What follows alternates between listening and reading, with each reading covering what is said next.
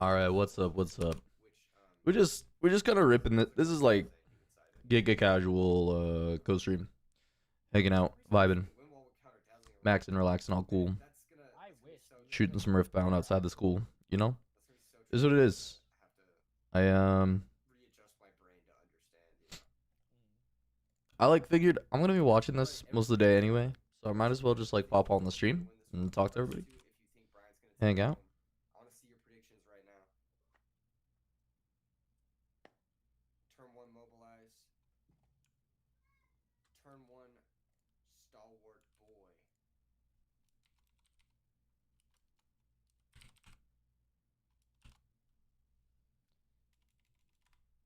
Gotta do the old tweet.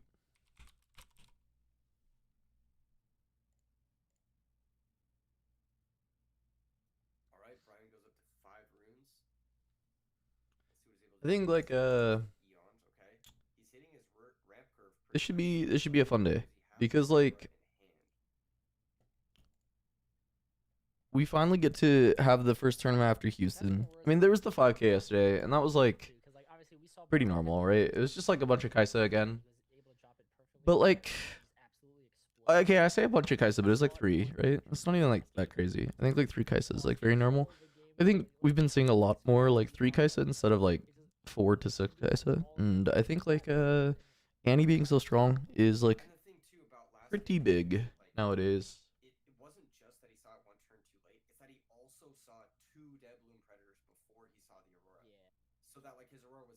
I'm still a little sleepy. You gotta give me a second. Wake up. I'm still like I think back to back Vegas and then Houston took a lot out of me. I got sick at Vegas and then got to Houston. I just barely recovered. And then I think I got sick again at Houston. And I think something's just been going on. Something's just been going on with my health. So I'm going to fix that over the holidays. But for now, we're going to have about card games. And I'm going to wake the hell up. Not be so tired anymore. But game 3, round 2. Brian versus Ibrahim. I feel like the Aurora Master Yi should be relatively advantaged into Ari. I think this matchup is a little bit of a struggle for Ari. It's one of the reasons this deck has like had a tough time. The normal like mid-range Yi, sometimes you have a better time into because if you can break a 2-drop or just never let the Yi 2-drop get on board, it's really tough for them to actually overcome the Ari ability because like Master Yi is already kind of bad at conquering. And so if you're just like Ari ability plus your dude's on point plus like green and blue spells, like it's a bitch for Yi to try and break through. But for this deck, it's like, I don't know. I drop a Dead Bloom on your head and kind of just like have bigger buff stuff. I think the nice thing here for Ibrahim is he has a point lead and he's establishing a very strong Biomaz position. The way that I can see like Ari win from this spot against Master Yi is managing to giga stack and actually win a full hold battle because you're really just not conquering the other side. It's like the Sprite Mother tempo build, so this is like not the most ideal way that you have to win, but it is kind of the game plan that comes through against Master Yi, and that being a White Flame in hand is a little bit scary. I think Brian can set up like a, you know, back to back, just like develop and then White Flame send in. And I don't know, it's like kind of hard to beat 16, but I guess like Ari is a deck that can theoretically beat 16. Get some hot sauce in the system. That could work. That could, honestly, that could fix me. I could see it. That could fix me for sure. Am I going to do the Chinese co-streams again? Yes, absolutely. I'll be streaming every single one. Unless there's like some random schedule conflict that prevents me from doing that, then I will be streaming it. Currently, what it looks like is they will start back up January 10th ish, is what I have to. I say ish because there's not an official date that I've seen, but that is what we're like. The roadmap makes the most sense because there's like multiple January events. So I think it starts on the 10th and then it's like every week. And then eventually we'll go from there. But yeah, pretty excited about the Chinese event starting again for Spirit Forge. Yo, thanks, Cold Card. I appreciate it. I look, the thing for me with this is I just want the commentary to be really good and tell the stories of the players, and so I'm gonna work my ass off to make sure that I'm doing that. And if I'm ever not providing that service, I want people to tell me. If my coverage is bad, I want people to say so.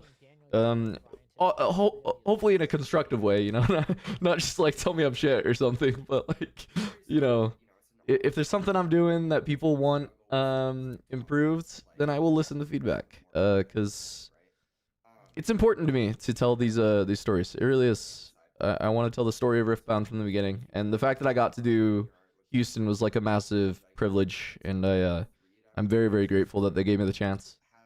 I'm glad that it seemed like people enjoyed my coverage, both like the fans, but also the people working on the product. So hopefully, that is like good news for continuing to do it.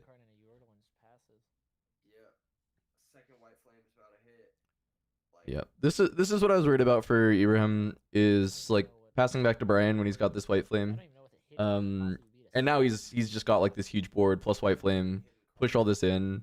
I don't know what tech the Ari deck is like packing for this. I mean, like Rune Prison is generally not like an Ari card, but it can be, right, theoretically. Like it can totally be something that you want to do for this spot. It looks like it's not in hand though, just like a bunch of pumps. And just gonna send the 16. I was wondering if you send the 16 and you actually just send the Yi as well, and you just send 20 points of value, and you just say like you're just never beating 20 points of value, and then I'm gonna Aurora after. And it's like completely zero risk because this is currently the -3 on the white flame, going from 16 to 13. Yeah. I mean, 16 and 13. Like, what are we doing with 6 here? 13 plus 7. Yeah. I mean, it's Smokescreen Discipline doesn't even beat +7, so that's kind of brutal. I guess that makes sense for Brian. I was thinking like, yeah, you just send everything, but the more I think about it, with 4 runes up, like, what does Ibrahim even have that could possibly blow you out? It's like nothing, pretty much. Oh, that's cool, Garrett. Yeah, Gale's a cool guy. I was really glad that he brought his Yasuo. I know he's like very like he's believed in that deck for a while. I mean, I think he's realistic about the deck, where it's like it's like a B tier deck, but I think he like recognizes that the edge you can get from being really comfortable on the list, and then on top of that, just like B tier decks in this game are actually just kind of fine if you're good enough at them. And I think Gale like definitely was, and I think that made like all the difference. It was cool to see him pop off on it though, and actually, you know, win the best of prize, make that make top 64, especially because a lot of the best ofs I thought would go to people like tie breaks at just like X2 X3. And so having a couple of those best ofs come from someone actually cracking top 64 is like really sick. Hey, yo, which legend do you think has the most untapped potential currently? Do you mean like within Origins, or do you think like adding Spirit Forged and just like how it improves the legend? Because currently there has been so much work on these decks. I'm trying to think what is the most untapped potential. I think it almost, you know what's funny, we were talking about Yasuo. It almost has to be Yasuo, because I just think green purple is just like such a strong combination. I feel like it almost has to be still Yasuo.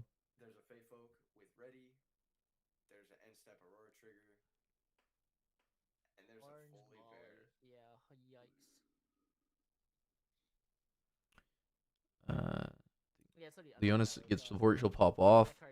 I like think Leona can continue to be a pretty solid deck. Leona is like a meta dependent deck because she's actually really strong. That's another one where it's like untapped potential, but I also just think like she just needs the right meta and she's quite good.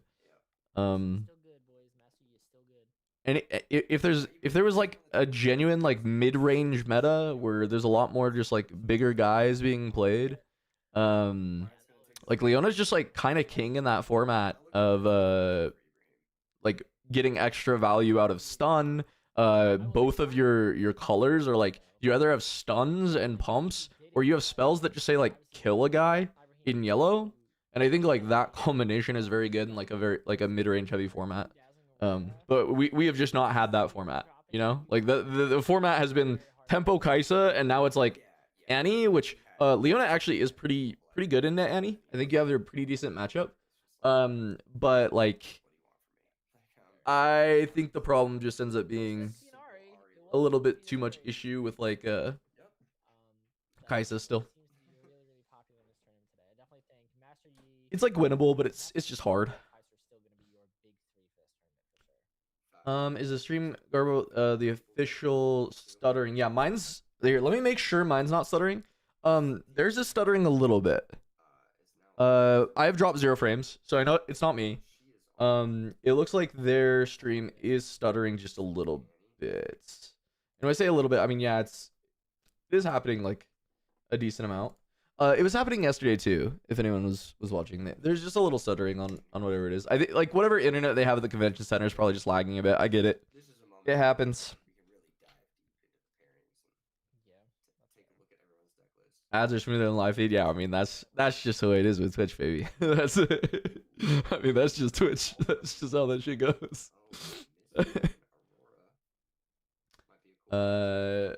Runner and Punch Fist will be huge. I think Punch Fist is like such an insane. I don't know how that card got printed. I'm wondering if I'll be wrong about Punch Fist with that card. Pay 1 action speed +5 is a choice. Orange is gonna be scary, man. Orange is gonna be scary for sure. Undefiable. You can't even like nopify it.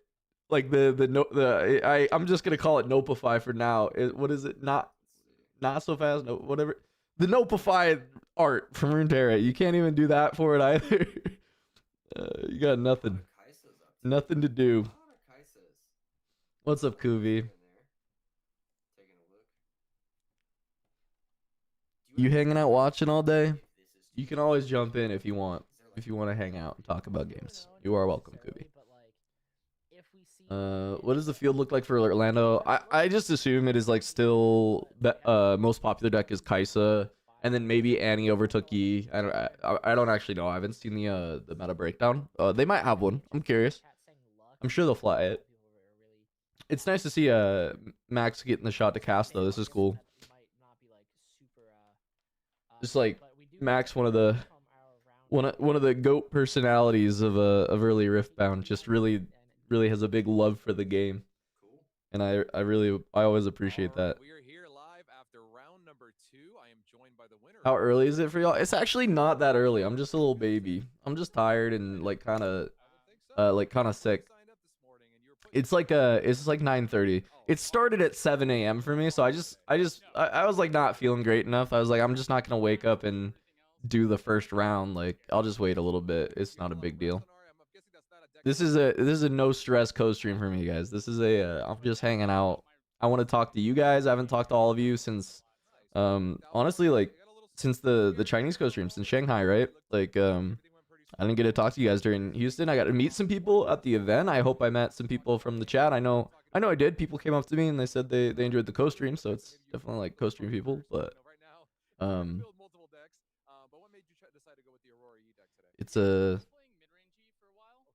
it's nice to do the co-streams. I enjoy it.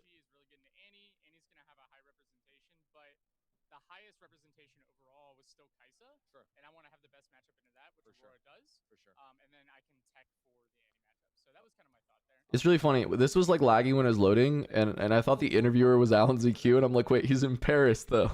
Wait a minute. Yeah. I'll be co-streaming all the China stuff, all of it.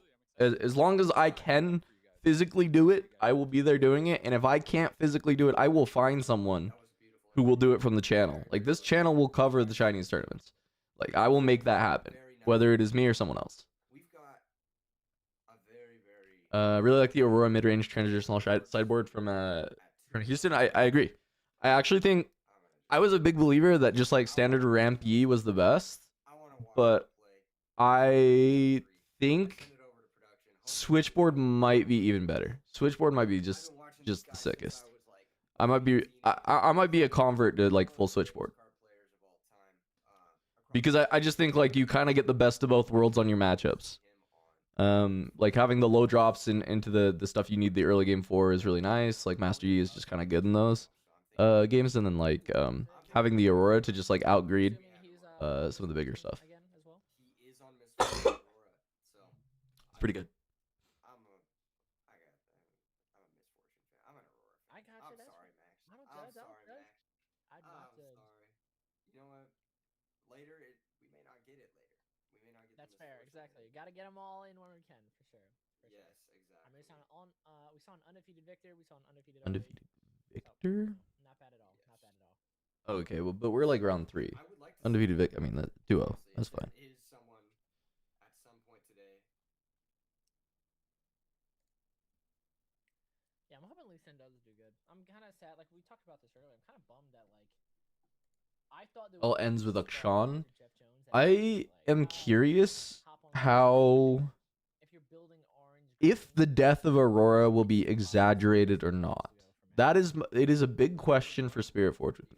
I think early Spirit Forge, it's probably just gone. I think a lot of people are just gonna main deck some gear removal. I wonder if there's any impact because yesterday in the interview. The question then becomes either Really bad matchup as an anti-player. do you have That being said, though, switchboards where you still have Aurora in the side uh, and you bring it in for game 2, game 3, or just game 2 into certain matchups where it's good. One of the best players in the world says it. Or is it more like the current MF builds where Aurora is not necessarily needed to win the game in a lot of matchups, and so it's like into the matchups where you know it's gonna get boomed, you just start like not playing for it. You mull it away, you play towards your like mind splitters, you play, that kind of idea. So I'm curious, like my initial thought when I saw the set is like Aurora is like unplayable dog shit. You can't play Aurora. But the more I was talking to Vero, Anthony, he top 32'd on MF Aurora at Houston, and he was not like coping like, oh no, Aurora's still gonna be great. I love this Aurora. He doesn't give a shit about what deck he's playing. He is the best deck farmer. He'll just buy whatever cards he needs. I know him from Flesh and Blood. He'll play whatever is the best is. So it looks like we are gonna take Whatever he believes the best is. And he was just kind of like not convinced that it's completely dead going into the next set. He was just like, this card is still powerful, and you build decks that are still just powerful with it. So there's like two sides of it where like in your matchups, is it just pulling out a big guy one time and then making them play gear removal like good enough if your deck is also like good enough without even playing Aurora, which the current builds of MF Aurora, like even when they don't play Aurora, are still like relatively strong decks. And I think that's like the big question to look at with Aurora going forward, is like if it gets destroyed but it still pull the big guy out, is that fine? And then also if it just is your deck good enough when you like don't play the Aurora that it's still good? I know Akshan steals Aurora. Just don't play the Aurora if your opponent is like orange and you think they're main decking Akshan. Like definitely just don't play it. Like you don't have to cast the Aurora.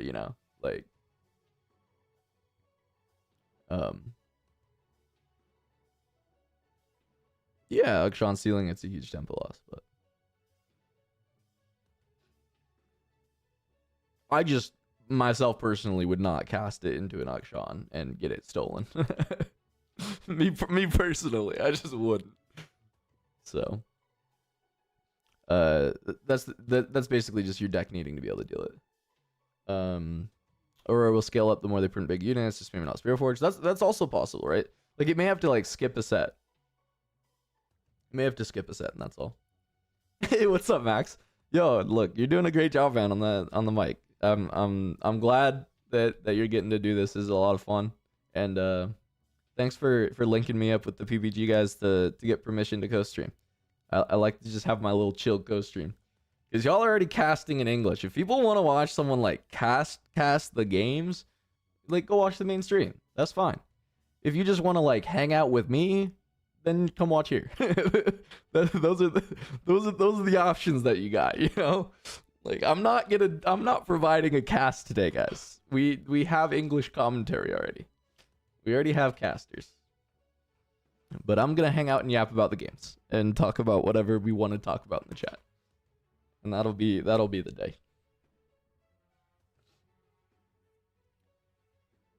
Max, you gotta do you have a sneak preview of what the next round is, or the total numbers of decks in the room? Do you have either of that? I didn't start this morning. I started towards the end of round 2, so I don't know if you saw it at the beginning.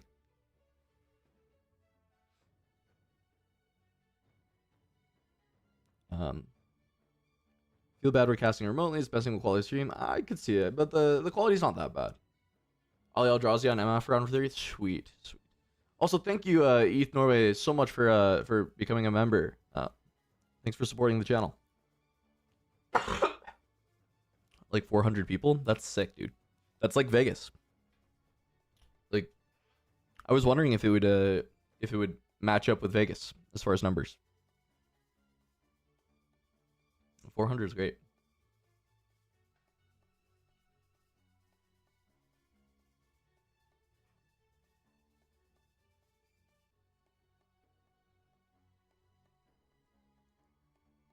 All right, so MF Aurora next round.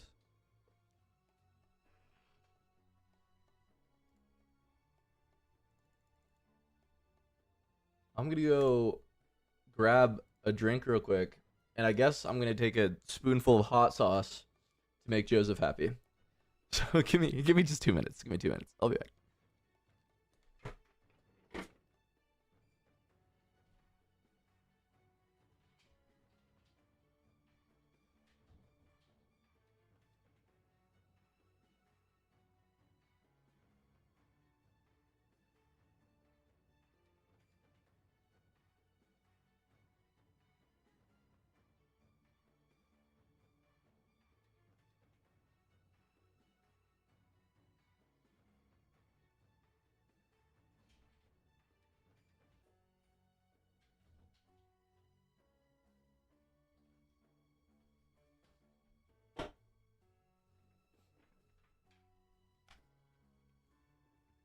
All right, well, sinus is a bit cleared up for sure.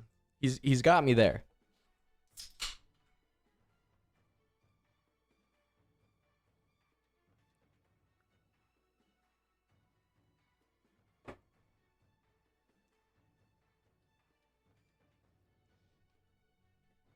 I didn't have Frank, so it was Crystal hot sauce. The Louisiana.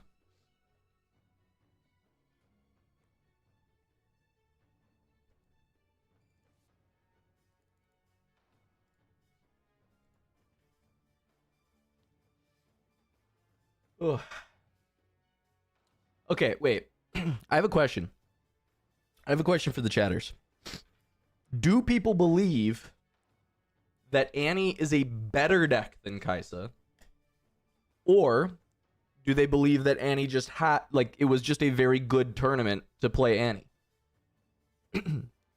I'm curious what the, like, what my chat thinks about that. Because, well, I'll let you guys throw your opinions, and then I'll give my personal opinion on that. How was returning for Houston? It's great. I think I just I got sick after Vegas, and I think I wasn't even like fully 100% by the time I got to Houston. I think I kind of got like re-sick, or at least my immune system was like not recovered.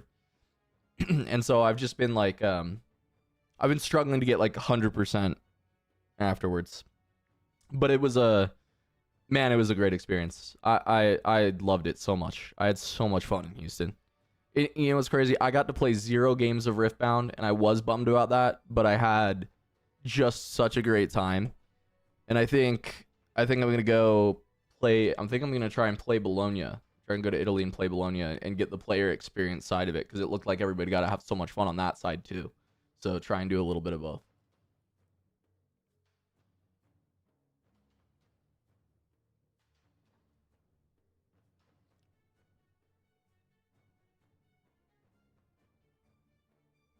All right, I believe it's a faster deck than Kaisa. Kaisa's still the better deck. Kaisa's more skill expression.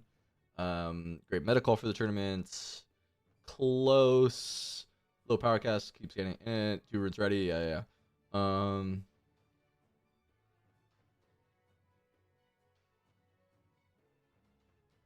Okay, most people still believe Kaisa is probably just a better deck, but Annie was a really good medical, and I agree.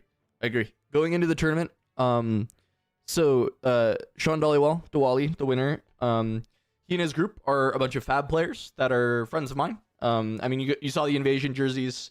You know, we had an Invasion sponsorship for Vegas, and you know, we went out and hung out with the Invasion for some of the like set release stuff. We're friends with Invasion. Invasions are our friends.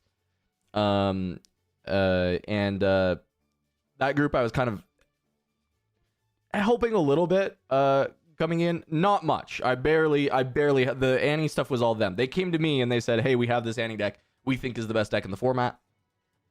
And so I was like, okay, I mean, cool. That's an interesting for, because they'd all been playing for like 2 weeks coming off of Fab Worlds. And I was like, are we sure? Are we sure this is like, I know Annie's good, but are we sure that this is like, are you sure this is the best deck in the format? I actually got them to play a set against Alan ZQ's Kaisa, because I was like, I believe you guys are good. I completely believe in you guys as a team, but can we play against someone who I believe personally is like maybe the best Kaisa in the world? And holy, it was a really close sets. The Annie deck was really impressive. And Alan came away from it feeling like he learned a lot as well. And I think it probably helped him in the tournament, just like deal with every Annie that he played against, except for in the top 8, where he lost to Sean. And so going into the event, I was like thinking about it, and I was like, well, with Annie, you're probably never gonna go to time. You're so fast and so punishing. Like, Ride the Wind is such a punishing card to anybody who missteps into you. It's really easy to misplay into Annie, especially if you don't have the reps against it. And going into that tournament, everyone had reps into Kaisa. Everyone had Kaisa hate in their deck, whatever that may be. Everyone was prepared. Whatever deck they brought, they said, I am going to play against some amount of Kaisa. I don't think Annie was on the same level. And I think a lot of people, even you know, deep into the tournament, I don't know about top 8. I think everyone played pretty well into Annie once we got to the top 8. There were a lot of Annies there, but I think the Yi players were playing fine into it. I think Alan played great into it. Like, I think everyone played fine into it at that point. But I still think deep into the tournament, deep into the rounds, players were like misplaying into Annie. And I think there's just a lot of equity to bringing Annie to that tournament. I think that'll slow down a bit. Even when I talk to Alan still about this, he thinks, especially the version that he brought, he does think you have to bring a specific version of Kaisa. You can no longer build the greedy Kaisa to just beat other Kaisas and expect to beat Annie. That version of Kaisa is going to be a little unfavored into Annie. But the version that Alan brought with the smoke screens and the Void Seekers in the main deck is like pretty favored into Annie overall. And I do think that's true. And I think as long as you're like playing that kind of version of Kaisa and you really understand how Annie works, like you're probably a little bit favored in that matchup still. But I do think that at Houston, it was such a good bring. Annie was such a smart bring. It was definitely the best deck to bring for that tournament. Like, we can even say based on results that's true, but I also just like, even if Annie had not put 3 players in the top 4, I think I'd still be saying this, that I think Annie was just like the best bring for that tournament. The fact that it paid off and won is, you know, makes it extra cool. But yeah, I think it was really smart for the people to bring Annie. But now, I mean, the Kaisas should adjust towards builds that like are favored into Annie. Master Yi may just be more prevalent because it tends to have a good matchup into Annie and it has the ability to tech well against Annie.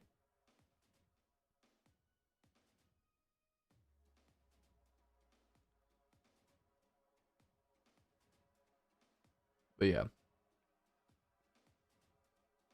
Stun answers Annie. Yeah, that's, yeah. Master Yi can play the Rune Prisons.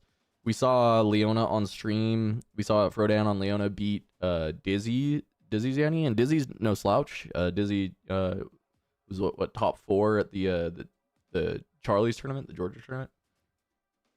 Pretty solid Annie player, and it looked like he kind of got like obliterated by Frodan on Leona. So, what does Kaisa do versus Annie? Hope you're faster. So you actually just have really good answers into all of the units they play. So like Ray, Falling Star, Void Seeker, you're playing like tons of copies of things that are just like denying the Annie from scoring points.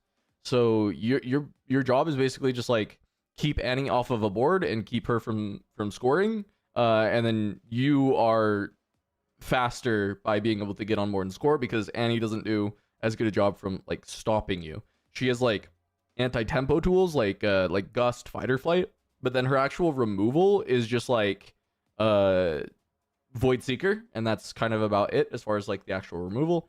And you can play around that. Like you never accelerate Kaisa like if they have 3 runes up, right? Like you're just like you're playing around Annie's untaps while not allowing her to have any board presence.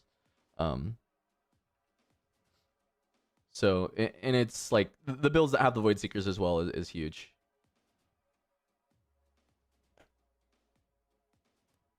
Hey, thank you so much, Eth. I really, really appreciate it. Thanks for the super chat.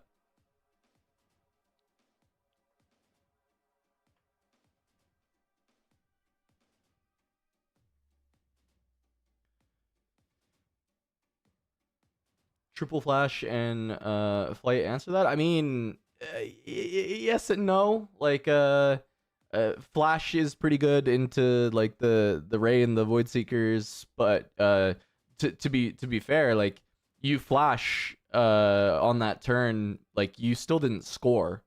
Like you don't score the point when that happens. And then on the next turn, like it may just be Falling Star to deal with like the dude you played plus the dude you tried to put on the point and then flashed away. Like I think the way to see how the matchup is supposed to be played is like look, it's even the thing that's great for me is like it's an example of Kaisa losing, right? Is Alan's match against Sean in the top 8. If you watch that match, I don't think you can tell me that it looks favored for Annie. You know, it looks like an uphill battle for Sean in a lot of that, and him having to find very precise answers. So like there's one game, the game in the middle where like Alan bricks and gets obliterated, and that happens. If you brick against Annie, you just get obliterated, but that's like every deck, because Annie's just really fast. But yeah, I would encourage watching that top 8 match, because I do think like you kind of get to see like why Kaisa can be so good in the matchup, and you just have to remember your arena's greatest trigger.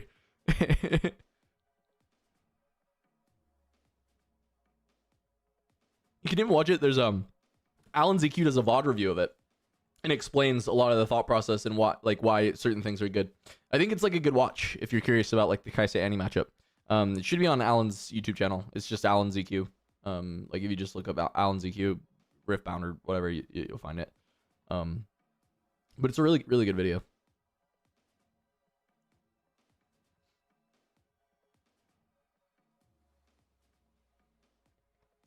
But that's not to say that Annie isn't an incredible deck, and I think Annie is still a really great deck. And the reason that it's functional is like its Kaisa matchup is not bad. Like let's make that crystal clear. Like if it sounds like I'm saying like, oh, it has a bad matchup, it does not have a bad matchup in a Kaisa.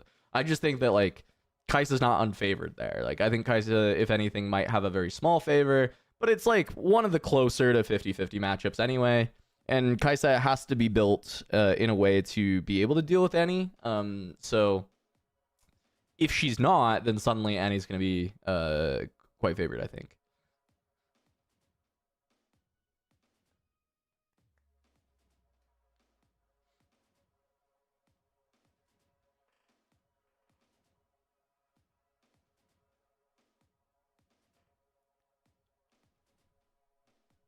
I wonder if they have well, they're clearly not on like a delay, or they would already have like a match going. But I wonder if they have like a backup match being recorded at all as well.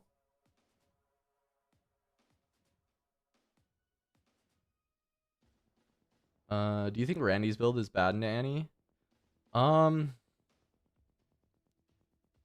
I look at his build, I'm like, that can't be good into Annie. And then Randy wins a lot in the matchup. So I don't really know. Like, I look at that deck and I'm like, there is no way that this is going to be good into Annie. Actually, is that true? He's got the Void Seekers too, doesn't he? Let me I need to look at Randy's list. I need to look at Randy's list. One sec.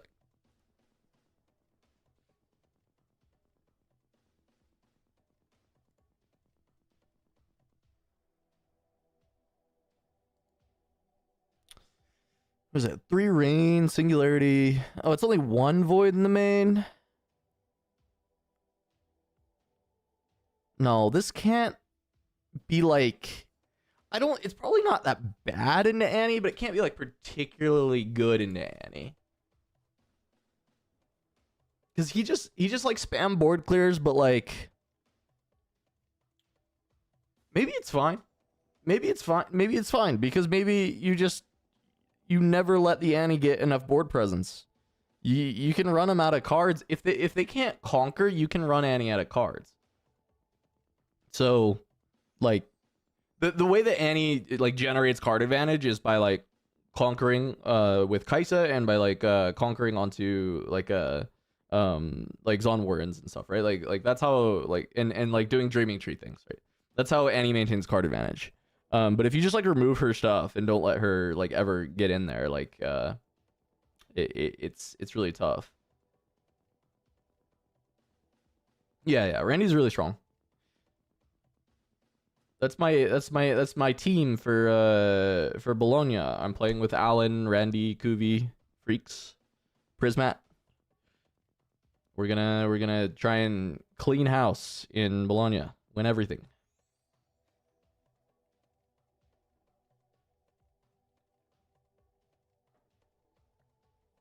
Randy's a beast. Very, very strong player.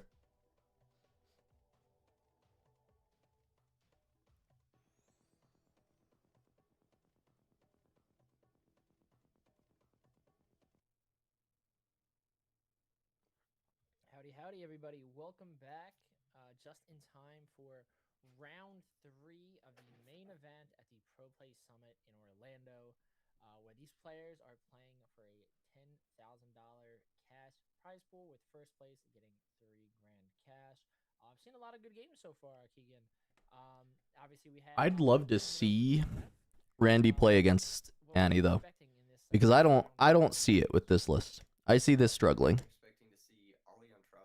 I think it's too expensive to be. I think like Annie has to be too fast, because I feel like Acathian Rain is like such a mid card against Annie.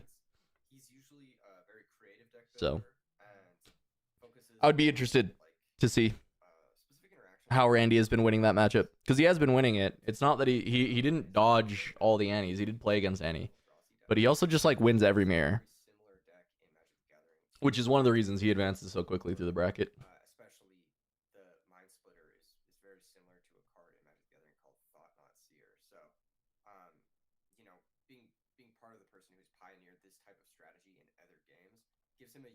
All right, so Ali is is on MF, but what is he playing against? Did Max say? I don't know if Max said. Historic run last weekend in Houston. Yeah, for sure, for sure. Looking at his list, it's impressive. It looks completely like what I'd play if I was gonna play Misfortune Aurora, Yeah. but with some cards I never would have thought to include. Popularity of set and Annie Rain isn't as good. Is Rain bad into set? Very, I would think Rain is pretty good into set, right? Yeah, it looks Set like plays a lot of creatures out, and then like the best way to beat set is to like kill multiple things at once, because you can only save one. So you just like Rain everything. But you can also like kill stuff through the set save with Rain if it's like an important unit. Versus Annie, I agree. Rain feels questionable against Annie, but against set, it's definitely quite good, right? Not after game one, sure. Yeah. You have to side it out into the unyielding. Hopefully he can showcase exactly what this deck is supposed to do. But I think like main deck Rain is like relatively good into set. Experience with the deck will be able to pop off with it. We've seen a lot of explosive decks this weekend, and I would be very surprised if that's not exactly what we see going into this round 3. Yeah, his opponent, who goes by the name of Michael, is on Kaisa. So okay, yeah, nice showcase. It's like Nice showcase. a lot of times in the board you have things like smokescreen anyway, like other removal stuff. So yesterday's matchup against Annie, because I think yesterday. I would not go to China. I know Randy's thinking about going to China and playing their circuit. I won't go.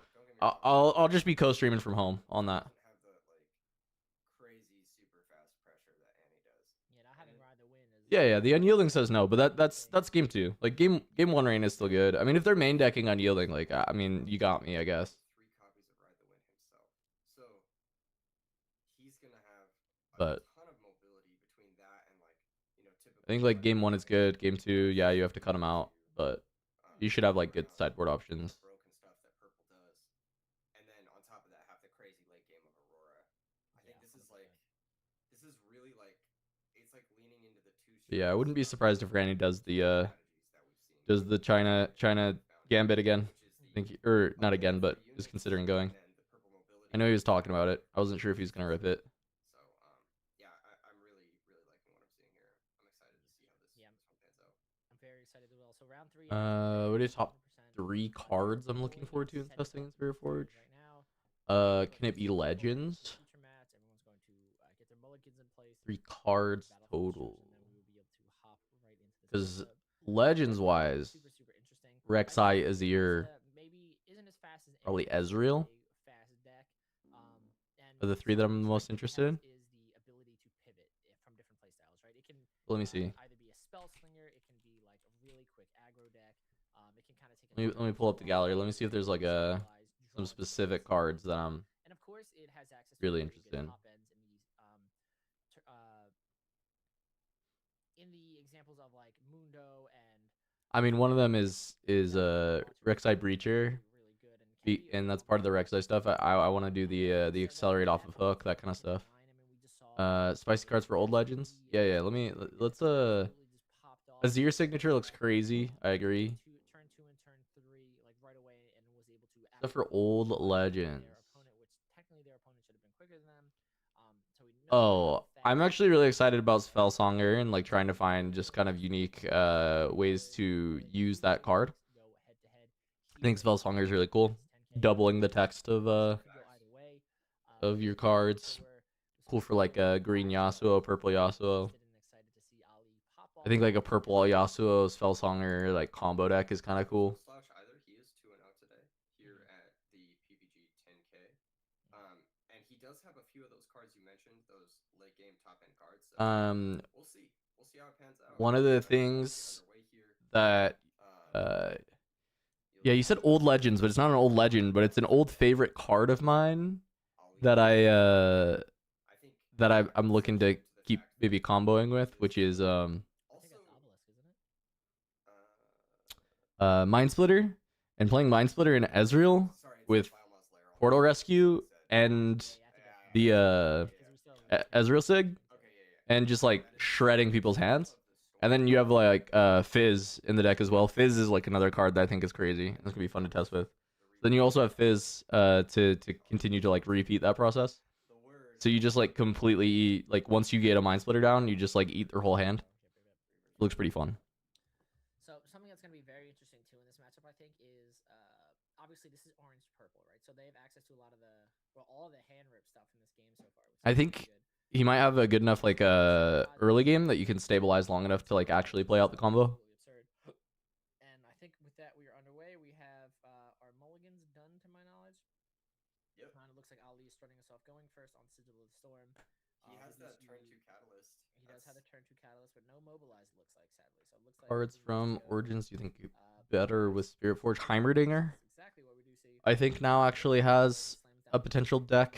deflect towards I mean, Heimer is one of those cards that's just gonna get better and better over time. But I think there's now some ideas to be able to play Heimer.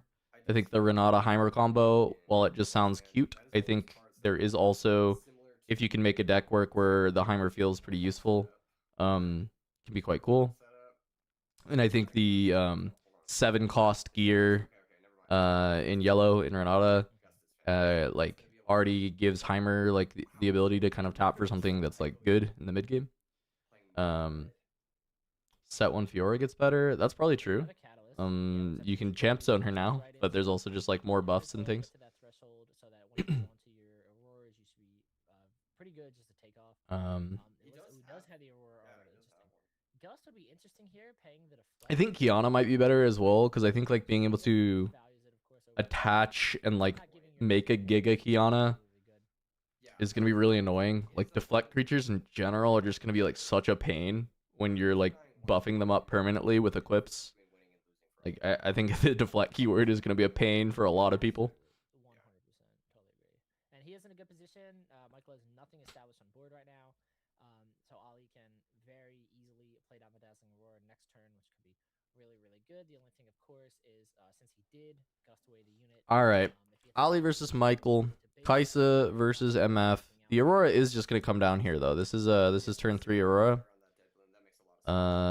Is this turn 3 or turn 4? Turn 4 Aurora on Sigil. But Michael has not been able to score because of the gust. So this game is actually just over. Yeah, game one's actually cooked.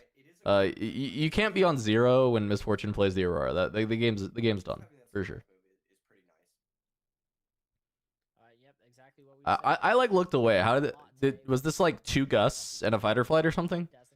Like how did Kaisa just like not get on board? Did he just like not have a 2-drop or something? Yeah, Ali was on MF for Houston. He made top 64. Then I think he died in top 64. But it's possible he might be saving it for like a big turn later where he confronts plus plays a unit to give it ready. He missed a point. Oh, so it's just like okay. So it's just he should be at 1. So you should just be at 1. But 1 is still not enough. And that's just another guess. Oh man, I mean this is cooked. This is cooked.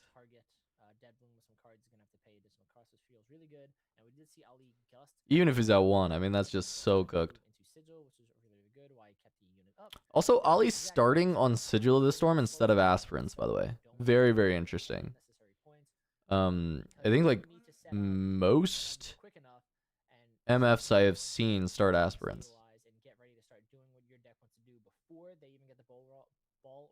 Maybe I'm crazy. Am I crazy? It's like always Aspirants first, isn't it? Like that's what most MFs are doing. I don't actually like have a reason that you should do Aspirants first instead of Sigil, but I'm just like thinking about it. I'm like, I'm pretty sure I always am seeing Aspirants as the first one. I think even though it does feel bad to recycle both runes there, Ali's gonna be asking. Wonder if it's a matchup thing. Totally could be. Totally could be a matchup thing. I absolutely get it. Ali made a video about his deck and explains his thought process. I see. Okay. It's just a bit different than some of the other MFs. Yeah, I mean, like when I think about it, I'm like, I'm not sold that it's like you must play Aspirants first instead of Sigil, right? Like they both seem kind of similar battlefields to me as far as being relatively neutral. Like it doesn't feel like it matters whether it is first or second. Laugh on Michael's face. But, The yeah. double auroras is so crazy. This is showing off the strength of the deck. This is showing off why it's one of the best decks in the format right Yeah. now. Okay, they're just showing the points now. Exactly. Okay, so he's Michael's at 3. Yeah. Mm. Soul Gorger, that's see. Okay, Yeah, like look at Michael with the little celebration. y'all were just saying, Ali leans into Soul Gorger reanimate. After it dissolves. This is why I don't like Soul Gorger. It's not gonna matter this game. He's double Aurora, but like Don't get full value off of it. I feel like Auroraing into Dead Bloom, nice into a hit, 5 nice hit. is such a big tempo loss a lot of the time. It's real rough, but it doesn't matter in this game. It doesn't matter at all here. And honestly, like Ali has found a lot of success with this build, right? Like he made top 64, so I don't want to like I don't want to hate on the build too much, but I really dislike the Gorgers. But Michael could take down both of these dead blooms potentially with something like a. Consider it neutral, and Aspirants allows him to side in more late game cards. We'll see if he has. That makes sense. Honestly, that makes sense to me. Like if his sideboard works like that, like where he has extra cards he can put in for the game going to 9, like I'm happy with that reasoning. Yeah. It's Yeah, it's a lot to overcome. both of those battlefields feel relatively neutral to me, so I see a watcher in hand. I think makes a lot of sense. Darius, but on a cleave and a watcher. Yeah, Darius could put some work in here too. I don't think that's okay. He's gonna go split both. He's gonna have to Play those deflect costs. Yeah, he has to pay 2 deflect costs. Yes, sir. That's the most expensive. Yup. So there's one being paid, and there's another one after floating a rune. Yeah, that was expensive. Hopefully he knows what Yep. he's doing. Yeah, that was. This is gonna be an expensive. I mean, this is just like what you have to do against just to get through them, but this is disgusting. So here comes the one. What are we doing? floating, Okay, yeah. plus the Yeah. force So back. Singularity, now he's just got a Void Seeker, and he's just gonna finish one of these off. Oh no, it's Darius. Okay, Darius, yeah. He was floating one. And all that is left is So we're gonna probably get this cleave here. I think don't the dead blooms have damage on them from the falling star? yeah, if you swing in, you heal the I damage. guess it doesn't matter because they're still 8 anyway in the big. No, yeah, because Darius goes to 10. Yeah, Yeah. you need Darius to be above. Yeah. Yeah, you need it to be above the 7 or Yeah. the 8. Yeah. I If he's gonna go for this stupefy, he has to recycle yet another rune to that deflect. Oh Yeah, my. he's putting himself back. He'll be putting himself back so much against Yep. a player who already has double Aurora established, which is definitely And he has then to be very careful about. Even That after all was that not ideal. He has to recycle He has to do another another rune. one. He's like. Dude's I gonna mean, do this game has been over anyway. I don't think like anything mattered on this turn. He has to pay the deflect cost here. Oh my. Chad has a good point. If he does, he gave damage on each of the units, but after the first combat, everything on board's gonna. Oh, Yeah, so okay. he has I mean, to yeah, pay this was the like deflect this was obviously like quite a misplay, right? Like you by singularitying both, like you actually need more spell damage to actually just like kill them both off. Maybe not even targeting. I know he's moving into Reavers. This is a combat, so this it's all wrong. It's all wrong. That one is healed now, so he just loses both these units. Yeah. That is. Yeah, The- but those are This gonna no die. longer has damage because it's Exactly. healed. Oh no, buddy. Oh no. Yeah. Oh no. He just swung in the wrong order. If he had swung with I those think that's first, exactly what they're talking about right now. Oh no. That it doesn't heal because it was a different showdown, but the new my. updated rule is that it heals everything on the board after a showdown, not just the things that were involved in it. Yeah, and not just the showdown. Max is just slightly misspeaking there. It's specifically combat, right? So like if it was an empty battlefield, the showdown would not heal. But like any combat will heal it, and entering into Reavers does enter a combat. Unless I don't know something, but I'm pretty sure it's a combat. You have an attack and defend trigger. The defend trigger leaves. You just retreat from the combat. And so yeah, after a combat and end of turn are the 2 times that you heal. And that's brutal. Definitely feels like he's got to be like a newer player than. Sigil first, he could have killed the dead bloom, but obviously he went on Reavers first, so base. I'm wondering if they just Good guy in him here and just letting him take it back because it doesn't matter. combat is basically just a contested showdown. It's basically like a showdown where you both have units at the location where the showdown happens. If you leave, it's still a combat that happened. Like a showdown starts even if the battlefield is empty when you move in, but it wouldn't be a combat that starts. It's just a showdown. So things like shield and assault don't trigger.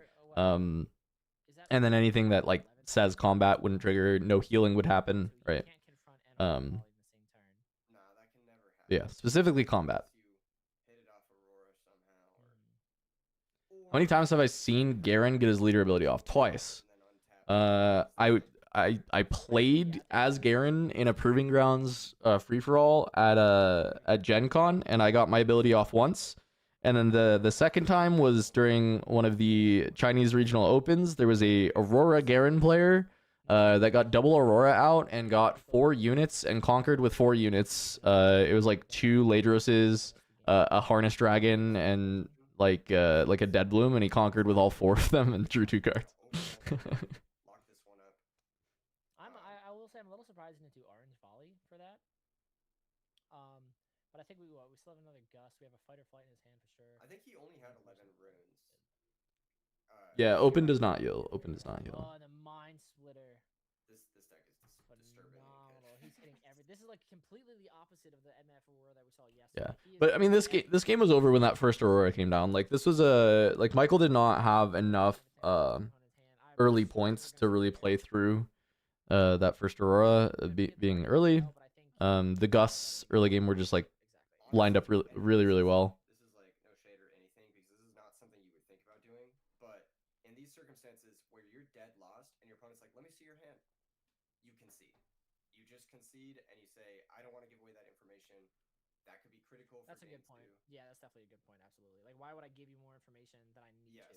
Like, if there's things in here that you haven't seen yet, I'm not going to give you that information. Yeah, that's a good point. Because now Ali is not only winning this game, but he's positioning himself to have an information advantage going into game 2 as well. So Ollie's build is like a fair bit greedier, so it probably goes over the top of like Yi and other Aurora decks a lot better. I'm curious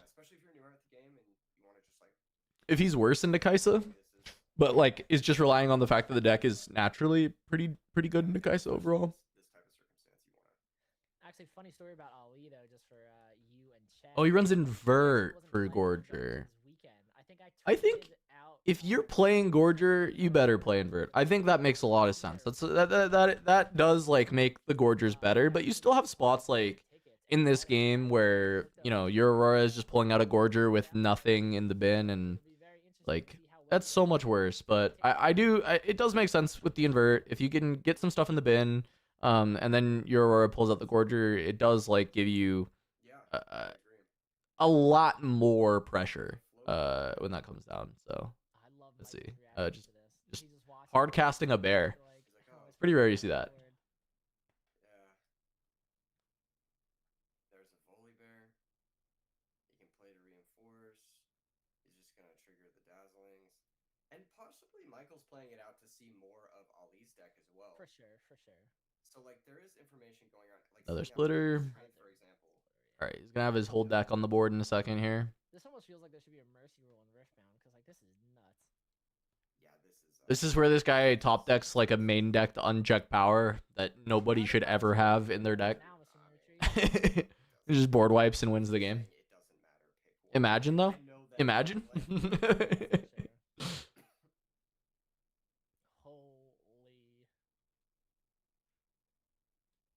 That's a cleave. Yeah. All right, you really should scoop for time. Like really should scoop for time at this point. Like come on, this is not happening. The chat is also saying that this is the most popular deck, but there is wide variety between the Kaisa deck lists. I'm trying to like think So even showing some why we're still playing, because like if you have an out, you still play, right? If you have an out, you still play. But there's definitely not an out here. There's like definitely not. I promise you, there's no out. Yeah, exactly. Is that a Kaisa with no cards in hand? I don't think I've ever. Was the Kaisa line it was top decking unchecked, but even then, Ollie technically played around top deck unchecked because he kept Mind Splitter and Soul Gorger at home. So if you play the unchecks, you just like move those two in, and you win.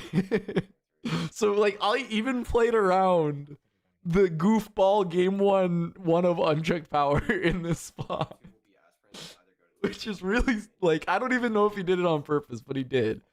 Ali's playing his worst Battlefield game 1. Yeah, it didn't matter. These could have been vanillas. Yeah, exactly.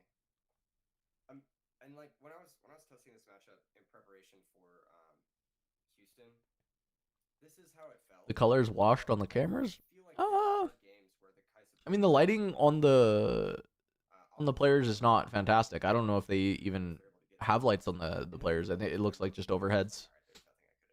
They're a little pretty. There's a lot of shadows, but is what it is. Play unchecked mainboard my Lux deck. Yeah.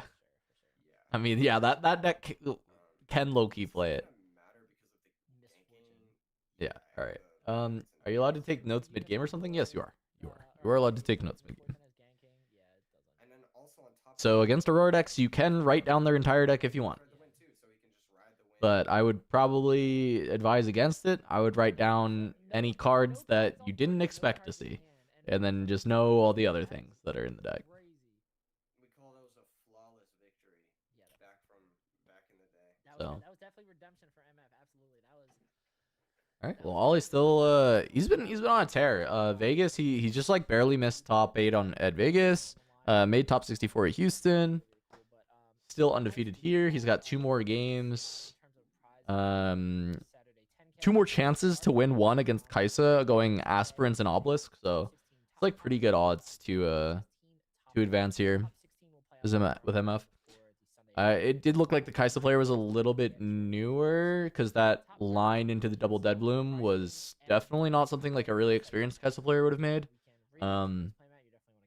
So certainly advantageous for Ollie, but still 2-0 start for that Kai'Sa player. It's pretty nice.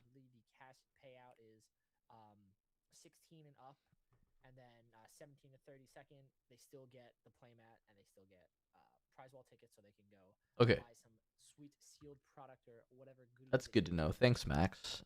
Top 16 get cash payout for the 10K. I'm jealous. I keep seeing people post their the Orlando playmats that they already have. That's your friend Michael. He's stubborn and will play it out. Look. Some people just will refuse to concede. I will say, for Riftbound, it is a skill that you do have to learn, or at least just play very fast, because you will go to time if you kind of refuse to concede, like completely doom game states. It'll lead to you going to time more often.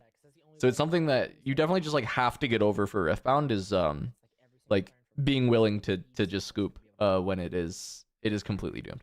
Now, that's not to say give up. The way that Riftbound is constructed is there's a lot of ways that you can get back into the game.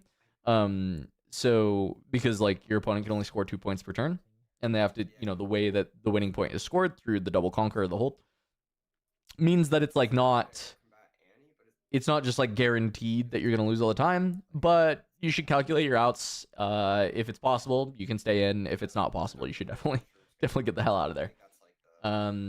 Cards from Spirit Forge, are you most excited to try and Leona? Anything outside of the new spell stun? Yeah, because I think Thunk is like pretty reasonable. Probably, or Thwack or whatever is probably a good thing to try. Elite Shadow kind of nailed it. I think Janna is like one that I'm definitely like considering for the deck, as I think it's at least interesting. Other than that, actually not so fast is just like a really valuable counter spell. Because Falling Star has been like a bane for the deck, so being able to kind of answer Falling Star is quite good.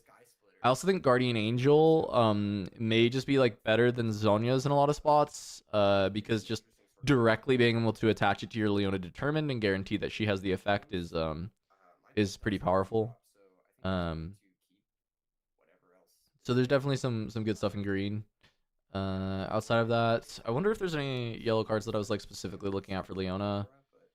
I don't remember any. Yeah, but having Obelisk and Mobilize is going to be huge for him here. Oh, I mean, Drag Under is actually kind of reasonable. Because like already Blast of Power in the Sona list was like a reasonable card to play, and Drag Under is literally just like 1 energy cheaper. And then Soraka. Soraka is another card that I'm looking at as potentially wanting to try. Yeah, and also because of the way like just turn cycle. Will Volibear be finally valid in Spirit Forge? Volibear made top 64 at Houston. The deck goes crazy. It may be better. It's really hard to say with Volibear. I don't think his legend ability is bad, but I do think like Chosen Champion is a weakness for him, and Signature Spell is a weakness for him. So hard to find his place. But I think his colors are good. Red and orange are good. So it's just a question of what can Volley do? Can he play like a deck that's not Aurora? You know. Untapping a rune. Yeah, and then Targons will bump up another 2 more. Yeah, not bad at all. Scoring the first All right, so Ollie just willing to rip the MF, recognizes his hand. Doesn't actually have it doesn't actually have like Aurora in it or any of the big stuff. So Ollie's just like, how can I take tempo on this board?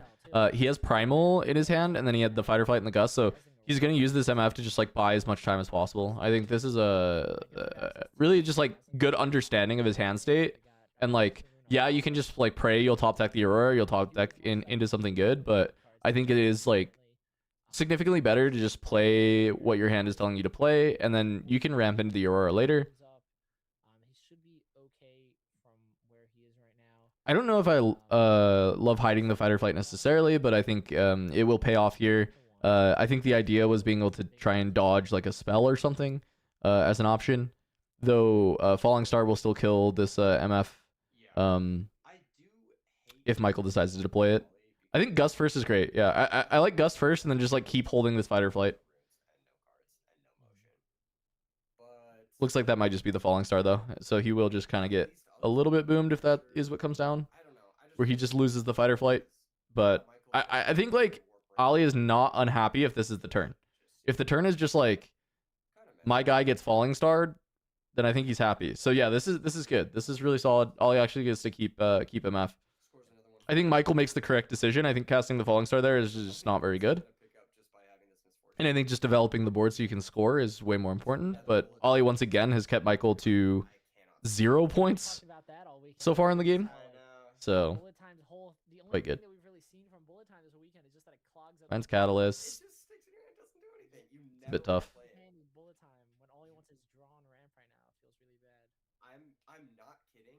And I mean this sincerely. I think that there exists a world where it's optimal to play 0. Oh, if he moves, he should I disagree, Caster. I don't think it's ever optimal to play 0 bullet time. I think bullet time just wins you the game so often. This is nice. Really heads up. Use the hidden Fight or Flight so that you can cast the Catalyst that you find off confront. Yep, exactly. And then now because Just so you can ramp up. it was moved by Ride the Wind, it wasn't even tapped. Odds are that MF was going to have to move off the point anyway on the next turn, but you can also just go ahead and conquer Obelisk if you want. Keep 1 rune up to still be able to bullet time if you want to consider it, but casting bullet time at this point feels kind of like a punt, and you're already at 2 points, so keeping MF at home and safe also just kind of makes a lot of sense to me. It's only when you conquer. It's only when you conquer, yeah. Oh, okay, yeah. You're right. I thought it was when you hold it or when you're in No, it. yeah, it's when you conquer.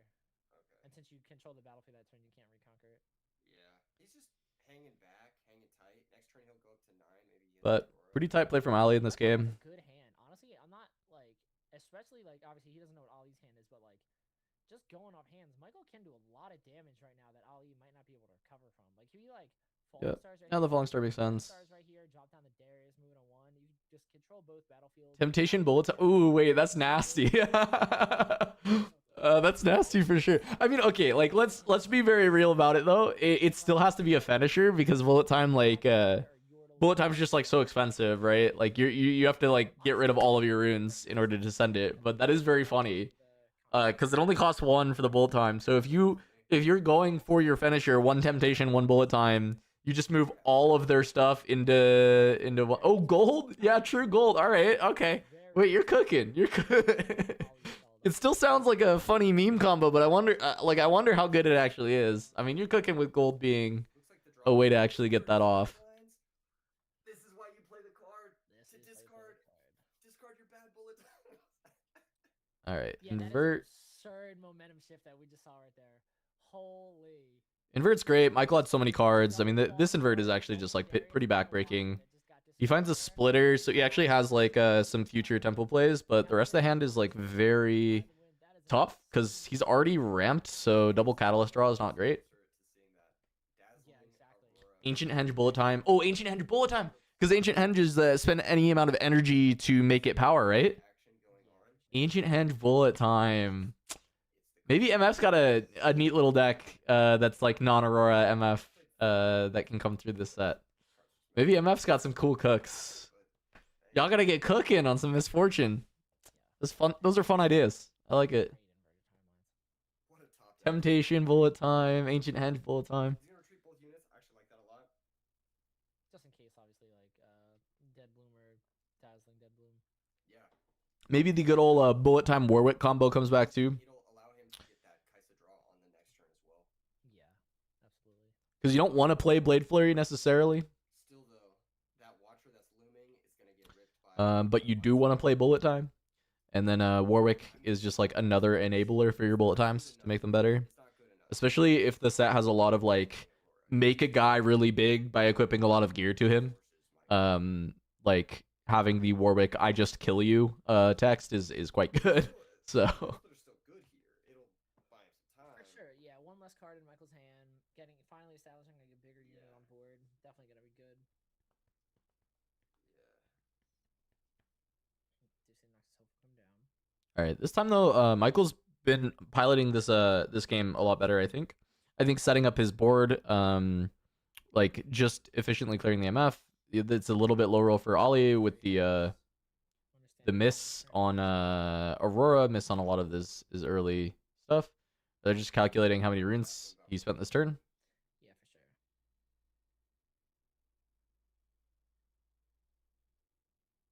All right. Also, recommendation for players: I would not stack your runes the way that we see Michael doing it right now. It's better just to have like everything, like how Ollie has it, where you can like still make out everything that you have, even though it's tapped. Yeah. Slow All right, recommendation. Splitter gets to come down. Ooh, Vayne included in this Bean is in this situation. in this Kaisa deck. Whatsoever. I think you're definitely going Watcher. You have to take the Watcher here. There's no question about it. Yeah.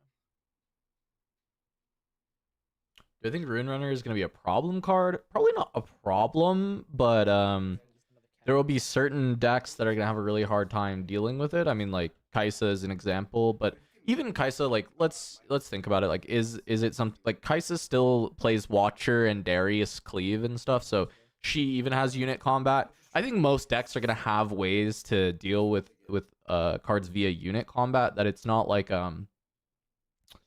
it'll be unmanageable. So I don't really think it'll be a problem card, but I do think, like, I agree with people that it looks like strong. I think it should be strong. But it is pretty all in, and it's all in on a card that you still have to, you know, pay 6 energy to play down and set up and buy some time for. Yeah, it's the one with hexproof. I think it's good. And I'm curious if someone will like have a deck that it feels like really broken in, but yeah, I don't know if it's I doubt it's a problem. It helps, but it's not a guarantee. It's also a little bit unfortunate for Ali that he did not discard something like a Foley Bear, so that if he does top like a Soul Gorger, he can't do something big that way. Yeah. Fight or flight, not what you want to see at this stage. Yeah, guys, his hand, his draws are not helping him. Holy. The Eons will give him a Gear makes unit combat easy. Yeah. A lot of decks will be able to have ways to deal with it. I'm like trying to think of like I'm actually really struggling to think of a deck that like can't deal with it in some way. Purple decks that like want to push it and don't want to like, yeah, I think like purple decks that want to push it might struggle if they're like not a big unit combat thing, but they're just like trying to win on movement and pushes and that kind of stuff. The fact that you can't target it is probably a pain. Like Ezreal maybe has some issues where a lot of his like ways of dealing with units are like pinging them with stuff or reducing their value. Victor can't deal with it. Can't Victor just play Imperial Decree? Like you can't target it with spells, but Imperial Decree's effect should still work. Like it just says like all units like die when they take combat damage. So you just like play that and then you send a dude in and then it just dies. Yeah, does call also work? Because call doesn't like you're not targeting it, but if it's the only unit there, then it does just die, right? Yeah, it feels like there's Victor actually has like some really solid like efficient answers.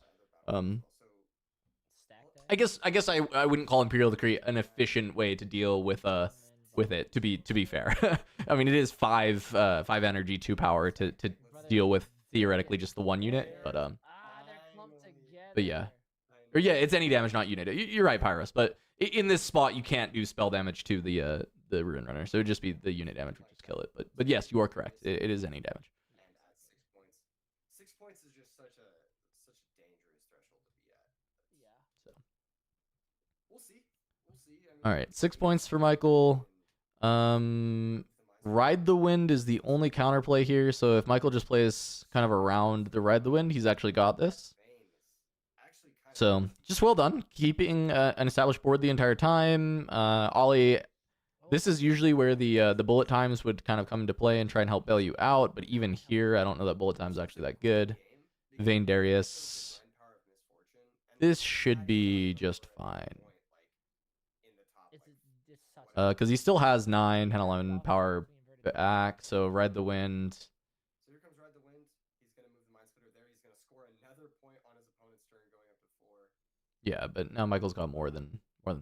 Nothing there. Ollie, scoop it up. All right, going to game 3. Yep. What a nice match there. Yeah, GG's. All right, game 3. Game 3. We got ourselves a game 3 with. If I'm Ali, almost I the am wheels on the hard riffle shuffling, dude. I'm getting those. Oh, yeah. Dazzlings. Round of 9 yesterday. Yesterday was the 5K. So they're doing like a 5K, a 10K, and then another 5K. On Sunday, I think. So today is the bigger event, or the biggest event. See how Ride the Wind worked for him? That was like, it almost kept it Yeah, in. he was like ganking. He was literally doing misfortune things without activating misfortune and ganking. Like, I he was moving know. side to side. Yeah, that was really cool. So good stuff. And the invert timelines also looked it put in a lot of work. Because that would have been a much more one-sided game had he not ripped that invert timeline. Decree is so bad, honestly. 100%. It would have been insane. I don't know if I agree with that. I think Decree is an incredible card for any like token spam deck. Because your guys are just 1, and any deck you're playing against, their guys are probably bigger than 1. Yeah, no, it was So you just get to start trading 1 for 1 with your tokens. first. I wonder why he did that.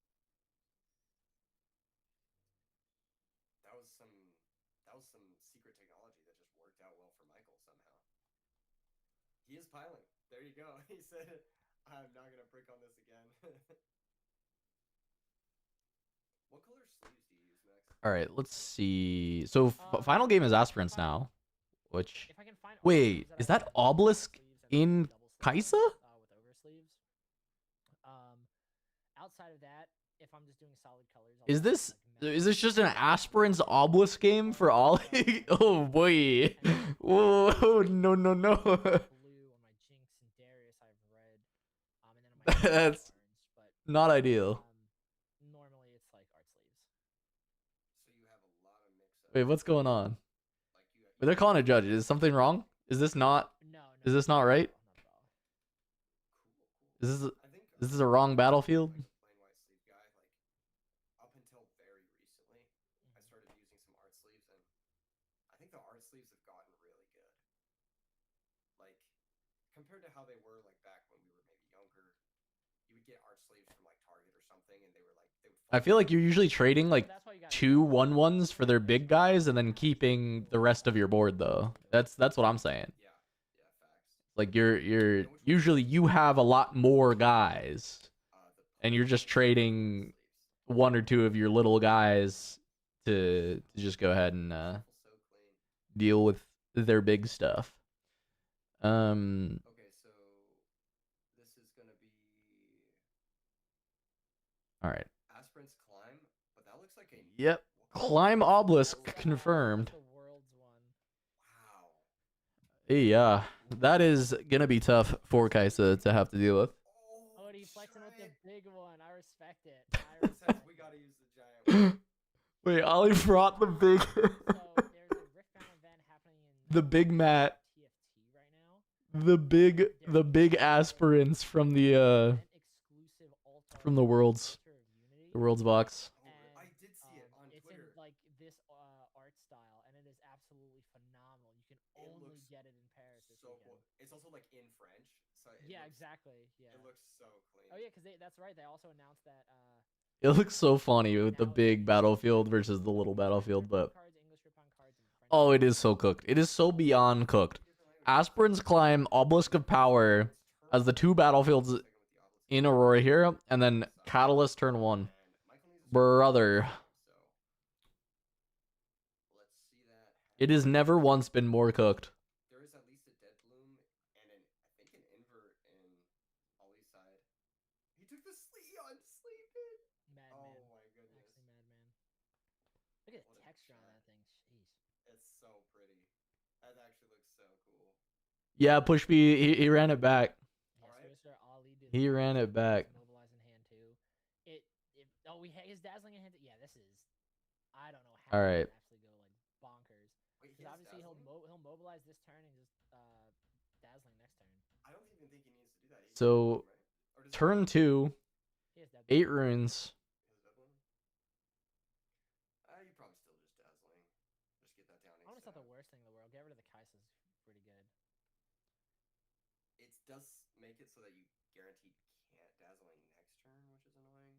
Because what is Being- that? 2, 4, 6, dude, 7, 8. being Oh on yeah. No, eight- I would just mobilize. Being on 8 is so whack. You What does he have with Mobilize, though? Is it just Mobilize this turn and nothing else? I'm okay. I'd be patient here, especially because you have. Because the other side is you Dead Bloom and you get board presence. I don't know. It feels like such wasted. Like if you could. And then the next turn, I you think I'd take it. still have to, If like, you're playing Aspirant, re-ramp I'm and going mobilize. and first. then Aurora? Oh, but I think he's going Dead Bloom. He might be going Misfortune plus Mobilize. Oh, yeah, this makes way more sense. Yeah, this makes a lot of sense. 'Cause Misfortune. Michael's tapped out, so you just Misfortune. Yeah. Anything I crack back, that's fair. And You just Misfortune, you clear that, and then you Mobilize, and then you're at 9. Yeah. This is definitely the best line. 7, and then you'll get to 9. I didn't realize Michael was fully tapped out. Michael being fully tapped out, this is just like always the line. Casters, he is definitely Exactly. MF, Castle Mobilize. This is Next turn, you just Aurora. very, very good. Well done by Ollie. He's also representing bullet time, even though that card should not be in your deck. Kappa. No, I'm just kidding. I'm just joking. Okay. So here comes a spell, perhaps a falling star. Yep, Falling Star, clear it. Falling That's Star, fine. Misfortune. I mean, the big thing here is Michael just has to get as many points as possible. I mean, he's been able to get to 3, but this is turn 3 Aurora. Turn 3 Aurora on Mind Aspirants. Splitter here would be great because we see so many spells in that hand. Yeah, that would be nasty. But I think you're just happy to get the Aurora in play. Yeah, absolutely. Drew the Mind Splitter. Ollie wishes Splitter and a Dead Bloom in that he hand. just didn't even draw for turn this turn. He also has a Drake in hand as well. Yeah, lot we're of- gonna see a lot of Soul units. Gorger right here. But he'll still be able to double unit later, which is fine. Dead There, Bloom is a nice, perfect nice, hit. nice. There he is. All right, it's starting, boys. It is starting. It's starting. It's starting. Yo, what's up, Lev? Wait, Lev, do you want to just like jump in the call, or are you busy today? Successful conquer. We see the You wanna ramp, hang out? Steven goes back to hand, gets the ramp. I wonder if he's doing that just to try and get the rune, but yeah, this is gonna be a tough one. Ready all the runes. Get your 2 more runes. Oh yeah, that's right. You're in Paris. I forgot. How is the Paris Open going? Playing sealed? Wait, I'm so jealous. What the hell? Is it Spirit Forge sealed, or are you, I think or still Origin sealed? I mean, either way, I'm jealous because I want to play sealed. Two massive 'Cause sealed is so fun. minimum. If he doesn't have the Mundo in hand right now, Mundo? that's gonna be tough. Cause like I don't if see a he falls Mundo. into it, let's say, and doesn't have the runes to play it. This deck has veins. I doubt this deck has Mundos. Oh, smokescreen here could be big, yeah. 'Cause then we trade for Obelisk. He will have to pay for the deflect. That's fine. I think you pay that. think he missed the deflect is here, but capped. Cleave has a power cost, right? I think he still needs to pay it. Yeah, he still needs to pay the deflect cost there. Nerdle, draw. Watcher's nice. Watcher's a good one. I'm assuming you do just go Dead Bloom here and then pass, right? Trigger the Aurora. You could Dead Bloom, or you could all right, they caught it. Mind There's Splitter. the deflect. They got the deflect. Yeah, I think the Mind Splitter is probably. You want to know if it just jealous or really? I'm so jealous, Push Me. And I he's- want to play sealed so badly. It is so much fun in Riftbound. If any of you haven't played sealed, and I know a lot of people haven't because it's been hard for product, so not a lot of stores were running it. But oh my god, Mind Splitter plus Ride the I Wind. want to play sealed in I Riftbound think that's more. I got to play it one time, and it was like one of the most fun. It may have been the most fun sealed experience I have played in card games. It is so good. I don't even care that I'm glazing. It's so good. All right, he plays the Soul Gorger. This is where the Gorgers start to look really good, right? You get to play the Gorger. Yes, it eats a lot of your runes, but you just get your Dead Bloom back, and then you trigger Aurora. A lot of might getting down on the board. I like this as much as I like the Mind Splitter Ride the Wind play. It's not bad, but It technically makes it so that you have an extra Dead Bloom that you don't need to worry about. yeah. It also means that like you're just. Blev, you said you won the event before sleeving up. What did you pull? Oh, Both, yeah, no. both to the bottom. That's unfortunate. Yeah. Yeah, if you're Michael, you're loving seeing that. Yeah, I actually don't know if I loved the Soul Gorger there. I mean, you could have played the Soul Gorger later to get back the splitter, or Mind Splitter. I think going Soul Gorger into, because you could go Mind Splitter, Ride the Wind, move it to fight the Noxus. He's forced to do something, or you can rip the card that answers the Mind Splitter, and then you could give ganking to the Mind Splitter and score again on the. You know what? The more I'm watching it with someone stacking their runes, the more I realize it's a habit I need to break. Because sometimes when I pay, like I'll pay and then I'll just like stack the paid runes, and I think it is really bad. I gotta get like really conscious about how I lay out my runes. Because definitely watching it's not good. But it's like it's very easy to just do it that way. So I have to get the muscle memory of not stacking. And yeah, I think Jim did make a video about it. It was a tweet from Anu that Jim then made a video about. Kind of surprised you didn't Mind Splitter first. Yeah. You pulled a signature, Blev? I think he's just like autopiloting at this point. All right, see you, Blev. It's like Back-to-back Mind Splitters here would be awesome. yeah, that would probably be the game. Because first one you All right, definitely yep. want Splitter, take the Watcher, Watcher Darius and then Hex Tech, right? Yeah. And then if you can hit another. and then you one, just splitter off the top. taking out the Darius. Yeah, that would be Yeah, That would be passing something. It's like always splitter here. since so many of the dead blooms are gone. Yeah. Holy. Yeah, There it it's is. it's always splitter. Yep. Blev did dip before saying what he pulled. It's crazy that he did that, by the way. Actually insane. He comes in here. He says, I already won my sealed before I even played any games. I ask him what he pulled. Imagine insanity and then go further than that. And then he says, round starting, see ya. And he just leaves. He's not going to tell us. If you want to find out, you have to wait until his round is over and he comes back here. And then he still probably won't say anything. With Darius. Because that's. Oh no, it's Hex Tech, right? It's not Cleave. That's right. He could take out the dead bloom. It's gonna feel bad, but Yeah, because they do it. trade. Yeah, so tap it for Hex Tech Ray and they gotta pay the deflect cost. Yep. There you go. Oh, he tweeted push me. Oh, wait. Okay. We out him. I'm not waiting for his ass. I'm going and finding out what he pulled. Moving in. Conquer, go to 5. What did he hit? Darius. Oh my god. Can I trip it? Okay, it's not as crazy as a signature, to be clear. Good play. But he pulled a Dead Bloom and a Time Warp in his sealed pool, that is very smart. which is Tank actually. beyond fucked up. That's crazy. Okay, scores. Because sealed is 6 packs, right? Just give his guy ganking. Is it 6 or 8 in this game? I don't remember. It's 6, right? I think. And he has Dead Bloom too? Yeah. But what is he at? think it's 6. 7 runes. The 7 runes. I wonder if you can leave one of the battlefields open and then ride the wind to close things out on the next turn. So here comes the Gorger for the Yep. Darius. Easy trade, then pick this up with the splitter. Up to 6. So he'll go up to Does 6 Michael not have a points here. hand again? Yep. 25 card deck, 3 color limit. The 3 color limit Shredded. is so cool. It adds so much fun. And the like you can champ zone any champion in the colors you're playing. And you can play signature spells of other decks as long as you have the colors. It's so cool. It's so good. The first time I played it, I played Volibear with Tryndamere in my champ zone, and I had Nicathian Rain in my deck. And I was like, this is so cool. I felt so cool casting Nicathian Rain as Volibear. Power of Ali, dude. This is why he went 8-0 in Houston. Holy.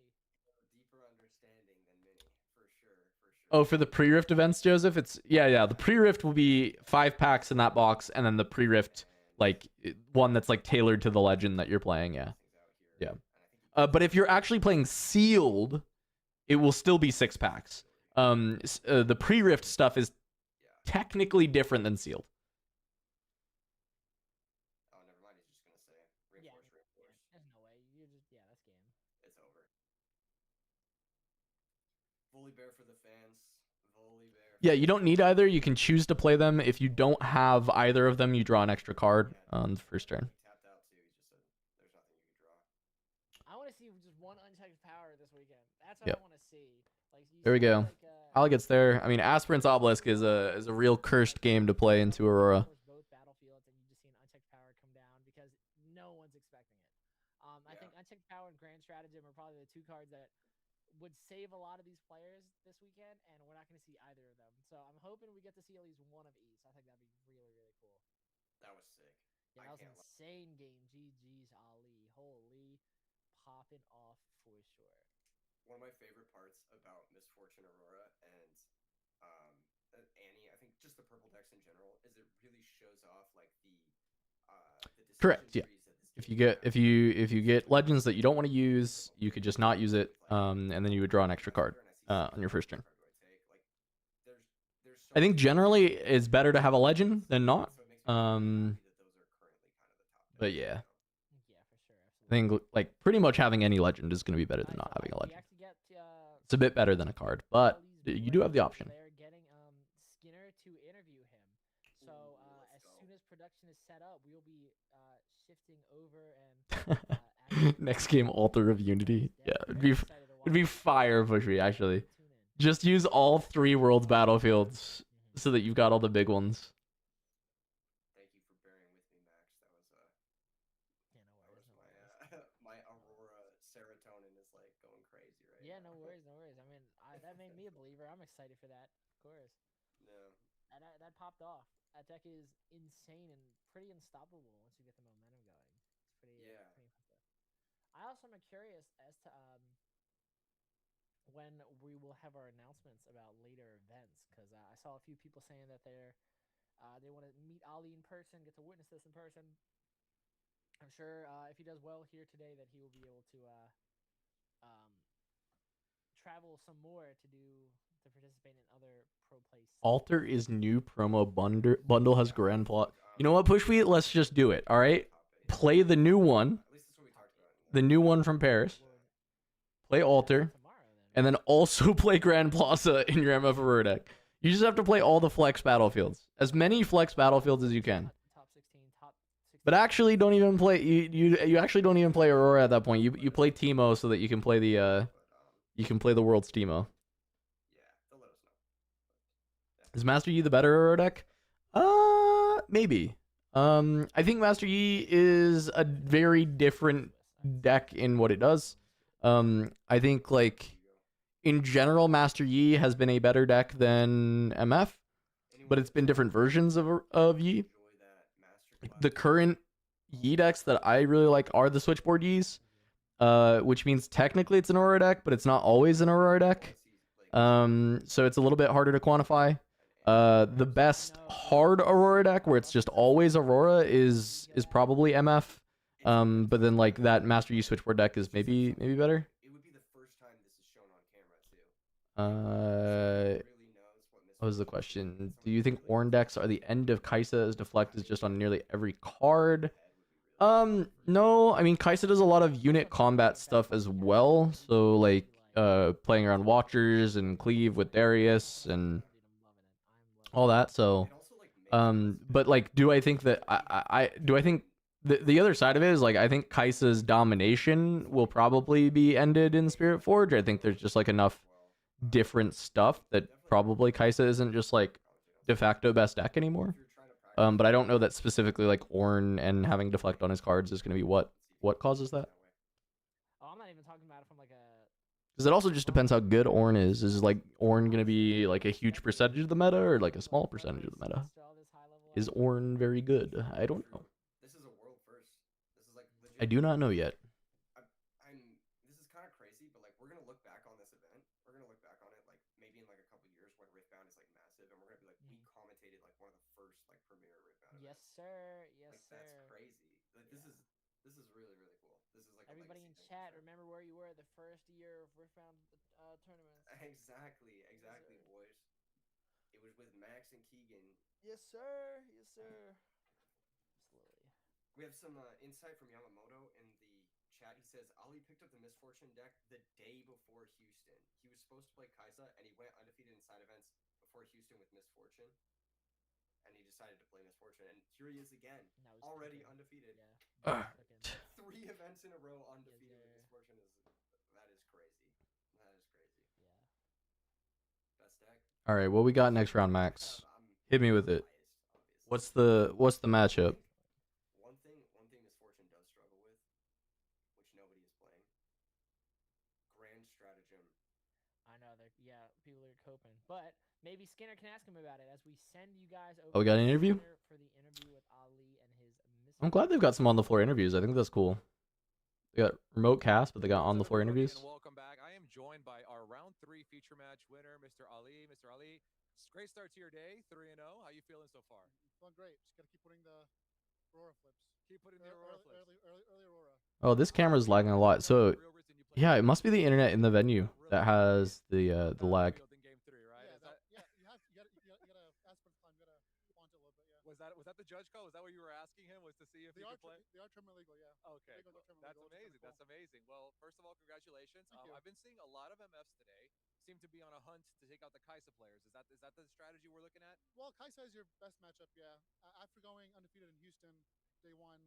Congratulations, by the way. Oh, thank you. Yeah, thank you. I made some changes. I had Ride the Winds before for like Annie, because like Annie puts your stuff back and go back in with Ride the Wind. But I've added Primal Strength now as well, which has been a really nice, very good versus he as well. Of course.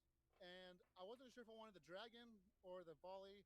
Yesterday I tried 2 Dragons, no Volley. I've seen people playing both. I've seen it all over the place. I'm doing the coward split. I'm doing one of each. I don't know. I'll figure it out. The split, yeah. Well, whatever. Yeah. Well, the thing is like, so the shield protects the tank on Volley protects Misfortune. Of course.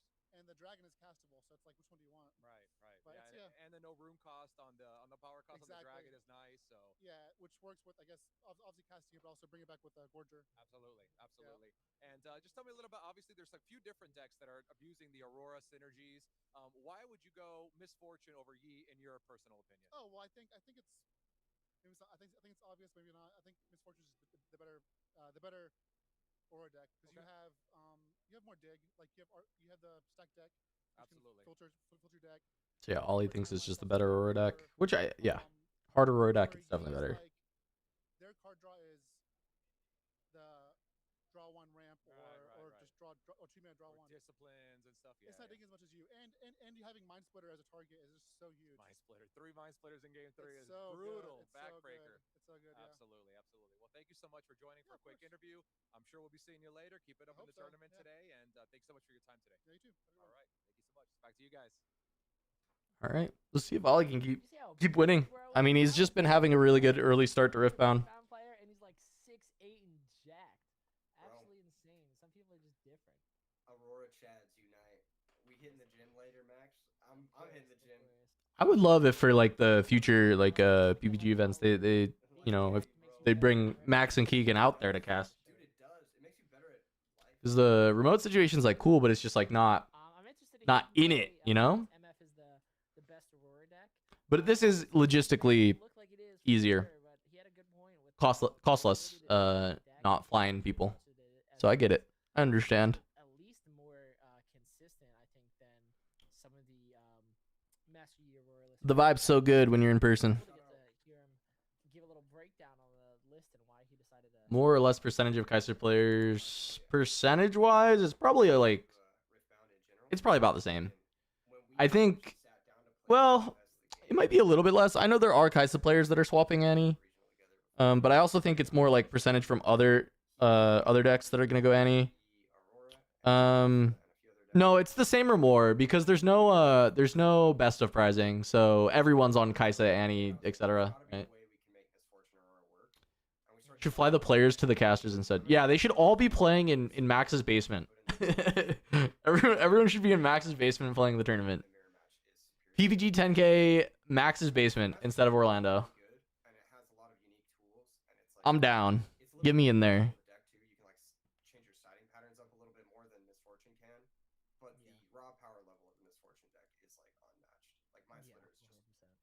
It's so good, dude.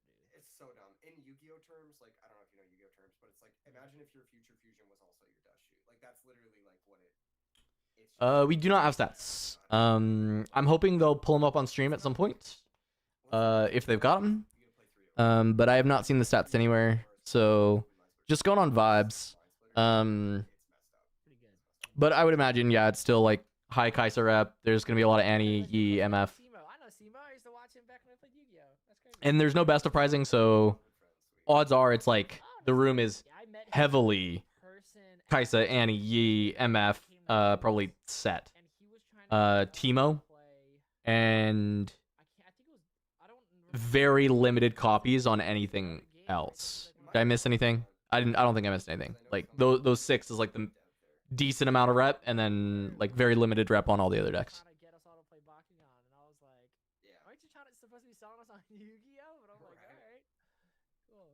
No, it's funny. All the Yu-Gi-Oh guys, they hate Yu-Gi-Oh. It's like yeah, it's like kind of a trope I've noticed. It's like yeah, behind the scenes, you talk to any Yu-Gi-Oh content creator, and they're like, I would rather play any other game. yeah. But I got That is yeah. the work. Now this is the job. That's fair. Exactly, That is fair. exactly. Yeah, it's kind of funny.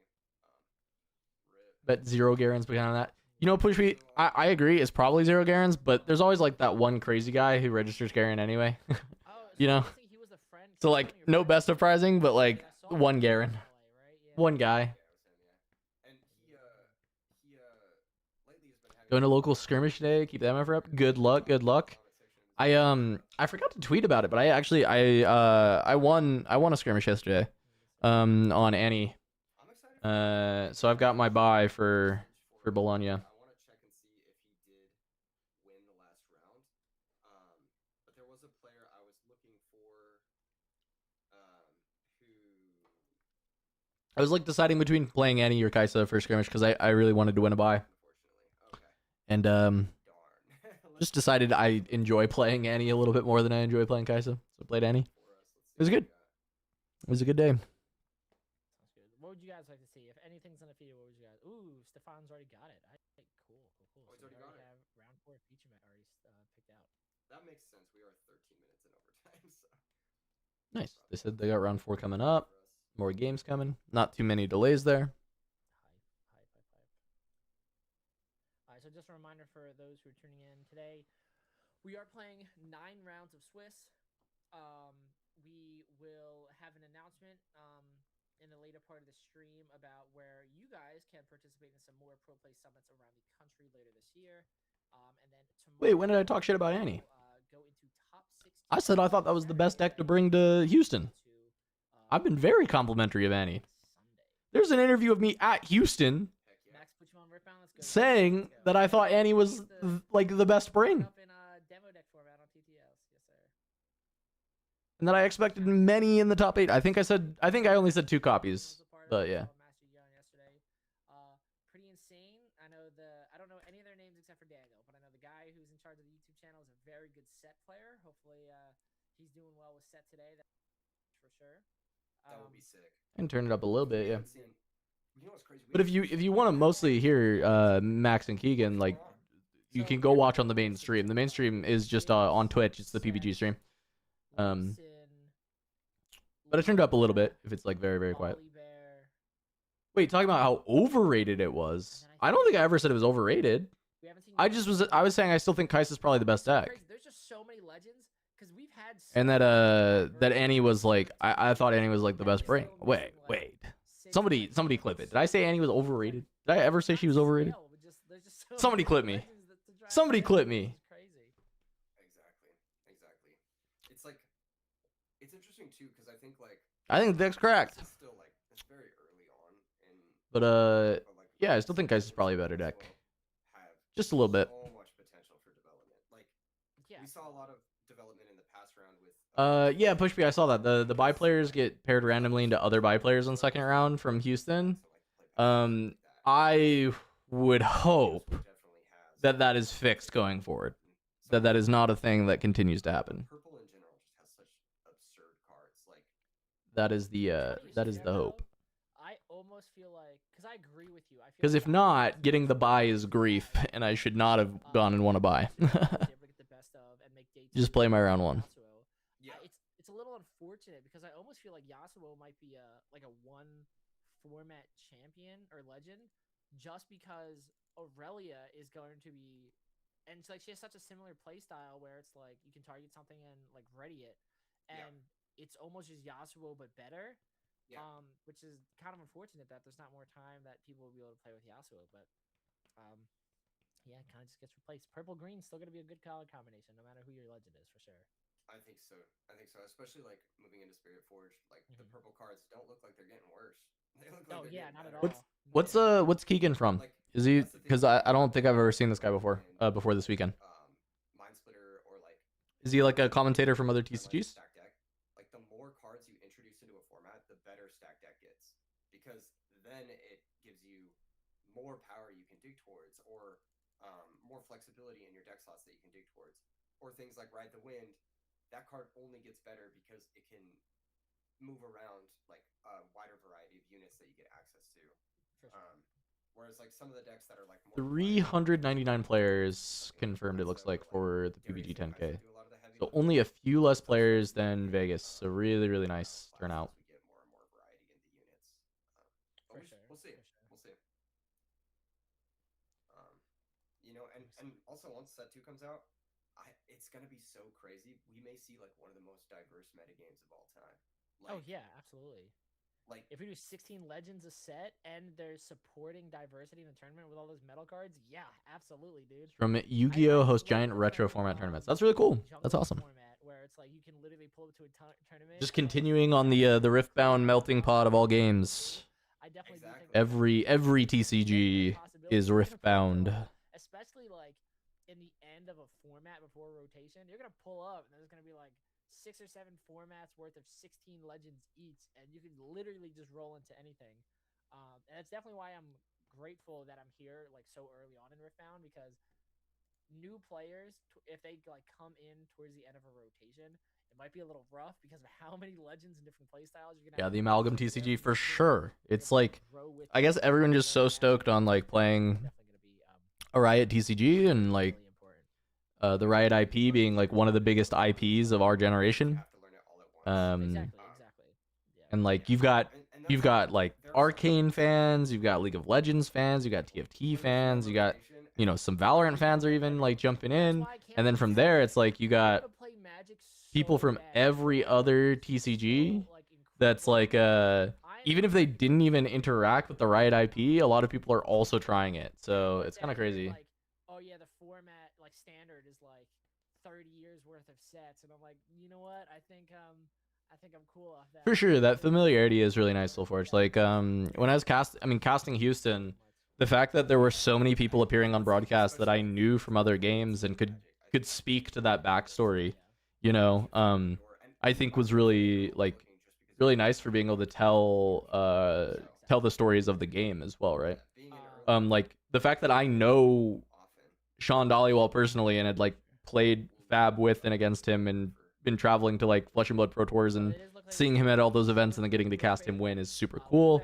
Like Alan being the lore world champion, We had the like insanely strong Magic players. Like we had No, okay, no worries, no worries. like Nalk Pass. We had Jim and Carmen and Ollie all on there as well. But it is a Yeah, bounty yeah, it's super So the way cool. that bounty players work in the Pro Play Summit, There was a designated players if you were able to beat these the players, Yu-Gi-Oh Go on Lee Sin. prize tickets for the prize wall. So it's really these are players that of course are very And then like good. Clyde from One Piece. I'm not a big like One Piece watcher, but just the fact that there's just like So maybe really insane One Piece player also making the top 8. See if we can get our first person to knock out a bounty player. But that'll hop in after this quick break that we're gonna take. Don't go anywhere, guys. Be back for round 4. Yeah, Jeff Jones on the Lee Sin. All right. So they've got what, a quick break, and then we're back in. Going round 4? Was it round 4 or round 5? Round 4, right? Yeah, round 4.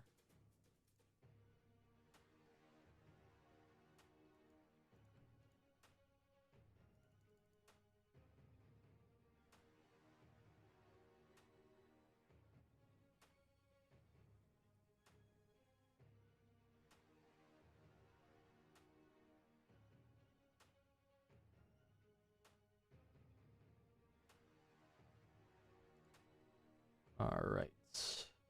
There's so much good stuff going on today. The TFT Paris Open is also going on. Good Riot stuff. Any Riot enjoyers?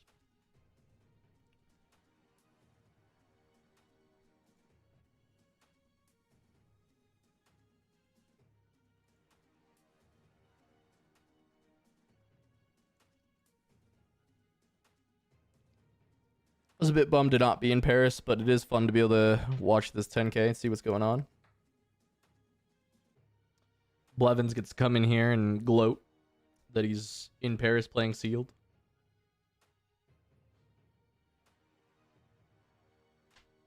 Why didn't I go? Expensive. Basically. Just trying to plan out the trips for the year. And I want to do Bologna for the regional. Or for the regional qualifier. So.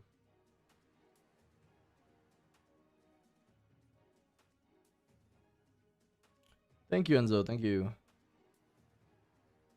I had a blast. I had a lot of fun. I hope to do more in the future. I hope they have me back for Vegas. I know they're going to use European talent for Bologna, or at least I believe that to be the case.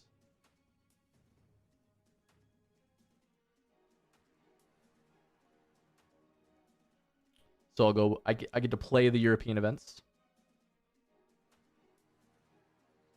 Yeah, scary getting or not getting a ticket. I 100% agree. So, refreshing my browsers forever. Trying to get a ticket to Bologna.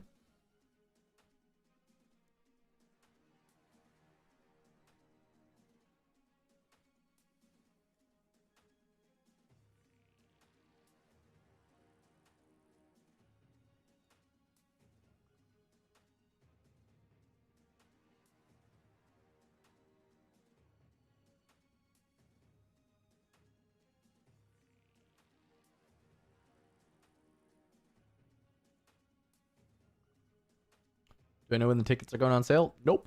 I don't think anybody does.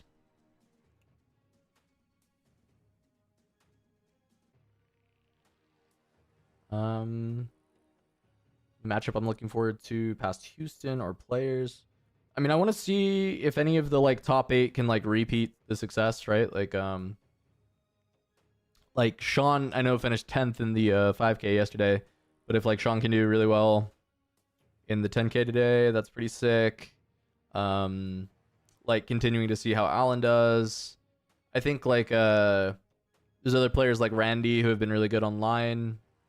Watching Ollie continue with the MF as well is good. You know, like he did really well at Vegas and then did really well at Houston. So is Ollie like gonna keep doing well at all these tournaments? I know he like has a big history as a card game player, so like that kind of thing. Like following the stories of the players that already like did well at the first event and see how they do in the next one. And then like as for like matchups, I will admit I am kind of just like looking forward at Spirit Forge now, especially because I cover the Chinese scene a lot. So you know, my coverage of Spirit Forge begins like basically now. I decided to do this co-stream, but I'm mostly on a break for the rest of the year to try and, you know, recover, focus on my health a little bit, get things all good for the new year to make sure I can really like go hard on the content stuff. But once that new year starts, I mean, we'll be 10-15 days out from the first Chinese event, so it'll be pretty all in on Spirit Forge and looking at Spirit Forge matchups and what decks are really good in Spirit Forged. I also have basically read soon, and yeah, that was basically a week ago. It could be at any moment. And the website will just be kind of like the same as last time. Chinese events should be starting like it's like second or third week of January. There's not like a official events yet. Or official dates yet. Yeah, is it not Rek'Sai, Kuvi? Do we need to rip some games? Let me test some Rek'Sai into you.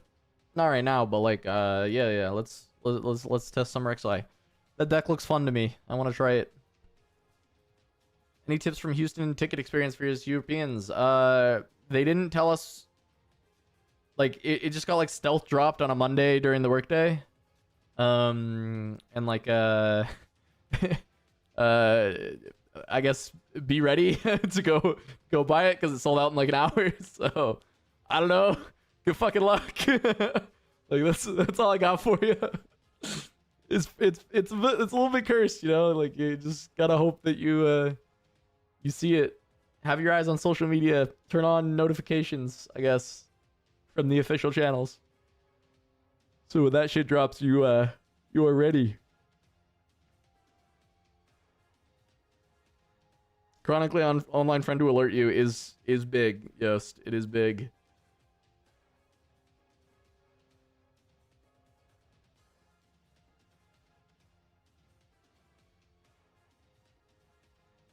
Good equivalent for Fiora Shen or Ukshan Sivir in Riftbound. Like from lore, right? Like from yeah. Next set you can play Fiora with Shen in your deck. You can play Fiora Shen. I don't know if it'll feel like playing Fiora Shen, but you can play Fiora Shen next set. But I would say Fiora Shen, the most similar deck currently to Fiora Shen is probably Yi, right? As far as like how it plays. Shen is actually good in Fiora. It is.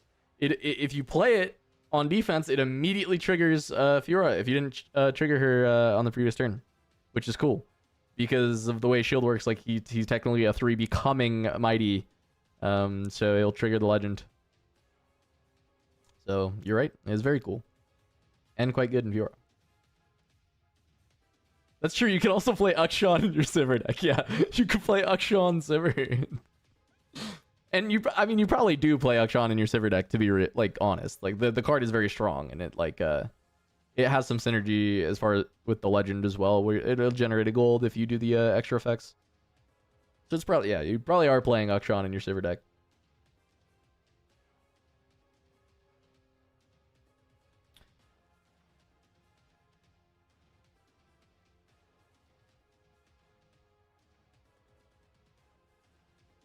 Yeah, Bologna is the week prior to Vegas, and it is like basically right after the Spirit Forge release. So it'll be, the thing is usually that would be like oh my god, like nobody knows what is good yet, but the cards will have been out for a few months. We'll have the Chinese meta to go off of. But it will be like a mad dash to get cards again. I think the printing will do better than Origins. I mean, based on what we've been hearing, they should do significantly better with the amount that they're printing. So like acquiring cards shouldn't be as bad. Hopefully. But yeah, there'll still be like this mad dash to secure cards. I think Aurora, it will be worse next set. In worst case, it's like unplayable, right? Like the worst case is it is like just genuinely like it's everybody's main decking gear hate, and it's just like really difficult to actually play. So I don't know that I would buy into Aurora at the high price right now personally. But if it's a deck you really, really want to play, then you know it's really entirely up to the individual person and their financial situation on whether or not you should buy into cards, and that's unfortunately kind of always the answer in TCGs, right?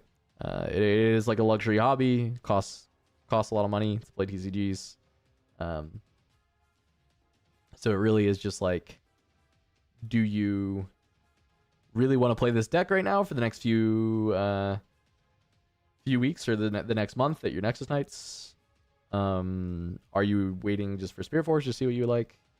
Do you just want to have every card? If you just want to have every card at some point, you maybe wait because Aurora might go down in price. Give notice for tickets for Vegas? Honestly, no. I think it's going to happen the same as Houston, where they just drop it.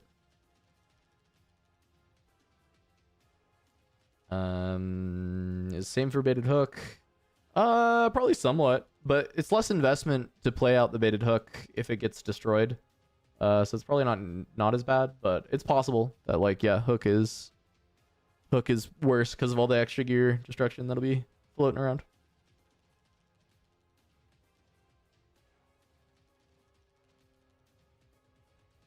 I mean, it's pretty rough for you if you play the Hook and you don't hook the turn you play, and then you get like literally zero value out of the Hook.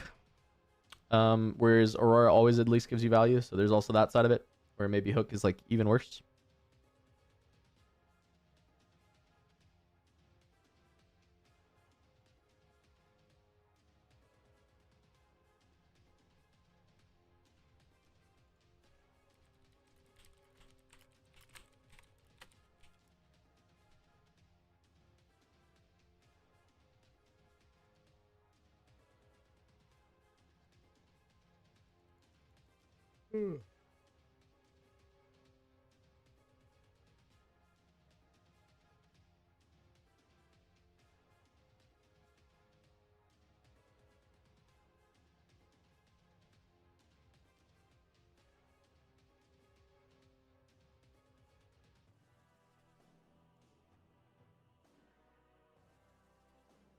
Take about Thermo Beam being banned? What?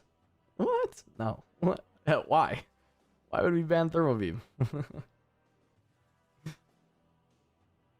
I mean, it definitely seems like good into decks that are playing a bunch of equipment, but like it is 5 and 2 energy, big deck building cost. Do I think Thermo Beam is gonna be like a better card in the next set? Yeah. I think there's some decks that having Thermo Beam against is gonna be like incredibly valuable. I think like Azir, Ornn, Jax are the 3 that come to mind, where probably like being a red deck with Beam is like good. So, ugh. Sorry.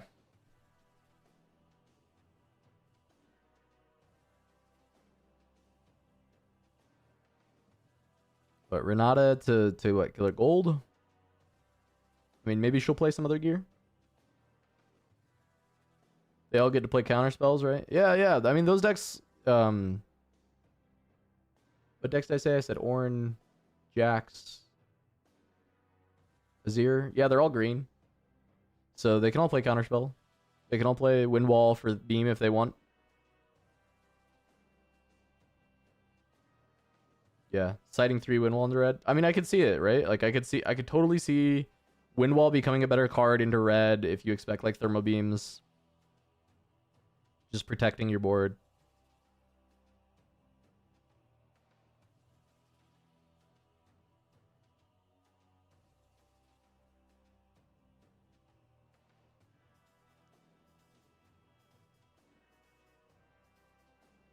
All right, I thought this game was starting quicker, so I was sticking around.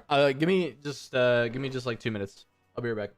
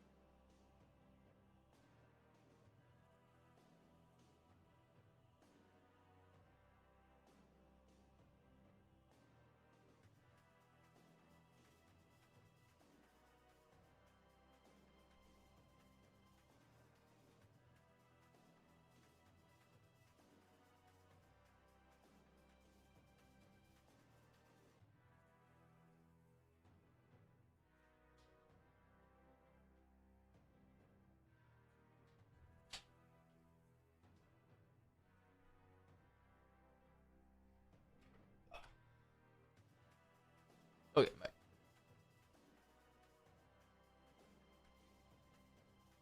Yeah, I agree. Victor's getting a lot of support.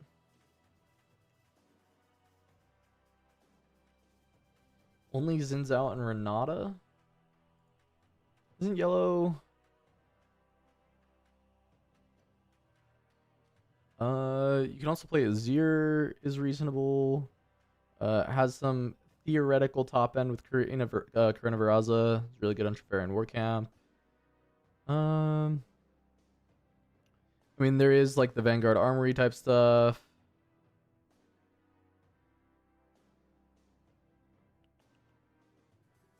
Yeah, I mean, I guess it's not a ton.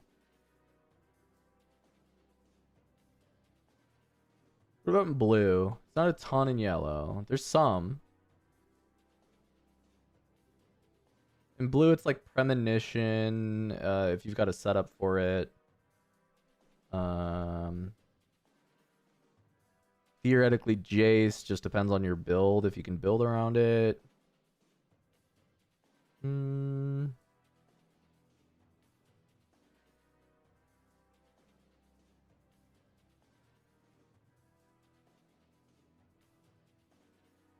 mean, I guess it's not a ton. If you want to try and play some more hidden cards, there's a like Wages of Pain. There's some additional cards early game. Plundering Poro, decent, but not like specifically amazing for Victor. Yeah, I mean, I guess it's not a ton. It's a little bit of sport. Blade of the Rune King. Yeah, Blade of the Rune King's really, really good. Yeah. Decree Bellows Breath is sick. That's kind of a cool idea. Just kill everything. Yeah. Yeah, Blade of the Rune King, Vanguard Armory, Jace sounds kind of neat. Because Jace can cheat out the Bork as well, so it just like gives you more options. You want, if you're gonna play the Jace Vanguard Armory combo, you want to like have other gear that you can cheat out. I don't think you should just like all in on the Armory. Favorite new deck from Spirit Forge? I haven't been able to test yet, but just like the legends that I'm most excited to try, I think, are Azir and Rek'Sai. But we'll see. I'm gonna try a little bit of everything, and we'll see what I end up liking the most. Because I think Ezreal's pretty cool as well.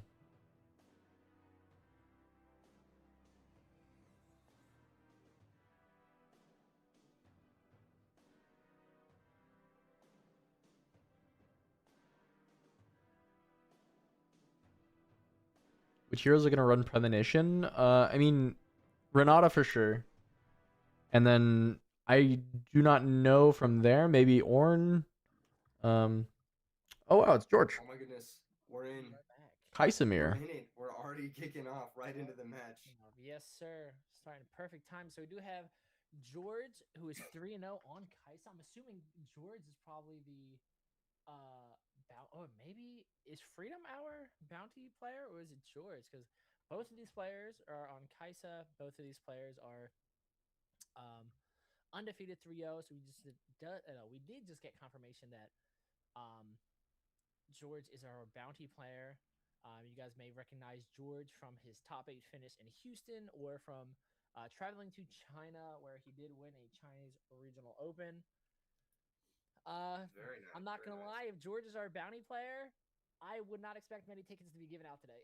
I'm pretty positive George is going to go very, very far in this tournament before he. George's hand is so spell heavy. Let's see if Freedom is able to be the first person to beat George and win those bounty prize tickets. Just ray this. I'm going through Still can Voidseeker on this turn? Yeah, I guess he was just skipped ahead, shortcutting past the defend trigger. Yeah. And it's interesting. It's interesting to say the least. I expected a lot more Annie. Yep. Big development. George gets the score to 2. It's probably just a Kaisa developed this turn. 1, 2, 3, 4. 2 runes up though, not amazing. Wait, does he have Falling Star Stupefy here? He does. Okay, he has Falling Star Stupefy. Like I said, George is Yeah, that he's super ahead then. That's crazy. In this game, he's up 2 points. What do we You know know, about I don't. Freedom? I Do we don't know think how I've he's- actually watched one of George's games since his run in China. So it's Yep. gonna be interesting to see how much his Kaisa list has changed, to see how much he's evolved as a player. I definitely think he's one of the most practiced because he like eats, sleeps, and breathes Riftbound right now. Makes Whether sense. Yeah, his hand still being unit light is tough, but like he has. he's traveled all around. I mean, He he has this sentry just scoring him points right now, He so does do coaching as well, so he does this. like really he's does just this. very ahead of the game So it's gonna be with super a cool to see how he's gonna with this. play.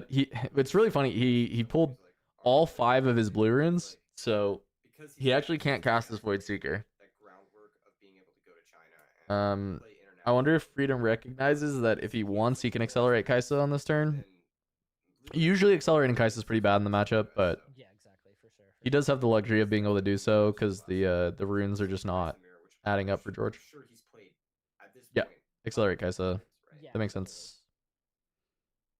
He's got to pay that rune for the accelerate cost though. George's side though, that's a lot of blue runes. We have double Void Seeker and a cleave in hand. Yeah. At least. I mean, George just like has the answer, but his runes are not cooperating with him. Freedom never paid the accelerate here. He does need to pay that 1 red. Start out with the Void Seeker attempting to take out the Kaisa. Drawing And a that's card. just gonna go down. That's gonna work. No retreat or anything to save that. Yeah. Hex Hekare when the sentry tries to. George did tap Kaisa. He just like didn't untap Kaisa at the start of the turn, so they just communicated to each other. He had not used Kaisa on the turn, so it was 1 red for falling in Kaisa. It was just shortcutted, so it looked funny on the stream, but I'm sure that they communicated with each other that that's what happened. Because his Kaisa like was tapped afterwards, but it was also tapped before, just he hadn't used it. Don't have Anything else? Yeah. exactly. So I don't. But yeah, Freedom did not pay that red for accelerating Kaisa, so kind of got away with a free Kaisa, but it is what it is. It happens. I think paying costs is very easy to mess up, so it's on both players to catch it. Units that are not going to be sticking around for long. Yeah. You really should just pay your cost though. Trying to get up to 6 points so that you can lock the game. There we go. Pays it for Darius. Send it in. Yeah, that's got to be how this match. Cool, Charmer. Yeah. Sounds good. Just from a technical standpoint, like if you've played any sort of like if you played Magic the Gathering, it's probably similar to like. It seems like they do have a judge there, and I mean, it seems like the judge also missed it. It's very easy to miss. It is a thing with Riftbound. It's just like as the game gets, is around longer and longer, I think we'll see less and less mistakes. But yeah. Reavers must be so annoying in like the mirror match, just because like there's so much like back and forth. Again, we've seen it all day today. I mean, I also agree. George should properly like awaken Kaisa, right? Like that too. It's just mistakes are being made, right? Is what it is. It's funny that it is a pirate ship. It reminds me of those like carnival rides. Exactly. In the pirate ship that like. I also think like everybody needs to clean up Yeah, of course. play as much as possible. It's But almost yeah. identical to that, where you're just going back and forth. I wonder if that was part of the design decision there. So. All right, let's see. Falling Star, he selects both units. Does he have 7 up here? Darius is pretty chunky. I guess he'll just play Watcher. Boost himself up if you're able to play 2. Oh, is this guy playing 2 cards to? Oh, wait, he's gonna get even further blown out by Watcher. But Was he looking for a second Stupefy? That's kind of strange. Anyways, maybe just wanting to replace the card. Doesn't like the Stupefy anyway. I like this from George. You just Watcher, just kills the Darius. You just play it for 7. And then like having a 7 at base is like really difficult for Kaisa to deal with unless they have like a Cathian Rain. And then we do see the sentry go right back in to retake the Reavers row once again, putting George on his 3rd. I agree with Ice Cream. That's what I've been doing more now. Because I realized even in the it's really funny.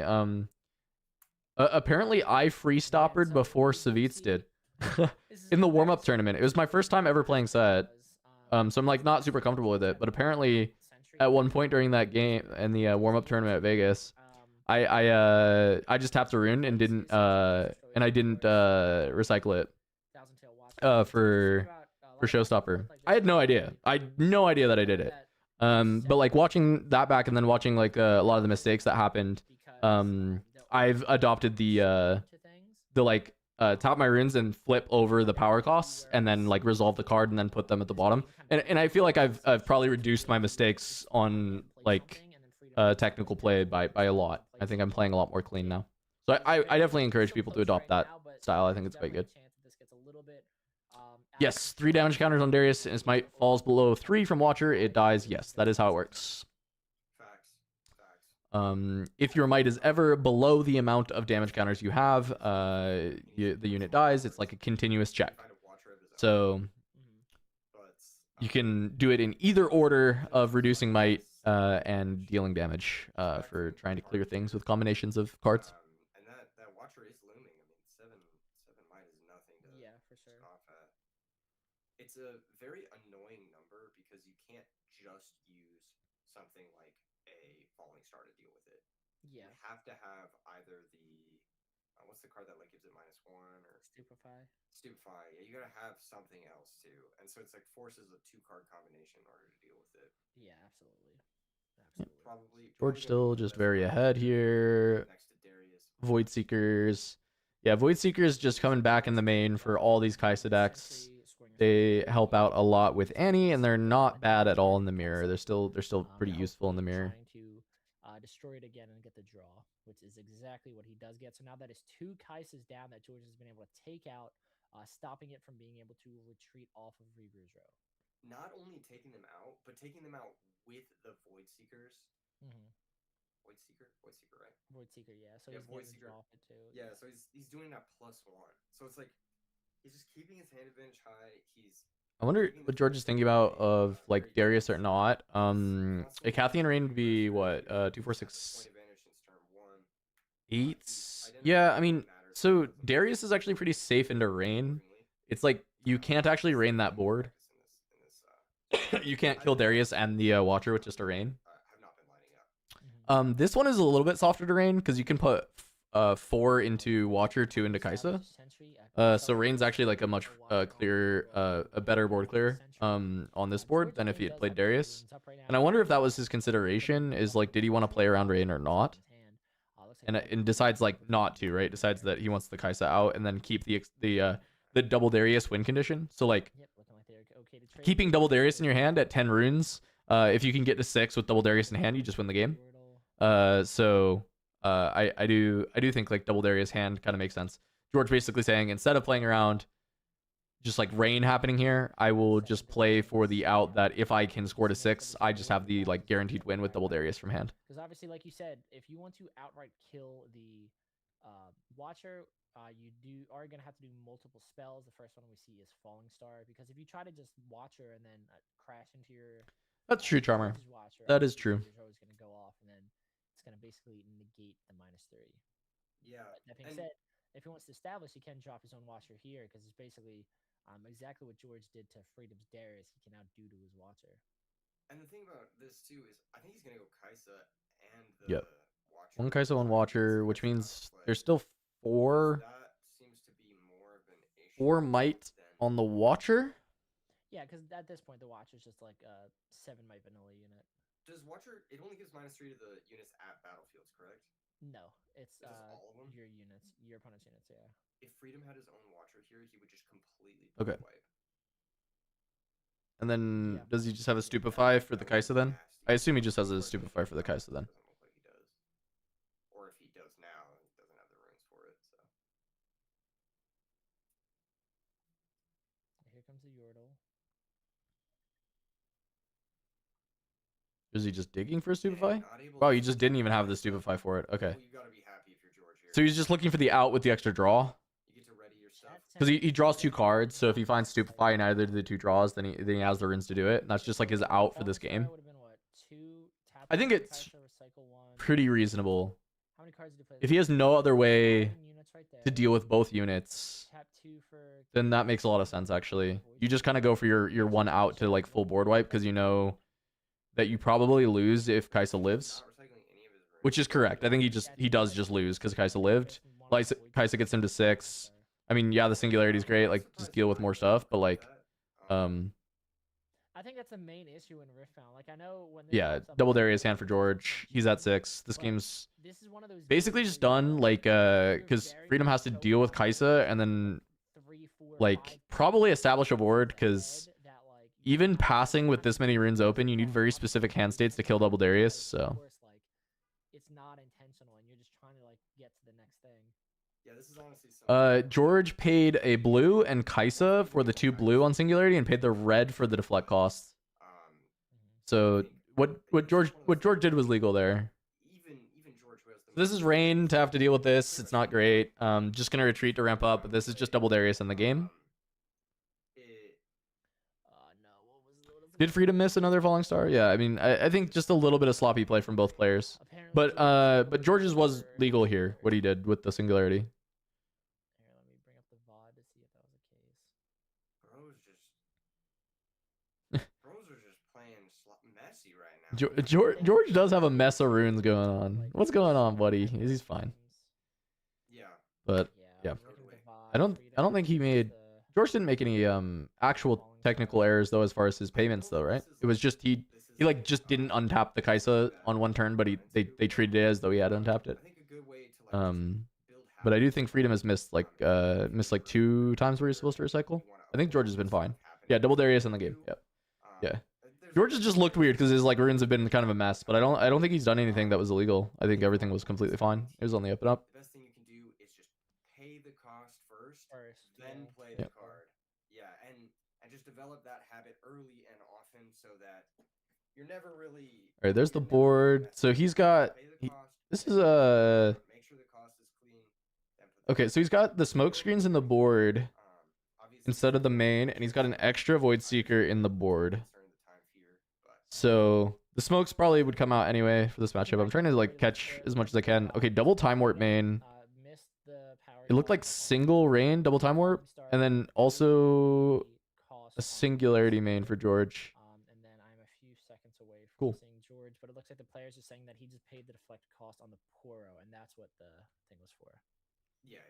Yeah, it looks like casters are catching up on the red for the deflect. Kaisa paid a blue and then just one blue. Yeah, because now that we're in between games.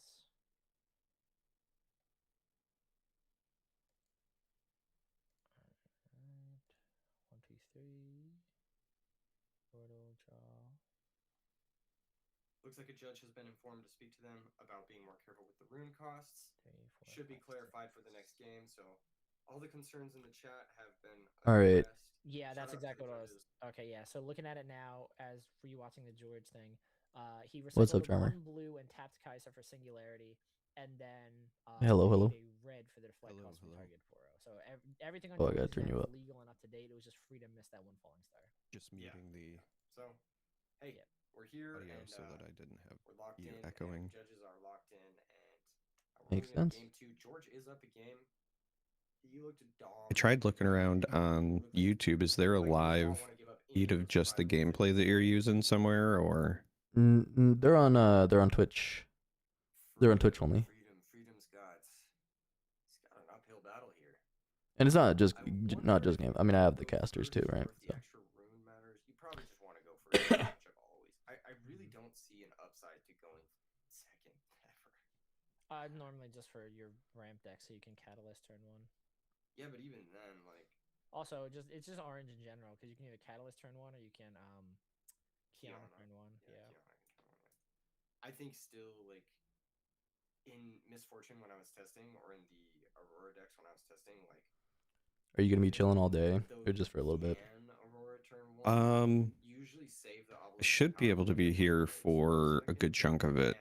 Okay. At like 7 or 8, I'll probably have to go eat, do family stuff, whatever. Yeah. But Do you want me to throw your camera up here? Even a turn 1 catalyst. Or nah? I mean, you don't have to. I don't care. Get you to a turn 3 Aurora. no, let's not make you do more work. I think it was like a turn Okay. 1.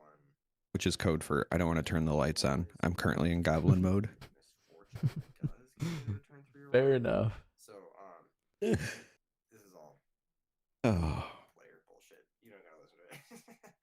Let's lock in for game 2. All right. George is pointing to the sky. He's pointing. he's saying something. What do you think he's saying right now, man? He's probably referring to the stream if the judges already talked to them. I see.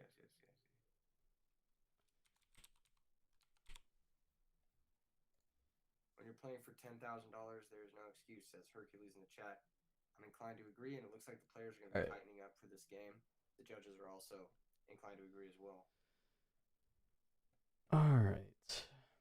William says defending cheating is wild. Nobody is defending cheating here, brother.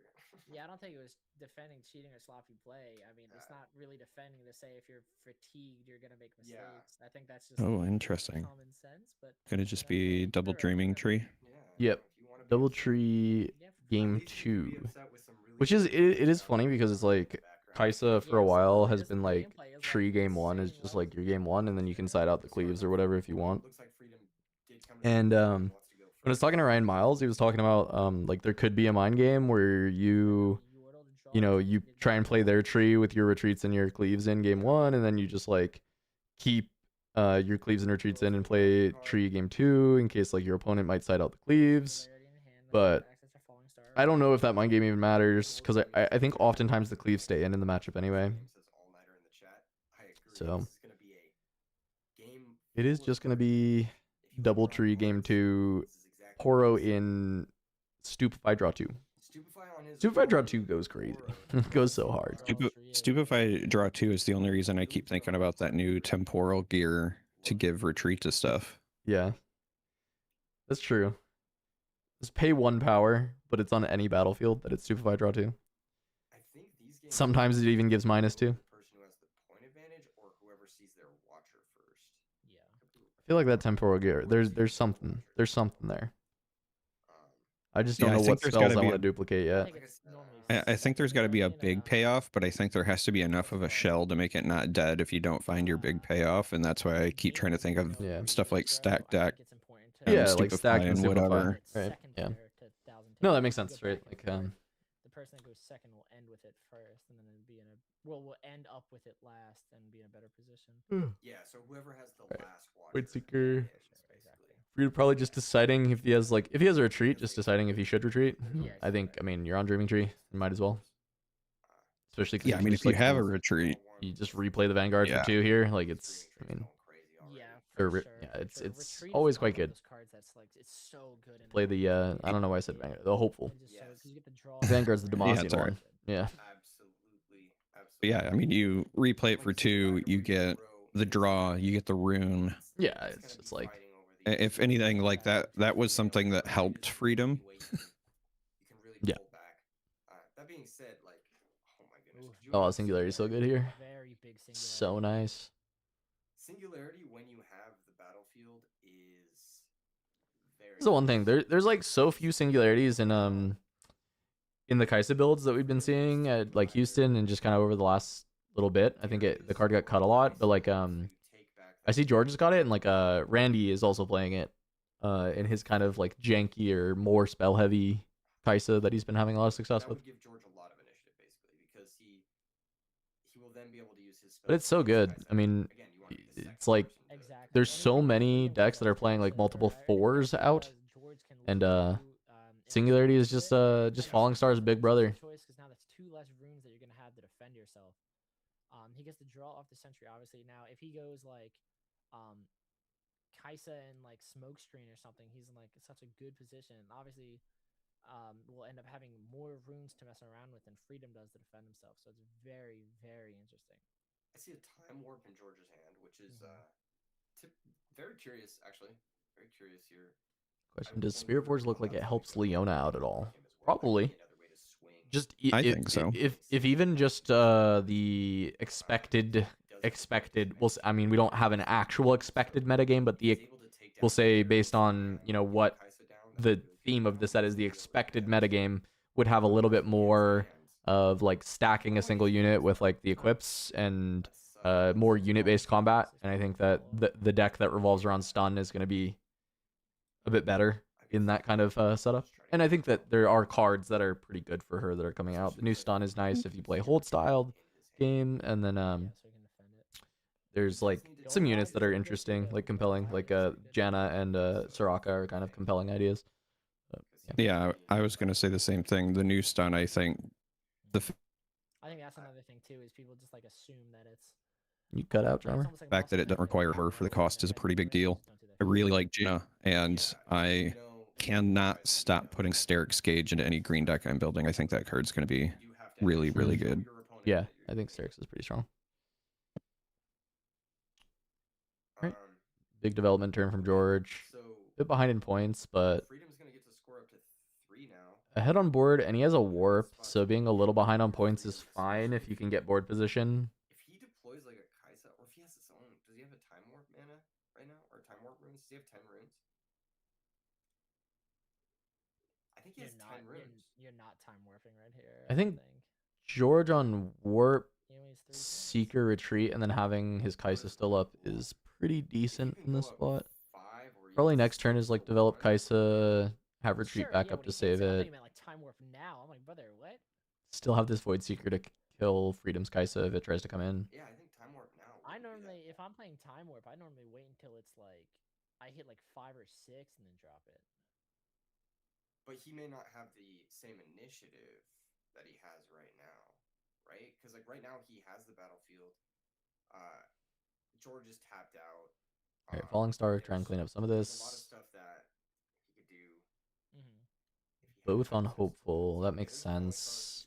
You don't want to pay the extra for Poro, and killing the sentry is not that value. I actually don't hate going for a time warp there, because then it would give him the extra point advantage. Draws Stupefy, that's not that bad. Stupefy draw 2. What's interesting is Freedom could have accelerated that Kaisa, but he just chose not to. Yeah, I think he's just going wide right now, try to get ready for a push next turn. Yeah. Gets a draw off of the Sentry. And notably here, George did not play his Kaisa. He's like waiting to use it. Yeah. I don't know why. I feel like he's been doing a lot of drawing. I feel like he probably just doesn't. There are so many things that I think are fine right now, but I see players doing that I know just mechanically they might not be able to do in the future. Like tracking your points on your legend. Just Yeah. in theory, they'll just like create a legend where you have to keep counters or something. Is that what you're thinking? Yep. Yeah, I could see it. So we're all tied up here. Totally see something where it's like you know, get 3 stacks and then you turn them in, or, you know, could be 4 if we're following, you know, 1, 2, 3, 4 of our good buddy, the painter. So I don't know. George will go up to time warp runes next. Like I said, it's fine now. Doesn't matter, but Yeah. I just chuckled to myself because I've played enough card games to know that something like that's probably inevitable.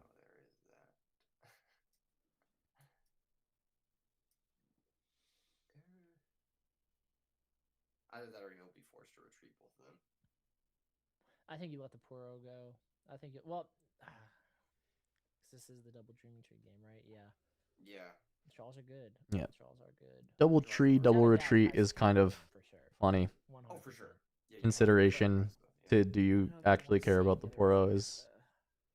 For something down the line. It's like you might not even care about the Poro, but it's just like you'll ramp to 12 runes next turn if you play both of them, and you'll draw 2 new cards, Yeah, exactly. Yeah.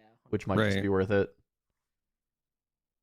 It's just Well. that you have neither of those Because cards. developing 2-drop and then warping is also strong, so just like Get you closer to seeing having the Poro in hand is not even that weak.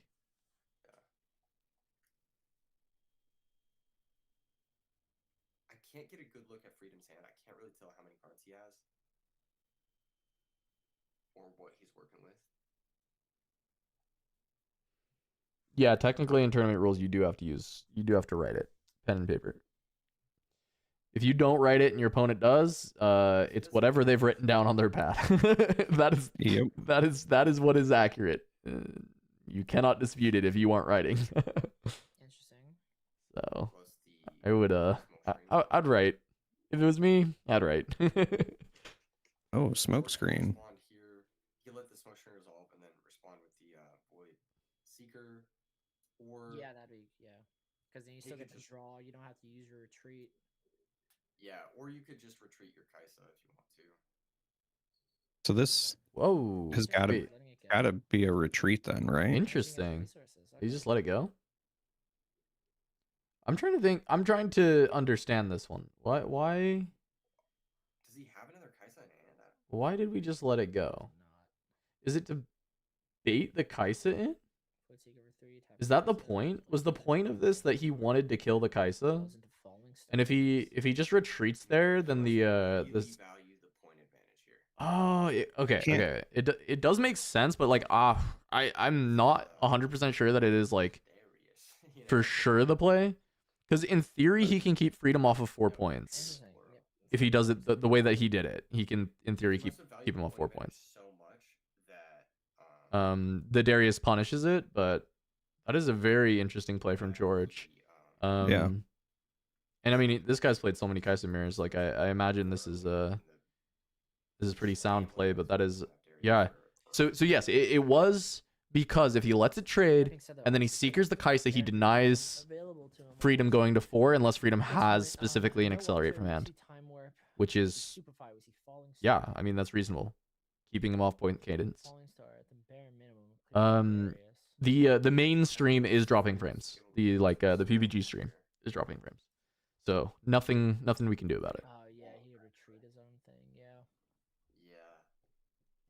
I think this is so tough for George because he didn't find Watcher or Darius of his own. Yeah. And those are the real haymakers in this matchup. Like they are really, really good. But you are not imagining it. You are correct that this is a thing that is happening. Back in his favor. He's got to put back three blue runes here and use the. All right, so warp now. I looked away for a sec, Drummer. What the rest of this hand? I know he's got the Poro and he's got a retreat. Yeah, there should still also be a Stupefy. And I'm trying to remember what the other thing is now. So there's the This whole. was just, I think, him trying to get to. Now he has the point advantage. Oh, the Darius off the top is quite good here, because then That is really, really Oh good. yeah, that's huge. that's actually such a big draw. I don't think he's happy with his hand. Hopeful. That was the card I was trying to think of. I knew he had another unit that wasn't the. Yeah, because Oro. I mean, was like, it's not a Kaisa. It's not. now he can just Falling Star Darius. Quite literally Falling Star the Darius, and then also play Darius. And then go to 6, and now he's just ahead. He's just ahead. Yeah. Like, he also has a retreat still saved for his own Darius. So this like really paid off the line that he took. That's quite cool from George. Well, I don't know nice that I thing would have about found Falling this. Star. Nice thing about Falling Star here as well is even if your opponent has their own retreat, like you're fine with the sentry going. Yeah. Unfortunately, he doesn't have access to a Kaisa. I mean, and to be fair, this like Darius draw is pretty lucky. I wonder, like, is he? Yeah, the fact that he had to use his retreat on the Poro and not on the Kaisa. So he's not even gonna play the Darius. He's not even gonna value going to 6. He's just gonna go wide. Yeah, going wide's pretty Man, good. I would not have. Drop Darius, This is. take I'm not a Darius, Kaisa player. I don't play this deck establish very frequently. But this is just like not play. Yeah, what I would have done, and that's probably why George wins so many mirrors. And I mean, I don't play the deck. I can't say I What don't win that many mirrors. I just don't play the deck. But What I like, suspect, Yeah. suspect the train of thought is here, Cass, is that it's one of the few windows you have where you can develop your non-accelerated units and still be fine because freedom's Yeah. at 4.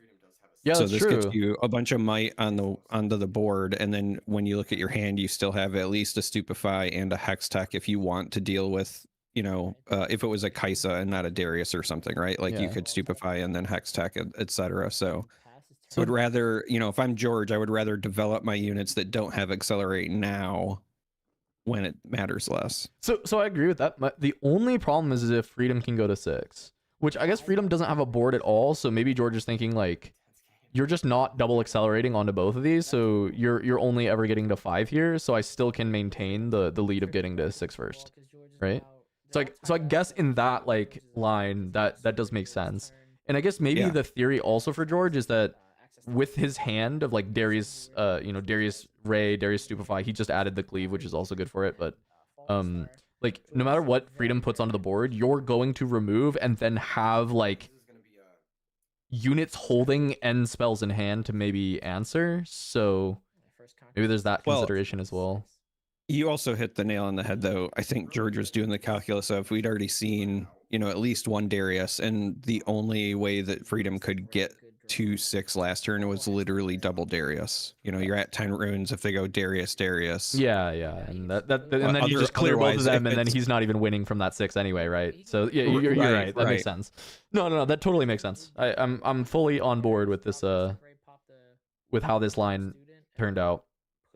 Maybe I need to play some more Kaisamirs. I don't know. I don't really want to be honest, but I just like maybe I need to. There's like a lot of really it's a lot more than just like play on point cadence, go 2 4 6 8, you know, like you need to play really measured and controlled, and that's I mean that's what George is doing. It's quite good. There's 7 and a 5. There comes up. Send this cleave. This will trigger the dreaming tree. Cleave draw. kind of reminds me of Kano mirrors, where the game changes completely just because you matched up against yourself. Yeah. It's a third hex tech. I mean 3 rays is also just like crazy for him to have going into this this next turn once he's holding retreat Darius. So he has to worry about Darius again, but he's got Oh my god. Ray to at least make it trade. 7. Has Blevins done his Hextech Ray Romano to you yet? Freedom does have No, and honestly, but look, I'm better for it. I was trying to get him to switch it to Hextech Ray Leota, but he decided he can't do that, and that Ray Romano is more recognizable, which is Yeah. funny because like most people are going to be way too young to even know who he is, but he kept doing it. Bless him. I feel like in the card game space, Ray Romano is not like. I don't think people are gonna be too young to recognize Ray Romano. Like everyone loves Raymond was on when I was a kid, and then also like Ray Romano was a voice in the Ice Age movies, beloved classics for people of my generation. So I think Ray Romano's voice is recognizable enough. Here comes the hex So this is tech a Ray, 6. He can double Ray this in theory. Freedom can respond to save it, but it also would pump Darius to 7. But honestly, just 1 Ray here is probably fine, and let it trade because you're just so ahead with the board as well. Pump spell, and technically the student could get eliminated by a Hextech Ray. George actually doesn't have the opportunity to use a Hextech Ray until after Freedom has used his own cleave, and that cleave is resolved. Okay, now Do with you the Ray know on Darius. how many? Going after the Darius. Do you think he I was gonna ask. retreats? Oh, how- sorry, go ahead. Well, I was gonna ask. Do you know how many warps George runs by chance? I think it's 2 main deck. I don't know if he has both in still for game 2, but I think it's 2 main. Yeah, that doesn't do it. When he was flipping through the deck earlier, I think I saw 2. Right Yeah. now, Darius is 5, Um, and the student is 7. I actually feel like you can just retreat because Freedom's only at 5 points. Spell to make the Darius 7. So this forces at least another spell from. Smoke screen. He does have a smoke screen. Okay. So what are we +3 off of? Also, I can't prove it, but I think you got me sick. Cleave and a hex I got you Ray. sick. Yeah, honestly, Yeah. my fault. Yeah, that's my fault. 5 plus what? Go to 8 off of the. I've just been like extra congested, and now my voice is trying to go out of me. Yeah, I keep having to mute and then like clear my throat, and even now as I'm talking, I can hear it like whinging. Not trade? George made a mistake. Because one's an 8 might unit with 3 damage, and Darius is. Oh no, I forgot a smoke screen -4, so Yeah, Darius goes down to 1. Darius just dies. Yeah, from Darius goes the- down to 1 off the smoke screen. Yeah, and the Hextech Ray. Okay, so he did try. Oh no, he didn't try retreat. So he didn't even respond to the smoke screen with retreat. Like George didn't even care. No, he just wants to get Yeah. the board clear. I think the clearer the board is, the clearer path to double conquer George has going into next turn. Well, the only interesting thing is he completely could have still retreated. Like he still actually like he could play all 3 of the Rays and retreated the Darius. And I in response to the smoke screen, he could have retreated it. Yeah. So that's where I'm just like I don't currently understand exactly why he didn't care to save it. But Well, like the other I don't weird, know, it seems fine. the other weird thing about not doing the retreat on the Darius there as well is that if you're gonna burn through the Rays, like you get a rune back. Yeah, as yeah, like well. re-ramp into your next turn. Like you have this backline, and then you have a hopeful in hand, so it's like just Darius hopeful to ready it, You'll have a 7 runes for sure. And then you have like the 6 might on the back row to just like conquer one side, and then you have Darius to conquer the other. But well, he forced Freedom to play enough cards that this Darius doesn't come in ready though, so Oh, he played 3 rays. Okay. pretty good. He just wins the game on the hold. That's gonna be it. No, I mean that's the only one. Okay, most of them I was just like I think George is just on a bigger like brainwave than me on the previous plays where I was like trying to figure out exactly why he was doing it. It all made sense when we got there. This one I actually don't understand why we wouldn't just retreat the Darius in response to the smoke. I feel like we just would, right? Like it just doesn't make sense not to. These players are done talking and cleaning up, of course. We will But I don't know. George on stream for an interview. Just to talk to you about his I think he just wanted to keep making Freedom commit resources to that battlefield. Like the more I think about it, knowing that he has to take both, the more he has to throw into the one spot. Yeah. Kuvi knows why personally. Okay. Kuvi, tell me, why do we not retreat the Darius in response to the smoke screen there? What is the reason? And get some of his insights about some of the things that. Because like, sure, you could get blown out by another spell, but you'd still draw. Because you draw on the target. For that, we'll let you guys know when we're passing it over to Skinner. Keegan, what did you think of that game? How did that game play out in your eyes? I thought it was pretty interesting. I learned a lot about like the importance of Darius and the Thousand Tail Watcher and those cards in particular and how they apply in. Scooby goes, I know why personally. God damn it, Scooby. Brain issues may have. Okay. Okay, Scooby. Pissing me off. Like, if you have the point advantage ever, it's just very easy for you to just play the game at your own pace. And because the other line after we went through it, Tremor, I think it actually made sense for George and it was smart. And I'm just not a Kaisa player.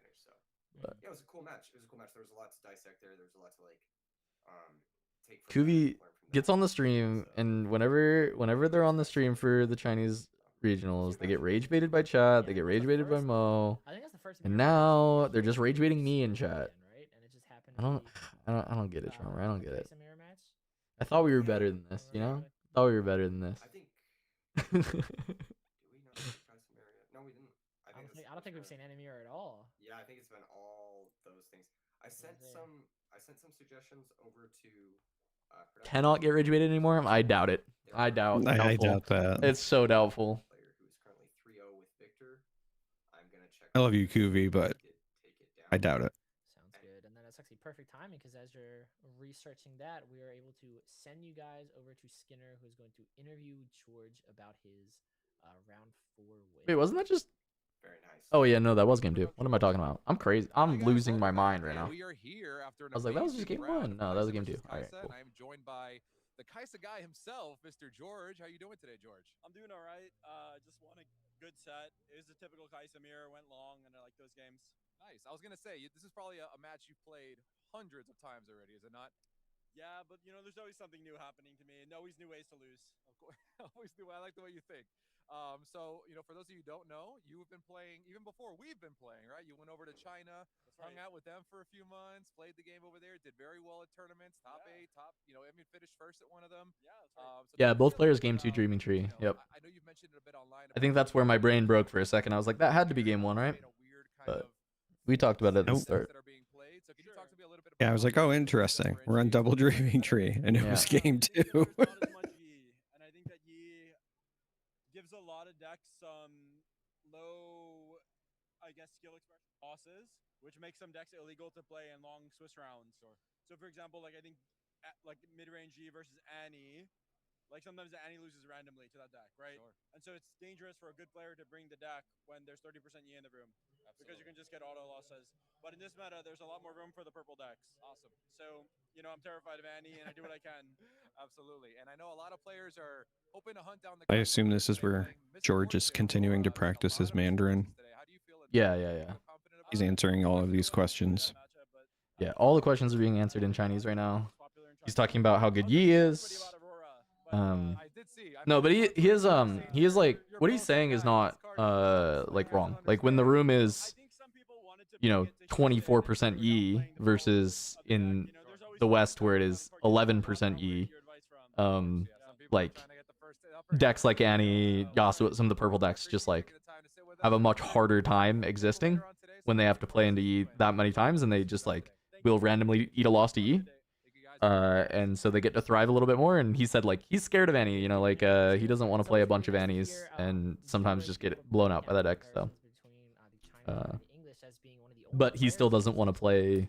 He wants to play Kaisa. He doesn't want to play Annie and run into the Yis and potentially lose. But I know the Fab guys, Sean Dawali and like Sean Dhaliwal and the rest of the team said they felt like they were pretty good into Yi. But I also know that Sean ended up losing to a Yi yesterday, and Yeah, I do think like definitely can just pick up the Yi losses. I do think we've got the roadmap. Yes, Are you ready for this? I mean, it's card games. Even in the things that you're favored against, you can hit a wall sometimes, you know? Yeah, for sure. Look, Kubi, I also thought that purple was like a good answer to Yi, but apparently like that was the big wall in China for the Annie decks, because in China they also thought Annie was like a really good deck, like very, very strong. And then it just struggled to convert into the field of just like 24% Yi, and apparently Yi was the reason they were losing. But I haven't personally seen it be that true. I've seen Let's go. There we like go. even what George said is like sometimes you'll just take like low skill expression losses, basically, where it's like you just can't do anything as the Annie when the Yi like has the right answers. Like there's just like no correct answer for you. And I think that that's what he's saying when you're playing like long rounds of Swiss and you have to play against Yi like 4 times, like you're probably gonna take a loss or two. And that's not something you want to like opt into. Yeah, Yeah, I I mean, think I'm sure Defy there's- makes the matchup more volatile for sure. Yeah, I was going to say, I'm sure that there's also just situations where if the Yi gets a foothold as the Annie player, you got to have the right spell at the right time to Yeah. push things out of the way. And if you run into Defy or you don't find the rebukes to dodge the Defy or whatever the case, like you might just lose on the spot. Yeah, it can be hard to push over when they actually get the foothold. Like even like cards like On Guard can be really problematic for you as well. Just like you don't actually create that big of might values as Annie outside of your Vi Ride the Wind, and even that can be stopped multiple ways from Yi, where they can either defy or rune prison it. So Yes, sir. I think I gotta try my best to go to Pittsburgh. Pittsburgh's like I think like a 4-hour drive for me. they have answers. It's not that like Annie can't beat Yi. Annie absolutely can if the rebukes line up, the pushes line up. There's no defies there. Like it can be really miserable for Yi. Yes, sir. There hasn't But yeah. been a Lee Sin all weekend. We need one. We need one. Yeah, we do need one. If I pull up, I'm sure I'll be March will be set 2. I don't think I'm playing Lee Sin set 2. So sad. Unfortunately, I might be Volley Bear. Ooh, you might be Volley Chad. I see it. I see it. After we hit the gym, Gotta put gonna be on. looking like Of Volley Bear, bro. course. Yes, sir. Yes, sir. I was Make hitting Oliver some proud. pull-ups during the break. I was like, dude, Ali Antrazi's arms are big. Yes, I sir. gotta get jacked, bro. Inspiration. He is an inspiration. I'm saying, dude. I'm saying. Yeah, it was really interesting what George was saying. Like you were saying, back to that, to circle back to that, about Master Yi kind of policing the Annie representation in China. That is interesting. I don't know if that's the case. I do think that Annie still beats up on Master Yi, but But he had a good point though, where it's like the issue with Master Yi is like Annie has a positive win rate. At least in my interpretation of what George was saying was that Annie has a positive win rate into Master Yi, but Master Yi is one of those decks that can kind of just pop out, and if it like we've seen all this week, like when Master Yi gets the ball rolling, it can be unstoppable and just kind of like trample Annie. And I think there's definitely a lot of Charmer, do you think we get Annie decks that are not I'm sure. Well, Yeah. fingers crossed that Annie, we see that matchup Yi, again, 'cause I think Kaisa, it's definitely MF on a stream really today? good matchup, independent I know of they had who's like an playing. Ari earlier, but like from this point forward, another like interesting issue, it's like very we're going into different. what, round 5? Some of the Absolutely. earlier- Maybe a Teemo? earlier Maybe a entries Teemo, from yeah. 3 copy Maybe guys, specifically Prismaticism playing Teemo. Master Yi, but some of the newer lists are like they're more tailored to engage with Master Yi and like Because to, it just gets to the point more copy. without the best of pricing that we are back. We are back in the mines. good card, dude. Ride the Wind Vi is gross. Absolutely absurd. Dude, I'm so torn because when Spirit Forge drops, I think Teemo has the potential to like be the sauce, but also I have zero incentive to play him when best of exists. I mean, true. Yeah, if you want to play for best of pricing, especially if like the only events you're planning to play have best of pricing, you know. Yeah. But like any other like side 10K or anything like that, Yes, sir. then you could play Teemo, you know. Send him right back in. Absolutely. Absolutely. Um, All right, but it's looking like we're getting heads up from production. We're going to make some quick tweaks to the overlay. So we're going to give you guys another quick break. Go run to the bathroom, get a little snack. Go place your order for your amazing Pro Play Summit 2025 playmat. On sale now. We'll have the link up for the QR code so you guys can cop one of those.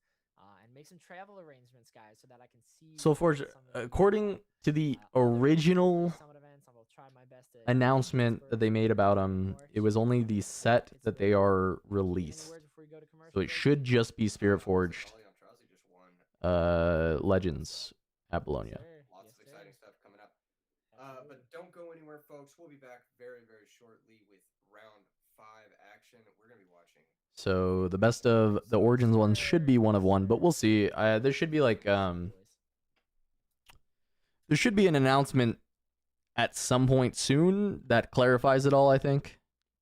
Because apparently someone was looking for the old article because they remembered seeing it and they literally can't find it in any article.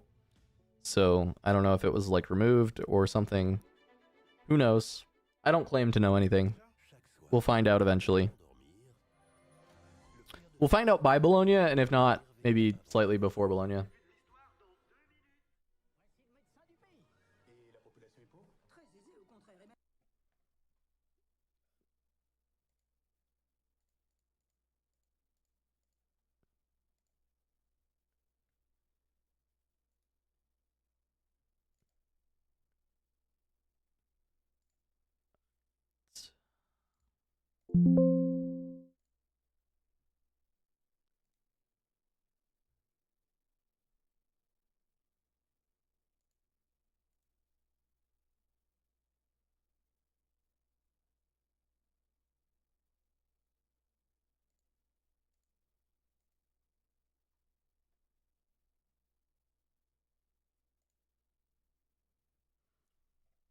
Are you thinking of trying to play any other like random SCG Con type events if they're nearby, Drummer? Because those would be your Teemo events. I mean, I was thinking about it. The biggest problem that I have is that early next year, it looks like the closest SCG con to me is also the one that I am likely casting Swoo for. So I won't be able to play. Fair enough.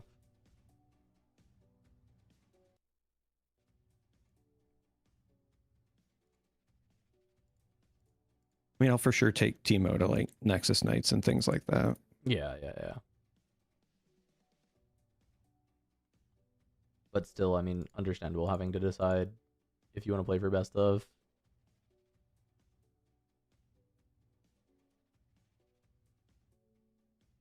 Just means it's probably Ezreal time.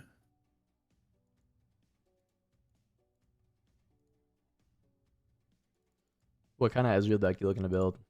I just like started building my like first 40 card builds on each legend to just kind of like take a look and see and start testing things. And my Ezreal build is like Mind Splitters with Portal Rescues and the signature spell.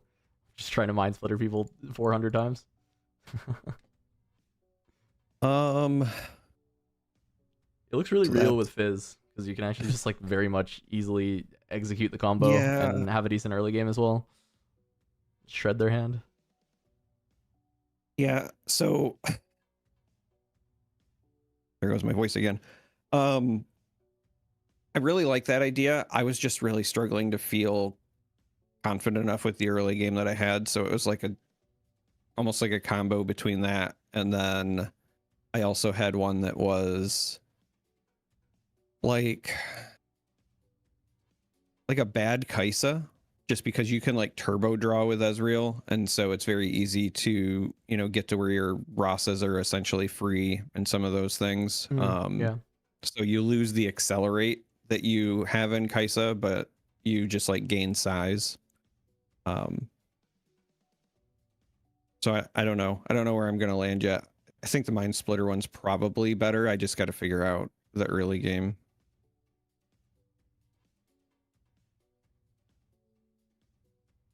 Alita, you said you're enjoying playing Lucian at the moment. What does Lucian look like in this set? Because you have to I play love some amount Lucian. of equips, right? Because his legend ability is just like adds basically 1+1 on offense to every single one of those equips. So you want to be playing equips. So Lucian is the one I've probably spent the most time toying with. It's been Lucian, Ornn, and Ezreal. Those are the three I've focused on. I think there's two potentially good ways to build Lucian. One is just incredibly aggressive. There's a lot of accelerated options, but even with some of the newer, like I enter ready options, being able to play them and then get an equip and send means conquering is incredibly easy. The hardest part is just keeping your power maintained, which you can offset a little bit with gold generation and things like that. Yeah. Also, Ruin Runner is just really good.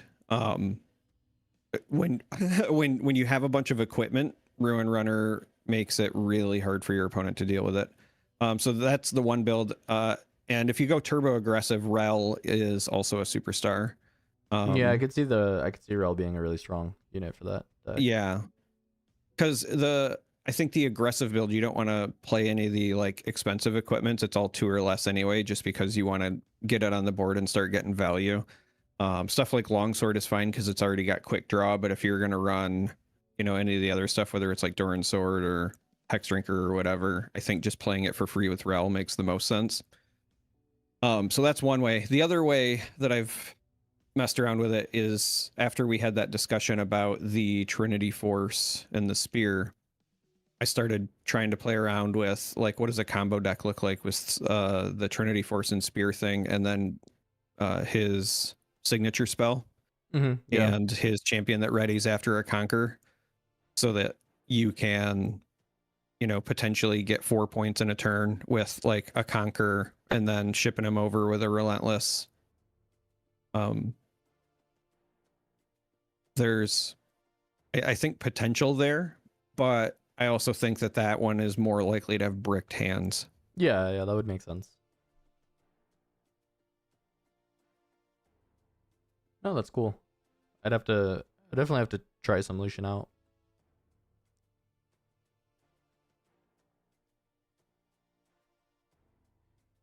I should also try out the like a Rasa Nocturne Ezreal. I think I might really like that. Like just like an aggressive Ezreal.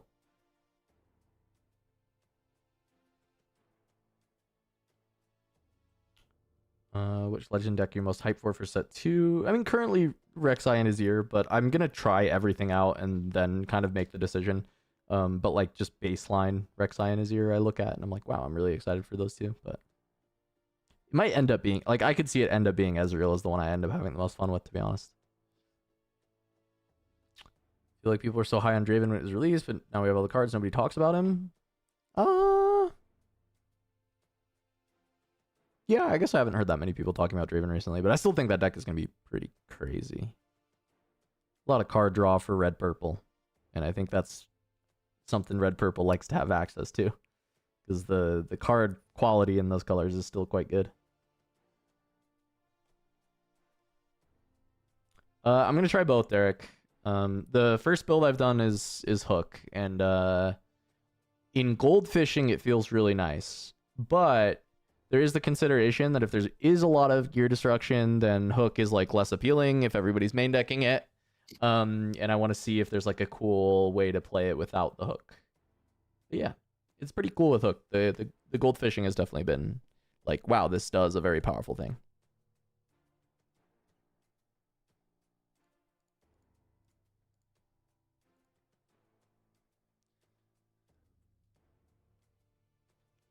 haven't tested with Aurelia yet, but that's another deck that should be pretty fun. Have a lot of ways to cook.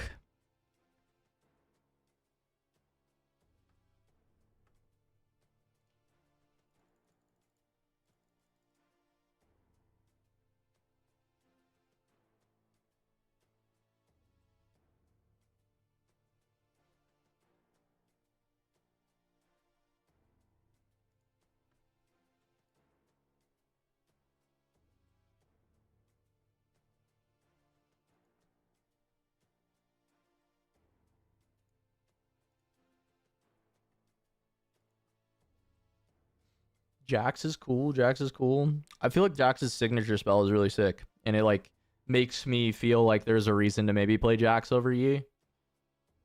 Like he does something different enough. Also for Jax, it's like he can just equip like any equipment for just one energy and tapping the legend, right? So if there's like equipment that cost more than just the power to equip, those are ones to like look at for Jax, which is kind of cool.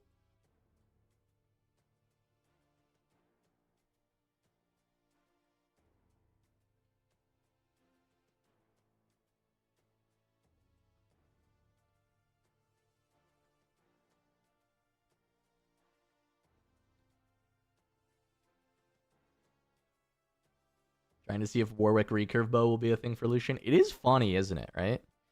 It is funny. It does the funny thing. And sometimes doing the funny thing is kind of sick. Sometimes we like doing the funny thing.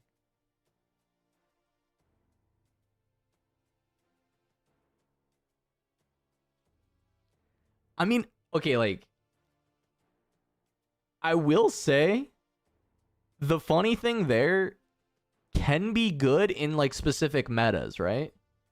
Like if there's decks that are really just like trying to build the protect the president with the with their equips and just like putting like 6 equips on one dude, like that's definitely good, right? You just like kill that dude with the Warwick. Like it's pretty good.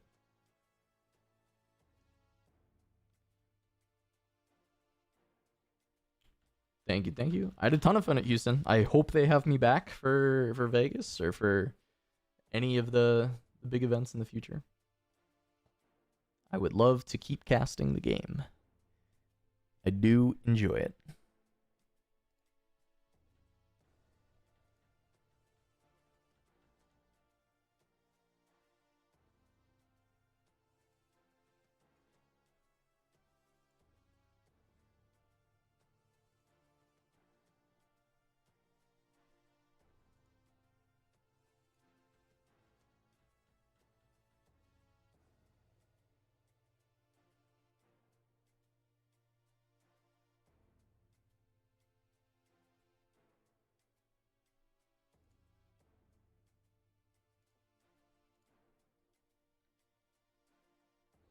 Yeah, I mean, if you like tribal decks, play Rumble.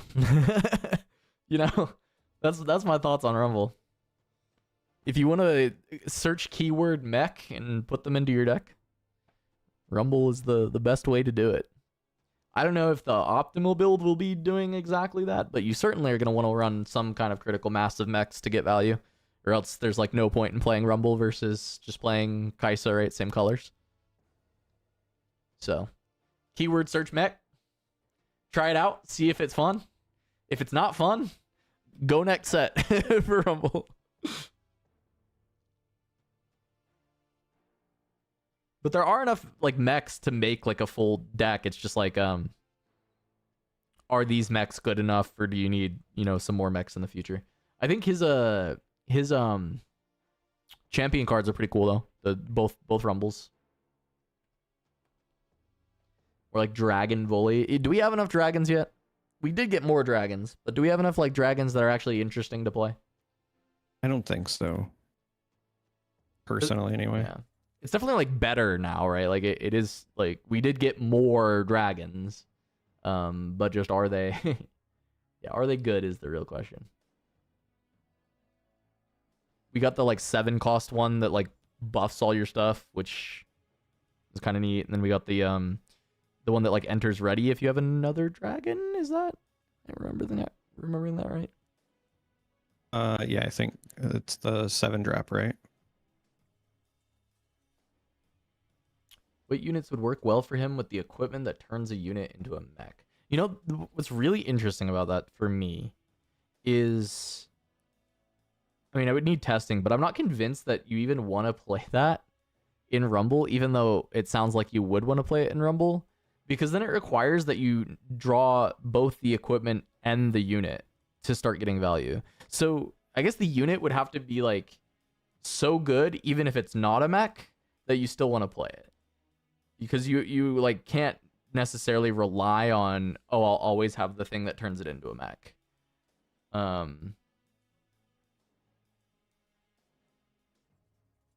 Yeah, Darius, that's a good example. Darius Trefarian is just a good card in red that you might want to play to just have some access to accelerate, and then turning him into a mech, he becomes a 7 on defense, right? +1 from the equipment, and then +1 from shield because he's a mech now.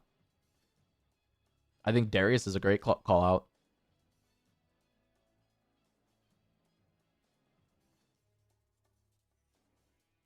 Darius might be the best unit that I can think of. Because originally I was thinking like Kaisa, like, do you need just like draw? You just like want some draw? But I don't know that it's that good. Deflect ganking Darius. Yeah, that's true. When you play the big mech that gives everything deflect and ganking. Yeah.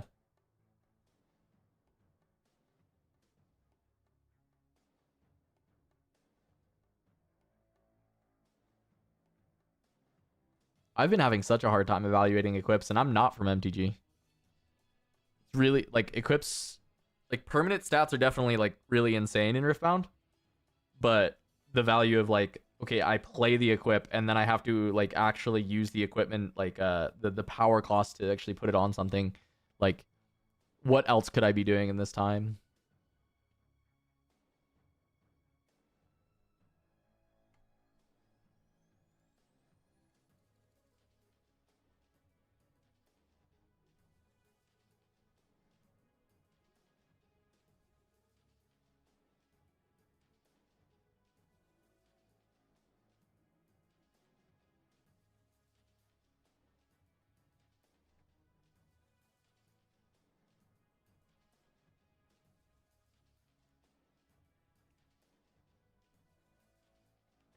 Yeah, combat stats are way more important. There's a lot less I don't know, like kill your guy, exile your guy. All right, we are back, ladies and gentlemen. Right into Jordan, what I'll say is we don't know for a fact either way, but the original communication was that it would only be the set that they were released. So we'll see if that changes, but as of now, I am operating off last info that we would not have Origins Legends continuing. For the 10K main event of this 20K weekend. I do think Weapon Master feels really good, right? Weapon Master definitely feels like strong. What can we expect for this next? Being able to play it and just pick up that, I mean, that's part of why Azir looks really fun. Where it's just like you play the equips and then you just like play a guy who picks up the equip, and then any of your Sand Soldiers in the future also pick up the equips. That's what I want to see. If you guys have been tuned into this stream for the last 2 days, you'll know all I want in my Victor deck right now is Grand Stratagem. Hopefully we can see it get off. We have, as I've said earlier, we saw 3 different yellow decks that would have won their matches but ended up losing because they did not have the Grand Stratagems in hand. Hopefully that won't be the case in this next match. I know this is an undefeated Victor player, so maybe he might have the sauce. Maybe he's a believer in a mana culture. He knows what's good. Bro, he's got it all, bro. He's got it all. He's got. I can't even tell you. I can't tell you. Do you have the commentary thing pulled up? Should I send it over to you? Here, I'll send you the link. I'll send you the link. Hold up. I gotcha. Hold up real quick. But Keegan, will you be making your way to any of these? I do love Max and Keegan fighting with the Victor players and the yellow players for not playing Grand Stratagem, when for months I've been trying to get all yellow decks to cut Grand Stratagem. I'm like, this card sucks. Don't play Stratagem. Play Imperial Decree instead. But we do have Victor on stream. Victor versus Master Yi. This is a good matchup for Victor. Or at least an okay matchup for Victor. Defy is really important in this matchup for Yi. Because if you have notifies, the culls and the hidden blades become a bit of a nightmare. I think a good showcase for what Victor can do if Ryan, our Victor player, is able to get the ball rolling. Ryan versus Brian. Starting off with really strong battlefields for their chosen legends. Starting off with Trefarian War Camp for the Victor player and Aspen's Climb for Brian. Just taking a peek at his, You know, thinking about your Arcane Shift Portal Rescue thing. Yeah. As cool as the Mind Splitter one is there some thought to just instead still running Watcher? Oh, I'm playing Splitter, Watcher, and Rex in that deck. Oh, okay. Yeah. Yeah. Top end is like mostly unit focused, and then it plays around the portals because you also have the fizz to grab portal. So you're basically like 9 copies of the portal effect. Of the portal, right? Yeah. Of course you can't like fizz the signature because it vanishes itself, but like you can, you know what I mean, right? It's like 6 portals and then 3 of the others. So yeah. Am I speaking to God? Wait, did I not put the yappers thing up on the stream? No, you did. No, there's yappers. I'm yapping to Charmer. Well, I guess if Charmer is your god, then yes, I'm speaking to God. That is true.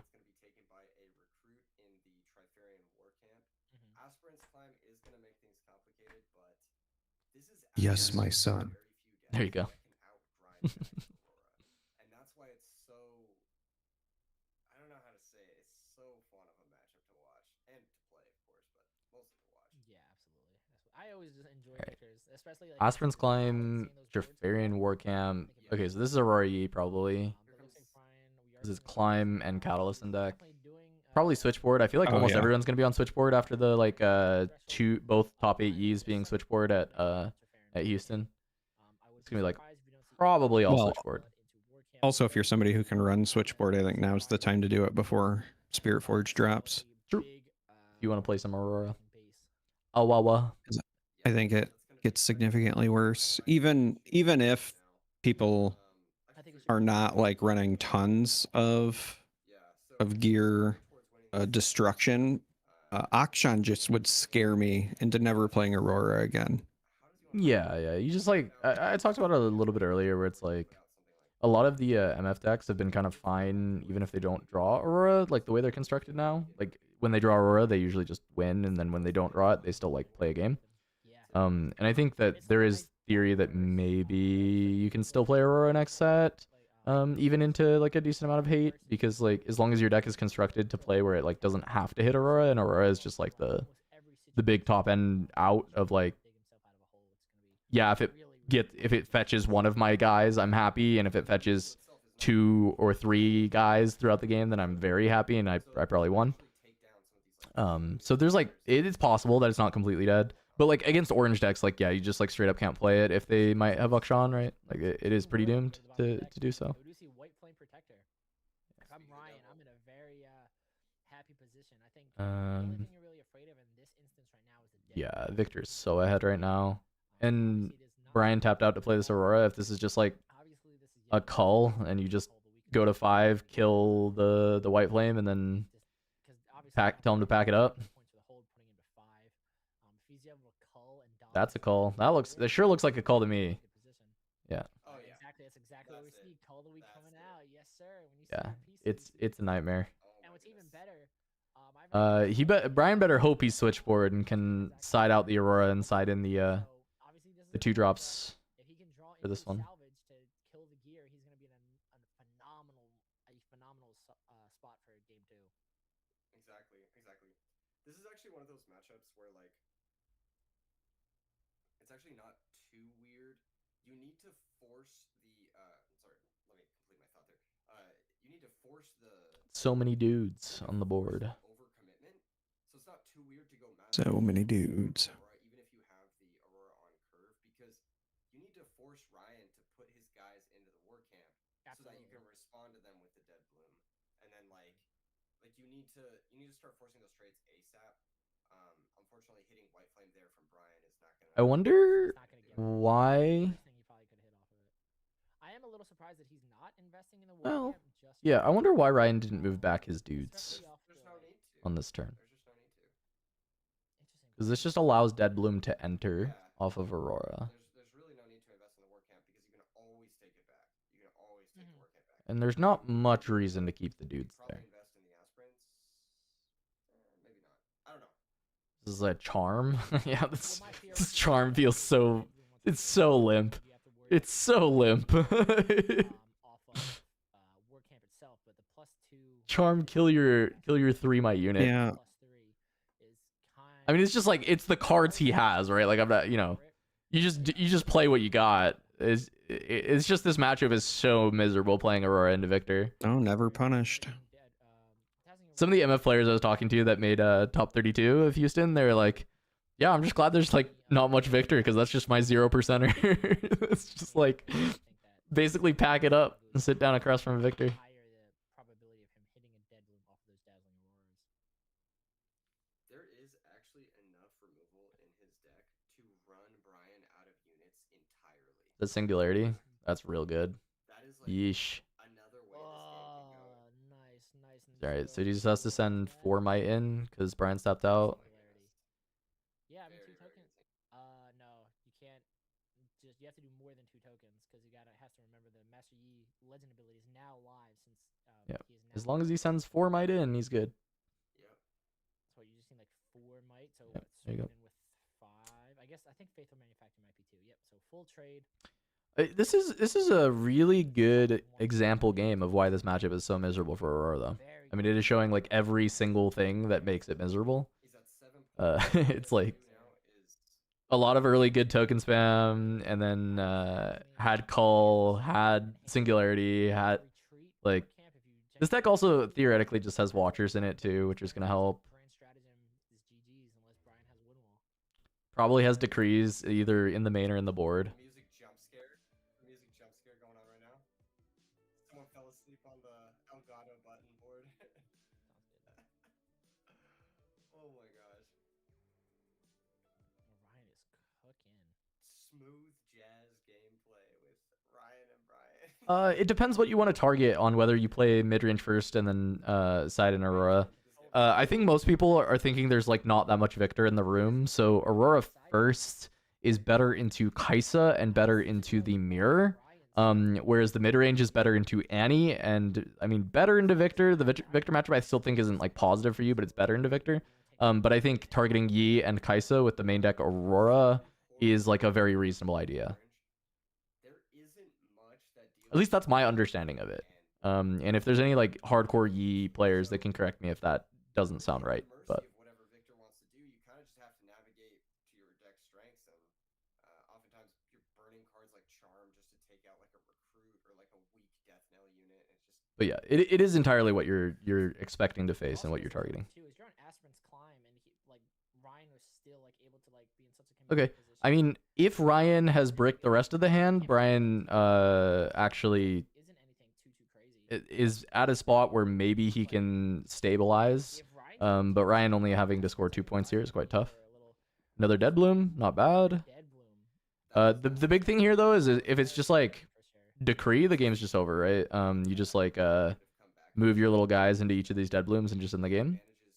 But yeah, no, I mean, look, Brian's got a little bit of space, a little wiggle room. Talking about with why I think he should have retreated that token last turn because like one now he has to worry about a Dead Bloom on the other battlefield which he wouldn't have had to worry about before. Now he only has 3 units, and so Grand Stratagem won't necessarily get there to like go for game, and you have that hidden that you have to worry about. I think last turn he definitely should have retreated that token. I think did Ryan pass the turn with a rune open last turn? I think he could have used I'm not positive. I think he could have used his Herald of Arcane as well. I think he may have missed making a token that turn. So, Max rarity rune deck flex.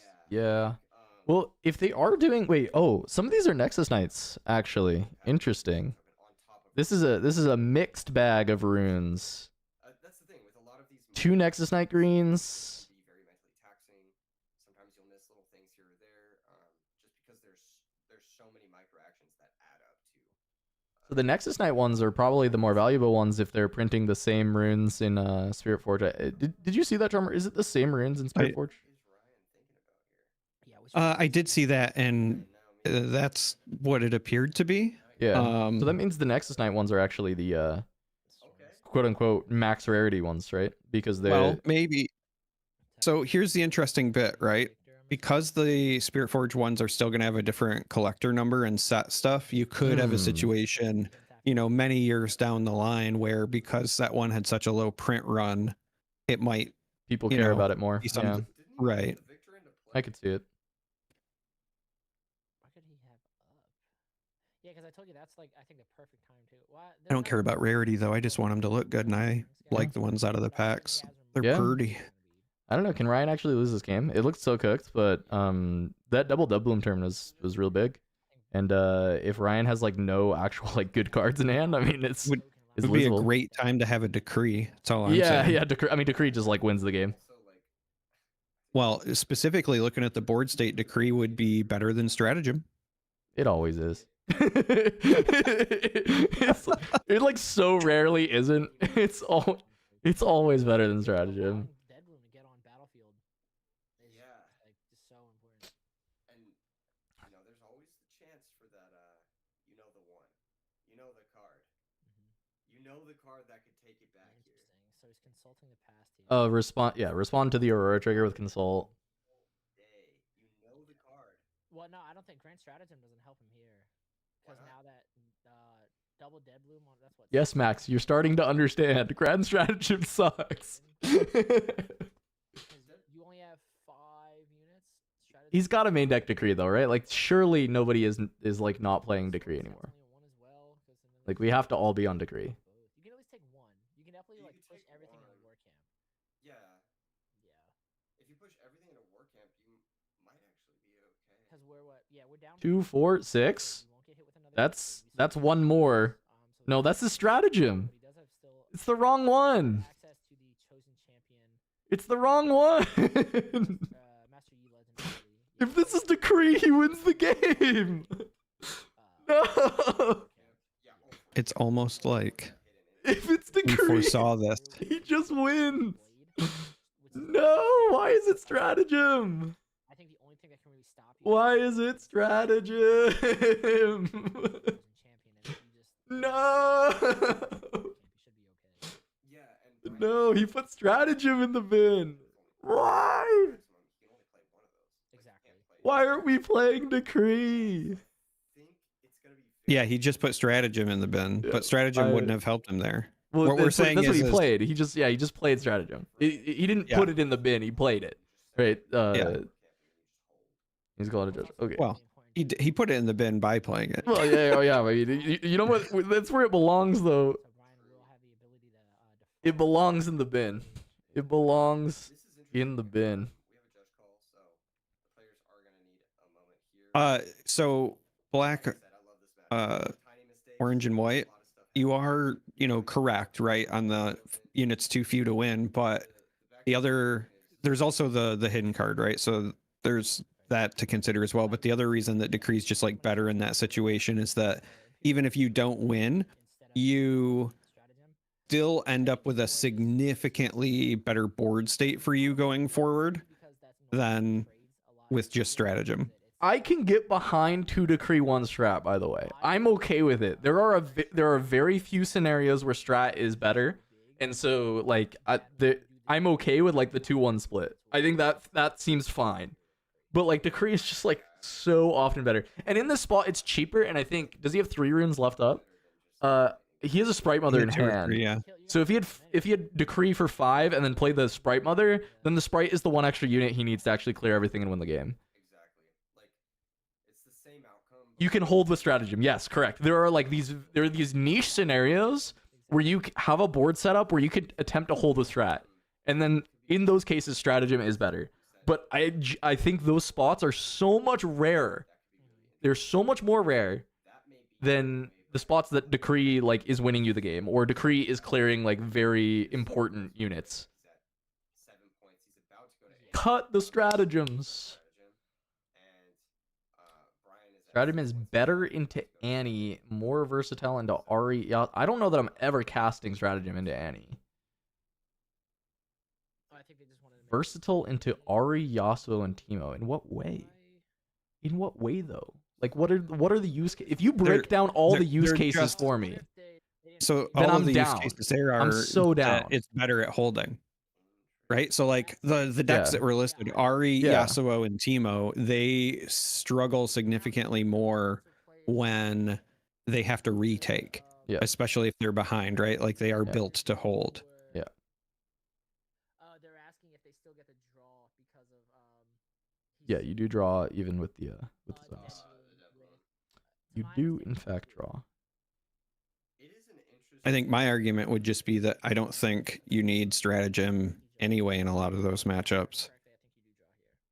Like maybe Teemo depending on the version, but a lot of times you're also totally fine with just swarming Ari. It's not like she has a lot that she can do against I just go wide anyway. I just want people to send me clips of like spots being better for stratagem than decree, because I swear to God, every Victor game we have ever watched, Charmer, through all the Chinese events, all the events, like I have never once seen a spot where someone played a stratagem where I was like, man, that was so much better than a decree.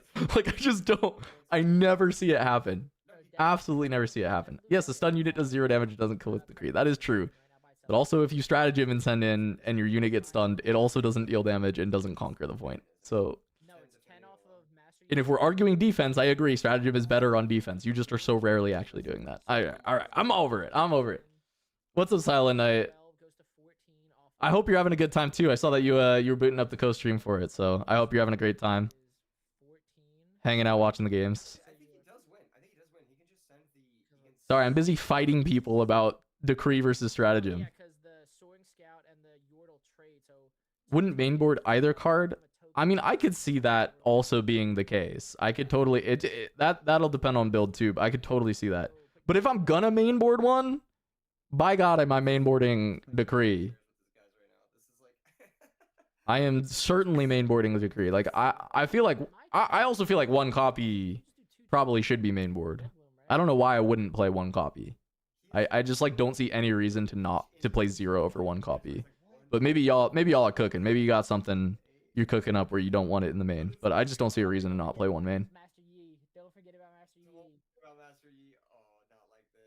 Okay, so stratagem is active though, and he had the hidden blade, so he still gets silver, right?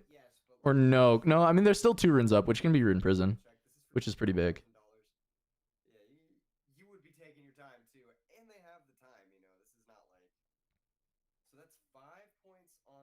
So 6 points of might on the Yordle, and then plus an additional 2 from the Trifarian War Camp on each.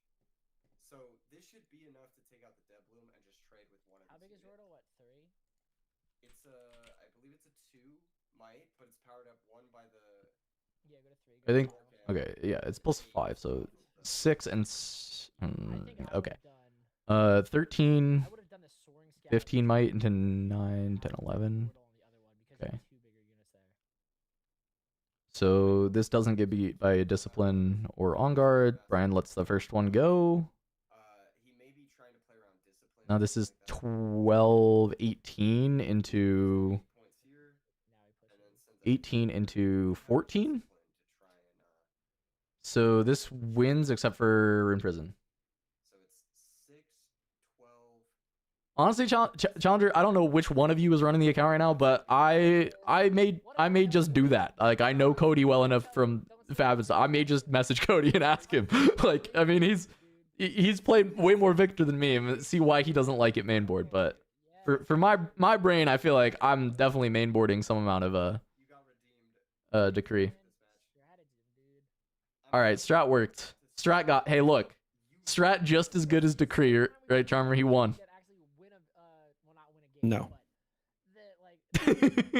Just because that card won doesn't mean the other one would not have also won. I know. It's more about how many circumstances is it better. Now I'm rage baiting you, and I agree with you. Oh god, yeah, they need to go to 9. It was Aspirant's Climb. You got me falling for the Kuvi trap. No, he won, so strat's good. Strat's good. Oh boy. Justice says he doesn't have Windwall. There was only 2 runes up, so he didn't have enough to counter.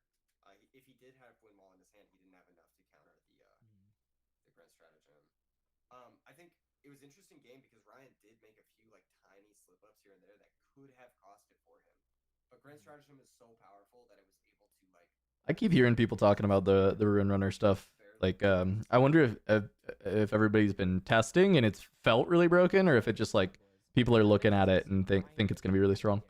Because I could totally see it be strong, but I haven't tested with it yet, so I haven't like actually seen it in action and how powerful it actually feels. I mean, Looks I've seen good. a few people testing it, just spectating. Yeah. It looks really good. Yeah, no, I believe a card not being able to be targeted by spells is like pretty good in Riftbound.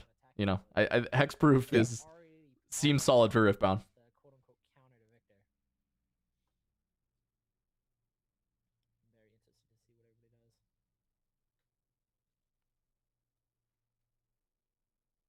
Hey, look, that's a great point. Aurora's on auto win anyway. Don't need to build to improve the matchup. Play around Kaisa, Yi, Set, Annie. So, you know, fully cut them all then. I would cut everything. Don't play either.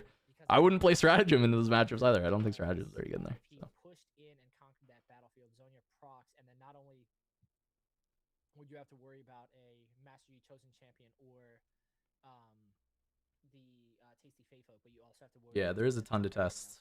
Pushed off and saved. It's always fun, and we get to watch China like put some of the theory in action in tournaments as well, which is always fun. I mean, I'd prefer global release, of course. I'm not saying that I like that we don't have a global release, but it is, you know, there is something cool about kind of just like theory crafting a bunch and then getting to see the first tournaments come through in China and see what happens. Yeah, absolutely phenomenal play. This is gonna be such an interesting one because now there isn't that Trifarian War Camp, but he does have Arena's Greatest, so. Yeah, he was able to get the win off Aspirants, and now he gets Arena's Greatest. This is going to be very interesting. I'm saying, bro. I'm saying Vilemon's not going to do Brian any favors. Arena's going second for Ryan, not saving it for go first game. Radar that past game anyway, so.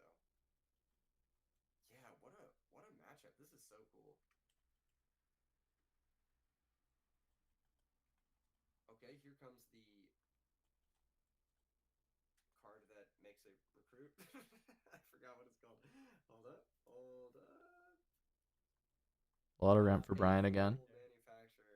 Manufacture. I wonder if this is mono Aurora for Brian, Manufacture. Okay. or if he actually has the switchboard. I'm very surprised to see. I don't know if this is giving anything away. He doesn't run Noxian Drummer. Very surprised, but it is replaced by another 3-drop, which is really good.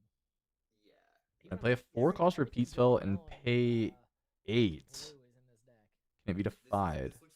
I think you would pay the 4 first, and that's when they decide if they can defy it or not. And then I suppose if you then pay an additional 4, I think they'd also have the option to defy that instance. Regardless, if it does work the other way, where you would like pay 8 up front, it would still be defiable because defy is printed cost, not whatever you're paying. So your printed cost would be 4. So it would be defiable. In either instance, there is a way that you can just defy that. And I also assume if you defy the first part of it, you cannot repeat the spell. Because, yeah, repeat would assume that you had to do the first thing. I do think limited will eventually be a supported format in Riftbound. I think that sealed is so goddamn good in this game. I think they're just figuring out how to make draft work like nicely. Because like the game is really good and limited. Feels really fun to play. And I think it has like pretty high skill expression. So it's just how can they make draft work? And once they figure that out, I think it'll be a real format. Wait, that wasn't the Vanguard captain? Oh, it was the Vanguard captain, yeah. Because the Faithful was at the base, yeah. Okay, makes sense. Here comes probably. I don't think you make a game where your limited is actually just like so good and then not make it a format that gets played. Throw away the recruit. It's interesting he's throwing away the active recruit. If he's gonna make recruit this turn with Victor, then might have made more sense to do it another way. Or if he was gonna play his Victor champion this turn, he could have thrown away the Poro and maintained a recruit. Yeah. See, yeah. Not that it matters. I could definitely envision it. I could totally see us doing split constructed and limited like for pro tour like regional finals and worlds, right? Any Pro Tour equivalent level events. I 100% could see it. He just doesn't have. I would not be surprised in the slightest. Non-token units right now that he probably doesn't think there's enough value here. He might also have some defensive plays that he would like. I agree, but there was a print issue as far as like the quantity that they did for Origins that I would hope is corrected going forward. So I think that it should be like limited prices to get the 6 boosters or whatever in the future should be fine. Yeah, if you haven't tried it, like if you ever get a chance to play Sealed, like when Spirit Forge comes around, like play some Sealed. It is so good. It's really, really fun. Highly encourage anyone who gets a chance to play Limited in the game to play it. I understand right now it's really hard to Oh my goodness. like play Sealed because of just costs, right? I do understand it's not that not everyone gets to do it. But it is very, very fun. Yeah, classic Call of the Week, Singularity, Brian can't keep anything on board. Brian's at 7. It's just game, right? And it's just cooked. Yeah, it has to be like Charm plus Devlin, but then yeah, it'd have to be specifically that. Okay, let's see it. Is that the Charm? Oh no, not what you want to see. Probably looking for a Deadbloom, but he's at Or a 7, Charm. right? You need Deadbloom Charm. Yeah, you need specifically Devlin Charm. Yeah. Okay, trying again. What is he at 12 right now? So he's 9 open. So he has exactly the resources for Deadbloom Charm right here. Yes. I think it's over. I think Ryan is You moving see on to oof, 5-0. Yeah, the 5-0 victor is pretty cool. Oh, no, there's Deadbloom. Over halfway through the tournament. How many charms have we seen though already? We saw the one off Vanguard Captain. Was that? This is a good call out from Max. Deadbloom Charm saves him. the Charm. Keeps the game alive. If he's got it. He's got it. Okay, Deadbloom Charm. We still have a game. Does have it. Okay. It is not over. Not bad. This is a crazy match. Not bad. No, that's a good call out for Max. Wait, this is so sick. And Because now with just one recruit, he doesn't have like a winning draw here. does he take the last Like he can kill that Deadbloom, right? Like in theory, but he doesn't have that many cards, and like yeah, it's not Take Vilemon, not super good. card. If he can move into Vilemaz and Brian has literally 0 answers, then that can work as well. But Yeah. He'll need to pay the deflect. He did. He did? paid the Okay. first price, yep. So this is gonna get him card draw. Ooh, is that Can't- machine? I think that's machine. Okay. Put that. oh yes, it's the Sprite Mother. Okay, all right, yeah, you got there. Oh, we got there. Yeah, yeah. A lot of the Victor versions playing the Sprite Mother now to have that additional like aggro ability is quite good with all the removal they have. Really well done. What a Wow, match. a swift 2-0 from Ryan with Victor. Holy. And it was a very specific. I play against Hey. a local. Hey, look, he's got it. Hey, look. Hey, look. No, he's got. Okay. So he's on 2-1. He's on 2-1. Okay, he just saw the stratagem. Hey, we love that, Ryan. Hey, we love that. Hey. Crazy match. I Yeah, that love was a this matchup. great match. That was a the strat is main. Maybe it's just like one of strat main, and then he has both the decrees in the board. really. Which is like, I mean, also fine. All right, yes, sir. I'm stealing this list. Shout out to the fact that we get access to the deck list because I am stealing this list I as know. soon as we were I doing half the way. know. Wow. Okay. And we can even see like I mean, half honestly, the real reason to run half decree over is, strat, like in here. like if we break it down, is just that Also, strat doesn't let you tell the peepo what you've seen today. I think we should keep That's true. Ryan on. I think we should keep him It's true. on. Have him just go until he can't anymore. That'd be fun. At least one more match. I can't wait. It'll be like set 6. We'll finally get Renekton. I'll be at my locals saying another gift for Renekton, like a Yeah, I think we should. Yeah, nobody little knows what you're goblin, talking about. and nobody Yeah. will know what I'm talking about, but I will not be able to stop myself. 5-0 is a great record. Yeah, He 5-0. wins one more. 5-0 at a really sweaty tournament for sure. It's Yeah, definitely dude. real. Absolutely. Yeah. And Brian's no slouch either. We saw him on camera earlier. I mean, like he knows his Yeah. stuff.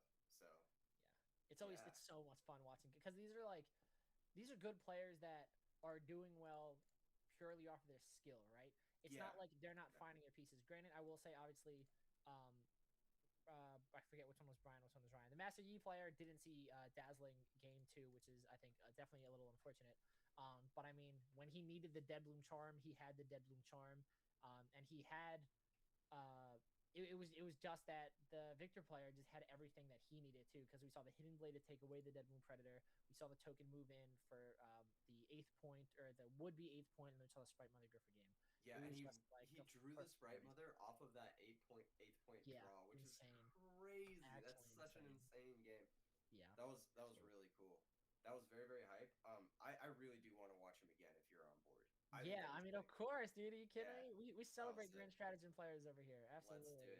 Let's do it. Okay. We're gonna get more Victor next round. Is that what they're? It sounds like they're asking for more Victor next round. I'm fine watching some Victor. Hating on our We don't get to see that much Victor. I think it's too hype. It's too hype. We gotta build a storyline here. We gotta mix it up, a little bit of diversity. Yeah. The chat is saying, how do you win versus Kaisa? Hopefully we'll see. Hopefully we'll see him. Well, didn't we see? What did I thought we didn't see a Victor beat Kaisa, right? We saw it get off for Kaisa, but not the match. It did lose the match to Kaisa. Nasus when? I think. Yeah, we're the big Ascendant boys out. I mean, we got Azir for this set. We got the first one, but Nasus Renekton. And I think we did see, like, I guess we can't really talk about the deck list, but yeah, Machine's important in that matchup. Yeah. 100%. Yeah. For sure. You saw the deck list. I sent it over to you, right? I did. Yeah, I'm looking at it right now. I just didn't want to leak his. Yeah, don't want to give away too much. Yeah.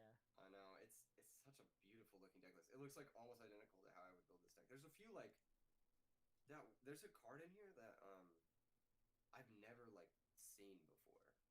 It's the. I don't want to say too much, but it's a.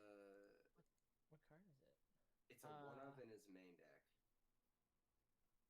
and it's if you're looking at it.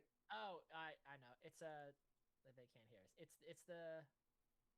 Let me text you. Yeah, it just texted me. I've never seen that card before. I thought it was. I'm trying to figure out what the casters are cooking right now. What Max and Keegan are cooking. We're able to get Ryan on interview, so I guess they're talking about the deck list and they don't want to share too much. But they're like some one of in the deck. I'm like, what one of would be in the Victor deck that's like so spicy? All right, guys, we are back with yet another undefeated Time warp, maybe? I wonder if it's just Decree. I wonder if he's like one Decree main, one Strat main, and then one Decree in the side, or if he's just like because they were already talking about Strat. If it was just Strat, they would have just mentioned it. But we didn't see the Riptide Rexes either. That was something that Cody really liked, and Cody top 64 to the Victor at Houston with it. He was telling me the Riptide Rexes were really important to that. And Victor has that tempo to where I can just kind of get in there and start getting those points before they even set up that board. So luckily for me, I've had a good amount of favorable matchups for me. Nice, man. Yeah, we were talking a little bit about it off camera, but we got a Ziggs enjoyer in the chat looking for a Ziggs legend. What do you want the Ziggs legend to do? What would be your dream Ziggs legend ability? The bane of my existence when the Cathian rain comes falling from the sky, right? So talk to me a little bit about your Kaisa match earlier, how it played out. Was it a 2-0, a 2-1? How did it play out? The Kaisa match, it was a 2-1. Okay. Honestly, all my matches besides that match have been 2-1. Okay. That was my first 2-0. But what's your strategy approaching that kind of matchup, knowing what kind of bombs they can play? Yeah, Fury Chaos for Ziggs. Play around knowing that the Darius is going to come in ready. Of course. You don't think he's Mind Chaos? What the score is, whether or not they may or may not have a time warp. It's just mainly knowing what you could be going up against. Don't really have too much of a sideboard for them, except for the Evil Angels. Try to force them to use resources and still get bodies back on the field. Of course. Pop hidden cards while being a deck that can hide. Signature spell that blows everything up in his own, so it just get the. I feel like that's every card game. I could see it. Approaching this tournament, is Victor something that was always like no matter what you're running it, or did you was it a little bit of a Mega Inferno Bomb? Action speed. Only play this while you have units at the battlefield. Destroy everything at the battlefield. You have to send something in to blow it up. 2 weeks ago with Congratulations. Victor. So I felt comfortable bringing Victor into the play. A lot of good sideboard cards like Imperial Decree, things like that. Just pushing. Yeah, Minefield is a hidden. That's kind of yeah. Predator off with a 1/1 recruit. Just a lot of signature spells remove a battlefield from the game. You're speaking Charmer's language now. Now you're That's Charmer's language for sure. Or if it's not that, then it should be something like destroy all units there, and then the text is gone for the rest of the game. Like you just make it a blank spot. Yeah, Charmer. Was it you or Blevins that was more like really wanting legends that either add or remove battlefields? I was. I was attributing that to you, but I couldn't remember if it was you or Blevins that was really like wanting that kind of thing. Well, so like I mentioned it, and then him and I were both riffing just because it's very Marvel Snap-ish. But Yeah. I think it would be a lot of fun. I feel like before, like, it might take some years before we get something like that, but I would be surprised if we never got some kind of battlefield manipulation in some way. Either, as you just mentioned, like removing the text from the battlefield, or like adding a blank battlefield, right, or something like that. So that it becomes a 3 battlefield game. But then they'd have to write some like a rules reprise type thing for that, right? Where it's like when there are 3 battlefields in the game, do you have to score all 3 to win?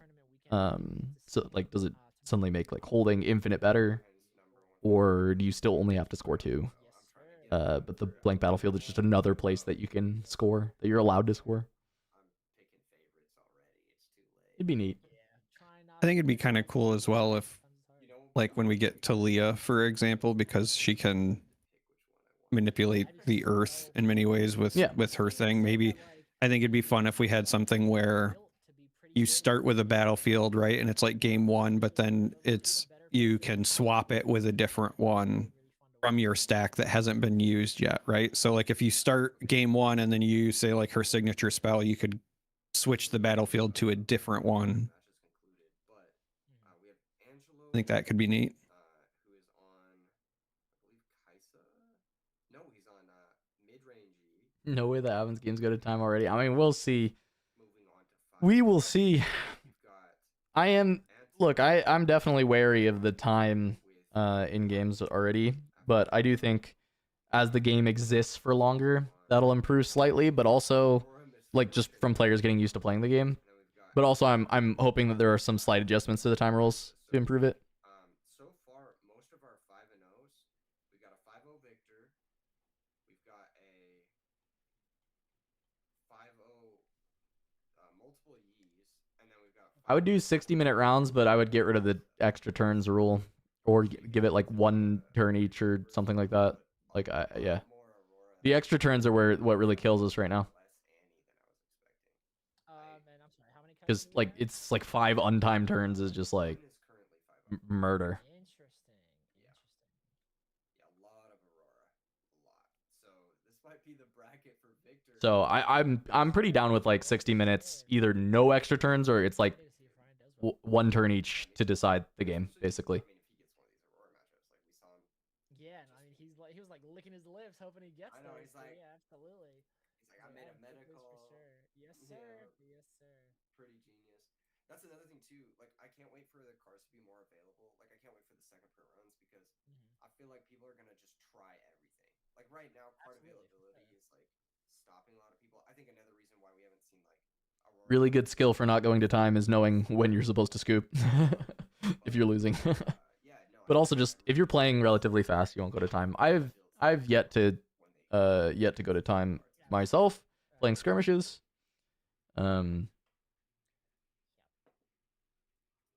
Yeah, Mass One literally saying exactly what I was just saying. Yeah, I was typing it out as I was saying it. Yeah, just not scooping is a big thing. Yes, sir. Yes, sir. But I do think the extra turns are still bad. Like regardless, like we shouldn't be going to time and then having like 25 more minutes in the round after going to time. Yeah. I'm interested to see if they're interested in doing the same thing, or if now, since it's like actual cash, they're like, nah, I'm trying to go for that 3K as opposed to just splitting the top cut. I think because it's the main event, people will want to play it out for sure. For sure. It's also top 16 as opposed to top 8, so it's gonna be like, it'll be harder to get a unified split. I think so. There's gonna be at least one person who's like, nah, we gotta play it out. Yeah, we're playing now. That means top 16, baby. If there's only one person who wants to play it out, that means they gotta play it out. Yes, sir. So. Yes, sir. That just means we get to watch some more Riftbound. Yeah, wild to take 10 minutes on 5 turns, but like sometimes it's 20 that they're taking, you know? Like it's sometimes it's forever. It takes so long. I was gonna have the fucking It's bad. Texas Chainsaw Massacre in the chat right now just to freak you out. Yeah.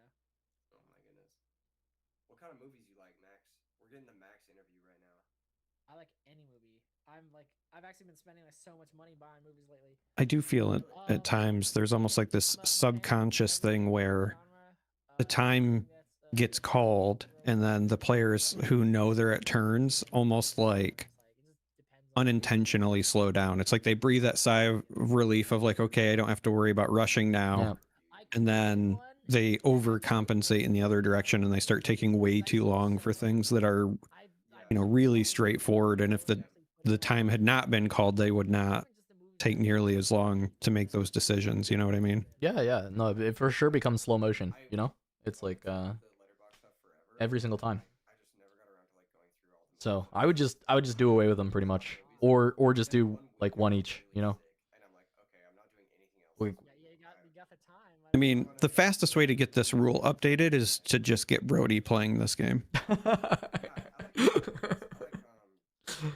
for all the fab players out there, yeah. Untimed Brody games are a menace. Oh, okay. I guess I should ask top 3 as in favorite or top 3 that I think are like 10 out of 10 movies, because I think those are different. Because like if we're talking like my personal favorite, I like one of my favorite movies of all time is Revenge of the Sith, right? Oh, that movie rules. Movie rules, but like I understand it's not a 10 out of 10. Yeah, it seems like we got plenty. I mean, I know our audience has a good amount of fab players. I know a lot of fab players who like Riftbound have liked our channel. It's plenty of people know the legend of the Boy Wonder. He's so good too. It actually, like, I would be so down for Brody to play Riftbound. I think he'd be 100%. He'd be nuts, and also he'd help them fix the rules right away. First Brody top cut. They're like, we gotta fix this. we gotta fix. We can't let this happen. I know Michael Feng was gonna play Houston. I don't know if he ended up playing. I know he was there. I never saw him. I didn't see him a single time. I think he played because I swear I thought I remembered seeing his name on standings somewhere, and I was like, wait, is that who I think it is? Yeah. I'm pretty sure he was there. I just never ran into him. I mean, I was busy, for sure. Oh, totally. I mean, if 3 is a very awkward number, too. Yeah, it's like, for sure. like picking your favorite child, almost. Yeah. Oh, my goodness. Oh, my goodness. That's actually hard. Yeah. So that round was 2-0. I guess this yeah, they're not on delay. There's no secondary match for this one. My number 1 is the princess. So it's probably a pretty long break for the next one. Okay, good pull. I say inconceivable. They're having Max and Keegan rift though. No break timer this time. That's arguably one of the most quotable. Love to see it. It's so good. It's like, so good. Oh my god. Anybody want a peanut? That's so Anybody, funny. dude. My dad has a magnet at his house of Andre the Giant saying "Anybody want a peanut?" Because like that's like his one. Yeah, that movie's so quotable, dude. So Good pull. that was round 5, right? I think my number 2 is Going into round I believe 6 now. so. I think I've only seen that one. That's the one with the scary dude with the weird haircut, right? He puts him in a wood chipper. Yeah. I think I've seen that movie once. I was like really little. I definitely need to go back and watch that again. That's like by far one of the best movies in my opinion. Top cut will. I'm gonna assume so. It was 399 players. For Vegas top cut, did we have? We didn't have any X2s, right? Drummer. It was an under. No, I thought it was IDs people. at the end. Yeah. My favorite. And then some amount of X1. Superman. That's kind of a hot take. I don't think we had any X1 in 1 at Vegas. Or maybe we did. I thought we did. Did we have? I Did thought we have had- like 1 or 2 X1 and 1 at the end? Like they ID'd last round at X1 and they made it in. That's a W take. Well, I don't know if they ID'd, but I thought we had some X1 and 1s that made it. Oh, But okay. I think that it was just draws from earlier in the day. Yeah.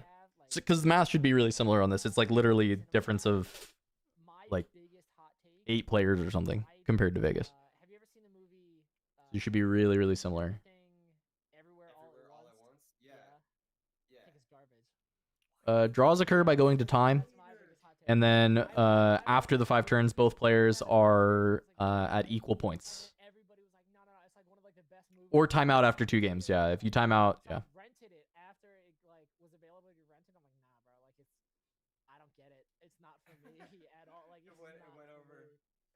Okay, so I guess because everyone's like, wow, this is like it's cinematic good. excellence, and I was It's like, good. It's well made. Like the choreography is really sure. cool, and the But then scenes they're are like, like oh, cut together the really cool. donut, and I'm like, The boys talking about movies. They're talking about the one line's good though. everything everywhere all at once. When the guy Well, like in another It's a great film, so It is a good movie. I'll let it slide. It is a good movie. It sounds like Max was saying he's overrated though. What? Yeah, that's what it sounded like. I'm trying to pick up a little bit because we're having our own convo too, and I keep tuning back in, and I think Keegan's yelling at him, saying the movie's Yeah, great. well, he Rightfully should be. so. If that's Yeah, the rightfully so. take, then Yeah, I think it's a good movie. because I remember that came out right around the same time as Doctor Strange: Multiverse of Madness. Yeah.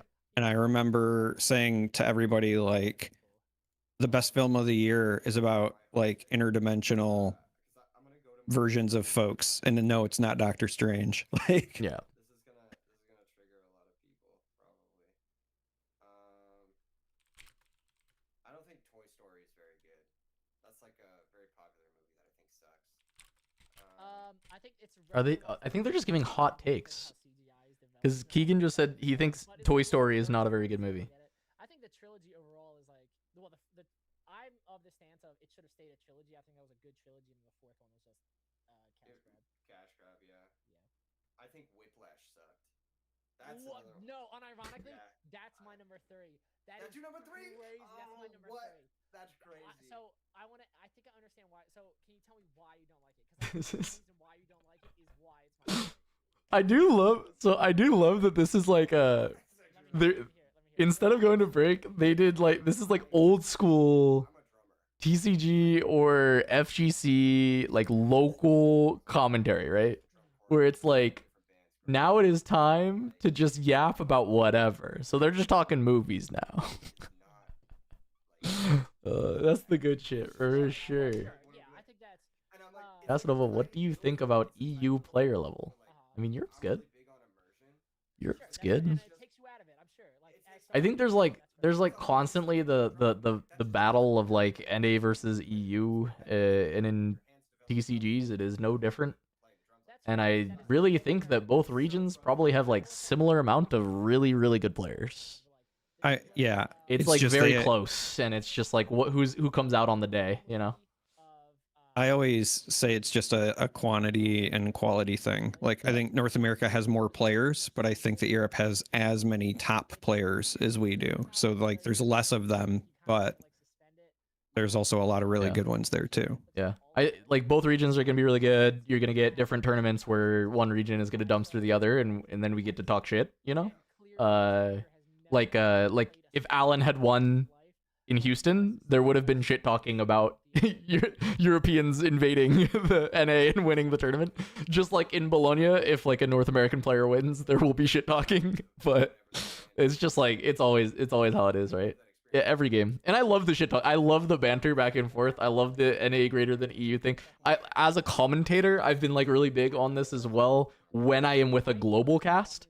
So like for TFT Worlds, I put on my goddamn like a competitor. I put on my NA hat, my American flag hat, and I fully bias towards my NA players because I have European representative counterparts and APAC counterparts on the desk with me, and they'll do it right back at me, you know.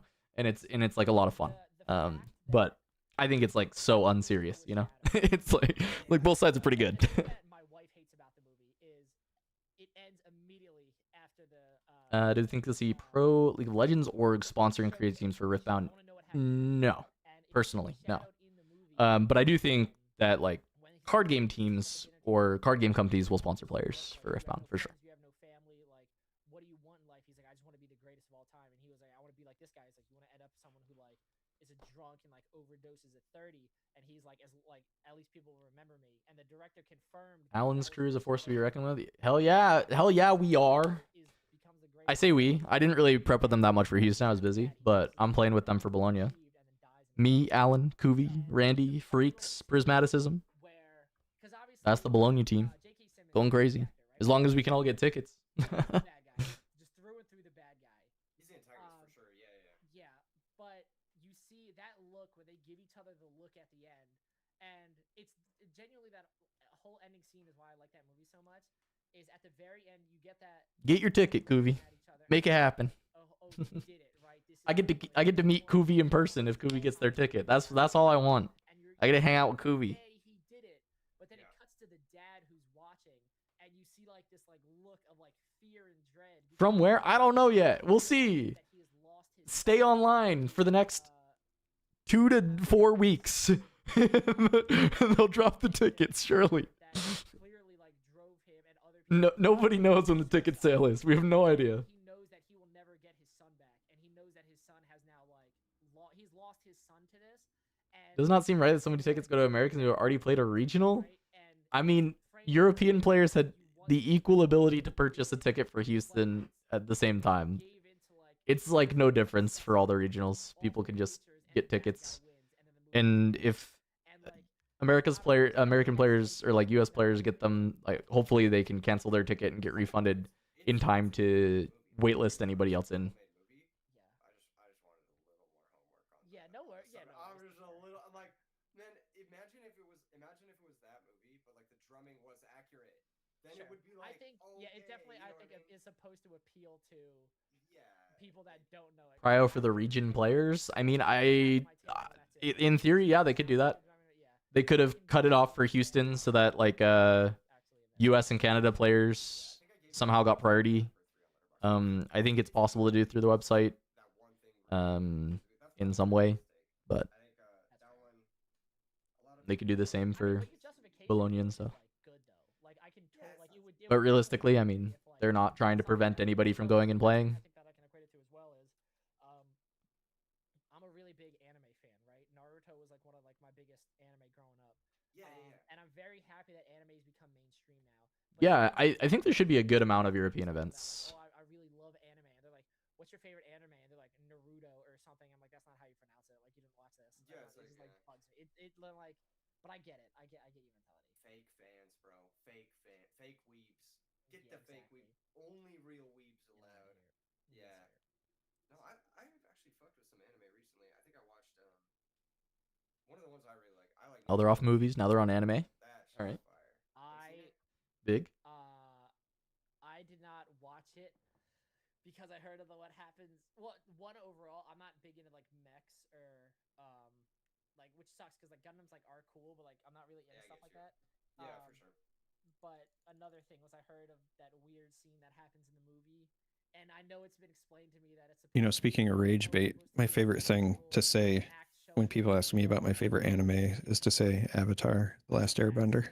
Yeah. There's some weird. Pretty good one. That goes down. Pretty sick. I don't endorse the weird shit. Yeah. Especially the live action anime of that. I did like it. I think the I heard it's phenomenal. I heard it's absolutely like phenomenal anime for sure. But yeah, not for me. Based on the amazing movie by M. Night Shyamalan. Wait, Kuri said that they are immune to rage bait, and somehow, frame one, you've rage baited Kubi. I think everybody has that. I literally. I literally said my favorite thing to rage bait when they ask. Like, I'm aware it's not an anime, Kuvi. It's just funny that you fell for it when you said before that you are immune to rage bait. Also, you even framed it as rage baiting. I don't know. Yeah, like I forewarned ahead of time.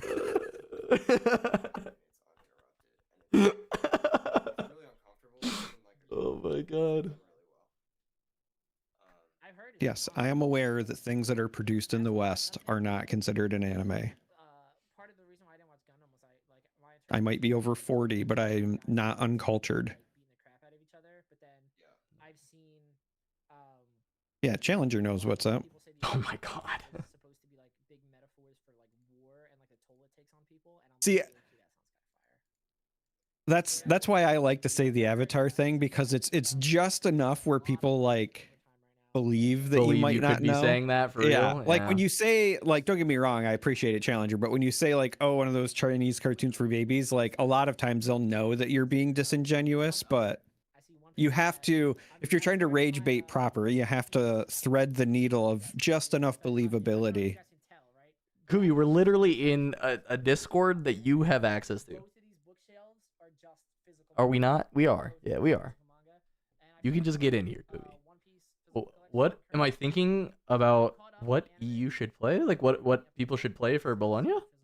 Is that the question? It's a living, what is it, documentation of the. I think people should play for best of cards. This seems like the best EV. I think you pick a deck that you like that's in Spirit Forge and you play it. That's my opinion. All right, Kuvi's here to yell at Charmer. Yeah, I'm sorry. You have to be yelled at. I apologize. For the intentional rage bait. Because it's a physical Yeah, you can game. play it wherever. Yep. Yeah, you don't have to buy anything. You just have your cards on you. You're good. All right, Kuvi. What do you think about this So if I- 5-0 victor? It's like a video game that doesn't. 5-0 victor. Yeah, we got 5-0 victor. No, last round. Just destroyed a Yi. I've heard Kogias's peak. Shout out to Jackson But Wong. I thought most of victor was bad. Yeah. Shows peak. I watched Pretty one bad. Yeah, but this one plays stratagem, so it's correct. It's kinda, well, I don't even want to say it's like the good one, so like I Hmm. had to be there for it because I didn't watch Yu Yu Hakusho. Wait, Cass, if we go to Bologna, but I think genuinely like we don't, Yu Yu Hakusho. I don't tell you where I am at the venue. Will you be able to find me? Would I be able to point you out in a room? Maybe. Yeah. Maybe. I think it's possible. You said What, you got clocked 5,000 really people? easily at an event before. Yeah. I feel like if that is the case, I feel like I'm clocking you in a room. Wow. I feel like I'm finding you. But you know What are your? you know who what are did you this? looking You know who for? did, you know who did this, Kuvi?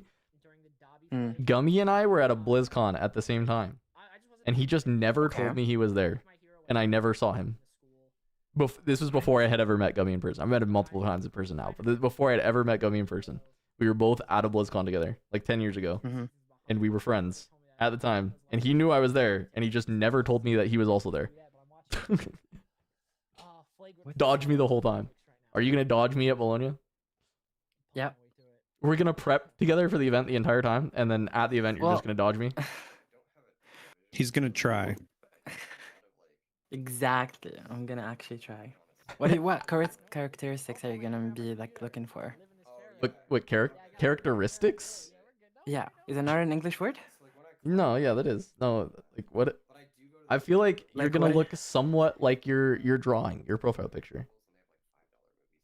Wait, that's gas. That's actually Not really. Not at all. No, Not- you don't look like the drawing of you Like that your friend did. 60% maybe. 70%. That's maybe. enough. That's plenty. I Wow. have That's plenty. That's plenty to go off of. If I was trying to find Kuvi, I would just, after I finished my matches, hang around the lower The loser tables. bracket. The what? Oh, lower tables. Mm. If I will go to Bologna if I'm asked to commentate, I will go there to cast. If I'm not asked to commentate, I will try and go and play. I mean, who's gonna commentate? Well, I think that they'll probably get European talent. I would imagine. Yeah, but I don't know. I mean, there's obviously a lot of talented There's a lot of casters in Europe, of casters in course. Europe for the game already. I feel like they'd use someone from Europe. You know who I want to, from Europe to cast? Panda. Yeah, remember? but Panda doesn't even like want to do this game. I've talked to him about it. Oh. He's like a bit What do you say? uninterested. He doesn't like physical TCGs. He likes to play digital TCGs, and then like he's full in on the TFT stuff. I love Panda. I'd be so down for Panda to come to hang out and do some Riftbound stuff with us. Mhm. That's my boy. But yeah, I don't think I he's that also interested. love Panda, for the record. Yeah, just had to get that one down. Yeah. Yeah. Mm. For sure, and it'll be a blast. Look, I'd love to commentate every single event, but if they get European talent, that makes total sense to me. And so my opportunity to play, if I'm fortunate enough to cast all the like events in North America, is I gotta fly to Europe to play. You know, I gotta go invade Yeah. and play, so I can still get some experience playing, which I'm interested in getting. I'd love to play as well. And then play Rek'Sai, get the metallic Rek'Sai, Yeah. and sell it to whoever's going into actually Rek'Sai. Yeah, get my Monster Girls. yeah, exactly. People love Monster Mhm. Girls. Get my Mhm. Rek'Sai metallic card. My plan is already set in stone. Yeah. dude. Mel is gonna come out in set 4. Oh, go whatever. for Mel metal card. Oh, Metal card, but wait until the Arcane Arcane Noxus Season thing comes 2. out, and then I sell it for 7 billion. That's a great plan. Sick plan. Thank you. And no one can stop me because I will try hard the S out of her. You playing Azrael? Is that the metal card you're looking for Bologna? No, that's not the optimal. If you want to maximize your metal card Gunnar money, you have to go for Aurelia. Oh, sure.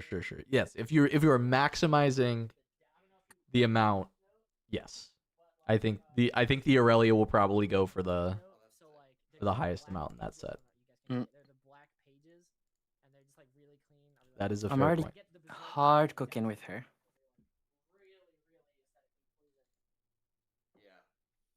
What are they talking about on stream? Well, they don't have a match, so they just have to talk about whatever. So they're That's cool, but they were talking about movies. They were talking about anime.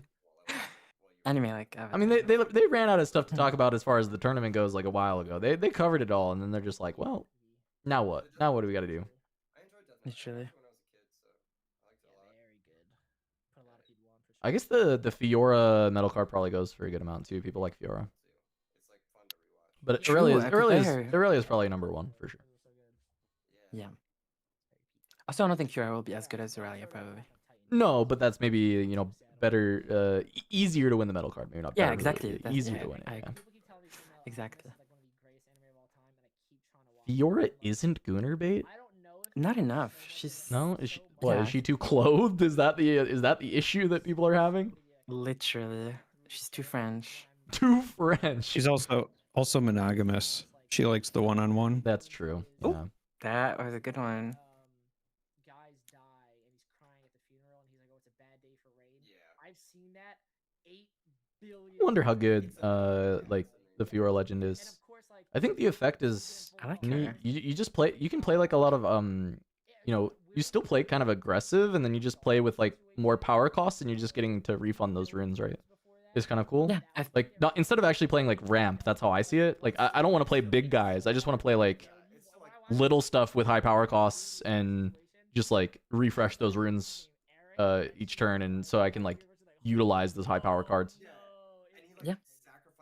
I mean, I've seen Fiora in so many like D tier lists and stuff, and I'm so confused by it. Yeah, I don't know Like, if that's actually. gonna be true. She's- I could see it, right? I could totally see there be an issue with this ability not being strong enough or something, and it just doesn't get there. But immediately there's like if you play Yellow Fiora Champ Zone, you can just play Set Brawler Accelerated. Like Set Brawler just comes in ready. It comes in as a 4, and then it gets its buff on the coming in trigger and becomes mighty. So it triggers Fiora and it triggers True. the like yellow Fiora unit, and so you can just ready it for one yellow power, and you just have a ready Set Brawler. It's just 8. It's just 8 comes in ready. She can do some really good stuff. Yeah. But I think her biggest strength is Call to Glory. I think that card. We Mhm. haven't really felt the wave, how. I don't know what that card does. Like, what does it do, balance wise? Like, why is it in here? Like, for, is that for gonna just zero? be played until until rotation? Call the Glory is gonna just make it into these sets. It's insane. Yeah. Like the It is. fact that Are- you just are have you- to play around 0. Are you thinking of playing Zero mana? Cythria in the deck because Call the Glory is just so insane? I think maybe yeah, for sure. And Yeah. you could even play the Because then you just The play benefit that Monastery draws you too, from right? You get to play mechanisms. Monastery if you do that. yeah. Like if you have Uh-huh. Cythria in your deck, you're allowed to play Monastery. That's pretty good. As long I mean it's just a math problem. You just add the right ratios of buff cards and Yeah. Call to Glory, and then the opponent has to constantly play around it. Also, there's Warmogs that's really absolutely broken. So Oh, is Warmog's really good for? Yeah, let me. It gives a Because- it gives a buff, right? Yeah. So yeah, so it gives you Okay. the +1. It's on and it Conquer, also right? gives you a buff. Yeah, which you might actually get you don't even have to pay for the cost of the equip, because if you equip and then push in and then you get a buff and then the unit becomes mighty, then you Yeah. ramped and then paid for it would the only cost of it the would have to equip. be on a 3 for it to become mighty, right? Yeah. It can't We're be in on Fiora, a right? 2. Yellow Fiora. Right. Yeah. Your Fiora units are all 3s. It's just for your Oh, 2 yeah. drops. You want to find ways for the 2 drops to be mighty too. But that is Call the True. Glory, right? Call the Glory is like a way that they'll be mighty True. when they fight. just for like some of the early ramp, but also because I think the one that like I want to enable the 2-drop that lets you draw 2 when it's mighty when it dies. I actually think that card is like so nice. But like the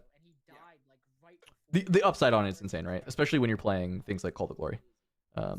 You just like send it in, trade it with something with the Call to Glory, draw 2. Refill, draw, really important for this kind of deck where you're like ramping runes, but you want to play low to the ground stuff, so you can spam more stuff out. Yep. Oh no, yeah, it's a totally different guy. Yeah. Also, Riposte is pretty good. Yeah, Sig counterspell for orange yellow, pretty nice. I love the art style of it because I'm a big Star Wars guy, and Tarkovsky did the art style for Samurai Jack and the 2003 Clone Wars. Yeah, the 2D Clone Wars. Yeah. Yep, exactly. Yeah, he's no dude. And what's sick about Samurai Jack 2 is they did 4 seasons and then it got canceled, and then they 20 years later they aged all the characters 20 years and did a final season. Oh, that's hype. That's actually really cool. Mo was asked to be on Mo's camera for this gonna round? be? Oh boy. I recommend it. The ending is beautiful. Gag it. The final season is like a work of art. Obviously, Wanna see it. 20 years to work on it, basically. I want to see Mo against someone from my team. Take a crack at it. I mean, I can pump through 5 seasons, especially if Oh, it's yeah. deep. Absolutely. Yeah, and the episodes are great. Orange Fiora is solid in purple decks. Orange Fiora is solid in purple decks. They can set up 1v1. Oh, with the pushes. Set up now. But it's when I attack or defend trigger, right? For Orange Fiora. So Yeah. the 1v1s Oh, baby, let's go. offensively, yes, you can set up because you could push one unit and then move her in, right? Yeah. But defensively, tough because it's when I attack, when I defend trigger. Obviously, I'm a card game player, right? Let's see it. So I got my buddy of mine got this for me at Gen Con this year. If it was static, it would be like way better for Folder. um This is Appa. when it comes to purple and pushes. And when you open up and then all the little deck boxes are Oh my the gosh. avatar I've seen some. characters. What the? Oh my god, what is that? Actually, An so an Appa box? Oh my god, what is that? Riftbound decks in there. Yeah. And then my main Riftbound deck is Appa. It's the Appa deck box. Yes, That's sir. so fire, dude. Wow. Looks like something Okay. themed from my favorite anime. Yep, yep. Ultimate card. Anyway. Slide me a sponsorship deal, boys. Yes, sir. Send me free. Okay, but like jokes aside, my favorite anime is Arcane. Yes, sir. Slide me Oh some my god. Hey, yo. I'll connect you, bro. I think What? It's French, right? Let's go. French animation's anime, Okay, so right? we got Ryan again. King of the Yes, Hill type sir. shit. They're east of me, so it's Eastern. Excited. Right. It was I the wonder if that original was- voice actor that sang Leaves from the Vine. Okay, yeah. I recently watched the Chainsaw Man, the anime. I mean the movie, sorry. Yeah, It wasn't bad at all. So Yep. he's the one that sung that. Interesting. Yeah, he sang. It was actually some insane animation I think I've ever seen in my life. That died in the war. Yeah. Yeah, so it's like it Mm. hits like on 2 layers, and then he died, and so it's like, Yeah. oh, So it's sad, like, dude. Yeah. it's like crazy. Also- yeah, a lot of layers there. The worst game in the history of video games won Game of the Year, so that's great. Yeah, Mako The was what? one of he was one of the very first like Asian. Kuvi's upset that the You didn't anime video game. like Expedition 33? What do you say, like? No, I think it's horrible. Into that I stuff got on you. stream, Yeah. bro.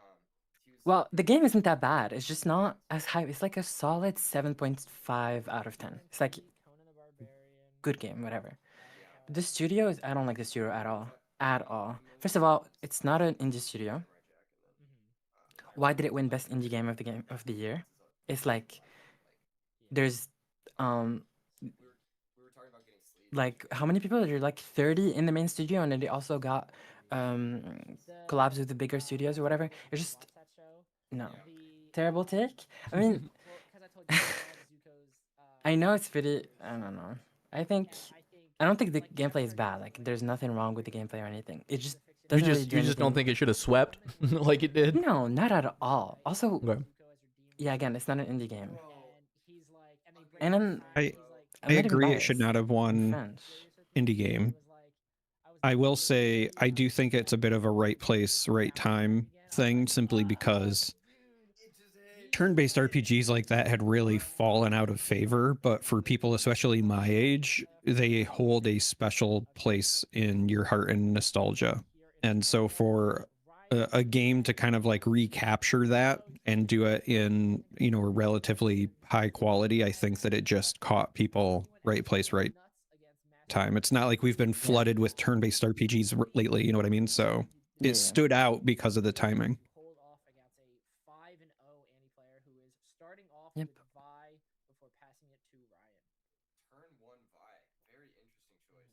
Probably just doesn't have anything. All right, Victor versus Annie. We finally have a game. You see the Cullen Ryan. They've rescued the commentators. Which I think is exactly. He's just gonna get that Vi out of here and not let it get. Big ups to Max and Keegan for just finding things to yap about for like 45 minutes I'm assuming when they It's the didn't give same them a Victor. break.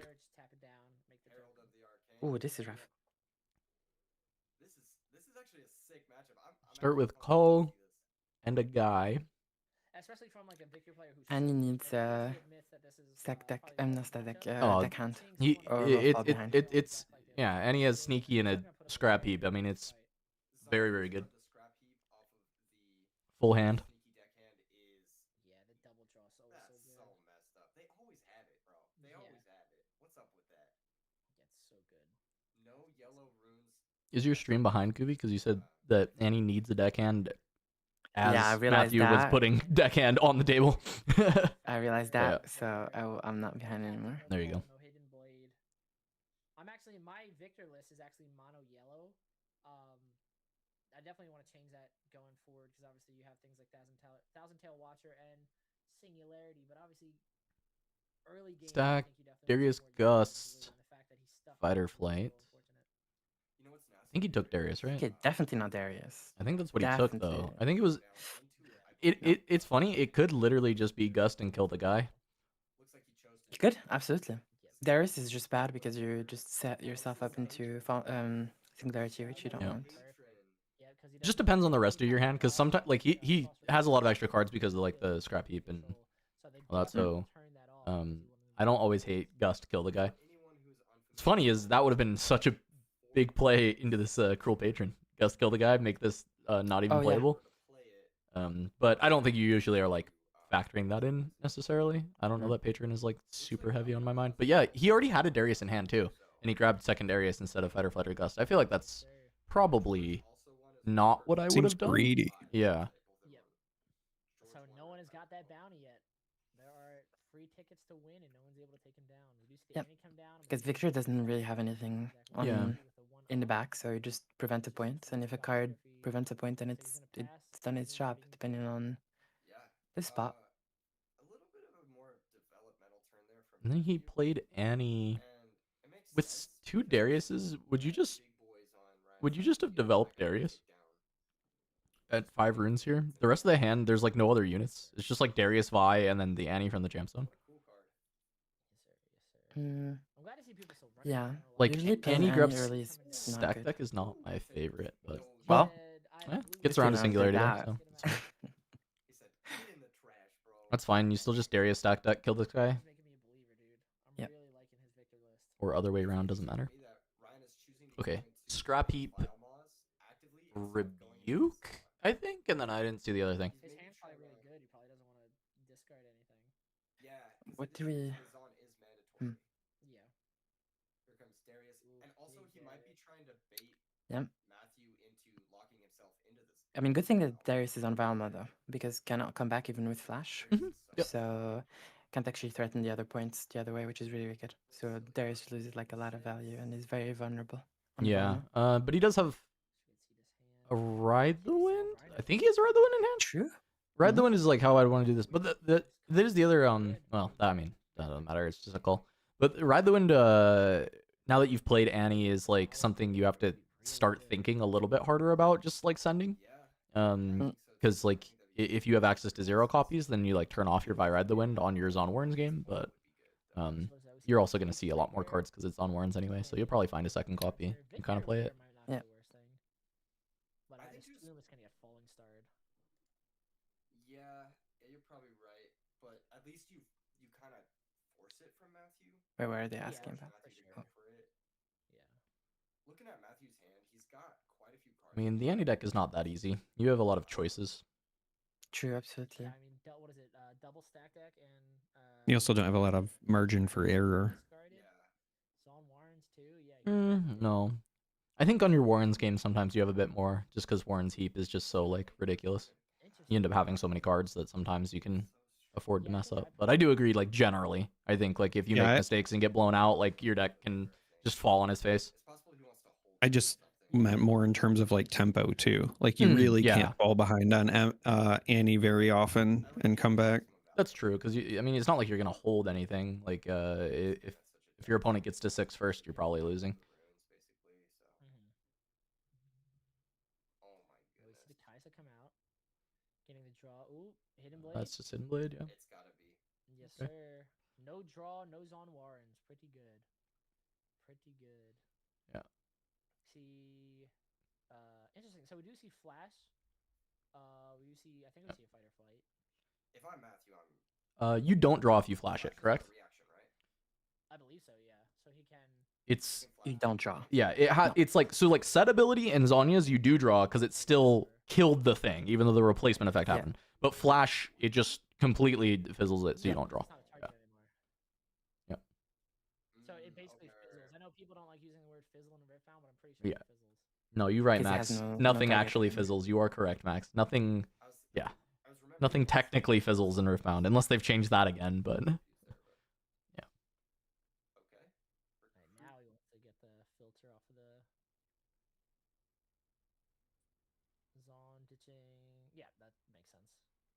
Trying into a see stun. cardboard Nexus, you would think that, right? Silver rule, you would think that, but there is no target anymore. Target is null, and so yeah, there's no owner. Yeah, it was a Nobody can draw. Very good Sprite Mother in that Master Yi matchup for sure. He could also play it directly to. But that is why it works for like Zonya's in the boss. Is even though it doesn't kill, you still draw. What is the word? To try and reinforce and like make it. I still just hate the ruling on salvage, but No, that's fixed now. To base though. oh, is it fixed now? Yeah, you can now play salvage without a target and just draw a card. Oh, thank God. Yeah. Yeah, I was just. Yeah. Why? Especially in set 2 now, it doesn't really matter anymore. Well, it won't because- matter well, anymore. it Yeah, obviously but won't like matter. it was like He has the point advantage. the theory of like can you main deck salvage if for instance if Aurora was 40% of the meta, can you main deck salvage? And it's like yeah, you probably can because you could cast it Yeah. just to cycle if you needed to in your other matchups. Like if you have no cards left in hand, you can just cast it to draw. Base breaker, nice. Mm. This is the card that we were talking about off camera. The Yeah. ability to stun both units. Pretty good. Yeah. So next set salvage is like Set back to base, a right? lot more main deckable. I mean, depending on how the meta actually shakes up, but realistically, we're gonna expect there's gonna be a lot of gear in the meta, so it becomes a lot more main deckable. The Kaisa? There's one that stuns both and bounces them back, but I might be thinking of something else. This one says stun a friendly unit and an enemy unit at the same Yeah, so time. that's not this one. Yeah, they just stun each other, but since Ryan is controlling the battlefield, the attacker is the only thing that gets pushed back. Here's a second Kaisa, Another Kaisa. and that's gonna be that. I mean, the Having a stun Kaisa that's is not something alt art. I don't know if there's a meta there where you just have different Discards. alt arts for cards, Discards and draws. like 3 Aries with different art. dude. Is there anything you gain from that? So dude, he has half his deck In this game, not really. No. No, Having I mean different in arts, general. yeah. For having different arts, like, is there something to gain from having different arts? Yeah. In Flesh and Blood, it can help people pitch stack theoretically, because they know which one, True. like which version of the art they pitched. But in this game, I don't think there's any like thing that you could gain from having different arts. It's also not illegal to do that in Flesh and Blood. You can have different arts, different languages, even if you wanted. Or his sprite. I mean, pitch stacking exists in set 2. I won't say more, but it does. All right. Okay, Kubi. What? I'm not rush baiting. It's serious. I mean, look. Technically, I believe in this game that you can somewhat pitch stack. But yeah. I always get that confused just because I know Blitzcrank, you get the point. Altar for Chosen Champions is easy to pick out if I shuffle it in. I do the same thing right now. If I have an alternate art for the deck I'm playing, that one goes in the champ zone. First off, because it's cooler, but secondly, because then I always can find it easy. Singularity, if that was what is the Mm. the 5 damage to units? Falling Comet. Deals 6 to a unit at the battlefield. Yeah. That's falling comment, so. Yeah, because he did tap 5 and didn't recycle anything. Yeah, so he could have. Another singularity? Right there. Would be quite good. Yep. I think I saw it. Yeah, me too. Yep, Singularity, kill the 2 Kaisas. Yep. That's falling comment. So. Singularity, kill the 2 Kaisas. Yep. Singularity, kill the 2 Kaisas. Yep.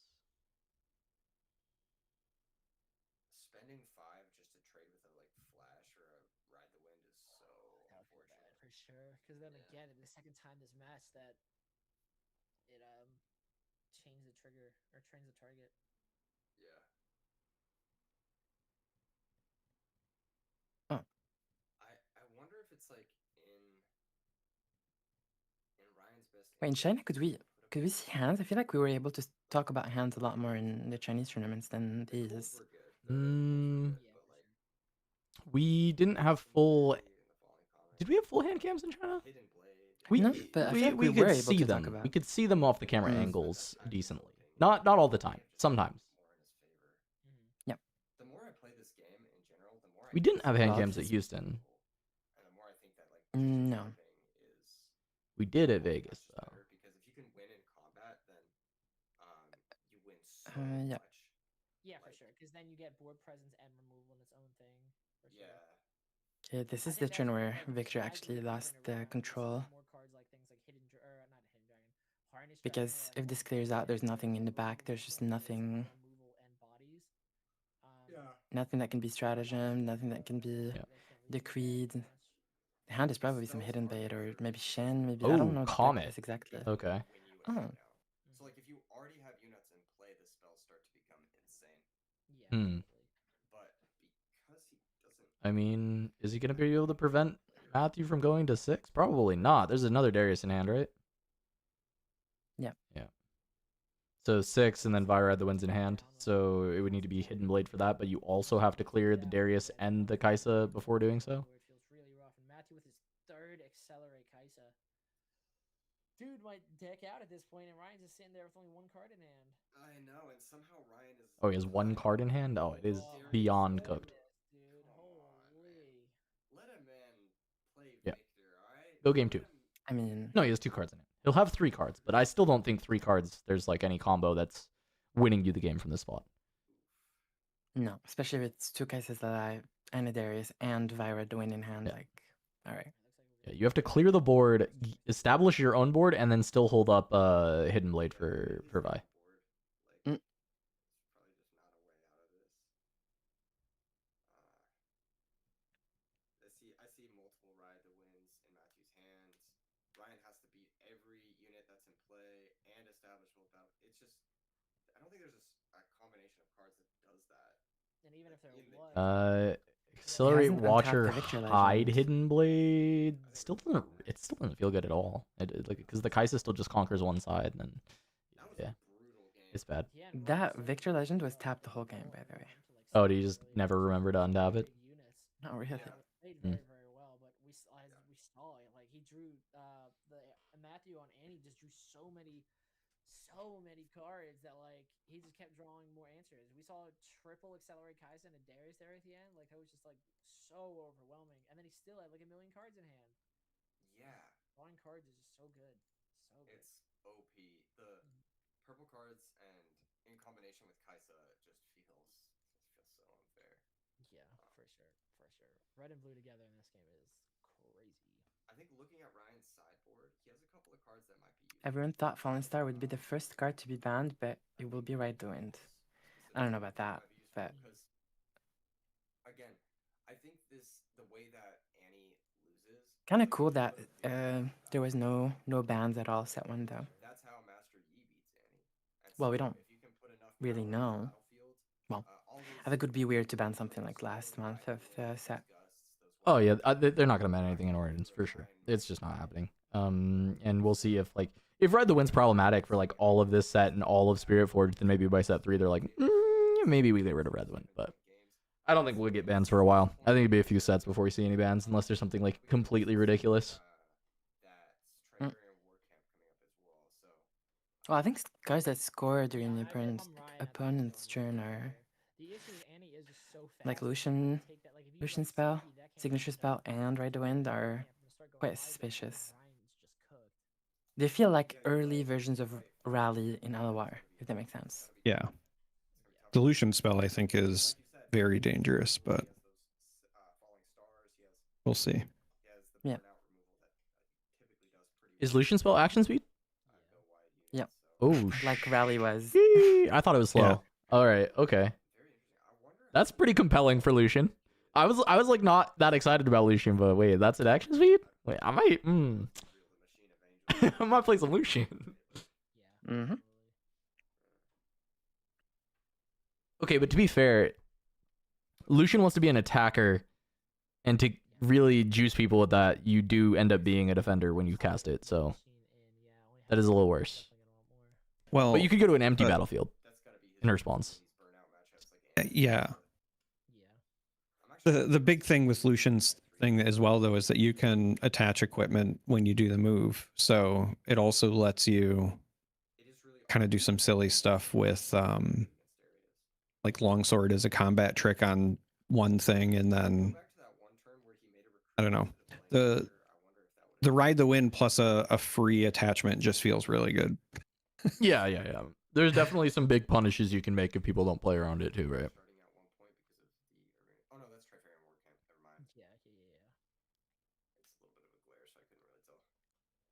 They go to conquer both sides. They conquer one, you let it happen. They go to conquer the other, and then you send into the old one, so you're attacking. Reconquer it. Could be good. Really, really good. Again, deckhand is absolutely insane. This is one of the reasons why Annie is so consistent and good, is actually low-key this deckhand card specifically, because in this game, going first is just better objectively. In every case, even if you curve better on 3, it's still better to go first, and to pass turn 1 and then play something on that costs 3 on turn 2, on your turn 2, but still go first. So Annie actually breaks stats with deckhand, in my opinion.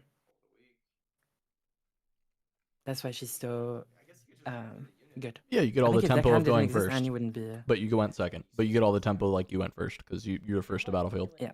Yeah. That way, because if he gets the point, drops call, they kill each other, and then gets the ramp too, puts him in a little bit of a better position. But at least he has a unit on board now. And if Matthew kills it, I don't think Ryan's that too upset about it, because obviously he still gets the reward for it dying. Yeah, here comes Kaisa, and that's Of course. immediate pressure. But he's 2 of his runes there at the end, and he's still holding several cards, so it's very, very difficult position here for Ryan. Okay, turn for turn. Ryan needs to just start deploying fat threats every single turn. Like, that's the only way he's playing back into this game. Like, if he spends. What do you think the breakdown of top 8 will be, Kubi, for this? Because there's no like best of prizing, so it's all gonna be the room's all Kaisa, Annie, Yi, Victor, Timo set. Probably like the whole room is just like on those decks. I think it's a traveling merchant. MF, I think right? it's I didn't gonna say MF, be one Timo, because that's Prisma. You didn't I think it's gonna Prismatic will be make top one 8. It'll be one Kaisa. Timo. Because that's Randy. Only And I one Kaisa? think- No, as in like that's for sure. Oh, One okay. Timo, one Kaisa. Prison And Randy are then making it. We Okay. have 6. Yeah, and then we have 6 spots left, which are, I would say, Ryan's gonna score his first point. 2 more Annies. So 2 Annie, That was, second point for 3 Kaisa, 1 Timo, Sorry? He conquered and the 2 first, Yis. so it's a whole So bunch of 3 total Kaisa? Conquer last turn. You got Gus. Yeah. Okay, 3 total Kaisa, 2 Am I Annie, tripping? Oh, they didn't just. 2 Yi and two, 1 Timo. 2 Yi, 1 Timo. Yeah, you got That's Gus. pretty reasonable, I think. So what, he just reinforced? What was that? What's yours? I can't even see under that I glare. can't see what that is. Yeah. Yeah, but he played something. Straight to battlefield, passing it back to I'll the say Could be a. I'll put Faith back in Kaisa. I'll say 4 Kaisa, 2 Annie, It could be a Leo. 1 Yi, 1 Timo. He is. Because I'll give Prisma the top 8. I'll give Priz's top 8 on Timo. Actually, should an MF make it though? Maybe an MF. Maybe an MF. Maybe an MF should make it. Maybe actually. What did he kill? Oh, he made it. I do think this most recent version of MF that doesn't all in on the draw and like actually I think having like 7 can win when it doesn't draw Aurora. Like I actually think it's a very real deck. I think it's actually pretty solid. move, then it's only gonna be- Um, you'll need more than just the Darius to take out all 7. Like the version that both of the top 32 players were playing. Kaisa comes in. Okay. This is the power of just playing big dudes against Annie. They have to. Okay, so think- 3 Kaisa, 2 Annie, 1 Yi, 1 MF, 1 Timo. Singularity would be huge here. That might be game ending. Which is someone in chat said there's- the same thing. Yeah. I agree. I agree with Nice. Yari. Let's go with that. Definitely be good. If there are any You are Victor enjoyers in chat, clear. I think your win rate goes up by about 12% Do numbers. against You might just kill them. everything if you add in a third I was singularity. thinking, like, kill the Kaisers to get rid There of you go. them. 12%. Have to do the Vi so that you don't get Free pinned. advice. You get 12% edge with third singularity. That's a valuable card. Singularity spiking up to $100 after this. Literally. Did you play Path of Exile? No. I wonder if there's like any merit to go Victor now. Isn't there a new season out? Literally, yes. You've been yesterday. grinding. Prioritized. No, I don't have. I have to grind this. I'm grinding this set too. Yeah. Alright, just going for reinforcement. Drawing off the Yordle. Dang, I'm assuming you didn't have singularity. in it. Okay, Omega holds.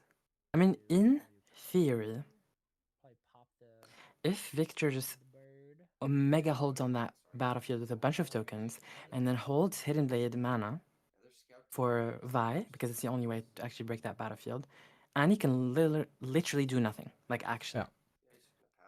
Only problem is Annie is ahead, so you actually have to. Yes, so you can. You do have to do something about the Dreaming Tree. At some point.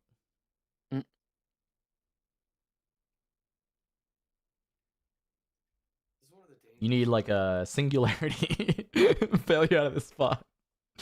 All these little death knell guys is again they can run into. Oh, the glare on the top battlefield is rough. I actually have no idea what's there.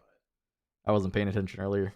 It's Leona, obviously. Oh It's a yeah, glare. yeah. It's the sun. So painful because, like you said, they have so many good death knell things, and Gus just adds. Yeah, Cody Williams was the top victor at Houston. He was on 3 Rexes, and he said the card was like insane valuable for him all weekend. And he said that he thinks that Victor players should be on Riptide Rex. So I don't know. Cody's like a very, very good TCG player, and he had success with it. He was the best of Victor, so maybe he is cooking something with the Rexes.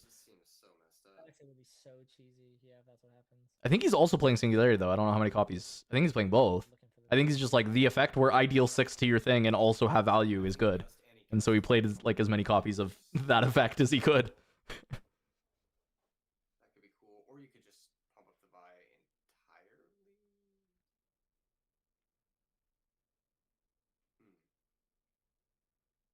entirely. Three Rex at 3 Singularity. Yeah. Is that even enough to clear both with the Trifarian War Camp? Because he's got. Yeah, he was also on the Call of the Glories. But on the other side, you've got 7 plus 2, so you've got 9 mites. Ooh, hidden blade. Nice. Hidden Blade the Vi. I'm assuming he's doing something to protect this. I think I Matthew think has a Singularity flash, gets better. by the way. So any Oh, sort of yeah. retreat here will work. Yeah, he does. So, if the target changes, right? Because this was not played from hidden. If he rides the wind or flash. So wait, that's interesting. The the Kaisa moved in, and both, it wouldn't matter. But if you only like Ryan decided to Hidden Blade the Kaisa. This moving in, not the. No, this is Not on the Vi. That's on Vi. Okay. Because Ride the Wind's an action. You're correct. Yeah. So he would have to do that after the blade, and of That's course. right. Yeah. Well, I guess my Yeah. opinion was like, or my question was more, if he takes Vi out of base and there's a unit at another battlefield, is he allowed to now change his target, or is that like you just missed your target because you already chose it? I don't know, but I think. Yeah, I it's think- movement is gross. Yeah. Yeah, fully. I can't. Yeah, I can't see what's. Yeah, there's nothing you can do. You're just losing. I think stuff. Kaisas are pushing into.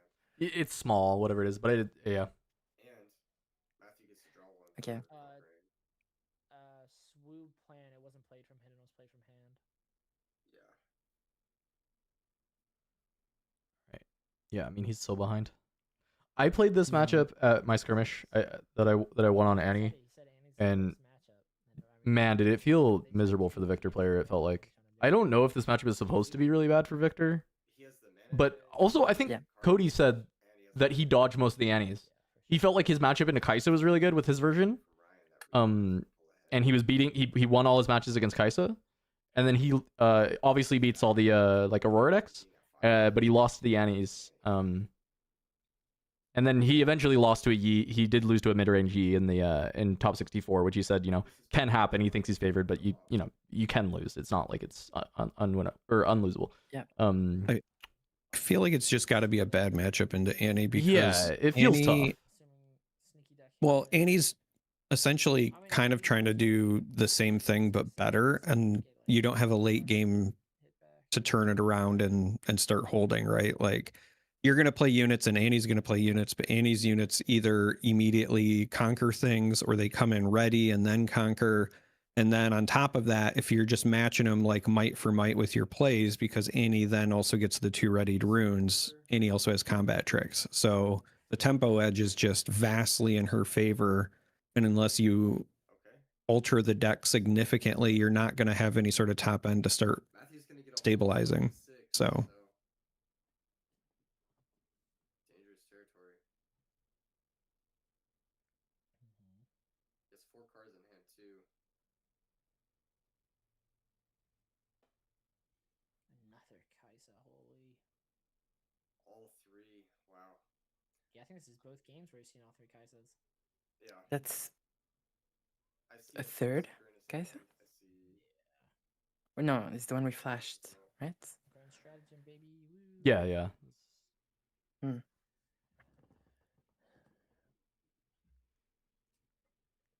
Green stratagem could be real nice with the depends on where flash. Which makes sense. I mean, Annie has the again incredibly huge lead. Victor can beat Annie. The matchup's still in favor. Can beat Annie, but you just need basically. Okay, here's TLDR. Triple call the week. Yeah. Triple sprite mother. Triple sprite call, and triple singularity. And then feel you like- got it. Oh, you mean in the deck? I was like, I don't think you need to draw all that. Oh no, I meant in the no, deck. but yeah. I think like Call the Week is like pretty nice early. Like Singularity is very good against the Kaisa and the Darius, right? I do think the sprites are good to help just like deal with some of the small stuff, so you can immediately interact on board. So I do agree the sprites are kind of nice.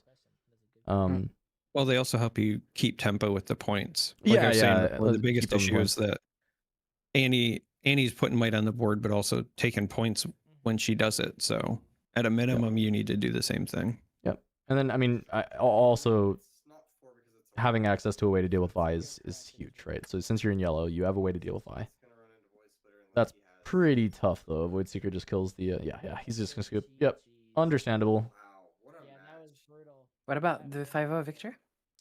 The 5-1 Victor. I was telling you about this 5-1 Victor. Oh, Yeah, that's so- pretty good. So he just needs to win next 2 rounds, maybe 1 in a draw, but probably needs to win both of his next 2 rounds, and then there's a victor in top 8. Back-to-back games we saw. I want to know the breakdown of like what's left though, and I know that's not a possible thing that we can find. Like if you're walking the top tables, are you seeing mostly Annie? Are you seeing mostly Kaisa? Like what's going on, right? So many more cards when Because there's no best of, right? So there's no like rogue decks running around the room.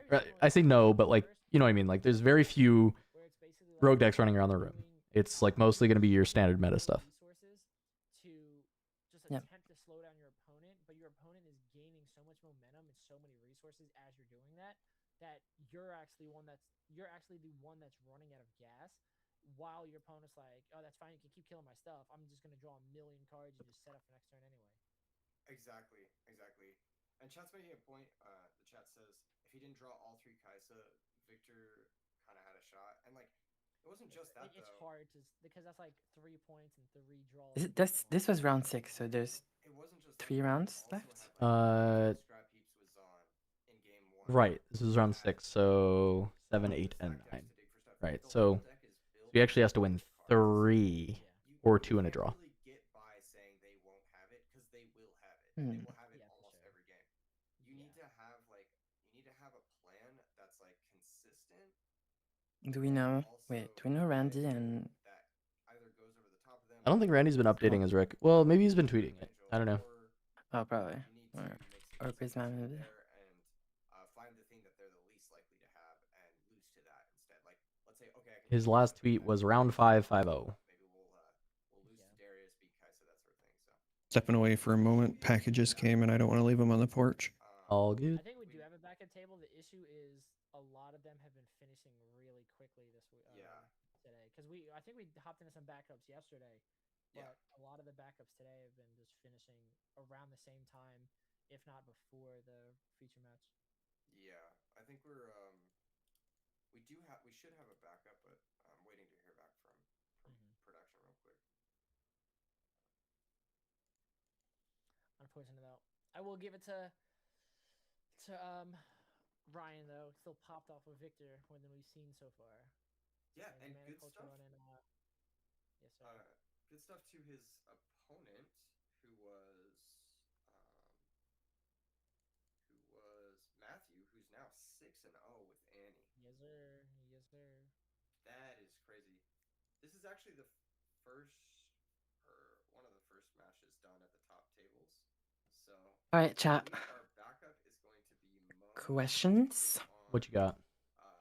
Aurora Misfortune. No, if they got questions. Oh, if they got questions? Why call for glories in the victor list? So the way that Cody explained it to me is he likes to be able to take very greedy, like open attacks into his opponents, and if they let it go, then that's cool, and if they don't and they try and play like a trick, then he can usually blow them out with the Call to Glory. And that was his reasoning, and apparently it worked extremely well for him. He said it was like one of the best performing cards in his deck. So yeah, interesting. Okay, cool. But I didn't get to watch any of Cody's gameplay, so I haven't like actually gotten to like see it in action.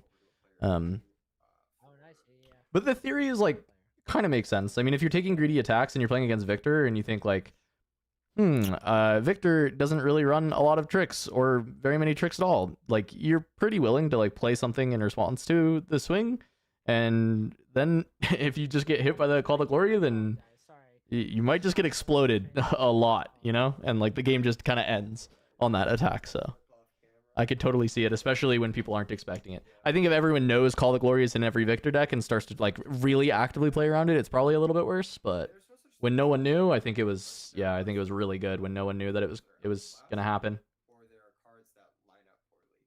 I think if you change that sort of mindset, like, is there a bad card or a good card, then it'll help you evaluate like.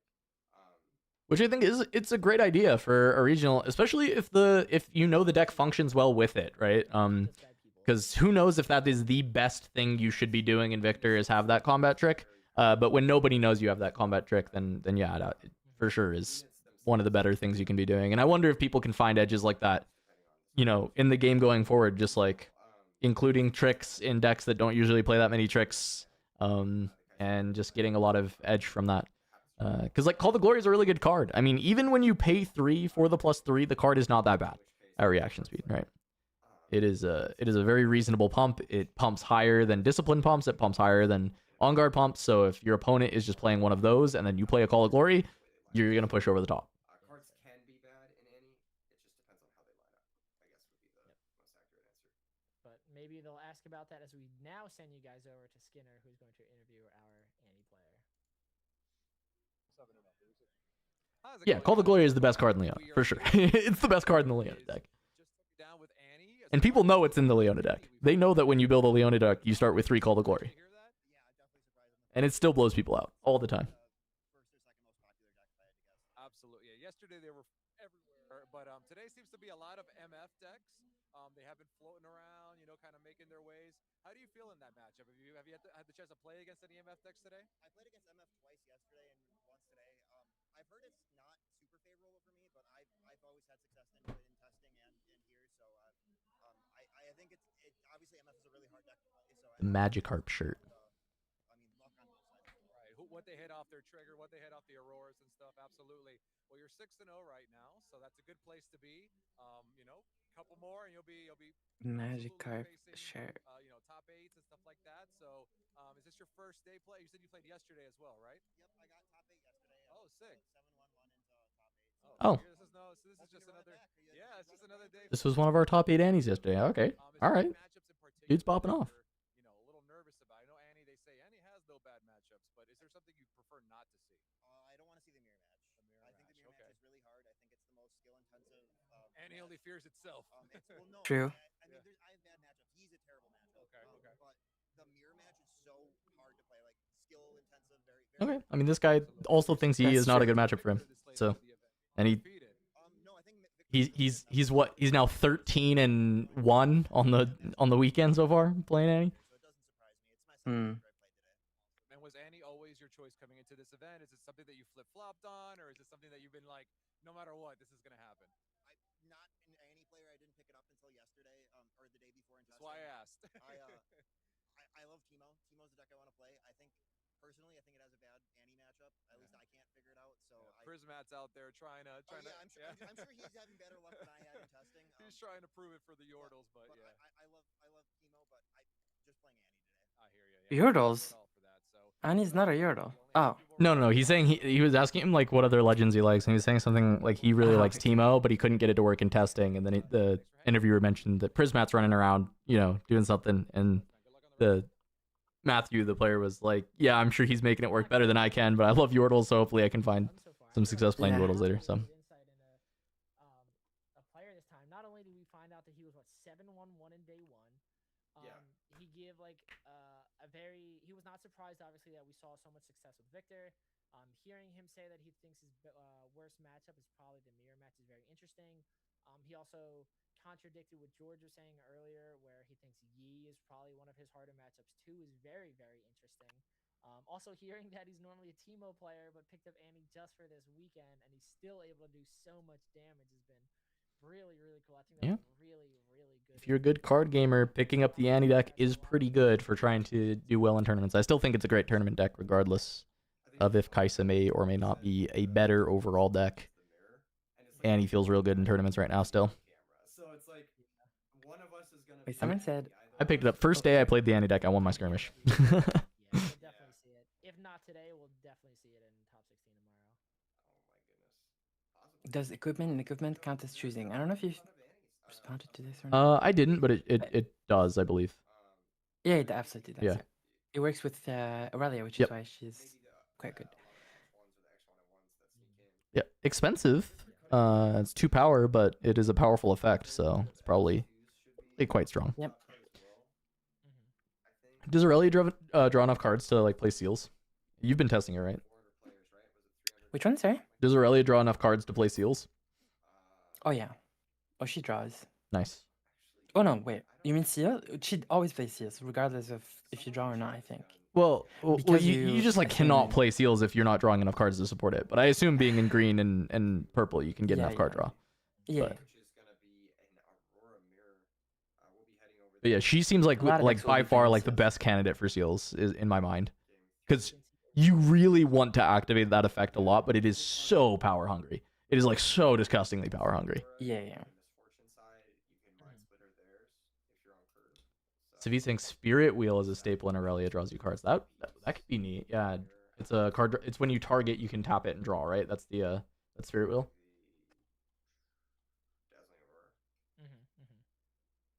Green card. It's green, isn't it? Or is it purple? Wait, what the hell is Spirit Wheel? Oh, it's the gear? Yeah. The gear. It's when you target, tap it and draw one. Right? Yeah. How much does it purple or cost? is it green? It's purple. No, it's green. It's green. I thought it was green. I just didn't see it when I'm.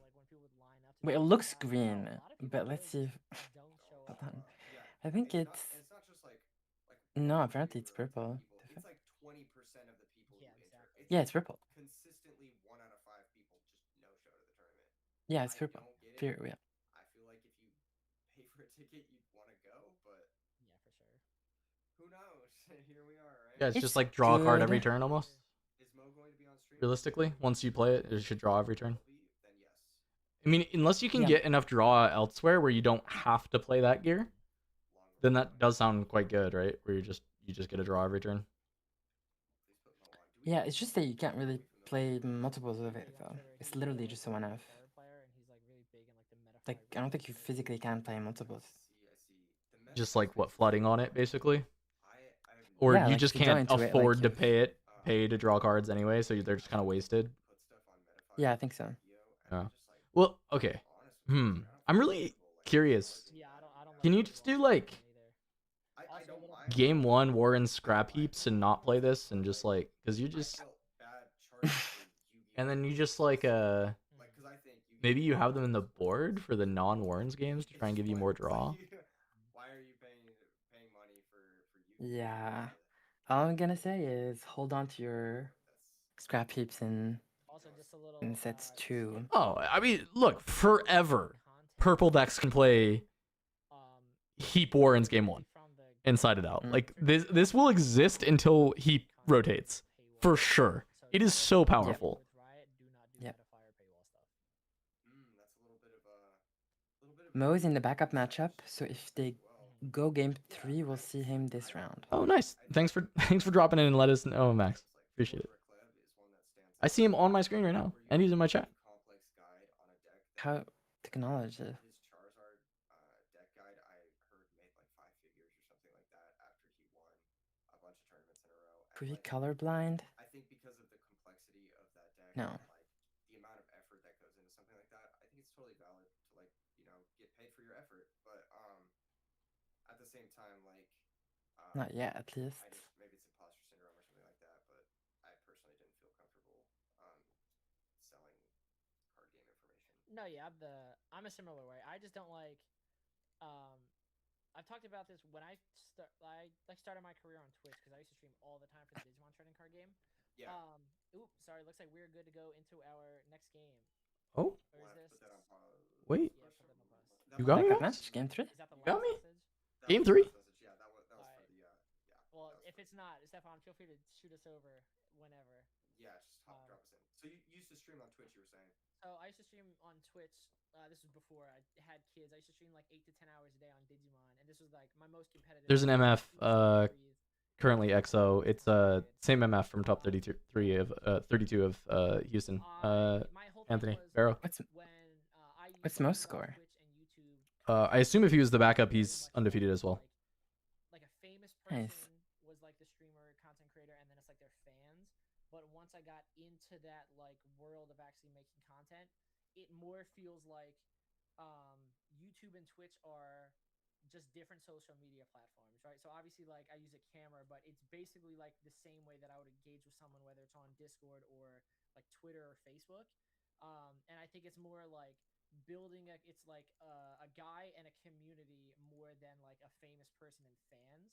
And since my outlook has changed to that, I think if I ever like back when I used to play a different card game, there was like some bigger creators would like do. Wait, did I show you? Did I talk about the? I think the best RE list in Stat 1. Now I can talk about it because. Yeah, is it one of just my students brought it the to- sprite mask build? Yeah, it is. But Yeah. it's even more crazy. Because yeah, someone I coached brought it to Houston and did really, really well with it, even though they literally just started the game like 2 months ago. But you don't even play Watcher or Time Warp. It's the most budget. I think the strongest budget deck in Set 1, honestly. It's just 6 sprites and the masks. Mask of Foresight. Mhm. You'll get paid for commentating events and things like that. If you're a good enough player, you'll win prizes. And it's much better now because of Annie got popular, so going even faster with sprites is actually pretty good. The argument that you were saying, like, if you are like clearly one of the top players and you have something that people want, where it's like they want your breakdown, they want your outlook, they want like your tips, then at that point it becomes like an exchange of goods and like services. Yeah. And I get that, but then at that point, I don't think you're like a content creator necessarily anymore. You're more of like The RE deck list online anywhere. I don't know, Kuvi, are you posting it at some point? I think I totally understand your opinion on like Twitch and YouTube. It's like using different social media. You're just like Where should I post it? You can just tweet Twitter? it. Yeah. Yeah, exactly. Yeah, you can just tweet, hey, I think this is the best budget deck in the game. Just tweet it. Yeah, I think in Why not? the case of like a All right. Wi-Fi, it's like If that's what you think, if you think it's the best budget deck in the game, tweet that. Why not? All right, I'll do it right now. It's not like what you ain't hiding shit. No. Origins is over. I mean, it's not Literally. over. There's other tournaments, but like it's just like there's no no massive regional qualifying tournaments. Yep. whether or not it's free.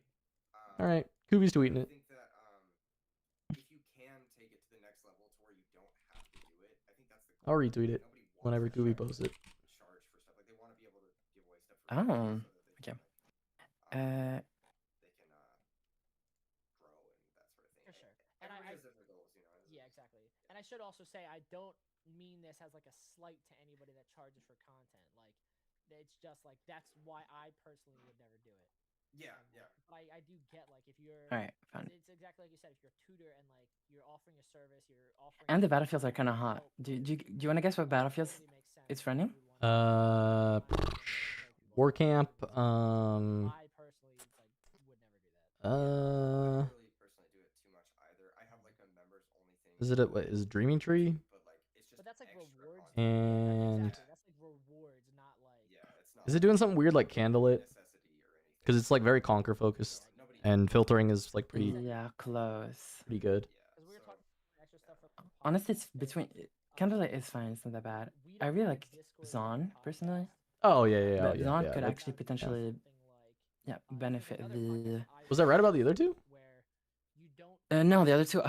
You could cut What War would you because say you with could the other play two? you could play Candlelit and Zon realistically. Because filtering is pretty good for the deck. Yeah, I think so. So one of them is Strifarin, obviously. Okay, yeah, that's what I said. I said War Camp, and then I said Dreaming Tree, but maybe it's not Dreaming Tree. It's Vile Maw. Oh yeah, that actually makes sense. Because you're just throwing sprites in there. You're never coming home anyway. Yeah, it makes sense. If you use Mm. your free Amazon Prime sub on Twitch or something, that way it's like not actually like coming out of your pocket or something. You know what I mean? But Yeah. And then decided Sideboard could we're not have. gonna do that. So we're just the regular YouTube. Yeah, it's interesting. It's definitely interesting. It's a world I'm not super familiar with. I think it's a large part of like the niche interest space in general online. Like and it's a large part of independent media in general, like crowdsourcing stuff, crowdfunding stuff, whether it's through like selling information or whether it's through like just digital begging. I think you can have like one watcher in the side if you want into some very specific matchups, but like it's not necessary at all, in my opinion. Yeah, that's fair. For sure, that's fair. I ain't gonna hate on someone for Yeah, you're not gonna knock anyone's grind. I get it. Where's your tweet, Goofy? I'm waiting. I'm generating the image. Oh my god. Making a side. All right, it's coming, guys. It's coming. $5. Yeah, for sure. Get the Ari deck. It's not hurting no one. There are worse things you could do for money. I'll say that. Please log in to save your deck. All right, buddy. Anyway, are we moving over to All right, Okay, mine's buddy. It's an Aurora mirror, so it Yeah, could they're be still in game forever. 2 right now. Yeah. Yeah, oh my goodness, it could be forever. But yeah, alongside that point, I think making more Riftbound content would be really fun. I've already made a couple videos on it. One sec. On a second channel, but have you considered making more and more Riftbound content yourself, or is it something? I'm that you actually wanna the opposite. So I was doing a series where so our podcast comes out every Monday, and I was doing a gameplay series where every Wednesday and Friday I release a video of me reaching out and playing webcam games with other creators. The issue was obviously I work full time. I have Yeah. 2 kids. My locals is on Thursday, and then like content creation on top of that. So Yeah. the issue is, of course, when I come home from work, I want to spend time with my family, right? Yeah. And like podcasts we do every Sunday, and that's normally my day off. So that takes up a lot of my, or at least a good chunk of the night for Sunday nights. And They're then in game 2 of this backup match. I wonder if they have like a logistical reason they can't take it mid-match and they have to wait until the start of match 3. other creators to collab. Because it seems like that's what they're waiting for, is to take it if it goes to game 3.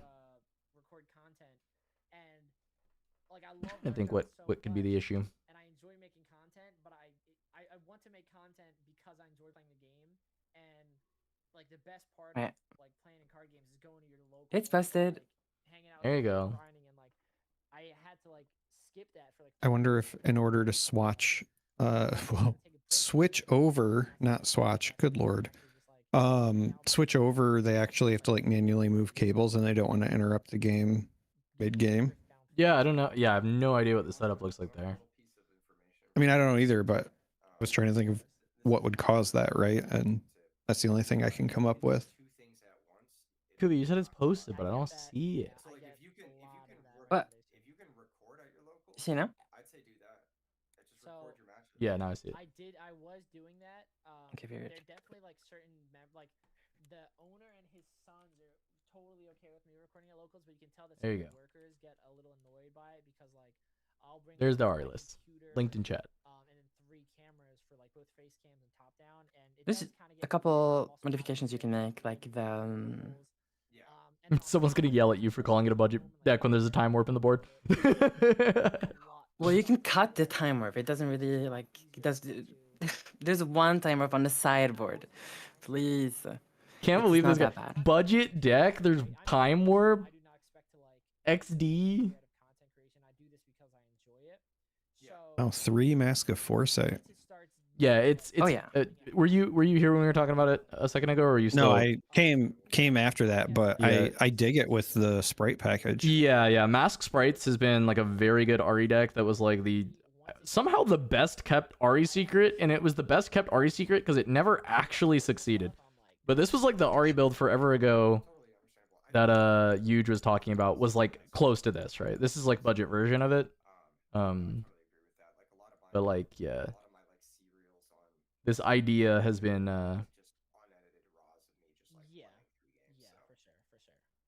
has been around for a minute, and it's just like not quite found the success, but it is like good. Like if you've played against this deck, you're like, damn, this thing is strong.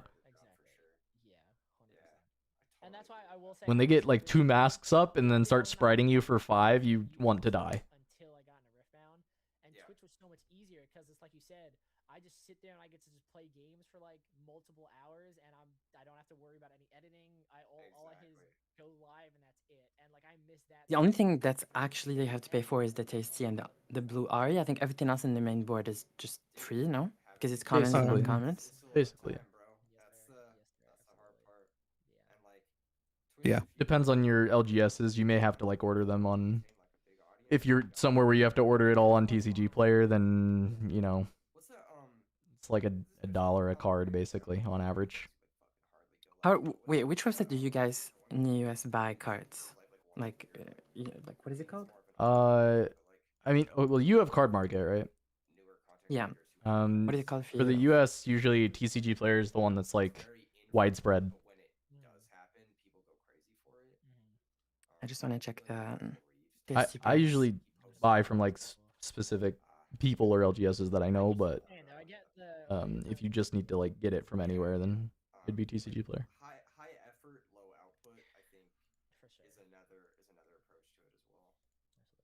Well, Max Tapera going to take off his hat at Victor makes top 8. Dude, I have the worst hairline. So I have a bad hairline, and like you don't want to see this.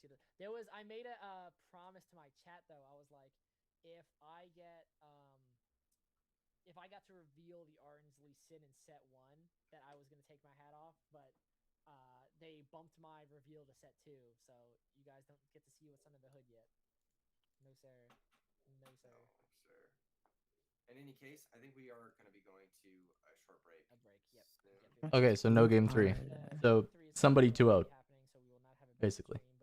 But be sure to tune in after this quick break, and of course, after you guys buy your beautiful Pro Play Summit exclusive playmat, we'll jump into round 7 of this PPG 10K Riftbound event here in beautiful Orlando, Florida. Mo did win, so we'll probably get him on for the next round as well. Especially after we've been glazing up MF all day. Yeah, absolutely. 6-0 Mo. Good stuff. 6-0 Mo on the MF. Don't go anywhere, chat.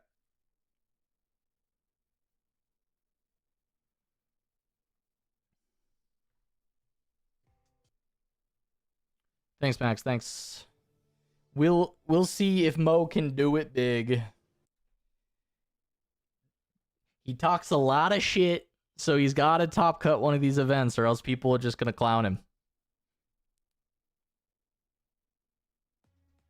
Which is like standard Mo behavior, though. Like, to be clear.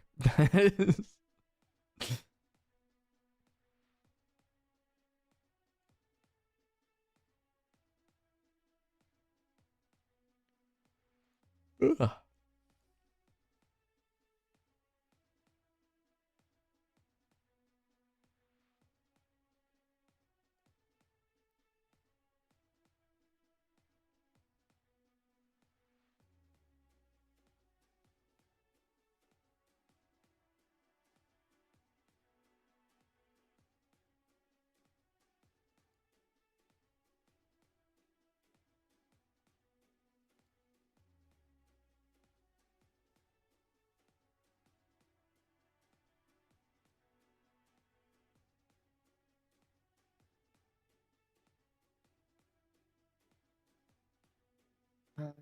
Wait, are we watching Mo after this one? Yeah. No, we don't know.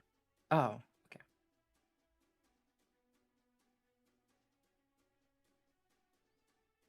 Period. What is he playing? Annie probably. No, he's playing MF. Oh wow. The deck So he's playing been- Annie in the match where, in the Houston, whereas he should have actually gone with MF to actually get the metallic card. Wait, didn't he play MF And at playing- Houston? No, he played Annie, I think. He played Annie at Vegas. Oh, I'm pretty sure he I'm played not so MF sure at then. Houston. Oh, okay. Yeah.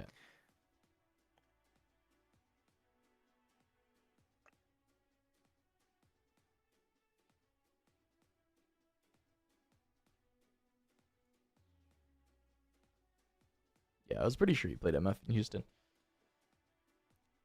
A lot of that team was on MF, and they did well.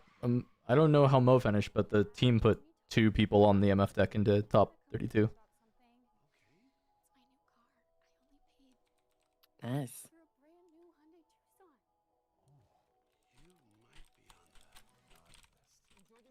Deal so right, it almost feels wrong. The Hyundai Getaway Sales Event. Get 0% APR for 60 months, plus 0 payments for 90 days on select Hyundai vehicles. Visit your local Hyundai dealer today. One thing I've noticed about football fans is they all talk like the players can actually hear them. Proud of you. But when you have Geico Insurance, you'll always be heard. There you go. That's how you run inside zone. I think the top 3 MFs split the MF, but yeah, Sam was one of them. Some of those new spicy chicken bacon ranch is looking hot. Is that drizzled with? Ooh, fire. Mix and match medium specialty pizzas for $9.99. Only at Minnows.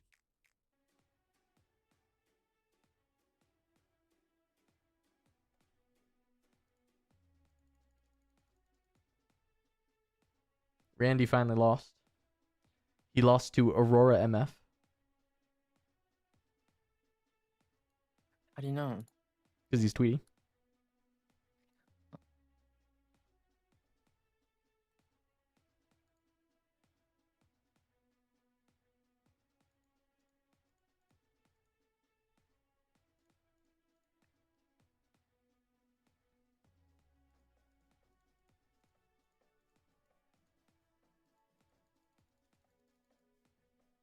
If you had to play Bologna tomorrow, what Yeah. would you play? I have not even begun I know. testing. That's what's fun about it. Testing the. That's what's fun the about that. I would play Rek'Sai or Azir. Probably Azir. But I'd probably play one of those two. Because I'm just gonna try and I'm going for a metal card. So I'm just picking like what looks fun to me, and then just gonna play that. I don't even care about like the specific EV of that metal card. Like I know you're talking about the Aurelia. Like yeah, for sure. Yeah. And surely a lot of people are gonna think the same thing, and the Aurelia is gonna be like really contested. But I'm also not gonna pick just Yeah. like which one I think is gonna be least contested either. That's not even. It's just like which one do I have a lot of fun playing, and then I'm just gonna like giga grind the one I have a lot of fun playing, and then play for the metal card. It would have been like me playing Leona at Houston. I probably would have played Leona at Houston and played for the metal card. And it's like I'm just Oh, yeah. good, like very good on Leona. I feel like I can do really well on Leona. Reasonably could like win the metal card on that deck. So like for this, it'll probably be the same kind of idea for Bologna if I can get in. So, but yeah, like just baseline looking at it, it's like yeah, probably a Zero Rek'Sai were my first takes is like ones I'd be pretty interested in playing. I really like the Rek'Sai ability. It's so fun. I was gold Very fishing with the flavorful. deck, and it felt super fun. And it was doing a powerful thing in gold fishing, but I'm curious how it like interacts with all the other decks.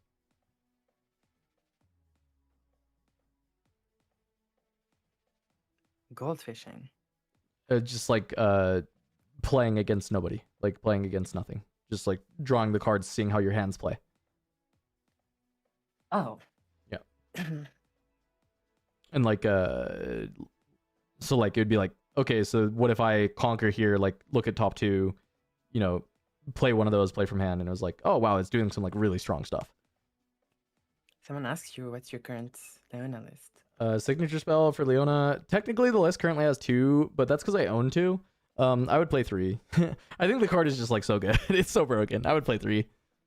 I've gone back and forth between 3 and 2, whereas like I don't know if I want to see 2 copies of it in a game, but I always want to see 1. So maybe it's supposed to be 2 because I don't want to like flood on it. But I think 3 is fine because you do really just kind of like always want to see it. So I think it's probably 3.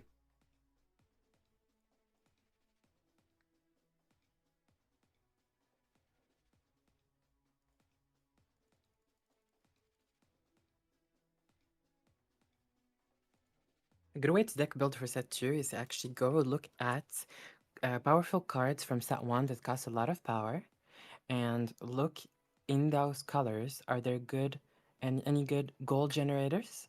True. So they could actually, without having to play seals, you actually make up for the problem with these very strong but power-hungry cards in set 1 by actually generating the golds for them. Very true.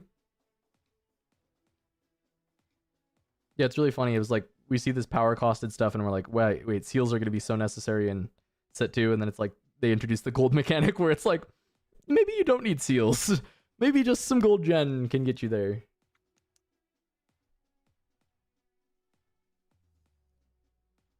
But I still think, yeah, Aurelia seals make sense. Yep.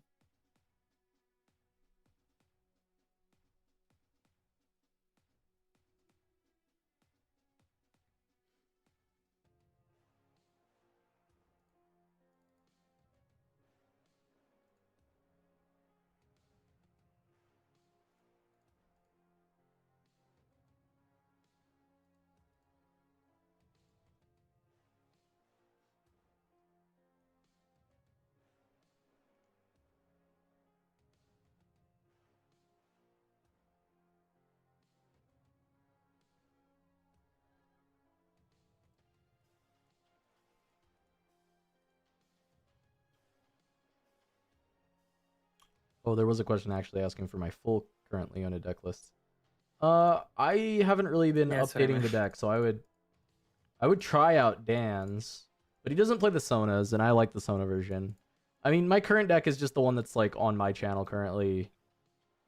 There's like a deck tech on the list I'm playing currently, but I would probably make updates to it personally. I think I have some ideas.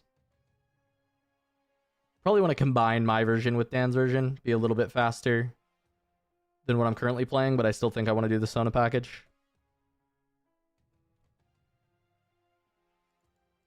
Yeah, I think Shen is crazy in Leona, but I also think like Shen is way better when you're pairing Shen with Sona. Just becomes like a significantly stronger piece.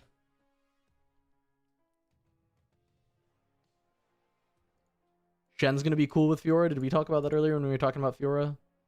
Kivi? No, I don't think so. But yeah, Yeah, it'll be very, very good. Yeah, because you just immediately trigger Fiora when you play him in reaction to hold somewhere.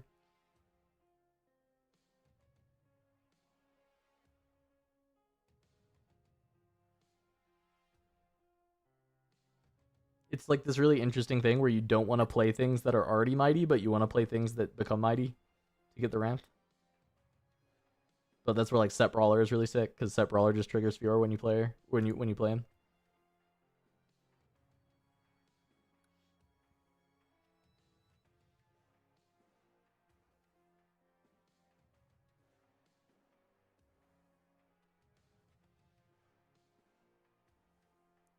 I have played Green Lisa and Leona in my very first versions. Do you remember this, by the way, Kuvi? Do you remember like the? Yeah, but this was like so long ago. My very first build of Leona had Green Lisa in it, and honestly, it was good. It was pretty strong. It was definitely not a bad idea. I very frequently was getting like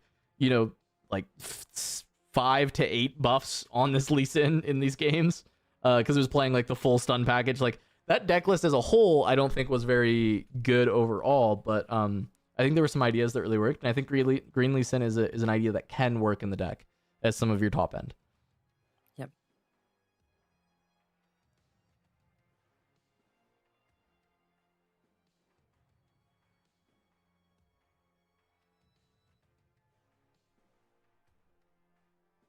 I remember it was one of the first times we were testing. I brought my Leona deck against. I don't remember what decks Mo brought. It was like, was it Kaisa or something? It was like an early Kaisa version.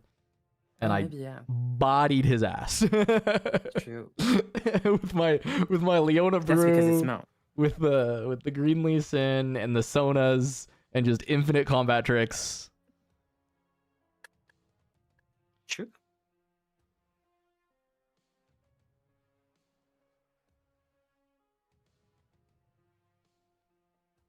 But I don't know. I Actually, loved that Leona playstyle. I've loved it the entire set. The get the she's the Sona on better set board. too. She's She's good for or sure. better or. I mean, she can't be worse, right? But I mean, yeah, she's probably better. I think that if people are playing around like a lot of these giga stack units with equipment and stuff, like yeah, stuns are good, right? So Leona will be good for that kind of thing. yeah, I think she had one big problem, which is if she doesn't have any units in the back, like she doesn't have anything that really accelerates. Actually, in my actual optimized competitive Leona list that I was running in set 1, they had this card. I don't think if I tell you its name, I don't think you will even know what it does. It's Vanguard Attendant. Oh, just the it's the 4/4 accelerate, or I enter ready or whatever. Yeah, the 6 Or it's 6 energy, 1 power. Oh, it's for 6. 5 9. Okay, yeah. I literally played that because Leona had a big issue with ready and stuff and coming back to the board. If you get cleaned out in the back with like Singularity or Fallen Star or whatever, it literally is just over. So I was playing that card to fix that problem, and it was pretty good, like not that bad. And now Leona got a new card, which is Corinna? Corinna's expensive though. Corinna's same cost as Faithfolk. Simeon, Ancestor. Oh, is that the when you buffed me, ready me? Yeah. This card is really good with Leona, I think, because it goes really well with yellow. You always have yellow anyway in your champion zone. So you play it, and then you play the Simeon, you push with Leona, you stun something, buff it, ready it. It's like you have a ready 6 for For the other battlefield? Like, it's really good. Yeah. And you have Call to Glory app, maybe a Zanias, and you're set up for the game. Interesting.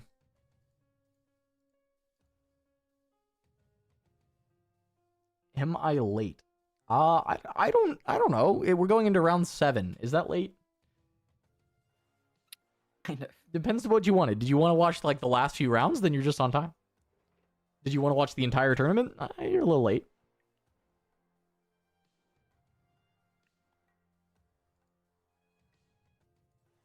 I think the Owl Dude being more expensive does matter in this case, though. Like, a lot. Because, like, we also have Accelerate Fae Folk, right? Like, we have, like, you know.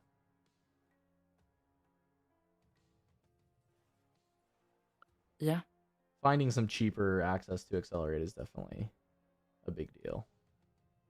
I mean, you do curve into Fae Folk perfectly, right? If you go 4 plus that Simeon, whatever. And then no, because they each have a power cost, right? So you'd have you're on 4, 4. you'd I go mean, down yeah, to on 4, it 3, doesn't and curve. then you would go to Simeon, and then... That's true, that's true.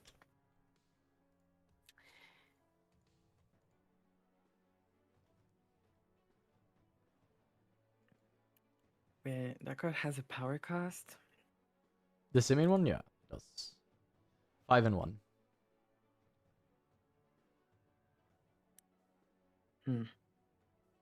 Does make it worse.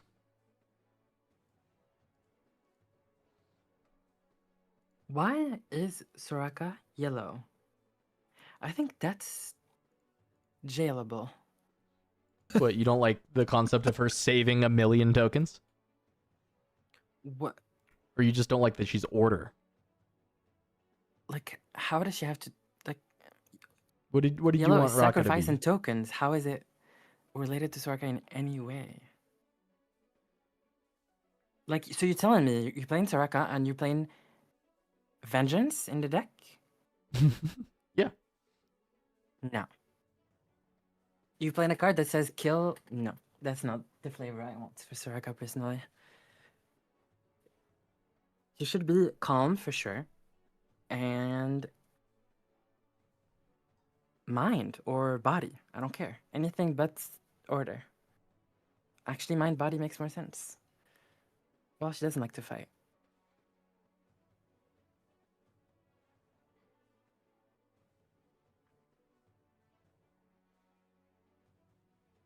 Colors are more than their set one mechanics. No, that actually makes sense. I think there's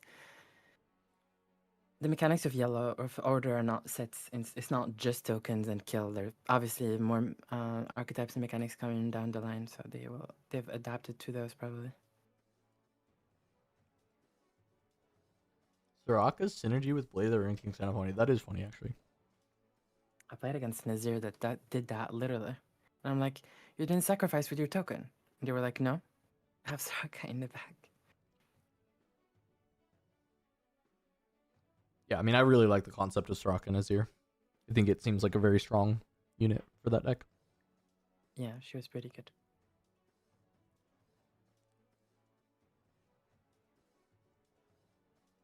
It's another card that could be really good for Leona decks as well. With the like Leona Sona shell, sticking a Soraka, and then just like when they try and come in to take your point, you just buff their Soraka. Everything else just gets to live. True.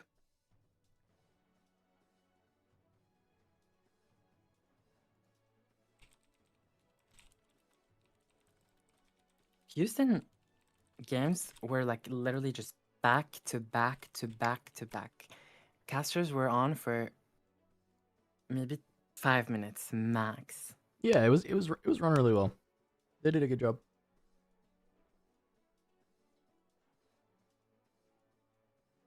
And Dev's casting, that was insane. Wait, did you get a Riot card? Riot buff? Nope.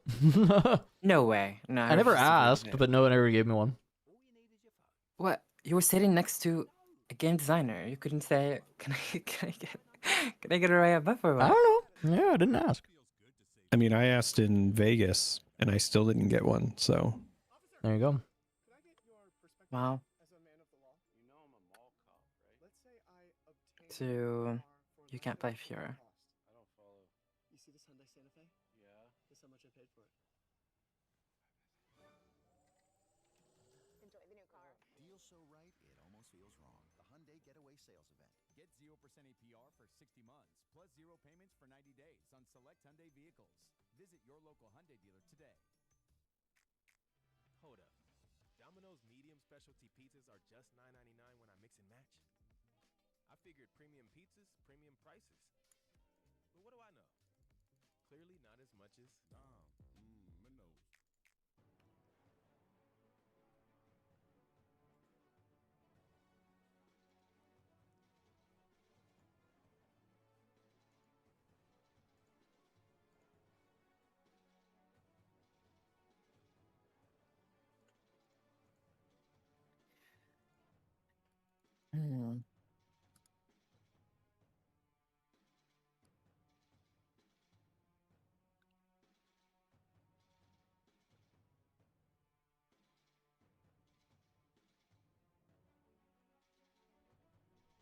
Long breaks.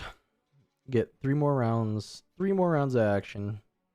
How do you feel about me not being able to come to the US for tournaments ever? I didn't read that thing. yet. What happened? oh, buddy. Oh, maybe I should save it for later. Maybe I'll find out after. I'll find out after. It's fine. Yeah. I'll find out after.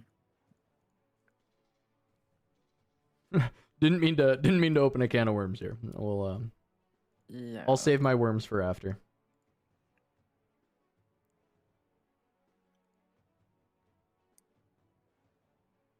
But the regional after Italy is going to be France. So Did they say that? no, but they announced Oh. that the first language that's Oh Riftbound is yeah. gonna So you're translate into is predicting, French, which so I think they- is a very like, fair I prediction. mean- Yeah. That's honestly, I would be surprised if that is not just correct. That the next European one is probably in France. And then the Netherlands. And then Spain? No, and then Germany. And that's gonna be I think 2026 is gonna be Italy, then France, then Germany or Netherlands, and then those two are like swappable. But Yeah. those are gonna be the Those four. are, look, good locations, fun locations. No shot it's in Germany unless they. Why? Oh, the gambling law stuff, right? Yeah, probably Netherlands, and then I mean, maybe they'll do London. I mean, it took Flesh and Blood 5 Oh. years to get through the gambling laws thing, and even like MTG and the others haven't cracked that. So Yeah, TCG But tournaments UK is not struggle to be hosted is in not Germany. EU. Yeah, but the Riot wouldn't care. It doesn't have to be in the EU. It's just I know. in Europe. Yeah, London would be a likely location at some point. Please.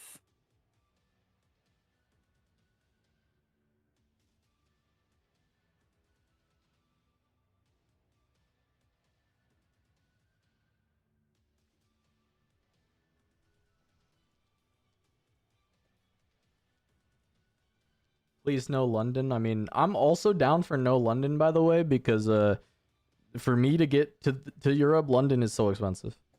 It's so much easier to get to like Amsterdam and then go from there. Whatever. London is very expensive. So I'm cool with no London.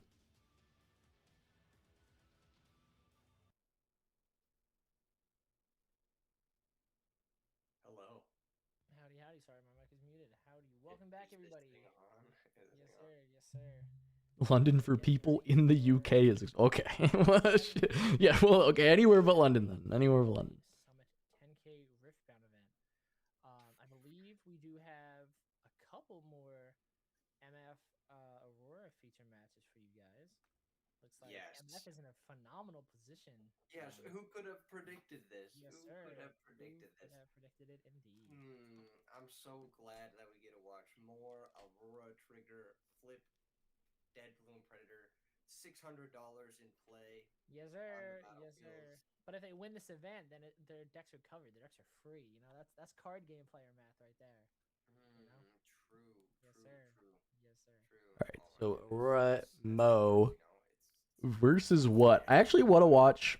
but yeah, I want to watch Aurora versus Annie Aurora's hopefully because end of December. Sam and Vera were telling me that they had felt favored into the matchup all weekend. Going in, they were not sure what to think. They didn't know. They felt like it could be really hard, but they felt like they were favored, which is really interesting to me because it feels like a matchup that should suck a lot. But they just like never played Aurora and they just won by like playing Mind Splitters and sabotaging spells out of the hand and He works a lot with the gusting things. at Turn 'em Sideways. They've done a few video collaborations together. Hey, that's us. Big in the Metafy space. Good Twitter following, and I think he did play Legends of Runeterra. I know that there's a lot of Doing a lot with Turn 'em Sideways is Mo's done like 4 videos with us. Friend of the channel though. based on cards. Friend of the channel. So he does have a following. I'm sure a decent amount of people. I mean, we saw a few people in the comment section were requesting him, and you guys would be happy to know that he is 6-0 on MF, and he will be our next feature match player for sure. Old Legends of Runeterra player. Kuvi's best friend. Interesting. Oh, so this Mr. Emotional. This is gonna be a very What? one of the most experienced players in this event. Like you were saying, he competed in several of the Chinese regionals prior to the American release. I can't and he is be best friends with people who can't beat me on Riftbound, unfortunately. Oh, I see. Okay. the 10K today. So, Oh, are they saying that it's Mo versus George? That's kind of hype. today, and we're gonna be watching him go head to head with probably one of his hardest matchups, which is Misfortune Aurora. So yeah, for sure. And there are two. George versus Mo. That's hype. players, so I'm definitely. Don't they have beef? as of I don't know if they have beef. I might be just stirring shit. I might just be. I'm just saying Right, words right now. Talking about can of worms. I was like, don't these guys have beef? Don't these guys not like each other? Interesting. Isn't this a grudge match? Aren't they the biggest rivals in Yeah, the biggest rivalry of all time. Riftbound? Don't these guys hate each other? A down pair. If my math is correct. probably. No, I know that George specifically actually dislikes LOR players. Oh, just like all LOR players? Yes. Oh, okay. Specifically, all of them. Yeah, every single So one. there's 6 undefeated. So yes, we will have to play a 9th round, and just due to the size of the tournament, we would be playing a 9th round anyway. But My encounter with George is not very pleasant. Very true. I mean, I don't know. I'm sure some people are gonna not have a good time with some of these people. I know there was like an issue with George's Metafy and stuff initially, and all kinds of drama, but I don't know. I'm memeing. I don't think these two people hate each other. Probably. Maybe. Maybe. I don't know. Who knows? He was right all along.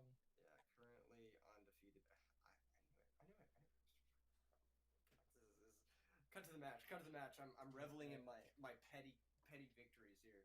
Currently undefeated at the PPG at the Pro Play Games. How should I write this? 10K Summit. We have 4 Misfortune Aurora, 1 Kaisa, 1 Annie. Wait, really? The undefeated is 4 MF Aurora?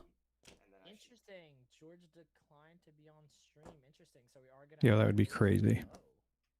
Interesting. You mean Mo's playing against George? Or Ali, yeah. Ali. Okay. Oh, okay. George declined to be on stream? He was on stream earlier. Actually, I wonder why, because he was on earlier. Oh, okay. He That's heard just that we gonna- were picking people apart for not recycling runes and doesn't want to be on now. That's just gonna fuel the fire of the Mo and George hate each other. They didn't want to be on stream. Oh God. No. I heard that Mo hates George more than 50 Cent hates Diddy. Oh my God. Yeah, I don't. I it's probably just has to do with maybe being on features, just not been comfortable at this event. I don't know. I have no idea. I cannot speculate. I don't know what it was. The only other thing that makes sense to me, Cass, is I wonder if they've done the math and they realize if they ID, they'll still make top 8, and they don't want to do that on stream. Yeah, maybe. Yeah, possible. Yeah, could be. Which, like, if that's the case, then I respect it, because there's nothing worse than being like, okay, here's your stream match and it's over. Yeah, could be that he has some special tech for MF Aurora and there's 4 undefeated and he doesn't want to show it. Could be. I know what he lost to yesterday. Yeah. He was in the 5K yesterday. Said he was tired. Yeah, that's fine. Sometimes you're just not feeling it. You really don't want to be on camera. If it's allowed to say no, then go ahead and exercise your right to say no to feature. Yesterday he lost to 1. I mean, I would say no, but I would say no to the first one and the second one, not, you know. Not just the later one. Mm.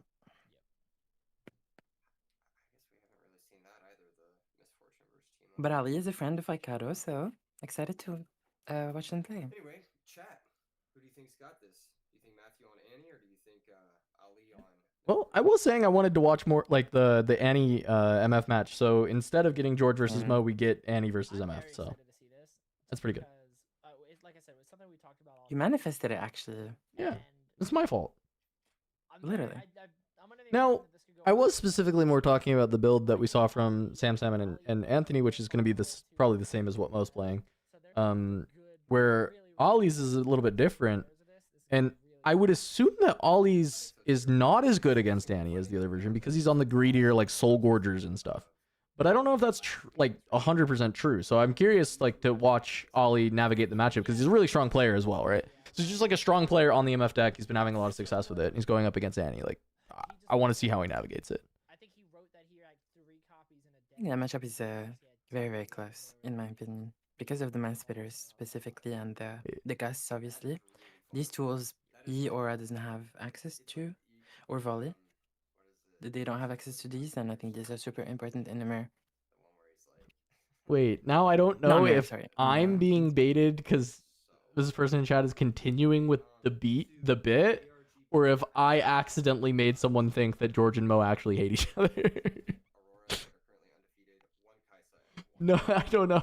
Is there a lot of beef in Riftbound? I don't think there's that much beef in Riftbound. I don't think there's... Is there... Maybe there is. Maybe, I mean, to be fair, I'm not the kind of person who would engage with it or, like, see it.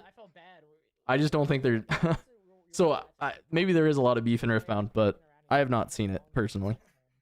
It's funny every other match he could have gotten would have been fine, except for that one guy. Like, it was the most unlucky matchup he could have gotten. For sure. I'm glad we got to see it pop off though, because that Victor match. I'm jealous, Mage Armor. That sounds great. Was really, really impressive. That was really fun to watch for sure. Yeah, that was really cool. That was like, there's confirmation of all the stuff you've been saying about, whatever. Grand Stratagem. Woo! Grand Stratagem. Sucks to the moon. Drifter Comics has fallen from the spotlight. Absolutely, that card or that deck cannot beat Aurora. That is an unwinnable matchup. Have you ever played set Aurora though? That's like really fun. Having access to Deadbloom and Harness Dragon in the same deck is insane. And what's really cool. good is for getting the gear, but there's a 2-drop gear. So I guess they're probably just getting the match set up because they had and you can destroy the gear to recycle people pass on playing features. So now I guess whatever it takes to bring the backup to the main feature. I wonder if it's just like a table nearby and they actually only have one feature set up, and that's why they can't move them in the middle of a game. Because that would make sense as well, right, Drummer? Like their backup station doesn't even have any cameras on or anything. It's just the backup station is there, and so like if they're gonna take them for game 3, it'd be like they finish their game and they just have them move one table over to play the third game. Right. Yeah, that would make sense.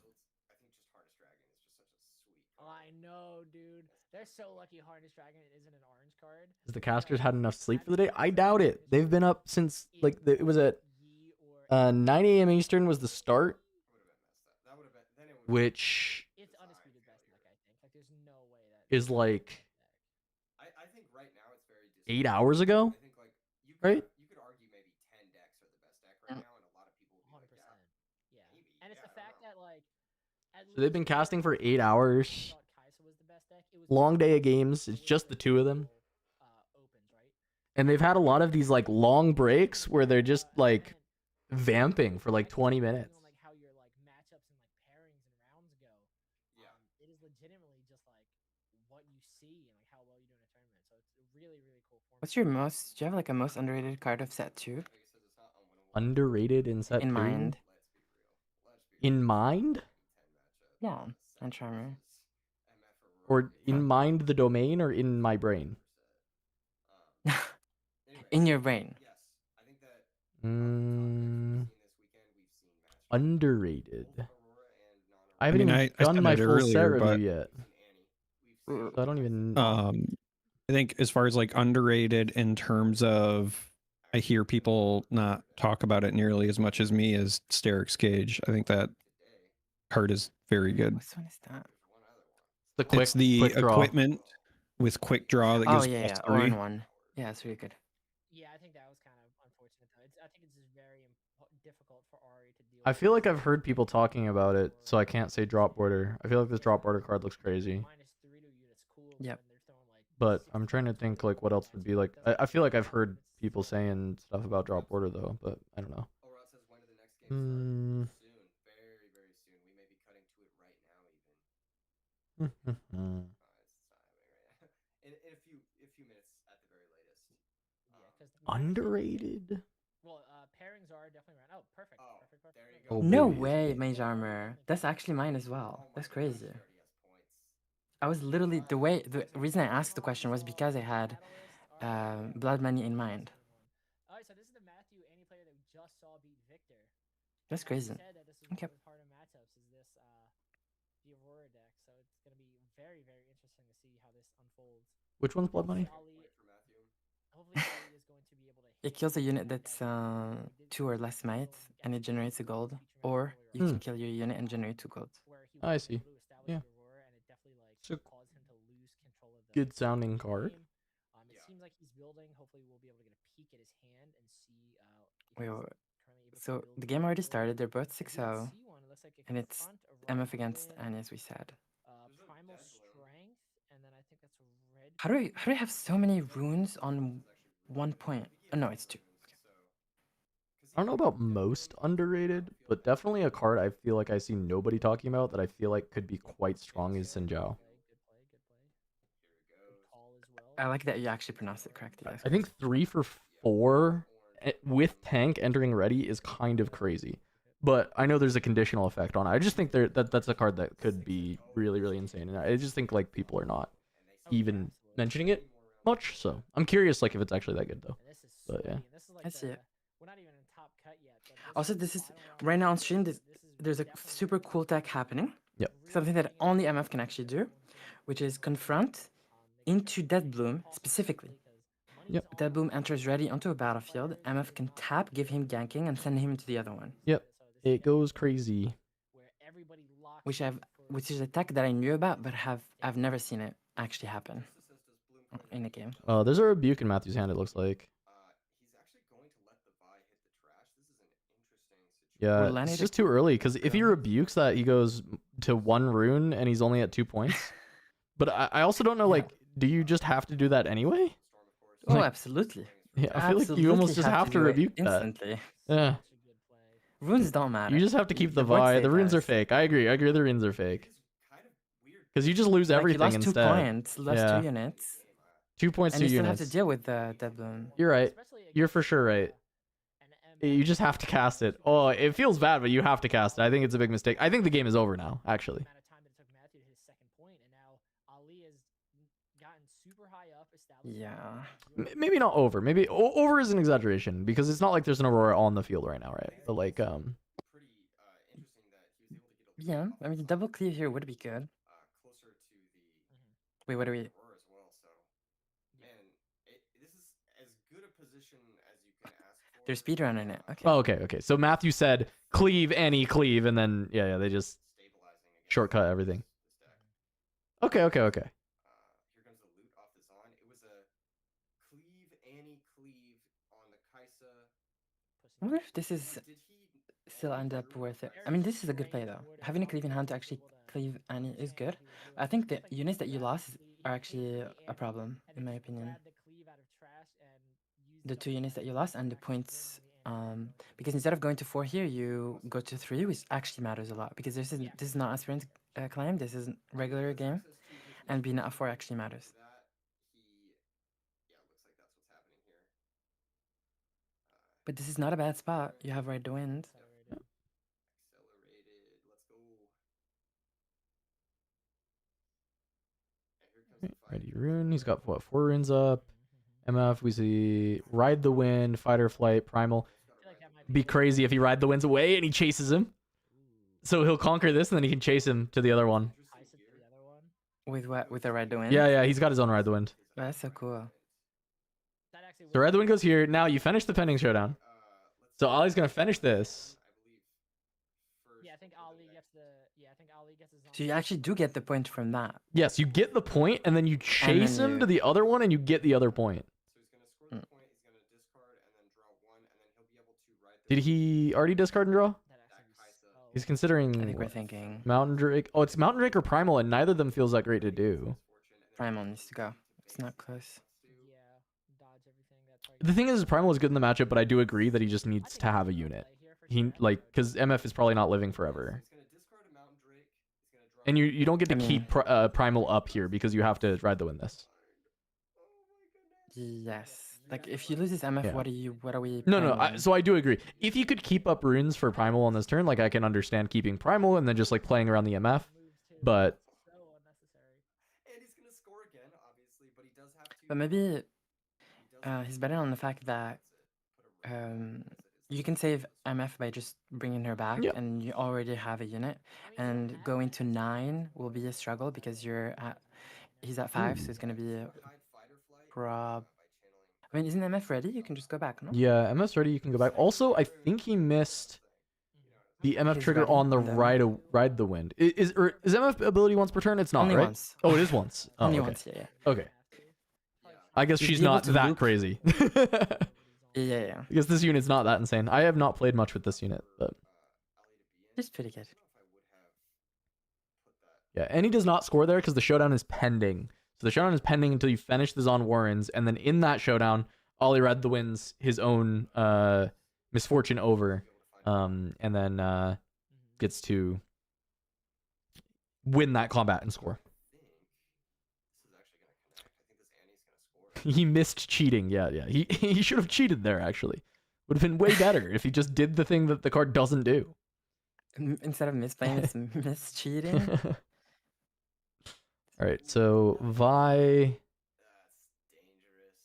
He is Vi Ride the Wind, but Vi Ride the Wind's great. It's really good at playing around fight or flight in this spot. So you Vi Ride the Wind in if you can't just push the Vi away because you can just run back through. True. So you have to push your Misfortune back. That's why not bringing back Misfortune was quite risky, I think. Because Annie doesn't really have any way to actually kill MF in the back apart from Fallen Star, which most Annie lists actually cut, so I'm sure we'll get another dice. stay safe. So it looks like he spun back 4.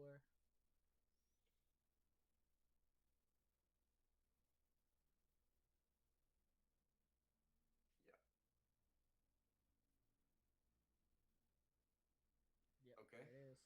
Yep. Vi Ride, and then. Yes, sir. But this is kind of fine for Alia as well. I mean, it's not ideal because he hid the fight or flight instead of just moving home. I think this is rather unfortunate that is the case.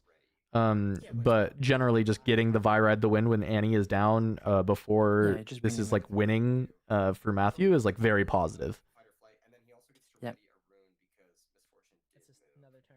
And then now Vi has to sigil. But he's coming down to top decks. But he's played the match really close. Like this is kind of showing some of the good stuff that like MF can do in the matchup. They are in runes, dude. This is so weird. This sigil and storm is putting in so much work. It's actually so crazy. Stream's a bit choppy. It's really hard to see what he grabbed. It looks like a unit though. I think I see multiple gusts in Matthew's hand. Yeah. It's a splitter. Okay, mine's better. It's a splitter. That's good. That's really really good. Which you can actually yeah, play he right can now play by it because of floating. MF. Yeah, you can play it because of MF. I've seen Ollie do this a lot. He's really comfortable with this play line using his Misfortune, make extra runes. Nice. Which I think if you're an MF player, this is something that you need to be really good at recognizing and comfortable doing. But Ollie I've seen do it very frequently with the deck. Matthew may be looking to gust his own Annie, which I actually don't hate. I think this is like pretty Yeah, solid not at all. Especially if you want to get some Ride the Winds back. Absolutely. Yeah, You can just Mind Splitter to rip it out anyway. That'd be really funny. that is. Yeah, Gus his own Annie. You have to rip out the Annie though, probably. Yeah, because he'll have to replay. You don't want to gust in response to just gust their Annie? Double gust. Ride the Wind back. I agree that the fight or flight wasted might be really huge for this game. I think that might come back to haunt Ollie. But I do think his position is not bad overall. Primal strength here, because I'm assuming you want to hold on to the gust.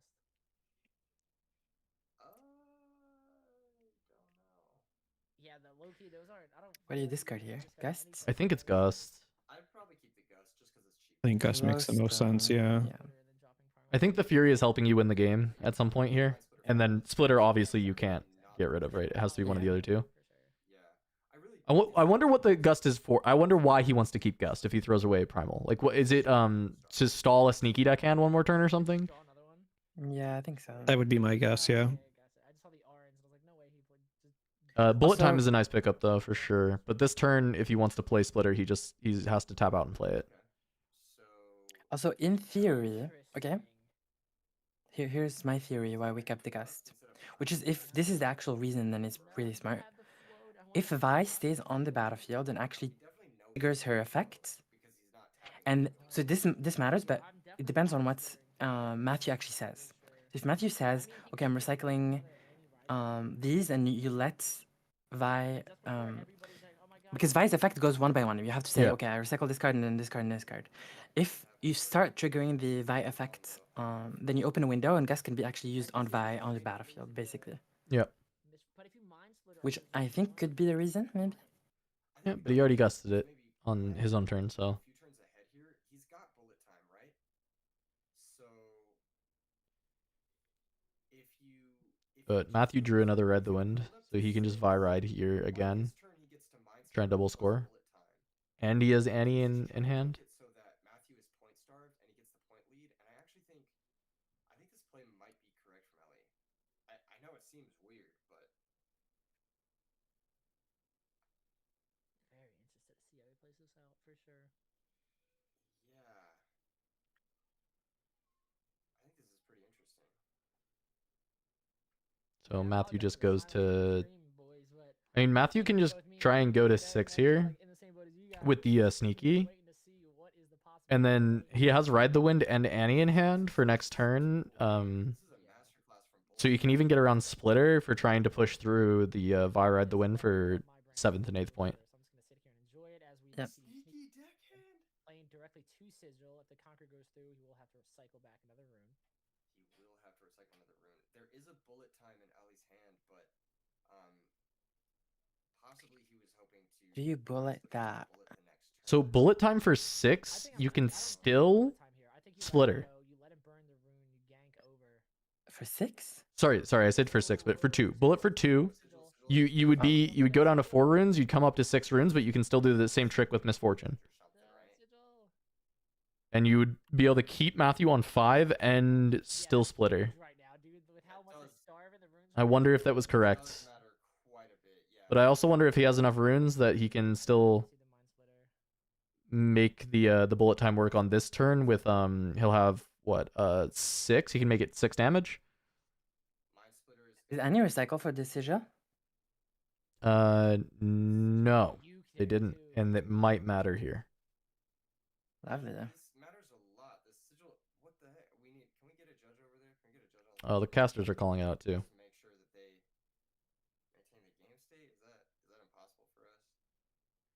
I mean, I think also what's important too, he at least has the 2 tapped out, right? So Annie would have readied it no matter what. So I think they can do this entire turn before it passes back to Matthew. Before I think it matters, as long as the Sigil like gets the cost paid before Matthew starts his turn, it should be repairable.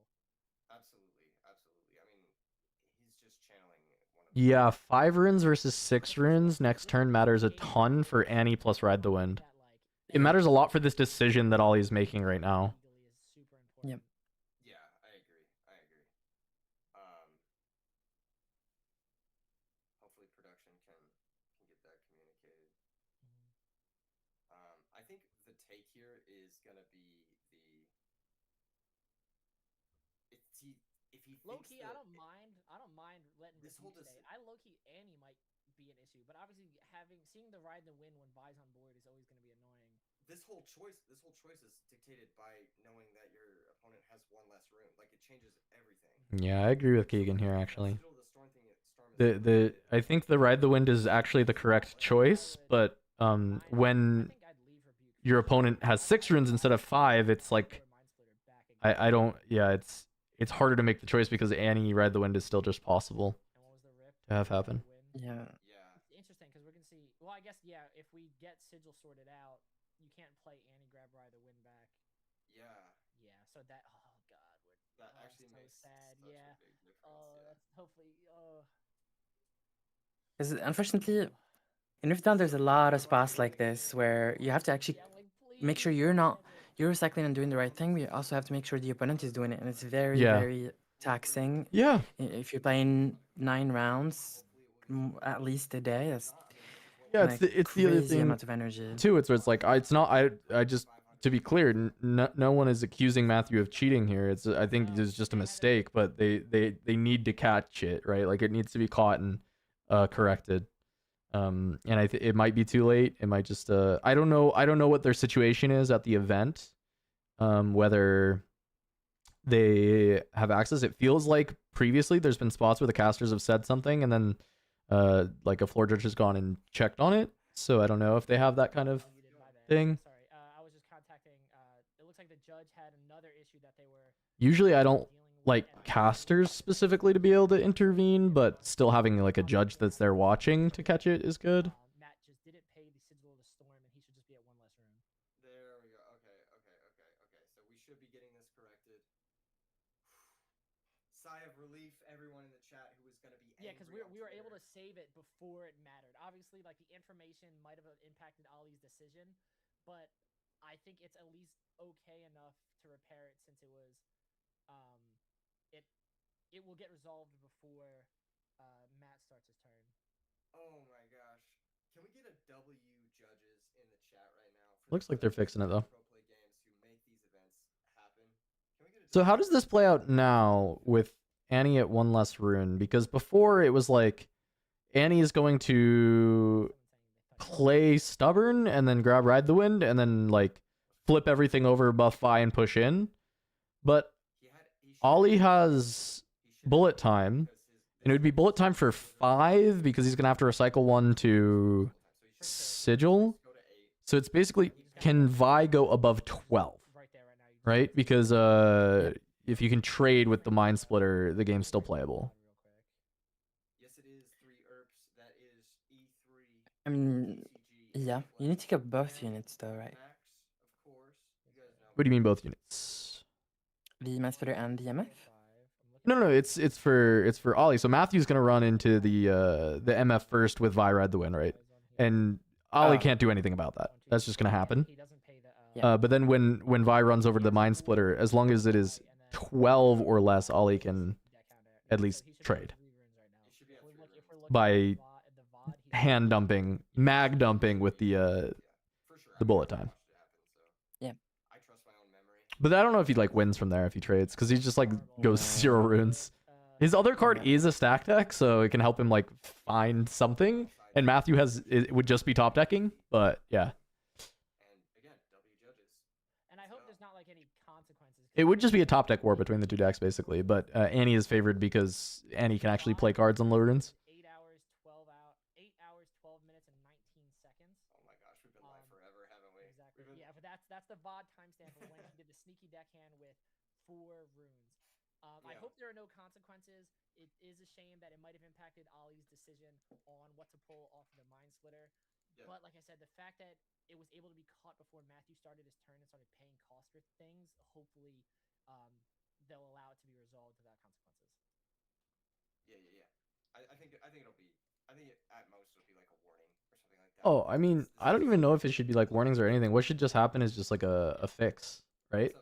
Like just do a fix and go. Go from there.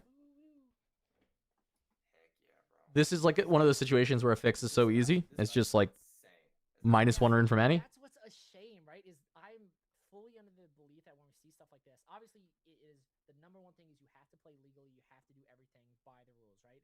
It is just a shame that when you're playing at this level against like this caliber of players, and there's so many things to keep track of, and you're trying to think, because we've talked about it, how both of these players are thinking like 2-3 steps ahead, that sometimes you like forget like the minor mechanical things, which is like having to like remember the battlefield conquering ability, and it's just like it's on like every like you just Just a warning, and Ali gets to decide if he recycles. Yeah. Okay, yeah. And he'll always say yes, you should recycle because it's, I mean, like, should have been what happened. Middle zone, that battlefield zone, it adds so much more dimension to this game. It's like almost like going from 2D art to 3D art. Oh, thank you so much. I've just been handed a smoothie. Thank you, Chef. But yes, there's that whole third dimension. Yeah, I'm gonna drink the smoothie. You finish my. Yeah. All it was a player missed the Sigil of the Storm trigger and didn't recycle the rune, and it looked like they were just going through the motions really fast and they missed it. I don't know. Didn't look malicious at all. Just like is what it is. And they're trying to get it fixed right now, which is good. I'm glad. Proper game state is way better. It's awesome when we can just like have that happen. And then we'll get right back into the action. This is actually a crazy turn because he's able to stick that. And it matters a ton in this game, which is why it's good that it's getting fixed. It matters so much in this spot. Always matters to play correctly, but this is like just like a spot where it is, so critical. So it looks like game state is repaired. They made him spin back the sigil, and he is going to rebuke one of the units, putting the Matthew with Annie down to 1 more rune. But the thing here is, MF was the target. Yeah, that makes sense. Don't want to Mind Splitter again. Already down 1 rune. Don't want to. Matthew will hold to 9. Matthew will hold to 9, or hold to 7, and then the Vi will be able to swing in and clear the Mind Splitter for 8. So what he needs to do right now is just hang tight, I guess, because that time may be clutch for him. No, I think it's now cooked. I actually think the rebuke. I didn't even like look at that out specifically. I'm trying to think. Does he have enough to? I love this game though. They're just like, you know what? We're both low on runes. I'm just gonna activate bullet time to spin. Bullet time for 2. Okay, so this is the way that Ollie doesn't immediately lose, and then he can re-accelerate Mrs. Fortune to not. Okay. He found another way around this as well. Yeah. So the ugly thing here is he's putting more cards in the trash for the Vi.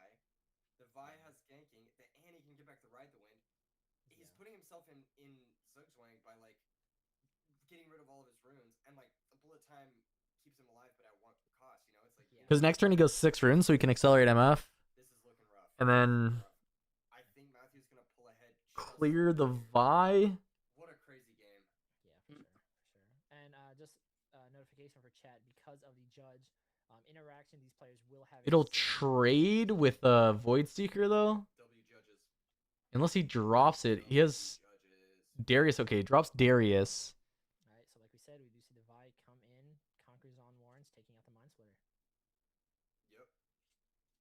So I would not bank on seeing a Deadloom, as Ali is only on 4 runes going to 6.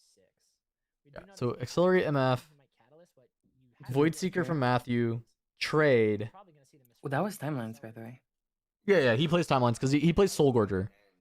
So Ollie's version is different because he plays timelines and Soul Gorger. And the timelines is to help fuel the Soul Gorgers and then like help you look for Aurora as well, but it fuels the Soul Gorger. The Void Splitter that we. So what do we do? Trade here? That would make this a trade. Yes. Yeah. Riftbound is like the only TCG where you just can be on the last 2 turns and have 2, 4, 3 mana. Like, hello. So he can't win this turn specifically. If you look at this, like just 4 mana, turn. What turn are we on? Like, oh, turn 15. Yeah. Yeah. There's a Ride the Wind off the top that's not gonna do it, but what is that other unit? Is that inverted timelines? It is inverted timelines. I think it's Yeah, inverted doesn't actually do anything though, right? I mean, he just always loses. I think it's over. Yeah. I mean, his hand doesn't do anything there. I understand playing this. Like, why not? But... He needs. oh, bullet time. Fight. But bullet time is. No, I like stack deck here. Oh, there's a fighter flight as well. Oh, perfect. Yeah, and he grabs That's it. exactly what you need. Okay. He's alive. He is fighting for his life right here. But can he ever get enough runes to not just like lose? With stack deck, I don't think so. I mean, sorry, the deck hand in hand. It's over, no? Oh yeah. Well, you have not to do some weird moves. Not technically over, right? Because he pushes here and then Matthew only gets 1 point. I mean, you can't bullet time here. You have to fighter fight. Wait. He could also just let the Kaisa connect, because this is not. Because it's not game winning. You're correct. Yeah, it will give him hella looting, but you could not burning more resources than it needs to. Yeah, what a match, dude. Okay, and there's the. And this is game draw. 1, dude. They're like not letting up at all. Doesn't he get an additional draw for conquering and then getting? I think he did. I think he drew. Drew. So yeah, he should ditch. He should ditch, draw, and then draw again because it's the 8th. Oh, because it's the 8th point. You're right. I'm not sure if he's gonna take the 8th point. I don't know if I didn't. What a game! This is so. Well, now you have to do it. Yeah, now you're forced to fight or flight, so that'll move the Kaisa. Okay. Oh, now he's just so far back on runes. And then if I mean, now he just has to scoop, right? To not go to time here. He just needs to scoop. Yeah, I think so. Because like okay. He's I was like, you can technically try and live by bullet timing here and like try and hold on for a while longer, but I just don't think that bullet timing for 4 is an actual out there. That Misfortune went crazy that game. I've never seen a Misfortune put in that much work. I'm still very surprised he didn't Mind Splitter that turn with the MF. I really expected to see that instantly, and going for the Gus instead, I think was very surprising. I think the worst part about this whole match was the bullet time. I mean, like, he's forced to use it, right? But like, when you're forced to use bullet time, it just sets you back so far you can never come back. In a game where Sigils was going crazy too, like exactly. we saw them go. I think at one point Annie was at 1 rune and MF was at 3, and it's just like, holy dude, it's hard to do anything. And like when you're playing on your back foot, like back against the wall, and you're down so many runes, it's gonna be very hard to dig yourself out of that, especially when you're. How much time left still in the clock? I don't think they'll be able to do 3 games. This is kind of how the matchup goes. The Vi There was like 25 minutes, but there was like a judge call, so it depends on how fast they play. So they have more time than is on the clock, but I don't know by how much. It clears stuff when they're trying to rush you down. But Hmm. in reality, when you're playing bullet time early, you're just shutting off your own late game. You're giving your opponent way too much tempo advantage, way too much. It's really basically time walking yourself. You're giving your opponent time warps. And on top of that, it doesn't even answer the one card that you need to beat, which is Vibe. Like, a lot of the times you're better off playing something like Challenge, because Challenge can fight something that's in the base. It can fight Yeah, it's anywhere. So if it like Yeah. bounces back, you don't care because it like still chooses Yeah. just a unit. Period, for sure. I don't believe Top Cut is being played today. It takes one recycle cost or one power cost, whereas the bullet time takes like 10. Like, it Yeah, just, yeah, it's a super expensive card. I will say, I mean, you and I have talked about it like all day, well, all weekend really, about how like bullet time is more of like a niche thing and it's like can help in certain situations, but for the most part it like just clogs your hand. We've seen that all weekend long. And then like even in this situation, I think this game was the first time that we really saw you could get actual value out of bullet time. And it like you said, it just put him back so far that it didn't really like it just delayed the inevitable. So it's really unfortunate. Yeah, so I think you know, like, if anyone is questioning it, like, watch the VOD back and you'll see every single time bullet time is drawn, it contributes to a loss, or it was a game that was won already. Yeah, Like, every 100%. single time. Yeah. And it's always I'm the not worst saying, time like, too. Yeah. yeah. He's just been very unlucky this weekend. Now it's not necessarily a bad card, but like we've seen it so often where you're like, oh, he just needs to like draw something that can help him, and it's like draw 2 bullet times, and it's like not gonna get there. It's not Not good. going to get there. It's not the move. But anyway, in any case, we've got game 2 coming up shortly. These players are going to be sideboarding against each other. I wonder if Ali's got some good stuff for this matchup, or if he's just like confident in his abilities. I think we saw some powerful ones from. Let me get a drink real quick before we get into game 2. Be right back. Fantastic against Okay. I think I'm also gonna get some coffee. Okay. Okay, this is the Aspirants Climb game. This is the game. All right, chat. This is the time. Tell me what you want to say while Cass and Charmer are not here. I won't report it to them.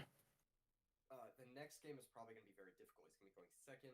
Quickly. Obelisk of Power plus the arena's greatest. His opponent's going to be going first with 3 runes and a point already. Wait, the game started though. You know, it's possible. Never mind. Hi, Geok. Geocarable. I don't know how to pronounce your name, but you know.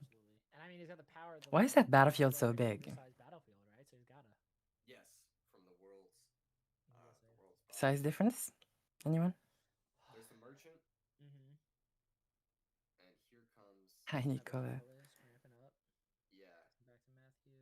This is a turn 3. Okay, they're playing so fast. They're playing faster than the actual frames on that stream.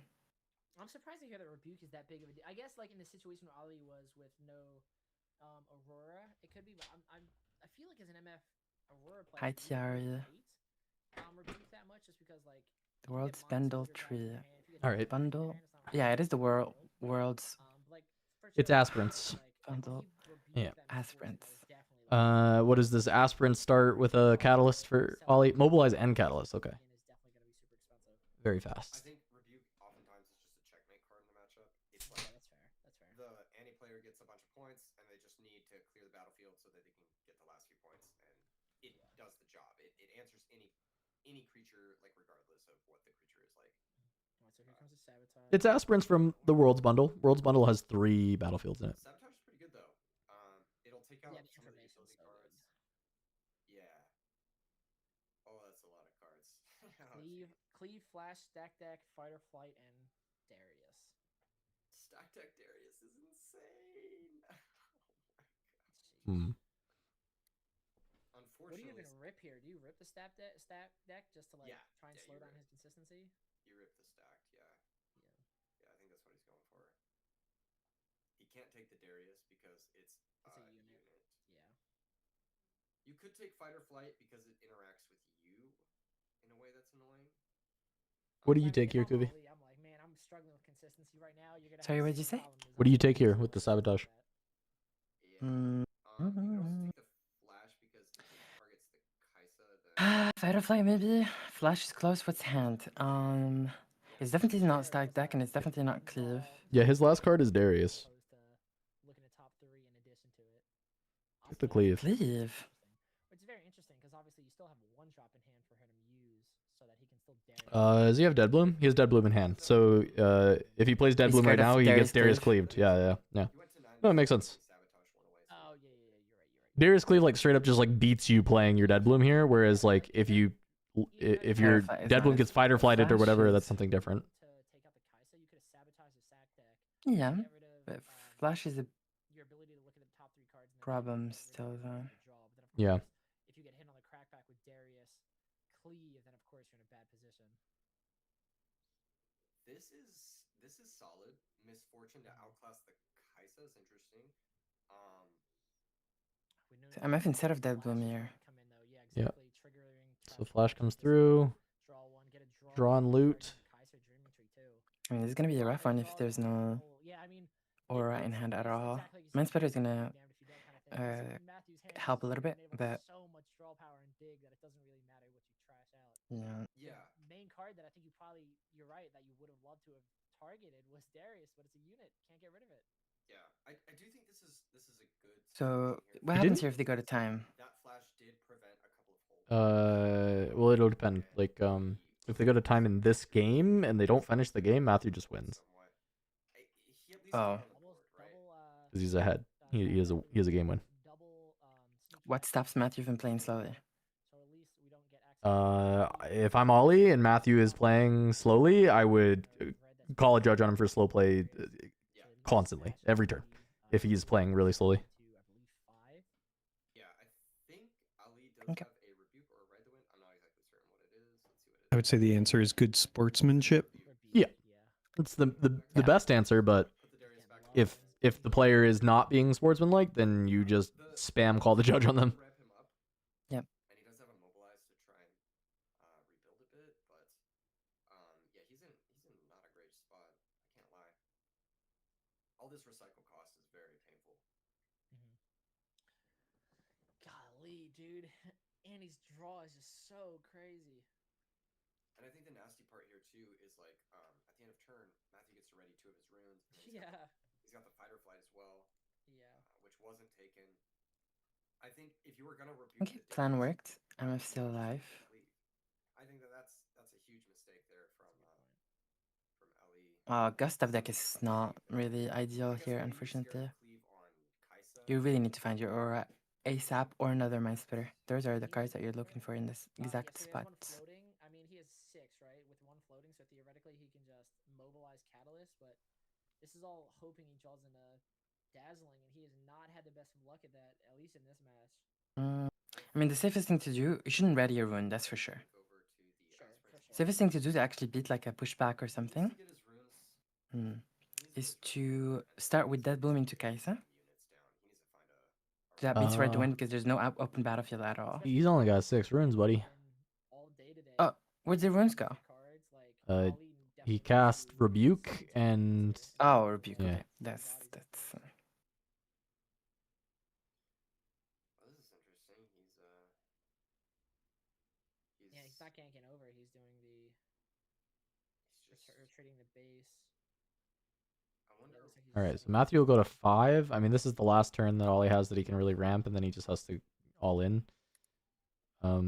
He missed Aurora both games, I really don't understand why he. which theoretically you shouldn't need Aurora for this matchup, or at least like what I saw from the It is early in game. like Sam and Vero is that they were winning without Aurora in the matchup. I think you're right. I think I'm in a position where I would. I mean, it still certainly helps though, just in case they run into other rebukes or whatever, so they don't have to keep paying for stuff. But I think you're right. And I don't know the differences between their two decks. I know Ollie even mentioned that he had added Primal Strengths to the deck and added he split his Volibears with Mountain Drakes, so at least he has more castable cards. If he does take the Kaisa, he doesn't want to lose the MF to the Darius Cleave crackback. That's true. Yeah, that's true.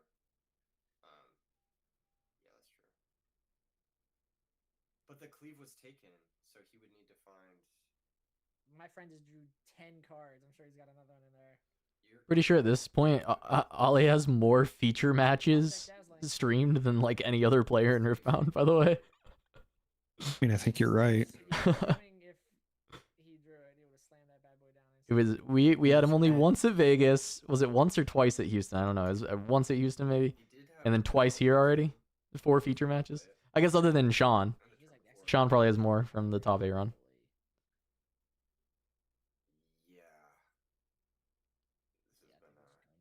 Actually, is that even true? Sean had 1 here, and then he had his top 8, his top 4 in his final. So he's also at 4.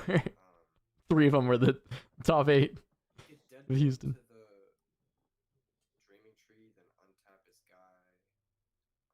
Not sure how much that matters. Is that a bullet time in his hand? Yeah, that's the only thing. He definitely has more than 2 cards, but he only. Oh no, I guess he does. I've only seen 2 cards. I just thought he had more, but yeah, it looks like he only has bullet time and dead bloom. And we know that Matthew has a ton of cards in hand from all these draws that he has. He had 6 runes. He floated 1 and then readied the rune with Misfortune, and then tapped it again. So he paid 4 for Catalyst, and then paid 2 for Mobilize. He did everything right. Everything was on the up and up. You can float a rune and then ready it when you move Misfortune Captain. I hate to say it. I hate to call it this early, but no miss cheating. Yeah, he's not able to. Did not miss the cheating there. Find the pieces that he needs. Well, Alright, actually missed the cheating. Yeah. And then he has to pay the. Played correctly. Misplay. But like even The misplay is not cheating. like he could still just Annie back something. Like this is. Oh yeah, George has probably been on stream more than anyone else. That's true. George is definitely on that list of players who have been on coverage more than anyone. I would count the Chinese matches, of course. Yeah. Why did he not play the dead bloom, then move the Misfortune and ready the dead bloom, so that when he plays into the known fighter flight, the dead bloom can still move back into the. That feels like a miss to me as well. Like readying a rune here did nothing, but he could have readied the dead bloom predator and then played through the fighter flight. Yeah. So. Yeah, because if they just back, pay the deflect cost, and then he doesn't care, dead bloom just moves right back in anyway. Yeah. It could have just been fatigue. It's been a long day. This game was probably over anyway because of the Annie on the fighter flight. So what? We get one more chance at this because Matthew's probably gonna go to 7 this turn. No, because this is aspirants, right? Yeah. So technically 2. Well, yeah, because 7 this turn if he's able to hold and conquer another battlefield this turn. I think if Ali doesn't find Dazzling right here, we're in a really tough spot. I think it's going to be near impossible to stabilize for Ali. I think this is going to be very difficult. That being said, bullet time will just. He's sending Wait, everything. is he gonna run into bullet time? Yeah. Or does he have flash in Like hand? bullet time here. No flash. Okay. If he sends it all. You might as well. You have nothing to lose. Full send. If he sends it all, he's getting bullet timed. What's the reason not to send? I mean, what's the reason not to send 2 units? Maybe fighter flight. But fighter flight beats 3 units too. Yeah. And also, if it's Gus, you shouldn't be playing on Gus because 1 was just thrown away, and yeah, should absolutely do this. You know, Matthew wanted a full send there, but I think he was. Probably still. Yeah. You still just have to bullet time, but it's so bad. Yeah, not great. I mean, honestly, the spot is like. I guess you just save. You have to save the bullet time, and then you just play around this dead Play the bloom long trying to win game. you the game. Yeah. Like solo dead bloom can win you the game with the right combo of cards. Like if he finds a primal, well, it depends actually if Matthew has the push as well, and I think he does, or he can even just get the push from the he still has Annie. Yeah. Yep. Yeah, I think Matthew's kind of got it. This is supposed to be the situation where bullet time is good. By the way, this is supposed. This matchup is usually not that hard though, but unfortunately, I think we saw. Yeah, best Ali just cards- has bullet time push B. It's just a bullet time in hand. The best cards against Annie as MF are Mind Splitter, Sabotage. These are obviously the strongest. Gus is good early, but falls off pretty hard at this stage of the game. It's about it, really. You need at least like 2 Sabotages, I think, in this matchup specifically.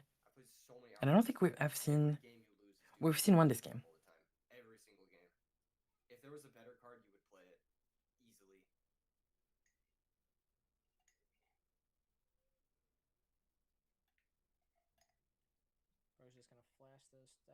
When is the next big Chinese tournament? I want to see Spirit Forge in action. I believe it should be like around January 10th or 17th or something. I don't know if I've seen any exact dates, but it's like sometime in the early middle of January will be the first one, and it'll be every week from then for like 4 weeks or something. Another thing that you learn as you play more against experienced players is that if you saw in the last turn, Matthew. All right, Matthew's got it. His units into the battlefield. Yep. Around bullet time He did. That was really good. Oh, the next draw was dazzling.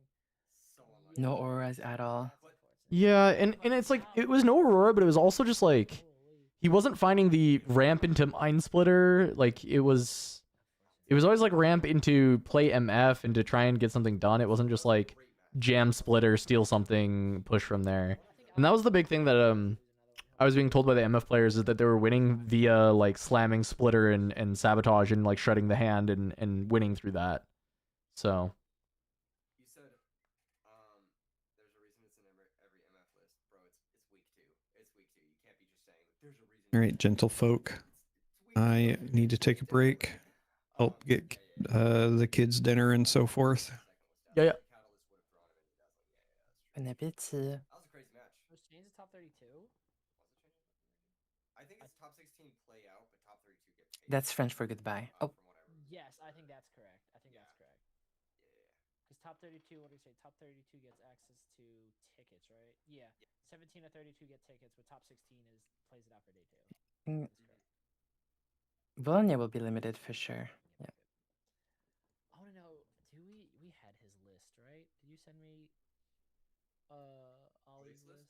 No, I can send it to you real quick though. Yeah, I just want to see.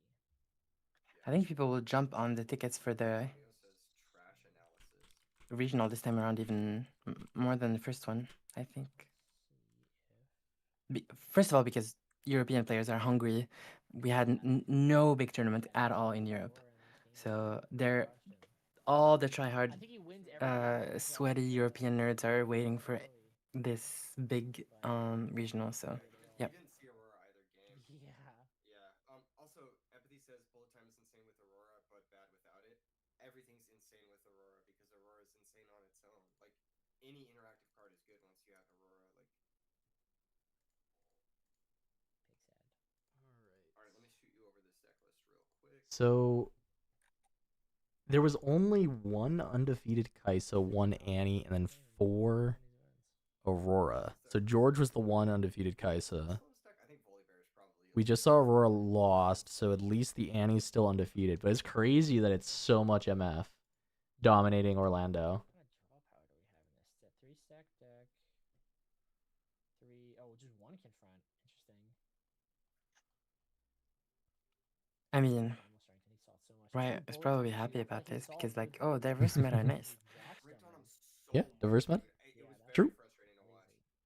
It's you know what's frustrating too is like I'll be on here, I'll be giving analysis as like a professional card game player who's been playing card games professionally for the last 5 years of his life, and I'm like, this is why this card's bad in testing, and we watch it be bad in results as well, and the chat's like, actually, I think you're wrong.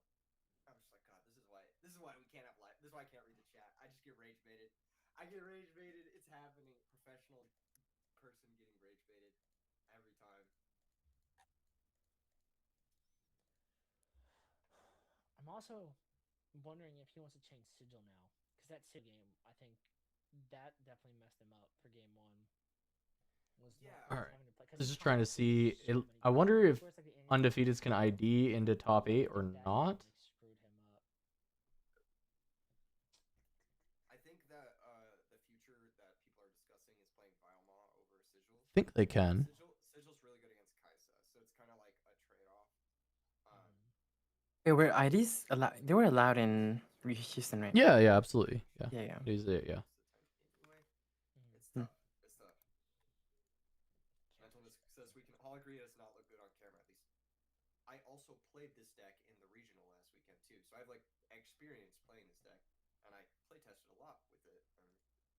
I'm wondering any ideas on how Orange should be built? if they'll find undefeated matchups or if there's just win and ins. This was the hard thing at Houston too, is figuring out the math on like what matches we were supposed to show at the end of the day. We figured it out though. It was like everyone was gonna ID at 7-0. So on that round you have to show 6 1s. And then after that round, everyone is gonna ID at 7-1. So you have to show specifically 6 1-1s because they're guaranteed to be win-ins. But Riftbound's a very different game, and the equips seem very like economically costed. I guess I should say, like they're not too rune intensive and they're not too slow.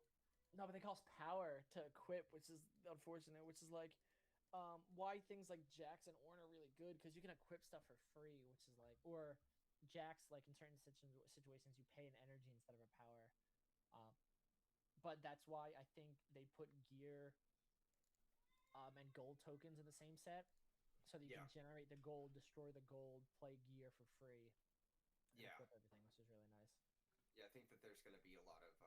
Did George beat Mo? I'm not sure. I haven't seen either of them say anything. Their match is probably not done, I would figure. You can tap or exhaust runes for power. That's also coming out in the next set as well. Justice in the chat says that Fairy Dragon looks pretty busted. You were talking about that one yesterday too. Yeah, I pulled that in my pre-release. Who do you think will win? Shit, the bet. Between George or Mo? I mean, I think that the best Kaisa players tend to look relatively favored in that matchup. Like, when I watch Alan play against MF, I am like, I don't think that MF is favored. Like, this does not look favored to me. Yeah, but it's Alan. Yeah, I know Alan is built different, but George is a very, very strong Kaisa player. He would not have top 8'd Houston and won Chongqing and day 2'd every single like Chinese event he played in except for one, right? If he was not good. So I have to imagine he's also a bit favored in the matchup. But I'm not sure. I don't know. And I don't know if it's like his build of Kaisa is not as good, because like Alan's build of Kaisa was quite good into MF Aurora for Houston. You'll have a way to go wide with those spells that make recruits, and then you'll have a way to buff up those recruits with the Fairy Dragon, but you won't have the downside of Aurora hitting like maybe like a Eventual. One of the little guys, yeah. Yeah. Azir's color combo is dope. Oh yeah, Azir's gonna be cool too. There's a lot of cool champions in the next one. Kid Leo says get Mo on so he can show us how it's done. Did Mo win? He lost to George. All right, George won. There we go. 21 he lost. match. So yeah, we just lost both of our undefeated MFs. Wow, that's crazy. Yeah, but both of the other undefeated MFs won. So.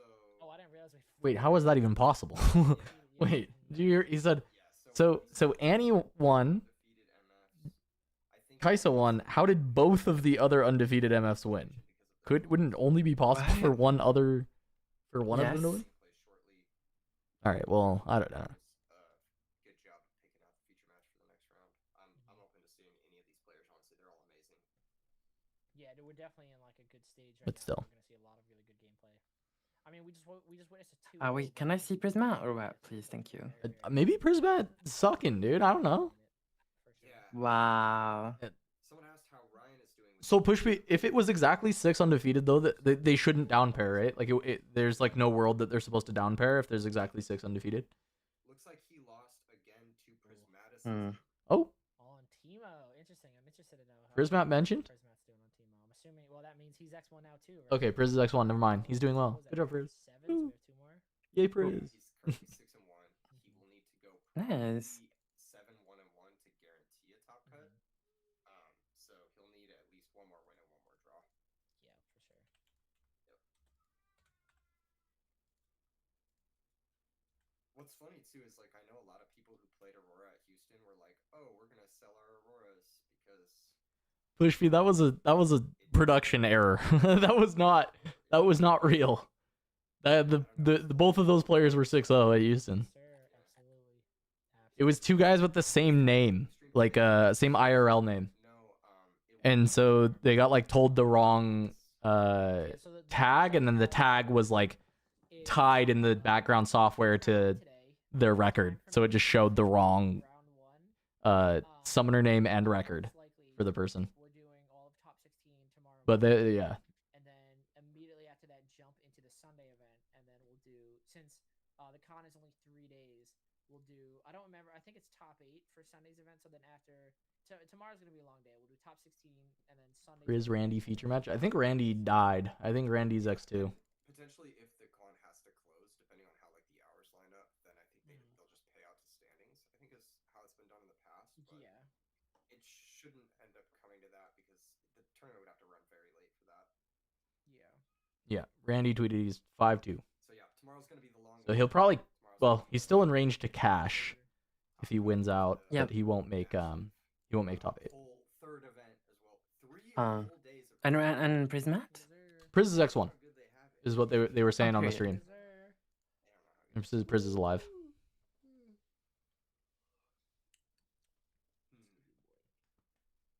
Yeah, it's starting to set in. Are you feeling a little fatigued?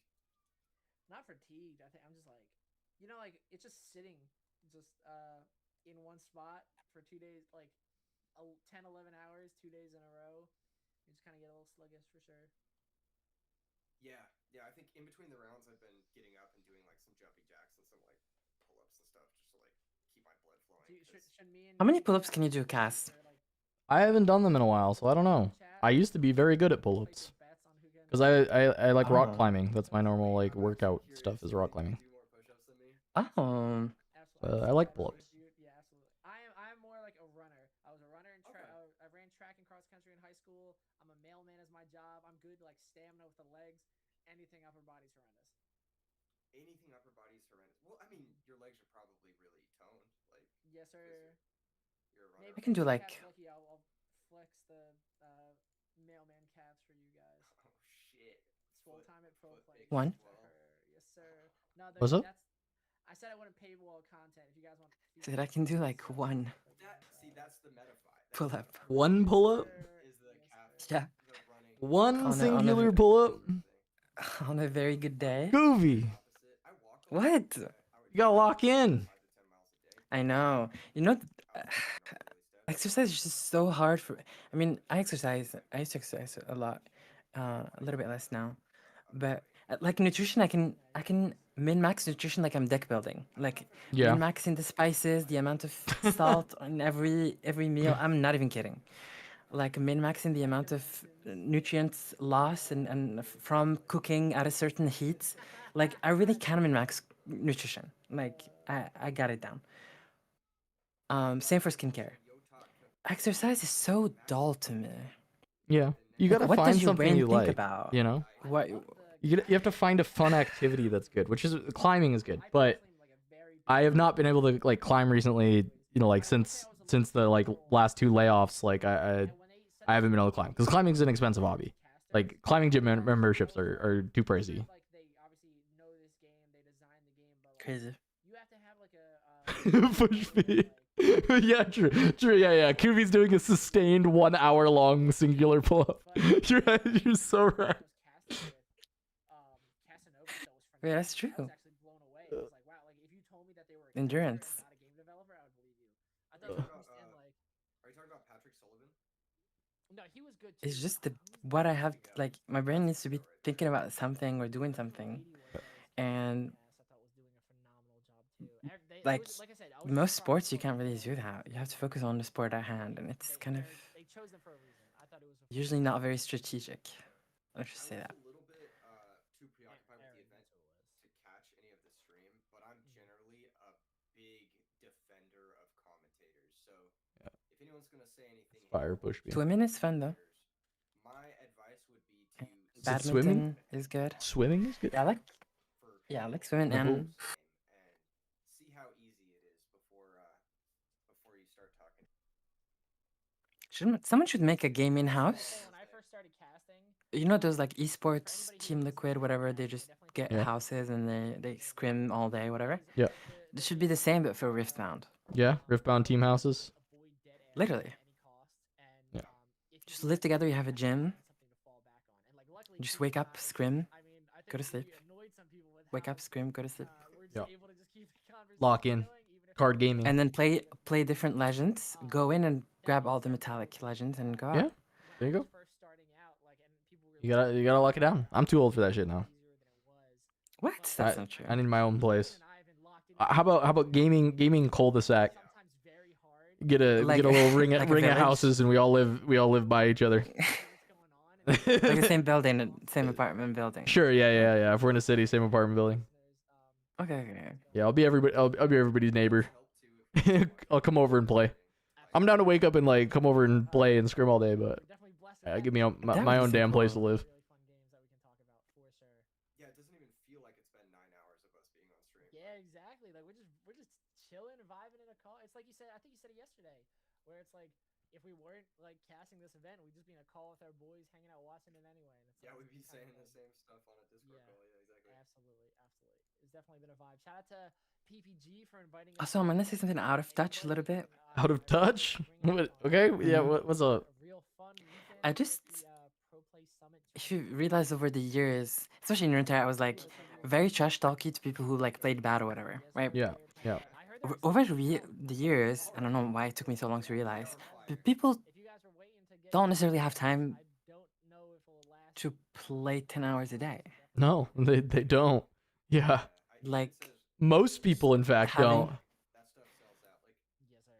having a job, having like a family or a partner, sometimes kids and everything. Like, I don't know how people do it. Like, how do you manage a relationship and kids are like even And if you have play kids, I don't 10 know how hours a you do it. day? Yeah, it's hard to do both. Well, Sometimes no, you can't. not necessarily 10 hours, but like you play enough to actually be like Yeah, really, really like sweaty, try hardy, you know. You either have to be good enough that you are good without the practice, which is hard. A lot of natural talent and a lot of hard work in your past life, basically, like when you were younger, where you just like have that foundation where you don't need as much practice, right?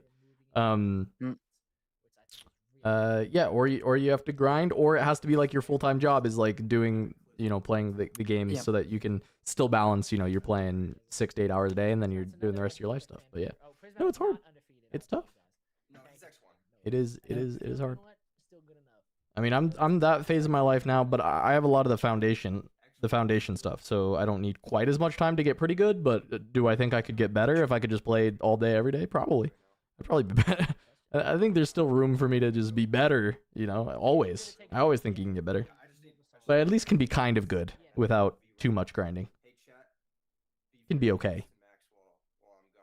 Good enough to go win skirmishes while first timing the anti-deck, So you're winning Bologna? Yeah, so I'm winning Bologna, actually. Yeah, so I'm going to win Bologna. Overall, so Stefan, if you want to take us away, and then everybody can have a short break, Crazy. and we'll be right back for round 8, where you guys get to see Prismat and his Teemo in action. Pushby, I hope you get to go to Bologna. I hope the Darius win helps you kind of travel around and play a bunch of Riftbound. It's always nice when you get the one big win that can help fund a bunch of the other trips. I'm hoping to play Bologna too.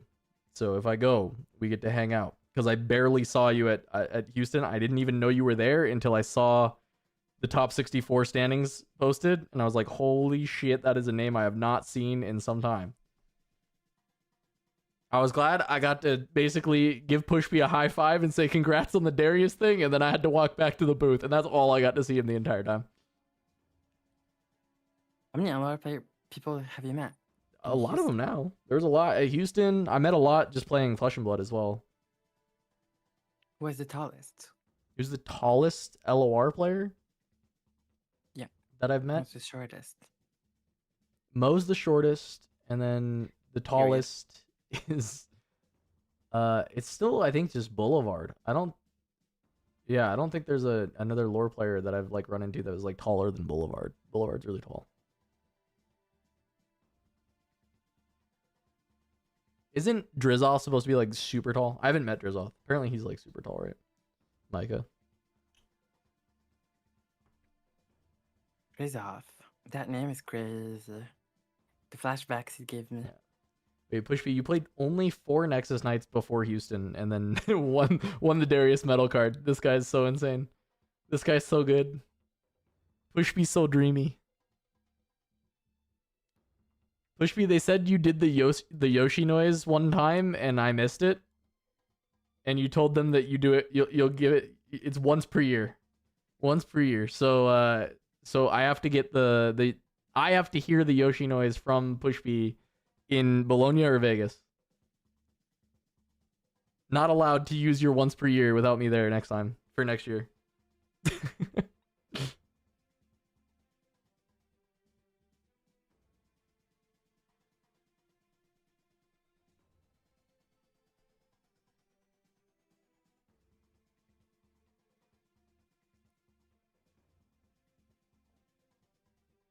Calendar year, so I have to wait 12 months? Oh no. Oh no. All right. 12 months. All good. Someone wants to get good at the game. What should they do? From League, so it's the first card game. For League, there's lots of resources to get better. For Riftbound, it's a little harder to find. I think resources can be kind of hard to find really good resources to get better at a card game. And I don't want to immediately send you off to like Metafy coaching type stuff, because that can be good, but you can get good without going and spending money on somebody to coach you. That's not how everybody learns. Some people learn better that way, and then that's fine, and you can go do it. And I know that Kuvi's got the Metafy. I got friends who got the Metafys, and if that's your jam, if paying an hour after I posted about bootcamp is crazy. Yeah, but okay, but here's the thing. I think for some people, paying for coaching is the best way for them to get better. I don't think it's the best way for every person to get better. I think reps are really just like king. Like going to your Nexus night and like literally playing the game is going to be king for like just getting better at the game. You'll see more situations firsthand. You'll get used to like your game plan playing through it. The other thing, like, so for me personally, the best way to learn, like when I get better, is by watching competitive games. So like watching like top 8s of events and watching that kind of stuff, especially like for the deck I'm interested in. I can gain a lot from that. But also for some people, you need a base level of knowledge to gain a lot of info from watching that. So it's another thing where it's not everyone is going to gain the same amount from just watching pro matches. For me going and getting a bunch of reps on the decks that I'm interested in, researching them, and then watching pro matches is enough for me to get like where I need to go. Won't work for everyone, but like that's how I feel is the best way to learn for me. For some people, seeking out coaching via Metafy, there's a lot of really great ones out there, and finding good recommendations. I mean, I think Kuvi, I think Randy are good early recommendations for people to look out for, but I think there's a lot more Metafys out there too. If there's like a specific player that you enjoy watching or you think is playing the deck that you really like, you can look. I'm sure they might have coaching open.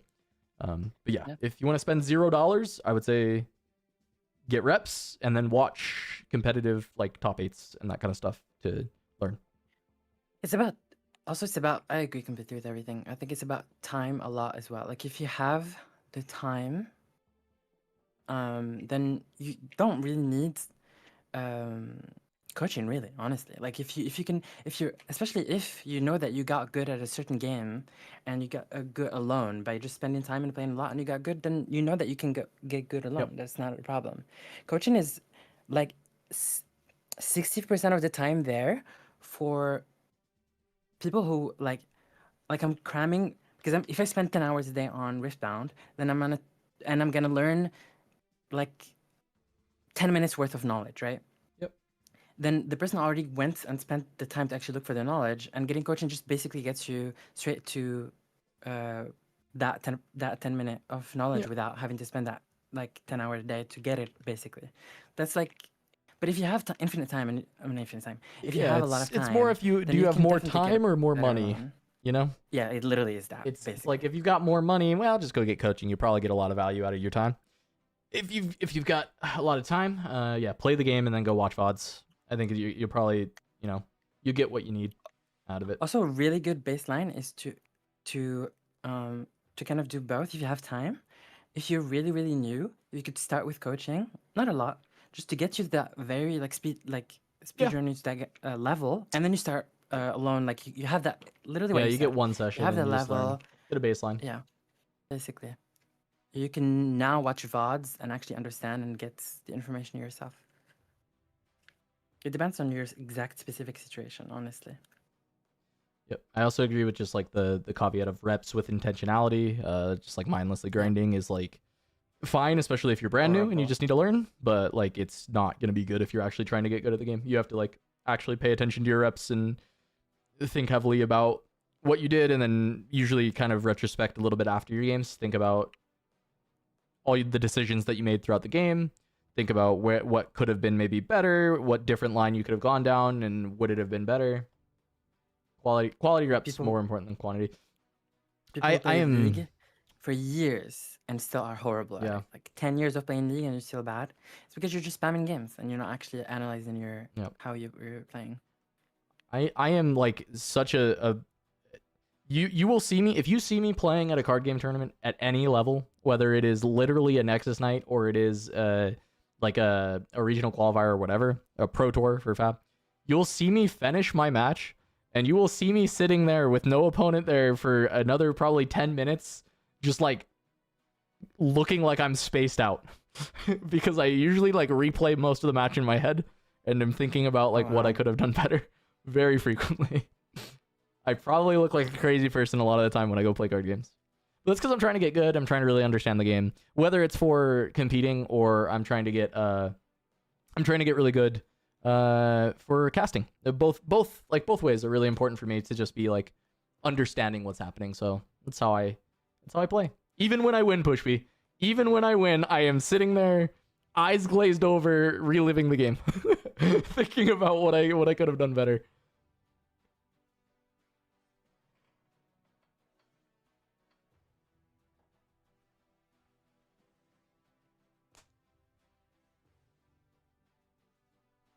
Sometimes the answer is nothing, and sometimes you're right about that answer, and sometimes you're wrong about it.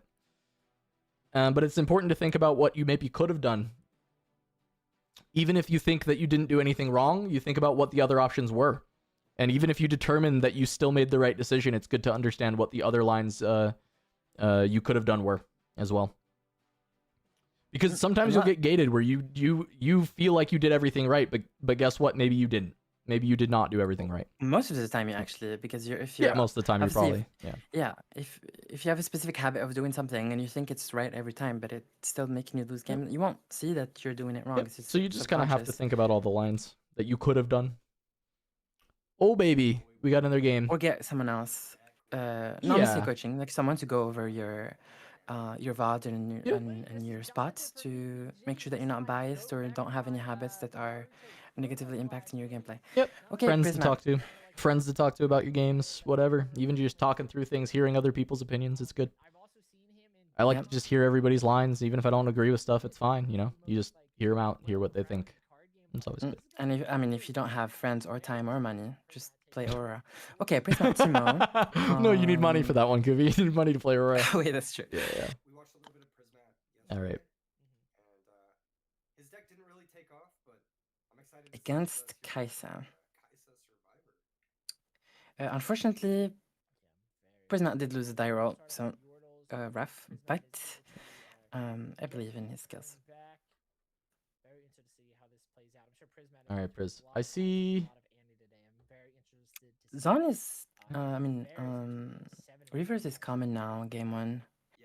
That means whenever you see reverse game 1 on Kaisa, that means they have Arena's greatest, that they want to keep when they have lost, when they go first.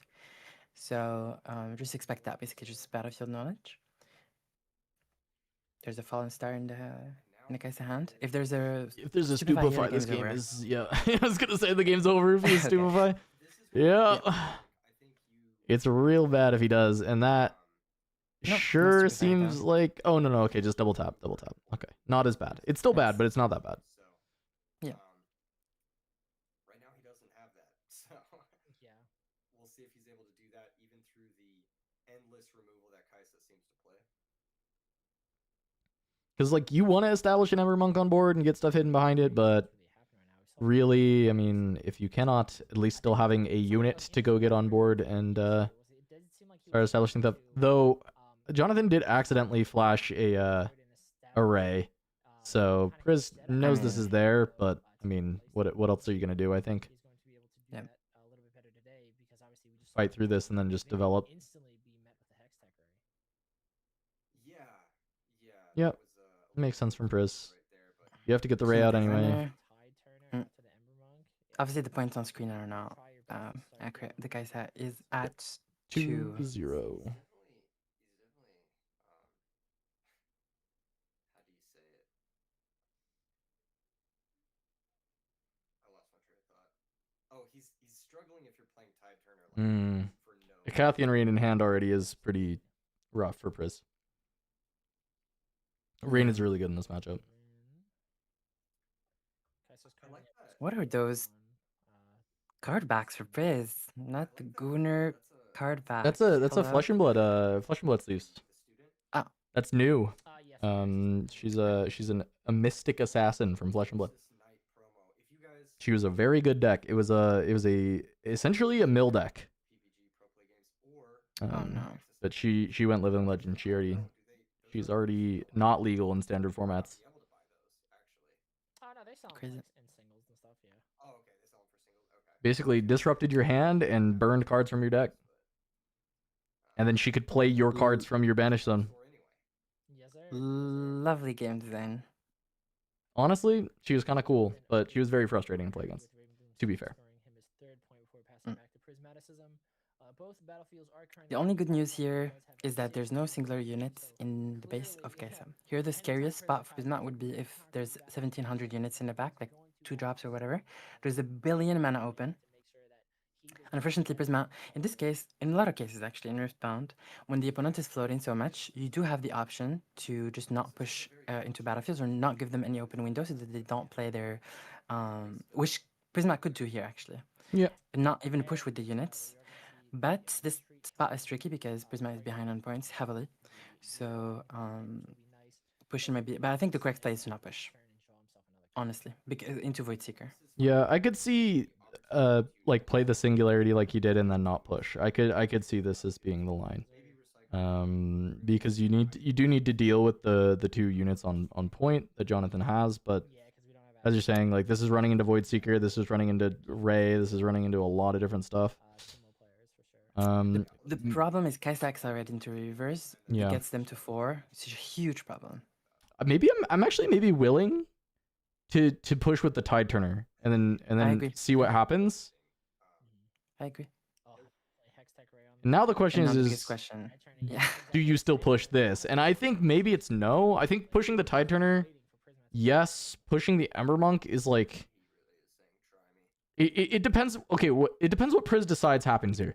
If Priz decides that I lose if I don't push the Ember Monk, then he Yes, pushes. exactly. If he decides that Exactly. I like, because he knows that this can happen. This is not like, oh, I don't know Void Seeker's there. Priz is thinking exactly, hey, I could get Void Seekered here.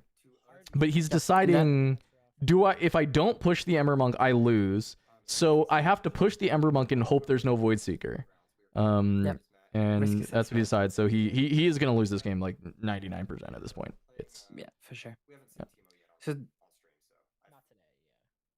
on the topic of getting better, if for example, you're a Prisma and you rewatch your game and you're like, oh my god, this monk pushed into the battlefield, got Void Seeker and I lost because of that. This doesn't just translate into that play was the bad play to make at all. That play was risky, but based on what your spot is and how behind you are in the game,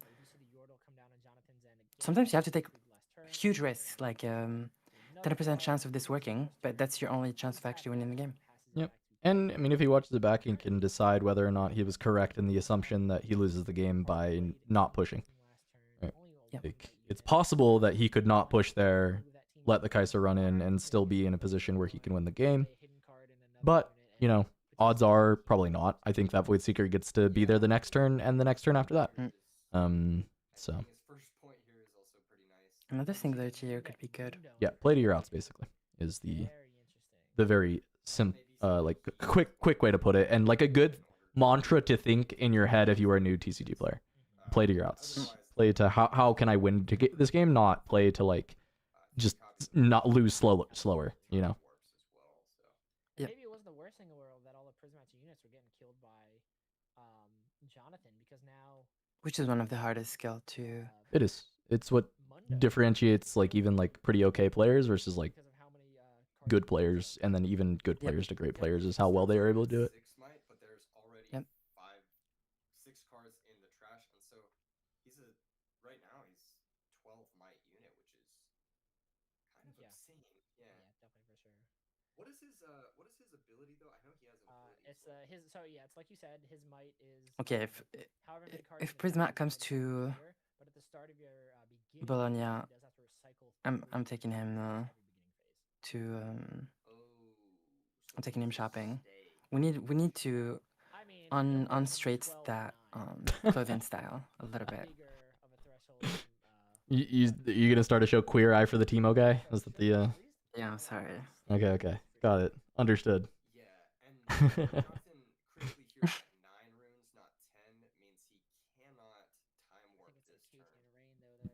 Has Priz mentioned what legend he's looking at for next set? I don't think he's looked at set 2 at all. I feel like it's gonna be Ezreal though. Oh, it plays. Yeah, probably. This team is not. This Mundo is not bad at all. This literally is the only way to actually have a chance in this game. Yeah, but if Kaisa cannot deal with this. Yeah, his trash is not that good though, so we'll see. Also, we know there's a Rain. Like Rain can just kill Mundo right now, right? Oh wait, no, it can't. Wait, it's plus. Ooh, another Stupefy here No, it's 11 total. Yeah, it's 11 total. Yeah, you can just get rained. Wait, what do you mean? It's 14, no? Well, No. It's 11 10. post. Or what? It's right now it's 16. So it's 13 post. No. Look at the trash. Look at the trash. That is total might that Priz is representing. Oh. Yeah. I would be so confused by that personally. Yeah. And these Teemo players, they normally do have a lot of hidden units at their battlefield for sure, but a lot of them do. Wait, this can. Bluff that and flip a lot of consult the path. Oh, okay. He put all 12 there. Okay. I was like, this could just get blown out if Priz reveals the hidden card and it goes to trash. But I thought that's because he was trying to hit both. So he just put all 6 into the Mundo. Mm. Yeah. No, he buffs himself when he's revealed it hidden. Yeah. Did he not target Mundo with Yeah. Stupefy? Am I mistaken? Is all 6 in the Mundo. Yeah, all 6 in the Mundo to play around. It's to play around the hidden card revealing and pushing Mundo up by 1. Because if you only put 5 into Mundo, and the hidden card reveals, it's like a complete blowout, and the Mundo lives. So. Yep. He moved the Kaisa out of it, so he'd already scored that battlefield this turn. Here comes another Yordle. Jonathan's playing well on the Kaisa. I mean, I haven't really seen anything that's been like bad. He understands the win con against Teemo. I was like, let him have nothing. is what you must do against Teemo as Kaisa. Hidden card because it would now be in trash that he would be 1 more, so he would have to deal it 6 times anyway. Yeah, this is over. Like. Oh, Singularity's so good here. Singularity main deck in Kaisa. Like, yeah. What are we doing? Singularity's been putting work in. I mean, Singularity's not a bad card. It's just yeah. Very, very, very good into Teemo. Jonathan is just totally in control right now. Prisma is gonna win game 2, and then game 3 is gonna be interesting. Definitely in there to try and help stabilize Prisma, but I mean, what, it lasted a turn, and Jonathan. I refuse to watch Prisma get 2-0 again. Yo, Priz has the worst stream camera luck. I swear to God. Every time we see Priz on the stream, he gets demolished. Except for Vegas. Vegas. Well, I don't even. When I'm watching Priz though, I don't think he's playing poorly. No. Priz has played on camera for years. Priz is. I mean, it's maybe different with a card game, but Priz has been a pro player. Like, Priz played on stage for Heroes multiple times. Priz is definitely someone who's played. Like, he should not be having. Wow. Nerves. I don't think Priz has nerves. I mean, maybe he'll tell you otherwise. Maybe he has nerves. I don't think he does. It's not like this is the first time Priz is like playing in person even. It's the first time he's playing like a TCG in person, to be fair, but like it's not the first time he's competed for a large stakes in person.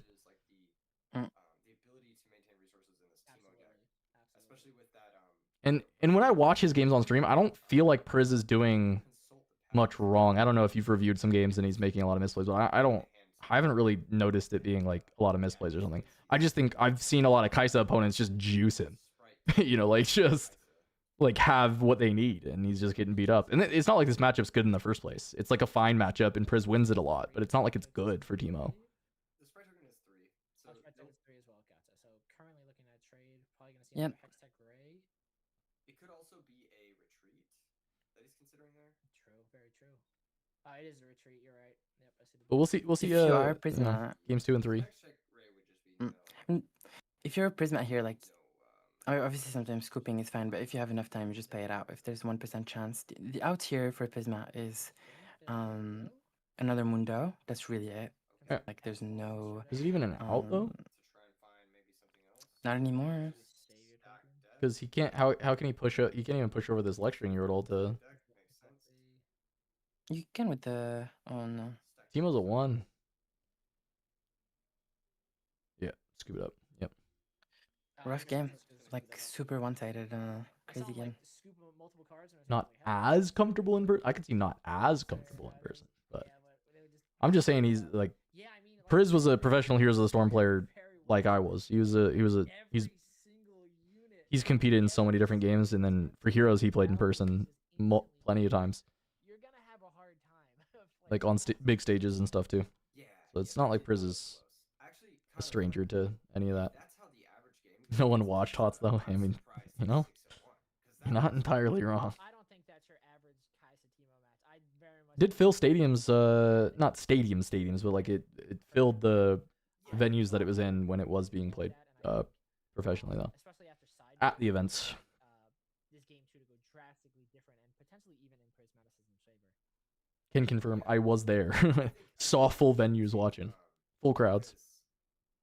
That Mundo, had it stuck around, Moving cards around and stuff. Yeah, for sure. could have been the difference maker. But my only argument is I just don't think Priz is like playing worse because he's on camera or something. I just don't. I don't see any reason that would be true. Anything that entire game. Yeah, for sure. Other than like normal play worse because you're on camera stuff, I guess. I guess everybody maybe plays like a little worse. I don't know. I don't think so. I play better on camera to be honest. True with the singularities and whatnot. That's not true. You play better on camera? No, that's not true. I played one set better because I was on camera. The first Fab tournament I won, I'm pretty sure I played really, really well while being on camera. One of my better games. What's your biggest fear, Cass? My biggest fear? Mm-hmm.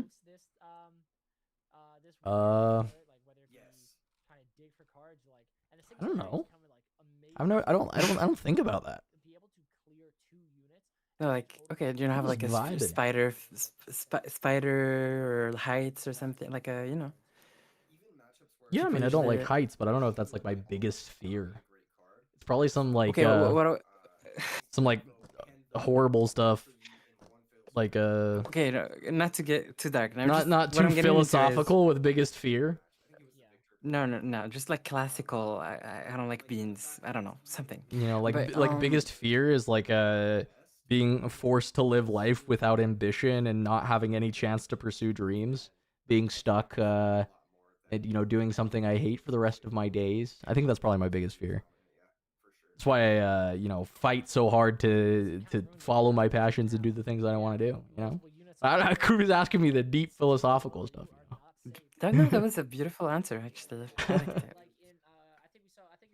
it. Beans. What I was gonna say is the biggest fear is beans. Yeah. What's up, I Kuba? don't know. I don't fear shame. You don't fear shame? I was gonna say mine is big crowds. Big crowds. So card game Yes. tournaments is scary. Because Prisma also Yes. did play his singularity as well. So you really got to lock in. His was much lower value. It Mhm. hunted down a student Or and a discover a way to get invisible by Bologna. Yeah. student and a Yordle that is already of value. Yeah. And that just You've played some in-person events though, but nothing big. Nothing like as big as what Bologna No. would be. Mm-mm. All right. So yeah, you're gonna have to find a way to cope, like a good system to help you. Like I'm confident I can actually win. Like Are truly. you afraid you'll play bad because of it? Obviously. Yeah. No, that's fair. That's fair. Like if crowds are something that's tough for you, I mean, it's gonna be hard. You're gonna have to find a way to kind of combat that. Like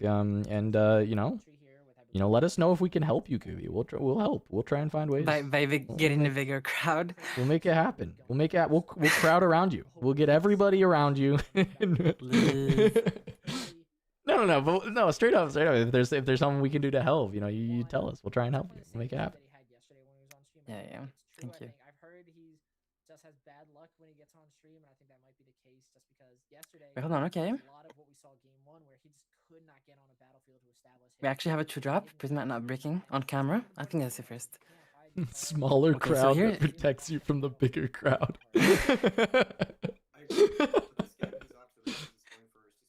This is one of the biggest questions, and that happens a lot if you're playing Teemo and 2K or playing anything 2K really. Is Kaisa going second? She has Ray up. Do you push in or not? And Prisma actually decides to not push in here. Yep. And a lot of things, there's a lot of things that you take into consideration in this spot. Actually, the amount of cards that the opponent's mulliganed is very important information. If you see that the opponent's mulligans only 1 or 0, that means they like their hand. That means they probably have like a 2-drop array or like most likely a fallen star.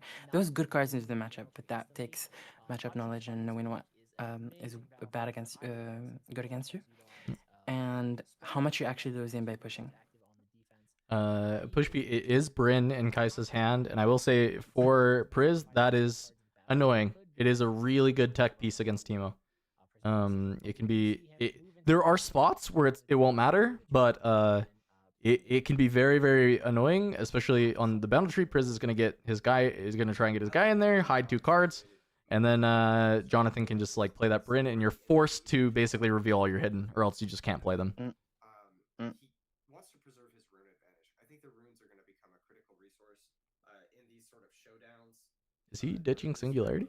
Is Zarsa's hand just like that goated? Just due to the nature of like. No way. He was holding it, but he's yeah.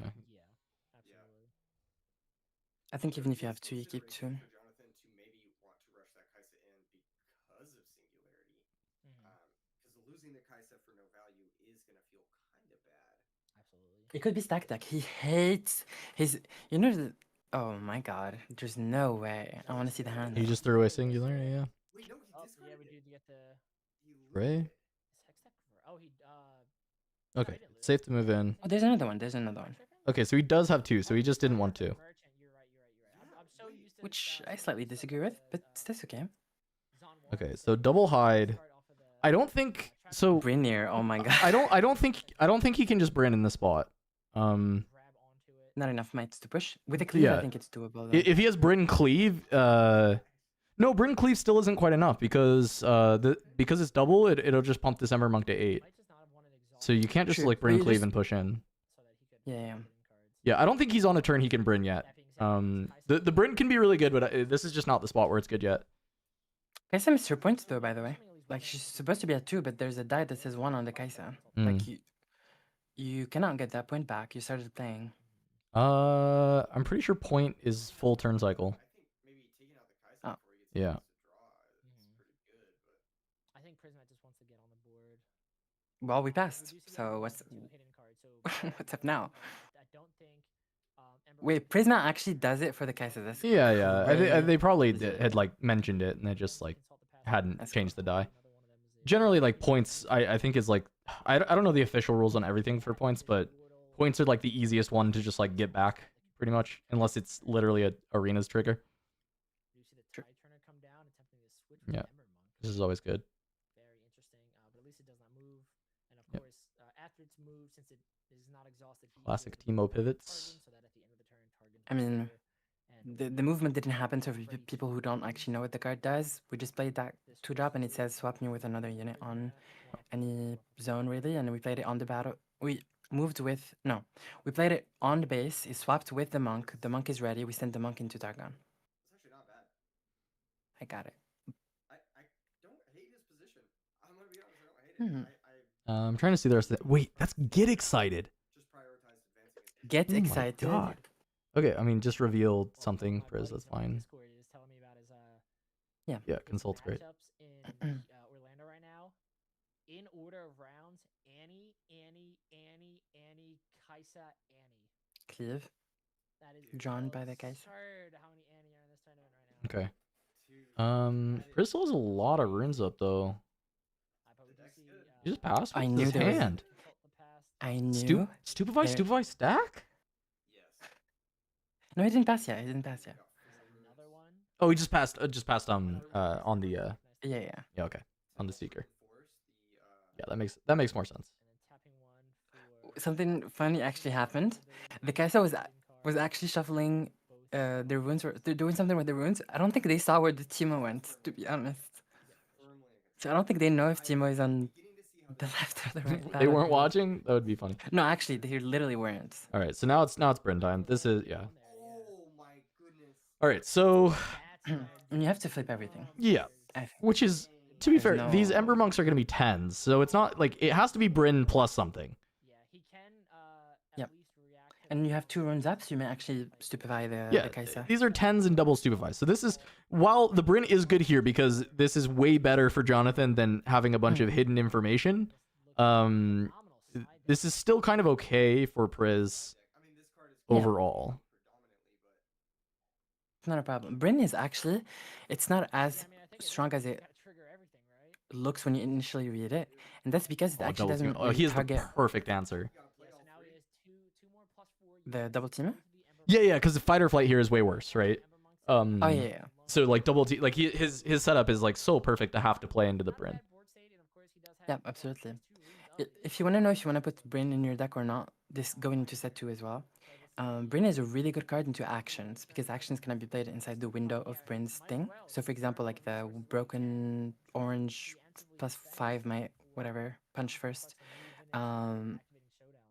That's a very strong action, and Brynir is a very good card against that specifically, for example. Yeah. So these are all reaction speed spells in response to the Bryn ability. And the thing is so Bryn is still good tech into Teemo. Like this spot looks like way worse, right? This can happen when you play Bryn into Teemo, but you do have a lot of spots where you just reveal all the info and then you have good follow-up to just like punish the Teemo perfectly. And it can be really good tech into Teemo. It can be really strong into Annie as well, like stopping her from being able to defend her board outside of directly just flashing. Like it denies the ability to rebuke or to fight or flight your stuff or to void seek or anything. So it's really good into purple, but there are times where you can have the response. And I think Priz is set up with the hidden being 2 Teemos and a consult, and then having the stupefies is like best case scenario for Priz to respond to a Bryn here as well, because he's got +6 on each of these Ember Monks. So I think your main goal in this turn is probably get rid of both Ember Monks. So we do see both players double stupefying this turn. Is he even able to clear this with only 1 rune left? I mean, we have the cleave, which is what I'm assuming is going to go on with like the Kaiser or something. Yeah, because trying to clear either of these monks that's a 10 is just like, it's not real. I actually just passed. Yeah. I mean, it's extremely rough to push into these Teemos and everything. And Prismac can then pick up one of the Teemos again and hide it. How many treasure troves has Cass signed? I signed 5 or 6 at Houston, and then I signed 2 at Vegas. So there's somewhere between there's probably somewhere between 7 and 9 signed Casanova treasure troves out there. Yeah, come to me if you see me in Bologna, come, especially with a big crowd, and I'll sign everyone's. Bring a treasure huge crowd troves. around Kuvi. Play set of foils for me in Bologna. All right, if I make it, I got you. You know it. Again, this is one of those things where like he's not really keeping paying attention to the score. He's just trying to be like, okay, how do I? Yeah, you can rehide one of these Teemos. One of them you can't. Based off of the Teemo Legend ability. And then now that he doesn't have any hidden cards anymore, he still can do I mean, 2 on Brandle Tree or Bandle Tree. We're starting to enter the Watcher turn, so you don't necessarily have to fully hold really, but Yeah, but I think when you have double monk and you can Tree, just yeah. hide 3 things, like because Yeah, of tree, absolutely. yeah, you just like, it's probably just worth it. It's so hard to break through this. Even with Watcher, it's still like, it's +6 on both of these. Like, Yeah. Yeah, I think they had to make it fair though. If you couldn't react to it, then like. and he's got his own Watcher actually in hand, so he can just counter Watcher after trading some. And Mundo. The Prismat has a. Oh, Really he has good- Mundo as well. I- Oh, yeah, I okay. said- I mean, this, yeah, yeah. he's definitely won this for sure. it's gonna be last win, and then third game is gonna be the real game. Retreats into Brynir to replay him is very interesting. So we're gonna do a repeat of last turn. We just have to reveal everything again probably, and play all the. There's no Supervise though, so there's nothing to play from hand this time. It's just gonna be a bunch of reveals and you know. And you have the same units you had last time. I'm surprised we didn't start with the draw though. Wouldn't you start with the draw? They're just gonna build like massive armies and then eventually just throw them into each other. And Prisma's down Sorry, instead of what? Jonathan has to start moving. Brynir happened and then the Yordle happened. I think I personally would have started with the Yordle to see what you draw. You don't care about the window that you open by playing the Yordle's effects because reactions are still playable in the same windows. He may be main decking it. Wait, where are the two sprites that he made? Did he just forget to grab them? A lot of people were main decking one. Wait, I'm sorry. Wait, also, what happened? Oh, you just passed again? Oh, it's because because they passed. The guy said He passed. That's where the sprites are. Okay. I'm like, what is going on? Another monk, by the way. So 3 monks with. I'm gonna hide again. Sorry, that happened really fast. So he retreated the Bryn here. He played the Bryn here. Priz flipped everything, and then it was Yordle pass, right? Okay. So Priz, that's he missed cheating again. He should have cheated here. Would have been way better. All right. So now it's just Mundo at home, and then you just pick up Teemo, put Teemo down. And then what is that? I think that's the signature spell. Yeah, even better. Hitting cards. The mushroom, yeah.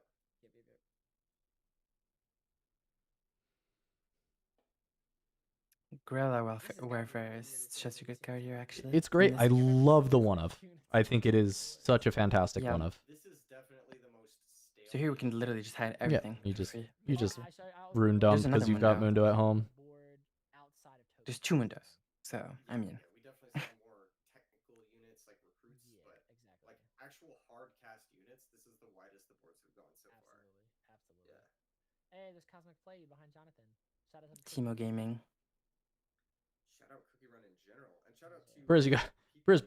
Oh, that's right. You don't have to pay for anything. This card is broken. I'm like thinking, yeah, we're out of runes. We're gonna have to pay a lot, but it doesn't matter. We can rune dump, but you don't have to rune dump. It's so good. It feels like cheating. And he's like, nope, we can go game 3. I mean, they didn't. Yeah. First game one-sided. Second game one-sided. Yep. Third game will be very hard for Prisma to win, but will obviously depend on draw. Yeah, it's we're assuming this is Arena's greatest, right? Yeah. Arena's greatest and it's Priz's. Finally. What's Priz's third battlefield here? Yes, it's, that's what I was. War Camp. It's Trifaring. Yeah. Trifaring War Camp. Yeah, we never get to see the War Camp tech on the on the stream. It is good. It's good for this matchup. It is. It's solid. I know, like crazy that I think Prisma literally was about to drop Teemo before Houston, and only played it because I was like, okay, hold on, this War Camp is absolutely insane in Teemo, and he tried it and he was like, okay, I trust this is good, and he was like riding the Teemo wave, and he hasn't played it a single time on stream. I'm like, can you please at least show me? Well, it's definitely winning him games off stream because he's always at like X1. He's always having like a really great run. And like I said, the Grenadiers were just like, in theory, it was good, and then Prismat's like, let me just flip everything, and then now you can't, like, Jonathan couldn't deal with his board, he couldn't interact. Well, and now Priz knows that the Bryn here is there, which is also very nice for Priz. Because it's not like he accidentally played around it, but it was just like, his setup happened to be very good into Bryn here in that spot, and now he just knows it is also there, like, which is helpful for Priz. So he can, he can potentially make sure that he sets up the hidden so that he can't get blown out by it. I'm very interested to see how they tweak their list to go into this game. War Camp is the best field. Change my mind. Spot the Darius player. Has anybody seen the Darius Hook player? Any Darius Hook player? I mean, you're so right. To be fair, my wildest take is that if you're not running, if you're not playing Kaisa, you should be on Trifaring. Yeah, just every deck that's not Kaisa should be on War Camp. Annie should be on War Camp.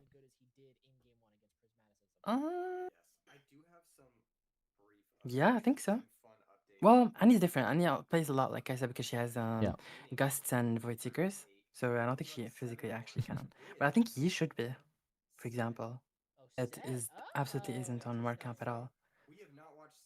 It protects the Yi from Fallen Star from going to 7. Yeah. Yeah. It The protects the Stacy, it eggplant protects man stuff as from well. her. Yeah. Yeah. But Warcamp feels really weird in Yi because anybody who's trying to conquer into you is getting a lot of benefit, whereas you're never getting benefit from that outside of against Kaisa. Wait, what do you mean? Like if any other deck is pushing multiple units in to try and conquer Oh, I over see you, what you mean. they're just like getting a lot of value out of Warcamp. True. But like I do think the battlefield is very crazy, and it is like one of the few tools in Origins that can just like on the battlefield help you against Kaisa. So definitely makes sense. Yeah, it looks like a lot of these matches are starting to get wrapped up. But if I'm looking, or game 3.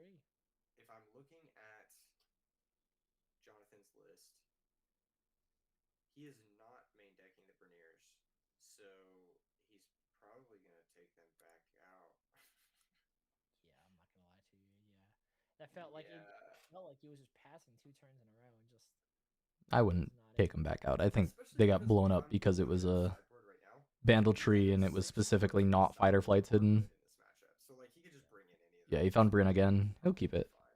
It's great in the matchup. It really is. Just it was cool to see the tech piece get blown out though. I think like that's something that is always good to look at. But for instance, like I've been really big on the Bryn here tech for Kaisa into purple decks. I was like, it was something I thought about for a while, and then I did the deck tech with Ryan Miles, and he talked about it into purple. I always liked it into green, and he talked about it into purple, and I was like, wait, that sounds so good. I started playing it a bit, and it was so good into Annie and Teemo. And I told Peter Bedenzik, Mask of Momentum, to play it, and he started 5-0 at Houston, and the Bryn won him all his games against purple, is what he said. He said it just every game against purple, he won off his Bryn. And he said it was like the MVP card of his entire run. And then he ended up losing to... He ended up losing to technically purple, but it's because he cut all his Aurora hate, and then he ran into 2 Auroras in a row after going 5-0 and died. Yep. Which, you know, I don't know if I advise cutting Aurora hate, but if you're gonna do it and then be cool with the result. And that was Peter. It was like, you know what? Cut all my Aurora hate. If I dodge it, I'm going undefeated. And then he was undefeated until he hit it. So fair enough.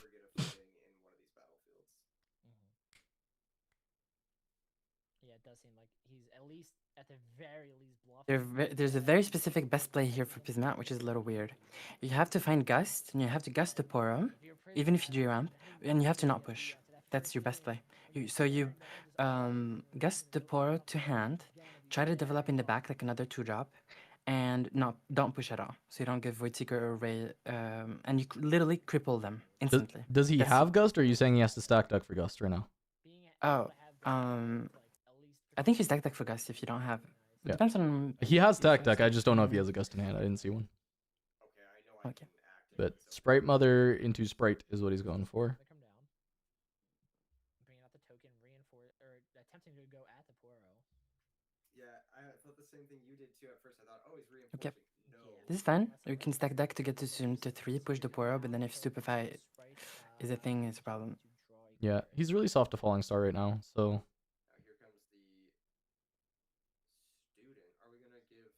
Yeah, give the +1 to student to get around Ray.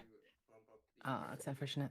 Well, you don't get around Ray, right? You only get around. Yeah, because it's okay. Well, it depends. Are we pushing Warcamp or are we pushing? Yeah. If we're pushing Warcamp, you get around Ray. Because you're a 3 right now. I really think you have to stop Poro. Yeah. Oh, because it's star tipped, isn't it? Yeah. Yeah. That's why. If it was any other battlefield, I absolutely totally agree with you. No, you're right. I didn't realize it was star tipped. Because if there's no Stupefy here, Prisma won. But if there's a Stupefy, the game is like. If there's a Stupefy to trade, I think he's fine with this is still fine because it's a 1-to-1, and they don't get the Yeah. Ray would have been nasty because even though they deramp, they would just like re-ramp. So it would actually just be fine. They just like get the trade and re-ramp. That's a Ray off the top. That's pretty tough for Priz. He's really needs to get around a lot of this these early spells. Looks like there was a falling star as well. Just a lot of answers. I think Geist Accelerated is risky. Like, actually. Obviously, we see Kaisa come out nonetheless, but only giving Jonathan one battlefield as opposed to two. But you have to stop Timo from just comfortably going into start tip and building a base. I think that's what Jonathan is doing, which actually makes sense. Jonathan's hand has to be huge. So even though Prisma is doing a good job of meeting Jonathan in the middle and trading these units, Jonathan, with access to all the accelerate units and the draw power that he has access to. Warp drawn, yeah, warp for Kaisa. Warp can be good in this matchup for Kaisa for sure. Sometimes it's hard to beat the Mundo, and if you can just conquer one side and warp, it is an out. Try to go bar for bar with Kaisa and Annie, even though it might look good in the beginning and you're able to slow them down from bringing out units, they will eventually just have more cards in hand than you, and they'll be able to start slamming more and more things down, and you will not be able to keep that tempo. Facts. It's just like once you get to that point, I want to see the hand so bad. I want to see it, please. Exactly. That's exactly, yeah, for sure. And we've seen that so much this weekend. Luckily, Prismat, of course, we know that he runs Consult the Past, but he, of course, still needs to get on these battlefields. I don't think he... Can you explain why you think it's risky, Kuvi, for chat? What is what? Sorry. I thought you said something was risky, and that's what chat was asking about. Oh, Kaisa? The push was risky? Yeah. The thing is, it's risky because if you end up losing this trade, to specifically like a smoke screen into another Spite Mother or something, because obviously you can raid the first one, and the other Spite Mother, well, you would have to raid the Spite and the Spite Mother pushes in, but you lose your Kaisa. Like that specific combination of cards would, I think, put you so far behind, in my opinion, in the game, because you lost your Kaisa, you have no develop in the back, and you allow Timo to actually push in and potentially, even though this combination of cards is rune heavy, it's still important in this spot because we're on startup speak. Yeah, that's why it's risky. However, not letting Timo build a base on startup speak for free is important. So this is gonna get heavily punished by Ray, unfortunately. Yeah. 6 on the Kaisa, Ray covers 1. Wait, can Priz cover this, or does he not have any answer? No, you can't. You literally cannot. You need to fight. He can't cover it. Yeah. But also, okay. Jonathan had a window, an option, a turn where he could have played Ray. We've seen it because the Ray on the student would have been much better than the actual Stupefy on the student because it kills instead of trading. Yeah. So there was only 2 turns between that and now. So Jonathan needed to actually draw, well, accelerated Kaisetsu, third card, a Ray in those cards. So Prisma had to make like a risky play there and get absolutely punished. Fallen Star puts Kaisa in the back. The game is over. Well, it's not over. Mundo, I think, can be really good here. Really, really good. But this is the spot where, as the Timo player, you have to play very risky. As in, you have to take risks to actually fill back the little gap in card advantage, tempo, and just overall points. Hopefully, he does have access to hitting units so that when these sprite tokens die, he can flip them over. Alright, what does he got? Is this just 6 bell? No. The chat is saying it's weird that he didn't move into the war camp. I was thinking that kind of. Alright. I think he wanted to at least. He probably thought that he was gonna not be able to maintain at war camp, so he wanted to at least take a stab at taking out the Kaisa. Well, Priz has to pray that the answers aren't there for and there is Watcher. So it's gonna be 7 total that Priz has because it's Timo, right? Wait, why 7? So right now it's 1 and 1, and then Timo is +6. Yeah, it is exactly 7. Yeah, I'm gonna try and stop this. All right, so we see Timo jump to 4. Oh, so it's 8 actually. Yeah. Wait. No. Yeah, because of the sprite. The sprite is 1 more, so it's actually 8, but yeah, doesn't really matter. They're both minus essentially the same 3, result. 4, 4, 4. Yep. It's Another Yep. card. okay. Well, this guy needs to go. Jonathan is just doing a Like phenomenal job now. of just coming in here and just making sure Prismat Does Priz have his own Watcher? momentum. And once again, Prismat, I think, Watcher is here would doing be a good. phenomenal job. Like, Oh, that's not I good. mean, it he is just not, like, bails you. taking it. He's able to, like, All right, just play 2 guys. Last card is the signature spell. Jonathan is clearing them away every single turn. Hopefully, Yeah, once again, just kind of hoping that Jonathan misses on a good draw here, but Rain is, yeah, down comes the that's cooked. Acadian Rain, and Prismat only has 1 card in hand. I mean, Watcher off the top again for Priz is the best draw, I think. He's slipping. He's just like, why me? Why on stream? Yeah, because he can play Watcher, Sig Spell, Hide. Have Prismat on on feature mats for day 3 because we are just bringing this dude bad luck. I feel bad. I feel like this is somehow our fault. Watcher, Sig Spell? No. Wow, Jonathan is just hitting No. everything he needs to hit in these matches. Yeah, Priz's stream luck is crazy bad. He just gets boomed on. He wins every game. He gets on cam. He gets boomed. Got to at least see it showcased. Yeah, and he's not just cooked here. He does have a few more chances to maybe claw back into this one, but Yep, and at least he does grab back. What's nice about the Guerrilla Warfare is it grabs back hidden cards, and what's really nice about these hidden cards is, of course, It doesn't matter here, but I think you. units as regular units, so he can still maintain somewhat of a board presence. As we do see that Kaisa gets another hold point on star tipped, putting Jonathan to 6 to Prismat's 1. oh, there it is. I don't think he has enough for it. Does he not have enough for it? No, we already saw 1. Yeah, he does not have What, enough. third Be- Rain? Yeah, No, he second didn't Rain. have enough for the time warp because he accidentally Something like to tap readied the star tip rune, and they caught it, and they We know he has a time warp now, so Double Rain. that could be. That's crazy. Flex on stream, dude. Holy.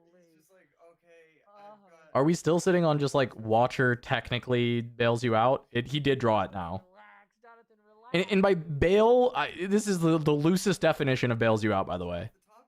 Was that This Watcher needed to come like multiple turns earlier, I think. Okay, What if? you're in it, brother. But he did finally find it off the top. No, you have to kill. Well, Alright, no smoke screen? Yeah, no smoke screen. no smoke screen? Okay. oh, you don't have the mana. Okay. pause. Wait, hold on. Guess I might have just literally nothing. Hold on. I see a Ray, and I see a Void Seeker, and I see a Time Warp. So those cards don't do anything here. Yeah. Void Seeker a little bit. Oh, well. Wait, couldn't he have just raid? Oh, never mind. Sorry, no, never mind. No, never there's mind, no never mana. mind. Yeah, I thought the Yeah, same. I thought he the same.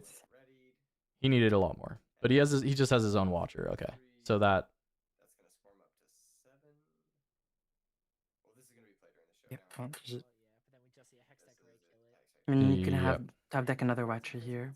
I mean, yeah, literally, it is. It's just like Watcher waiting room for Priz. Here comes the. Because another mean, Watcher honestly, Watcher theoretically. Could be okay. Yeah, Okay, Jonathan top had to deck? spend the Ray, right? So he doesn't have the Ray Watcher? I'm so brain rotted. No, I mean, there's Fight or No, Flight, it's but not it doesn't do Watcher. anything. Yeah. Does Fight or Flight, it doesn't do anything. Yeah. That's rough. Should be the match. I think this is insane, honestly, but okay, that's okay. Top deck in the he's literally asked specifically about the Ray Yeah. because Yeah. he calculated no Ray from that exact spot, so Jonathan needed to draw the Ray. That's why. I think that Ray absolutely blasted his game, I'm so sorry, Prismat, for forcing which he needed to draw Yep. like 2 turns after. Yeah, for sure. Crazy. No, it's tough, and it is the uphill battle of playing the Teemo. I mean, I respect the hell out of Priz for keeping with it because I know Priz is like a very strong Kaisa player as well, and he could still just play it, but he is just like almost always going to be the best Teemo in the room, right? Like there's a few other Teemo players who are really good. I do think like Megan brought Teemo to Houston was playing really well, and Gorica obviously like all 3 of them made the top 64. They're like had really good performances on Teemo. But like, you know, Priz is for sure the Teemo guy. He's going to be one of the best Teemos in the room, if not the best Teemo in the room. And so I think that's part of like the excitement for him is being able to play that deck and be the best one versus Kaisa, where it's like there's so many good Kaisas, and I think he's not like as confident that he's just like always going to win the mirror. But And what's crazy is like we know that I think he could. like get there. But I respect the hell that he's just still playing Teemo and trying to get it done. First is huge in that matchup because in that And he still, if he wins his next match, he'll still cash, right? Or should still cash top 32. Is there no chance he makes it Zapka now? At X2, probably not. Really? Yep. Because of the IDs? Oh my goodness. Yeah, yeah. So going into the last round, it'll be all the like X02s and then the X11s trying to fight in. What do they say about like daddy long legs, like the meme? It's not even true, but like Rough. they bite you. If they could break your skin, they kill you. But that's what Timo felt like. It's like if he could ever just get stuck in a battlefield, he would just end the game. But he could never even. Kaisa gets worse in set 2. Does she get worse enough? We will see. She does get worse. Yeah, but also, you know, best of prizing stuff means that at least the regional qualifiers will probably have a different meta. That is one cool thing that we have to look forward to if it remains that only the set that the legend is released do you get best of cards. Is the regional qualifier metas will be different from like the 10k metas or whatever, right? Like the random 10ks and everywhere. Because like if there's no best of prizing, you should just play whatever the best deck is, and whether that's an Origins character or a Spiritforge character, right? That doesn't matter. But then there's like more incentive to play Spiritforge characters at the exactly the RQ and stuff. So it'll be like a lot of cool different like there's like you can say there's negative of that where it's like you know, the RQ not having the meta of just like what the best decks are, but I actually think it's really cool because there will be these other tournaments that are being run on the set that are not going to have best of prizing, and there you'll just be seeing like what the best decks are, and then the RQ you get this kind of unique really cool meta where it's like some people will probably still just play the best deck because whatever that may be, or an Origins character if they think it's the best chance to win the tournament and like, you know, qualify for regionals. Whereas a lot of players are going to be on like whatever the best Spiritforge hero is, or whatever the best like other, you know, or just whatever Spiritforged legend, right? Kaisa, I could be wrong though. Yep, Kaisa, Jonathan Rodriguez. Yeah, that's who winning his just won. match. Yep, and then I think that's it for the X1s. I think we covered all of them. So a lot of stuff, a lot of good stuff, a lot of Annie sneaking in there at X1, a lot of Kaisa, a lot of Aurora. I think those are the big strats here. And then there's that one set, that one guy playing set, Colin Kaiser. I recognize that name. I feel like I've seen him Colin's still alive on set. He's the guy who won Atlanta. Very strong player on set. Cool. Yep. We will cover set at least once this weekend for all the set enjoyers in chat. I know you're a fan of set. I'm a set hater myself personally. But oh no, yeah, I'm a set believer. I'm still so surprised because like there was so much hype in NA about set, and people were like flabbergasted that we weren't seeing success in China, and then we get The current belief is that it will just be the current set for best of prizing. First week, what was it? The Atlanta event and the Vegas event. But before taking that as law, I will wait until we get an additional official announcement saying in Bologna you can expect to only see the Spiritforge ones. I'm still but there was like I think that should be better for the game. It would be, yeah, it would be way better for the game. But I think when they initially talked about best of prizing, there was a statement that said it was just for the set that just during the set that they're released. So should be. from Atlanta. So that makes sense. That's why I recognize his name. I knew I recognized his name. He's buddies and on the same team as Daniel with Master Yi. So like absolute like units of the squad. They are all here this weekend for sure. I believe we're getting a ping to go to interview. So let us give it away to Skinner to talk to our round 8 winner, Jonathan with Kaisa. Guys, welcome back to yet another interview with a great player next to me who just took it down to be X1 going into his last round, which should pretty much lock you up for top. So congratulations, Jonathan, first of all. Thank you. So All right, well there's a top cut, Kaisa. We know each other. We're Pope guys, but I'm a little sad. I'm a little sad. You took down the skirmish playing set. I was like, damn. Are they glitching? Are they, Oh yeah, it's lagging like crazy. The stream, there's something. Yeah, the cameras. It's like when you select the character in Street Fighter. At least the audio is not lagging, which is good. I hear he's okay. I hear he's alright. But he did tell me like, Be right back. good into Kaisa, but you have to draw really good. Sure. Because like you have to draw like multiple showstoppers good cards Right. to be able to beat it. And Kai says I every was card is happen good. To, yeah, I was just happen to do that. But in Houston, I lost two Kaisas, and it was like I don't know. Then I came For into sure. the I would game always prefer there is a stream, even if it is a slightly laggy one, than no stream at all. And most of the gameplay stuff has not been like too glitchy or laggy or anything. It's been easy enough to read. There's a little bit of a rough glare at the top of their map, but it's not that big a deal. Very happy to get to see what's going on down there at the tournament. Because the main issue that we thought coming into this tournament was going to be Annie, Kaisa, and G probably. So yeah, we wanted to have a good matchup into at least two of those games, which is Kaisa and Annie. I don't think our matchups into those are very difficult. I mean, they're still good. Like they're going to be like a 50-50 matchups, but Kaisa never is like down against any matchup. That's the one thing. So she has so many bombs, so many outs, so many exactly. answers. So yeah, then I decided, yeah, you know what? I'm just gonna play Kaisa. I don't blame you. I was mad for a minute, but you're doing great, so I don't blame you, brother. Talk to me a little bit about the Teemo matchup, right? So is this something that you have experience on? I'm guessing you don't probably test against a ton of Teemo players. Well, actually, I played Teemo locals. The first deck that I played was Teemo. I know Teemo is decent. He's really good. The issue is the Kaisa matchup. I try before, like on my locals. Sure. Everyone plays Kaisa on my locals. Yeah. We go to the same one. I know. Playing the 4-mana guy that you can move it with something, so you can play around the ray. You can control a battlefield. You can get to 6, and then you can find a win. Right. But it's still like it's always some kind of like problem with that. Like it's just Kaisa is just too consistent. If they draw too much removal, it's just there is no way that you can beat the Teemo cannot beat Kaisa if they have too much removal.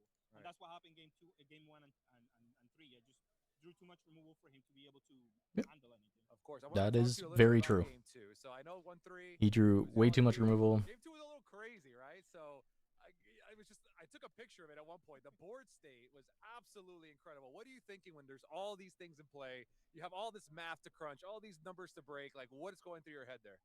The first thing that I didn't expect was for him to move the 4-drop back to the other base. And then punch in, yeah. Because maybe I should have kept something there, but I didn't have the mana. I wanted to develop something, and I wanted to play the Thunder so I can bait out like removal, like the traps for one turn. Sure. The problem is that he had 3 of the one that draws 2 cards. Yeah. So then he was able to fill every turn. He was able to just keep drawing cards, and it didn't matter that he had traps or he had 2 of the guys that just get pumped. So it was like I was just trying to wait them out, like turn after turn. But at some point, he just played a Mundo on the back. I'm like, yeah, it's not possible. Yeah, that was definitely crazy. And then obviously you took down game 3, but you are X1 today. So tell me, what was your loss, if you don't mind me asking? G Aurora. Oh, was it G Aurora? Okay. Yeah, was it a close one or? No, I played between yesterday and today. I like to say like 8-9 Aurora decks. Yeah, they've been everywhere today. It's not a deck that is impossible to win against. It is your own favor if they see everything, but I feel like every deck is in favor if that deck is ramp into Aurora and of course keep going. Yeah. I feel like every deck is in favor. We do have some lines after Cyborg. We get more cards. All the cards in our Cyborg are definitely coming in against a lot of the matchups. Or Cyborg is more like those cards are really good, but like are better than any card in our deck. But we don't know which card exactly is the worst card in our deck in that scenario, because everything is functional against pretty much every deck. So it's just whatever you need for that matchup. Makes sense. Well, I appreciate you taking time to hang with me for a minute. I wish you best of luck. Obviously, you're locked in, so tomorrow top 16, I'll be rooting for you. And yeah. Oh, tomorrow top 16. See you play set again in the future. Thank you. Oh, they're cutting to 16 for tomorrow. All right, another great interview. Cut right after the awkward handshake. I can't. Wait, okay. So then some amount of X2s will make it then, if it's cut to 16. Yeah, I'm interested to hear that he went from set to Kaisa for this event, and clearly he's having a lot more success. I wish I would have. Interesting. Okay. Match, because like chat was. That means that Priz is maybe alive then. I think there's some amount of X2s that will make 16. So I wonder if he actually lost to Yi, or if maybe like he lost to his own deck getting stalled up a little bit. But I'm sure we're gonna see him in day 2. Maybe he'll get the run back and be able to. He might have run into one of the challenger guys if I think about it. Like if there was anyone that could stop him, it was probably Daniel on challenger with Master Yi. I would not be surprised.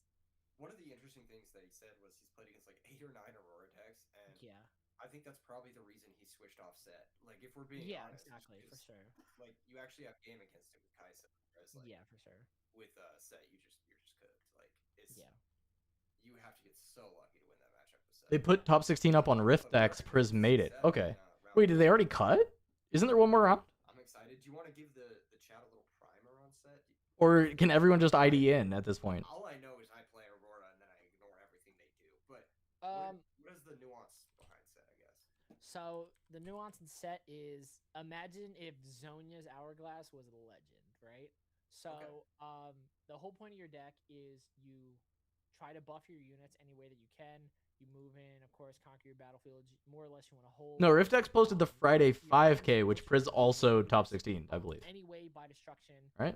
You are able to spend their buff, tap down your set legend, and pay a power, and it just recalls back to base. Yeah. What's really good is obviously that.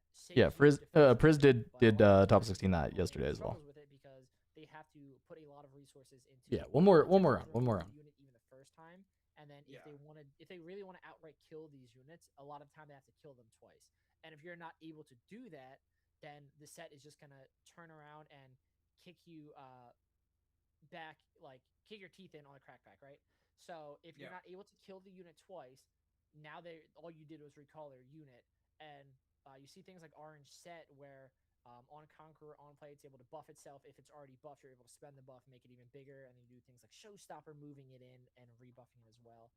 Just so many good cards. It really is, I think, as a Lee Sin player, I can say I think Set is the better buff deck. Just the fact that your opponent has to kill all one in top, other is on winning in versus Rishi. Once you conquer the legend, huge. So you can do it. Is it who topped already? Was it Colin that topped or Daniel? Hence why, as we saw, is Colin X1 fighting for winning in right now? You just more or less need to draw into all of your pieces. I think there was a long time where people thought Colin is in top. Auto win into Kaisa, and then is it Daniel on Yi that's playing winning in then? Put so much in, and you utilize so many resources to. Anton is fighting for top. Okay. That is not the case anymore. Daniel scrubbed out. More ways around it. What the hell? I think Set might have a little bit of a resurgence in Set. The Anton's on Yi then, right? Yeah. Things that are able to give reflect. Because if you still though, good performance from the team again. Good job, guys. Good work. That being said, though, we do have an X1 Set. We have he's the player who won the Atlanta event, I believe someone said, with Set. And if Colin Kaiser, we just got the notification that Colin is IDing into Top Cut, so we'll not be able to see him in day one. No! All that explanation for nothing. I'm sure they'll be able to hook us up, and we'll start with Set tomorrow. Maybe even like a Set Kaisa match, because then we'll be able to see how one of the top Set players are able to combat a Kaisa, which would be really, really good. Of course, the intentional draw, the virgin intentional draw versus the Chad play it out. You know what I'm saying? Absolutely. All right, we'll see what match they get. Because it seems like a lot of IDs in to top 16, but there should be some amount of winning ins. I mean, the challenger guys are saying that they've got a guy in a winning in, so I mean, for 10K they just have to find whoever has a winning in and get it on stream. Maybe I can't play him. Maybe you're right. Okay. Wait. We see. What does Challenger say? Oh, he's not talking about Set, is he? He's just talking about people on the Challenger team or whatever. Yeah, I got one in top. I'm assuming that's Colin. Others on winning in versus Rishi. Is that Daniel? So what is it? Colin and Daniel, and who's the poor Anton? I assumed it was Daniel. Max also assumed it was Daniel. Anton just getting left behind.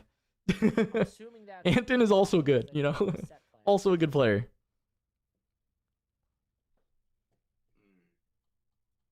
YouTuber guy. Yes, sir. Shit. I've got a. Also, while we have a second, selfish plug. We have talked about how I have a podcast that we release episodes every single Monday. If you guys are not familiar with our podcast, it is Nexus Cast. This Monday, a few weeks ago, we got our card reveal for Set 2. We revealed Void Hatchling. To celebrate that, we were giving away a Proving Grounds box set. Oh shit. Yes. Ooh. Oh sorry. Oh snap. no worries. Oh snap. Snap, My yep. bad. My bad. My bad. My bad. For and to celebrate, we're giving around a Proving Grounds box set. All you got to do is subscribe to the YouTube channel, and all you have to do is comment what reveal you're most excited for set 2. We will be doing that drawing tomorrow night, actually after the 5K on stream. Oh wait, that's my Again, boy, we are hopping into Vero. another Misfortune. All right, so Anthony is one of my homies from Flesh and Blood, but he was also a lore player. So he's friends with all the like Legends of Runeterra Flesh and Blood crew, basically. All the people that like came from lore and PlayFab. And that group was Anthony, yeah. And that group was part of the group that like half the group was on Annie and the other half was on MF Aurora at Houston. And for that group, it was the MF Aurora players that did really well. Anthony and Sam were two of the people that split the Aurora best of with a third Aurora player, and they all made top 32. And Anthony was the one. Well, so Anthony said he mostly dodged Annie's, but when he played against it, he ended up winning against the one he played into, and he said it felt kind of okay. And then Sam was the one who was farming Annie's all day. I know it's going to be a Kaisa matchup, not an Annie, but I was just like, these are the MF Aurora players I was talking about that are playing a version that, like, when they miss Aurora, the deck still kind of functions. It's just like this ramp Mind Splitter deck. And they're just generally quite strong on this deck. They feel really confident in it. Funny enough, Anthony was saying he thought Annie was a better deck, and he was going to swap to Annie, but he just didn't have time and didn't really feel like learning a new deck, and had already put a bunch of time into MF deck, so he's just like, screw it, I'll just play that. And then he top 32, so it was pretty good. Because winner gets something, and loser also gets something, but less something. The winner gets a chance at a lot of something. You know what I'm saying? Absolutely. Yeah. But so far, a very good run for Anthony, being able to top 32 Houston. Now he's on a win in here in Orlando. Every weekend new event. Forget last week's. It's awesome. On the other side, Maurice on Kaisa. Houston was the most anticipated tournament. Like again, we talked about this matchup, Kuvi, and how it's like I guess it's MF favored, you know, like I guess on average it's MF favored. But like I feel like Kaisa's, if they really know what they're doing in the matchup, they can kind of flip that favor and make it like nearly even. If not, sometimes even better for the Kaisa if they have the right like battlefield configuration and the deck is built in a way that can deal with it. Absolutely depends on the version of Kaisa, but yeah. The new prevalence of Annie, and we'll see how. We already see Aurora and Mind Splitter in Anthony's hand, though, so good start. Just needs to find ramp, which we do find. So yeah, this is everything he would want. Well, not everything, but it's a really good start. He's got Aurora. He's got ramp for turn 2. He doesn't have like a gust or anything for the early game to slow down the points just yet. But a fighter flight. So he now has one thing to slow down for a turn. And then Aurora, and then yeah. So he can stop the point for Maurice on this turn if he wants with fighter flight, and then go Catalyst, and then turn 3 Aurora. We're just gonna see this Sentry go into Dreaming Tree. And there you go. Not to. Interesting. Hey, this is really good. Denies the point. Fighter flight instantly. Yeah, he has dazzling in hand, so he just needs to survive. That's fair. I mean, he already has Aswin, but yeah, I mean that's fair for sure. From this position, that fighter flight is actually earning Anthony 3 points. At this point, denial actually matters a lot for the breakpoints, like you said. That's fair. It's really good. I mean, it's what you see him just fire this off. I mean, Anthony is super comfortable on this deck. Really, really strong player, and he's definitely just gonna this deck. In a lot of spots, it plays itself, and that's something that he would tell you about this. Like, you know, there are some big decisions that you do make with this deck, but sometimes you really need to just like not overcomplicate it. It's just like, okay, I have a push, I have a Catalyst, and I have an Aurora, and I'm going second. Like, push your guy, play my Catalyst, play my Aurora, and let's see where the game goes from there. After that, he may have decisions to make, but like until then, he doesn't really have decisions. Wait, what happened? Why is he tapped out? Oh, just played Catalyst and then Kaisa Yep. rushed. Oh, Yep. Is he doing this to cycle the repulsor? I think he's doing this to cycle the repulsor. What happened? Oh, looks like oh, just lost a die. I lost a die. Oh, okay. Oh, he dropped his dice, I think. Die won't fly in. I thought he was going for a walk Yep. real quick to think Yeah, about you know. his play. Take a little break, unwind. It's been a long day. Got stretch a leg sometime. Yep. Trigger the Dreaming Tree here to draw a card. What did he find? It looks like a Poro, which he's So- decided to play. All Maurice can do is just develop, and then he's got some spells to try and deal with some of the early threats from Anthony.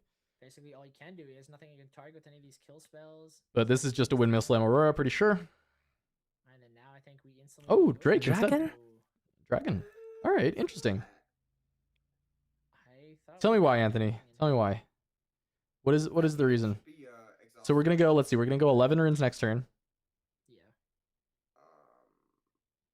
We just I not. don't think it matters too much. I think it was very much just a slam down and pass kind of thing. Yeah, It should be exhausted though for sure. What is? I'm trying to think. Why Dragon over Aurora? Why Dragon over Aurora, Anthony? What's the big idea? Dazzling. Are we positive he has it in hand? Yeah, I saw it. What's the rest of the hand that would consider maybe 11 runes on the Dazzling turn to be better? Or okay. Actually, here's the other thing, Kubi. If you believe that your best pull on this turn out of your Dazzling Aurora is Mountain Drake, then this is just correct. Right? This is just better than actually What do you playing mean? the Aurora. If you think playing your Aurora and hitting Mountain Drake is the best hit off of Aurora, Look, okay, so you right should here, just play the Mountain Drake from we're hand. gonna, Dreaming Tree scores and then drops the Aurora and potentially Right? blooms to take the other. Um, And then now he's Dropping the Aurora very literally. He like very true. almost threw it. So now on he the just ground. slams the Aurora. you end up with one less Dead unit Bloom total, also no? takes in control of both I mean, runes up to defend himself. So if you Because yeah, it is like lightly slower, right? It is a little bit slower. But you are guaranteed to have this like 10 might unit back row to be able to work with, instead of if you had hit something smaller, it's possible it can get cleared, right? You're Also, right. Yeah, what because did that? it Yeah, would've the unit that came out. Your Okay. Yeah. like a spitter, That's such maybe. weird This order. probably the smallest thing. Yeah. Because now you would have had two opportunities for Dead Bloom to come out. Yeah. I think you Okay, end yeah. with That I mean that must be I'm gonna DM him and ask him why. Like I'm actually like I'm sending him the message right now. one less unit. So do you prefer having Please actually genuinely tell me. I'm genuinely messaging him right now. having 2 more runes on this turn specifically? Yeah. Let's see what the Aurora hits.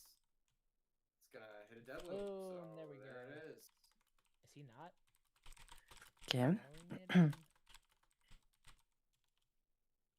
Okay. Are they trying to draw again and not know that IDing is legal? Is he trolling? Because at the end you end up with, if you start Dragon into Aura, you end up with 2 units total. But if you start Aura into Dragon, you end up with 3 total, because of the first trigger and the second trigger at the end of the turn. And the game isn't really that orb of regret. Wait, we're going back to my list of Kaisa. Is this literally my list, like card for card? Can't draw into top cut, I don't think. 1 Poro, Hopeful, and Orb of Regret. Yeah, it's not a guarantee at all. Because X1 2 is worse. Were you actually texting? And there's gonna be enough 7-2. You actually sent the message? Yeah, they can't Yeah. draw top cut. This just Yeah, I asked him. No, I just asked him. I assume there's there's good reason. You wouldn't just like do this if there's not a reason. And Anthony's very, very good at this deck. So I just like I assume he knows better than I do about like what you would do in this spot. So I'm just very, very curious. He could have even put the Dead Bloom in with the Drake. Like I don't. And then Dead Bloom holding back, I can kind of understand a little bit more because there's just so much stuff that Maurice has back row right now. What is happening? Yeah, what was this game? Initial G says the 11 rune turn is just better. It doesn't look just better. He's Yep. not even using the runes. If he does So now he's on 11. But he could have been on 11 runes anyway if he went opposite direction. But being on 11 runes lets you go Splitter and hold up Primal Fury, which is important. Like 11 runes is important for the deck. Yeah, because he didn't end up using the runes. Splitter, hold up Primal is good.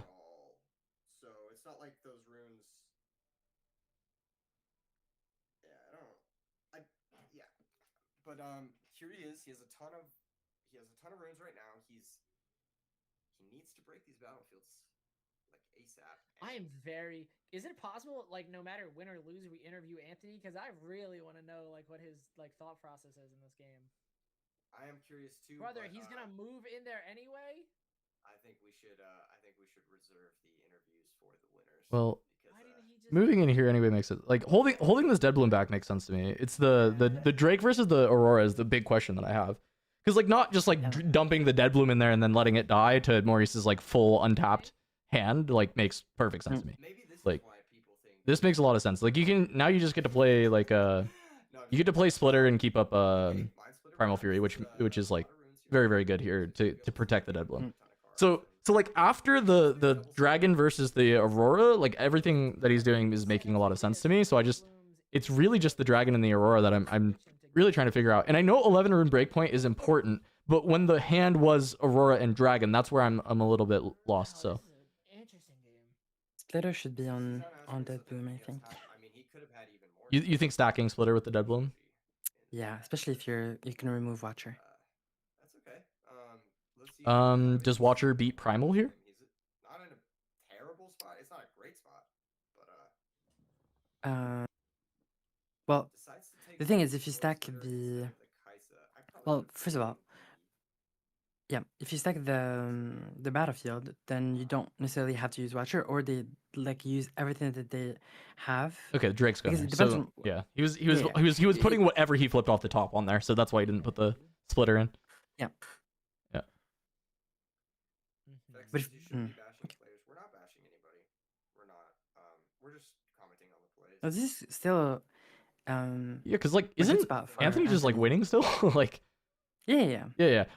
For There's me, no like big impactful card. everything he's done is completely made sense, except for to me, I don't understand why it is the Drake over the Aurora first. I just don't understand. Like, does he have something? There must be a reason, but I don't understand it. I see a gust, but like. And I feel like it has to do with the 11 rune breakpoint. I think that's what I'm starting to like think it must be, because 11 runes is like it is significantly better. So even if he's just playing towards a top deck, if he's playing towards Gust or Fight or Flight off the top of his deck for the next turn when he plays the Aurora, maybe that's it too. Yeah, if you played the Aurora first, yeah. And he Wait, do you have the commentary of the? Yeah, I have it on. Speculating that he's maybe not gonna. He didn't want to dead bloom into the Sentry because he didn't want to give his opponent the draw, but he just moved the dead bloom in the next turn anyway. So not only did he give him a draw, but he gave him an extra point. Yeah. Wireless playing Drake instead of Volley because Drake is castable from hand and 10 is a 10 is on both of them, but Drake is castable from hand. So if you aren't playing, if the Aurora never comes out, you can just play Drake. Yep. So your deck becomes a playable deck when you don't have Aurora. Whereas Less Volley high is roller. Volley is better when you do have the Aurora, but if you don't find the Aurora, the Drake is just like an actual castable card. It can front, and I think at least one other card. Yes. I think the last card is either a sabotage or a bullet time. Oh, there's a rain that got drawn. That's really big for Maurice. That's like so impactful because Anthony just mind splittered him, and Anthony has Sabo as well. So next turn likely would have been a sabotage. So drawing it at any time other than top decking it right after getting mind splittered would have been worse. So very, very good for Maurice, which is just a thing that you need against the Aurora MF deck because they have sabotage and mind splitter. You just have to like draw the card at the right time. I would assume mind splitter and maybe something else. It is just a part of this matchup. Not even before that sabotage, rip something out of his hand, mind splitter into Dreaming Tree to take the battlefield, maybe confront, draw something else, and then pass with Dazzling to reinforce these battlefields. Sabotage can also hit I the think he could be in a decent spot. timer up Obviously, is really good. facing Yep. 3 follow-up units isn't. Oh, I thought I saw a Falling Star. That would have been really nice for Maurice here, but he does not have it. I would just shred my runes to just like clear everything and keep pushing, but I also thought I saw a Falling Star. nice. This is really good for Anthony. And then he's going to good. Having the Gus in response blows out the Ray, blows out the runes used on the I think there was only one spell played that turn. on the Was there something else? What was the other there thing was that something played else. this Brain. But I think the gust is The Kathleen Rain. Is gust a reaction? Yes, Gust is. Been an illegal gust. No, the gust is a reaction. The Raven Bloom was at 3. It was in response to the Ray. So Raven Bloom is still at 3. Yeah, gust is a reaction. So yeah, that does actually work. Yeah. Nope. It was totally legal. Treating everything. Yeah.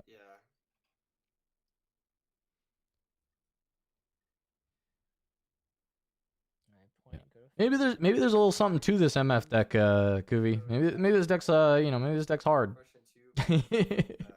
MF is the hardest Aurora deck to play. Yeah. Oh, of the Aurora? Yeah, By that, far. yeah, that's probably for sure true. that has to be true. Yeah, no, you just have to take the only target is retreat, but yeah, retreat. get that out of there, recycle it down into the bottom. But now he's just so ahead now. Yep. Maybe Because now he just gets to keep up runes for this double primal. Yeah, it's double. Oh my god, it's so good. It's double primal. Primal's really good. You'd rather play off of dazzling, it's not worth it. Yeah, he just can't lose now. I would at least always. I think he beats Watcher with double primal. True. Yeah, probably. Most likely. Does he have? He has it up right with 2. Yeah. He's at 9 runes. Especially after you show a 3rd primal here. Oh, and you just shred the hand even more. Play around. Yeah. Yeah, getting rid of the Kaisa is very nice. That was very nice.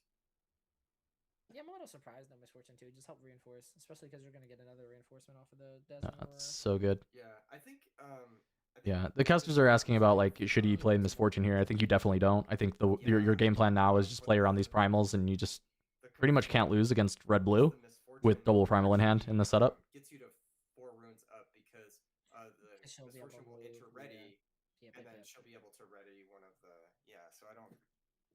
That's probably just a miss there on his part. Again, fatigue is definitely. 6 into 6. I mean, first primal just blows this out completely. We've only been commentating, and it's been 10.5 hours. They've been playing. Yeah, the Vera's just so goddamn good at this deck too. Vera's just very clean. Like, we're tired. the only thing I need him to answer me on the Drake versus the Aurora. And okay, I think I figured it out.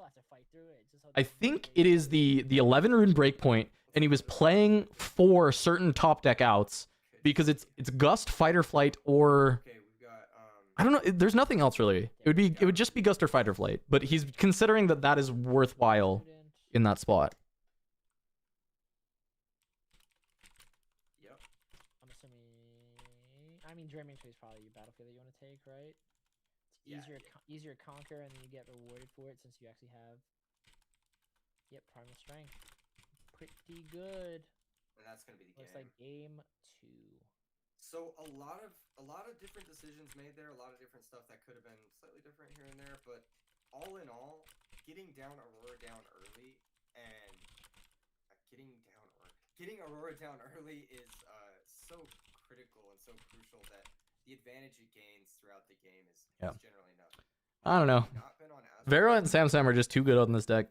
This is why they they both top 32'd on it. Maybe have won it, but he was on Aspirant's Climb, so it ended up being all right. So he wins his climb game, and now he has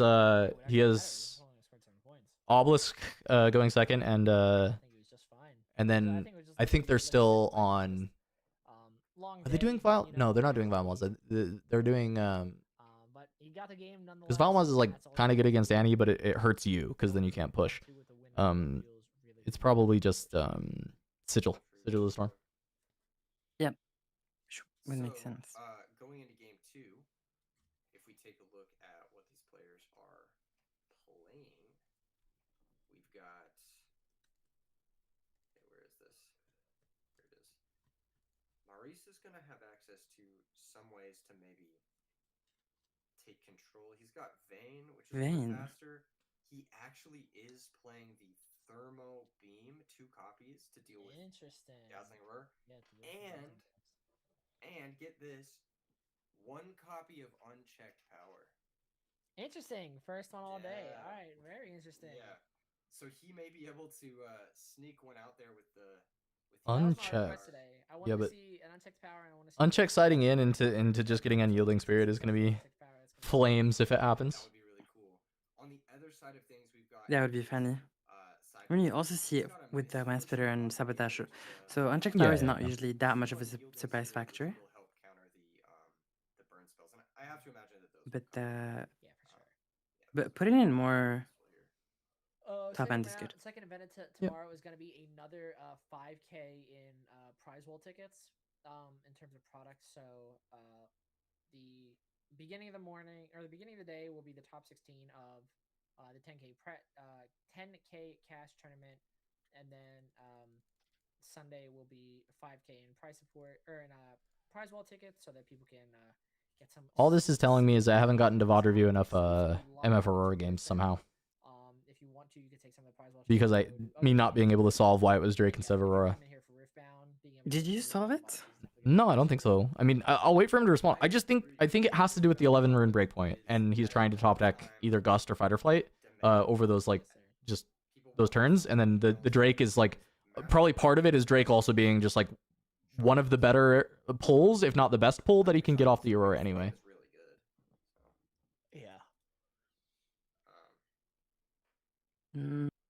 Yeah. Yeah. Yeah. This is what I'm saying. Is it must be the 11 rune breakpoint. I'm assuming you're asking if the Friday tournament. Because like my assumption the entire time is like is that he is making the correct play, and I'm not understanding why. I'm never saying he does. Yeah, but it's like the Aurora is going to be more value over after one turn, right? It's more value than the Drake, right? Ninja Daniel asked who won game 1. Anthony won game 1. Marius is going to start us off here in game 2. The only. Oh, okay. So they have swapped to Vialmaz. Interesting.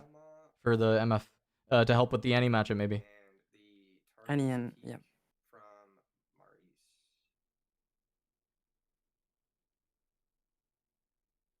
Oh, this Gust is gonna hurt bad. This boy's gonna get gusted. Once again, just using that. Another to drop here would be good, hopeful. Or send. Yep. Just survive till you get that. Yeah. That Aurora down. 2 more runes here from Anthony. What is he? Not that good of a hand for. No ramp at all. Like nothing to pay. I think you pay MF if you have nothing to pay. You cannot just pass here. Not the end of the world, but you could pass if you have another Gust, but you don't. Wait. Yeah, he has Read the Wind and push.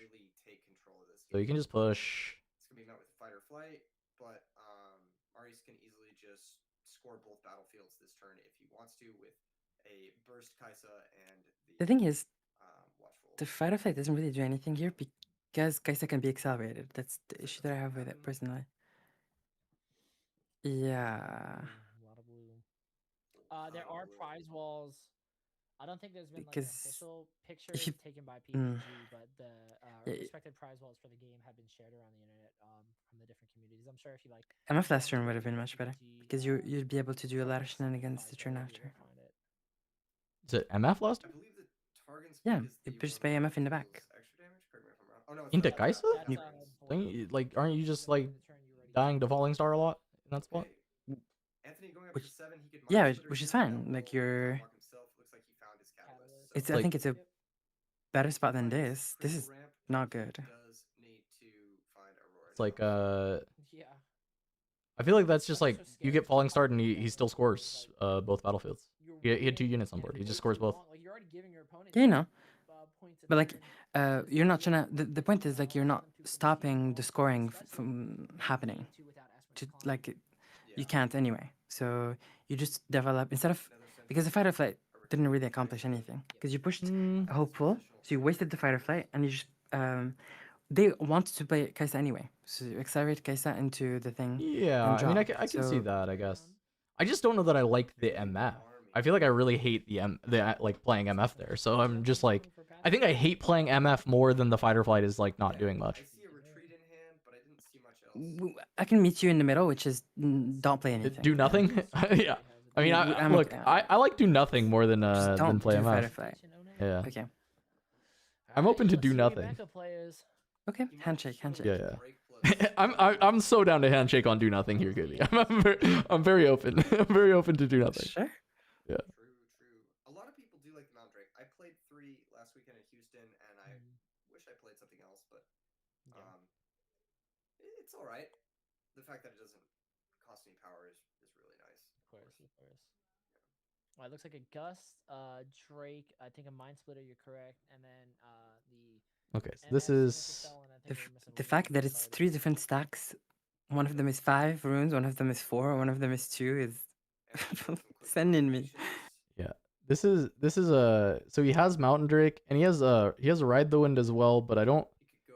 Okay, so Mind Splitter first. Look at the hand. Perfect. Yep. Looks like that's what he wants to do. And he still has 4 So you runes take up from out- here. Spells right now based off everything. I'm it's rough. assuming Retreat or Cleave, right? I'm assuming. Twitch stream is choppy, yeah. So like I think you take out Stupefy. our stream is fine on it. Our stream is like no drop frames. It's just the Twitch stream is like kind of laggy. Yeah, the Stupefies. Stupefy. I think you take out Stupefy. Yeah, I definitely think those are like your better options, just because if you're struggling to get to Aurora, you don't really want your opponent to be able to kill the units that you already have on board to help like protect yourself and prolong. So I think this is a horrible position for Anthony. Oh yeah. let's see. I think So Maurice is going I 6. don't understand. Did he have a Dead Bloom in hand? I don't think so. Okay. I think that's an issue that, like, obviously he's 6-1 and 1. He's You're been playing really well 11. today. If you deramp again with Ride the Wind, you go. Okay, so he lets it through. He lets it through. Goes to 6, and now he has to save for this next turn. Essentially give up on Dazzling Okay. Aurora and have the ability to pivot over. Only into 7 runes next turn though, because another obviously we. playstyle No, that not you 7. Sorry. No, it's survive 11. and 9. stabilize, No. What? Because you're down 6 points. It's 11 to zero runes. right now. Oh, He's got 11. 9 on the board right now. 5 units, double That's true. That's true. Stupefy in So you hand. can like Dragon Ride the Wind, which is pretty good. It's not really looking the best for you. And I think your best play going forward is probably going to be like move in, conquer a battlefield, drop the Mountain Drake, maybe do an MF signature spell, and then following turn, if they're still alive, get the hold point and then gank over with MF. And I'd be surprised if we don't see Maurice start to do a lot of reinforcement stuff and set up for a really big defensive hold play this turn. So one thing worth. Okay, so He could have played the Mind Splitter the previous turn, but he chose to play the. Vero has to get a lot on board, and he has to keep up enough runes for a bullet time to hold on. He knows Maurice's hand is not going to be good at breaking a hold. Outside of like unit combat, and so like bullet time can go crazy. I saw Unyielding. Yeah, he found Unyielding. Yeah, we see the Unyielding Spirit is a drop. This turn's a little awkward though, because if he wants to play the Drake, he only has 2 runes left, right? He's on 9. Absolutely run over this Mind Splitter. Even if Anthony drops yeah. the Unyielding Spirit to protect him from some of the spells that Maurice is going to have ready for him, I think it's still just going to get run over. Well, yeah, that, and even if it doesn't get run over, like all Maurice has to do is hold one time, and he's yeah, fair. Rough spot. Yeah. So, I was a little surprised it wasn't Drake last turn, but I don't know if it's like you need to, if he's like needs to check the hand with Splitter for something. But if it was Drake last turn instead of Splitter, I guess it's less efficient on runes because you're not like you're only readying 1 rune at the start of this turn if you play Drake last turn. Yeah, I guess dropping bullet time's not the worst thing in the world. Clear off the other battlefield. But then that You still held up 2 for MF spell Unyielding. Yeah. This is Unyielding plus bullet time, or this is Gust plus bullet time, or like this is like fine again, isn't it? Is this just still okay? I don't know about this one. I got your back with the last one. With this one, I don't think I'm. No, I don't know if it's okay. It's like because Maurice's hand. Well, it depends what he draws, right? It depends what Maurice draws, right? For sure. But it's like winnable. Because you can't giggle hold into bullet time. You can't full send into bullet time. Oh, he drew rain. Wait, Unyielding. Wait, Unyielding is really good here. Wait a minute. Wait a minute. Wait, is this so fine for? Maybe Vero? you're fine. Is he just fine? Maybe you are right. Is he just fine? I think he might just be fine. He might just be fine, by the way, because his other card for the 1 energy is bullet time. He might just be fine. Wait, guys, this deck is broken. What's going on? I think he'll be fine if this Kaiser player just holds with everything into that battlefield right now. Yeah, because you just bullet time it all. If you're Kaiser, you literally just go back. I think he's fine. Yeah. You are right. I think with everything. Yeah, I think you do just run home with We- everything. Yeah, for sure. I Might think. need to reinforce. I think if You you run hold- home and you try again tomorrow. You try again tomorrow. No. This hold makes no sense. Yeah, this is already whatsoever. just dying to like Mountain Drake run again, right? I mean, he's got spells to try and back it up, but Yeah, no.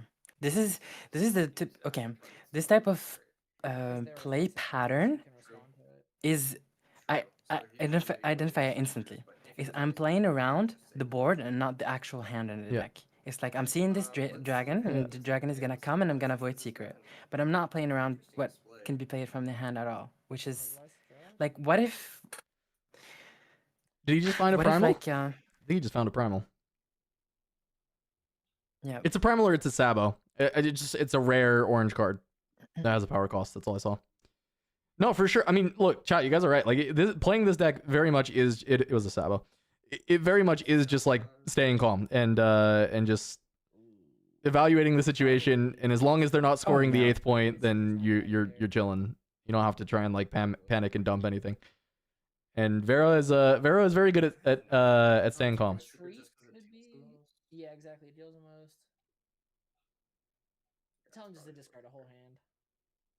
Or bottom, I guess, yeah. Yeah. So yeah, so they go with the Void Seeker. Having 3 cheap spells here is so good for Maurice because that student can get big. Yep.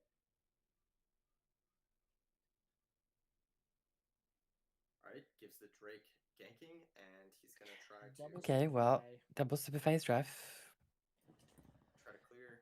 Yeah, but Stupefy go to 8, bump student up to what, 4? he can either respond to the first stupefy with What, Gust, Gust? Yeah. Go again. or he can just bullet time after. Go again.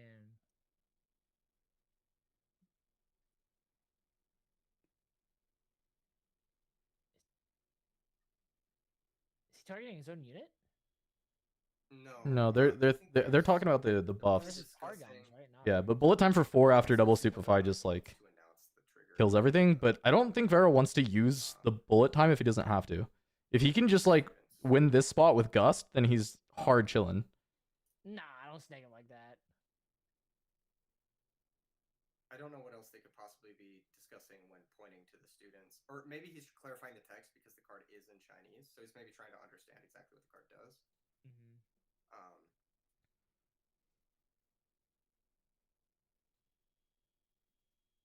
Yeah.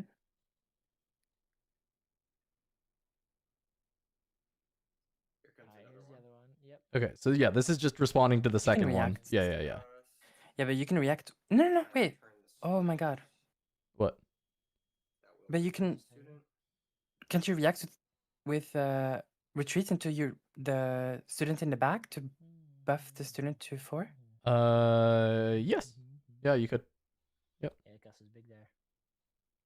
Yep. He did have another reaction speed spell that could have done it. Yeah. I mean, Anthony's not in the worst position. Okay. I think Maurice could have maybe put both students there to play around like single point removal. But Anthony's actually going to score up to 3. This is Kaisa when it doesn't find the Watcher, the time warps. It's Yeah, almost similar to the time warp would have been game winning if you saw it earlier. Yeah, or similar to the Yep. Now it's time for MF. Still keep up 5 runes for. the Auroras. Same as Kaisa when it doesn't find the top end. What's interesting here is if Maurice did side in that, what was it, the Wrath effect? What's it called? Wrath effect. Oh, thermal beam? Is that or No, unchecked power. Yeah. Unchecked power. Okay, I'm like, hello. Yep.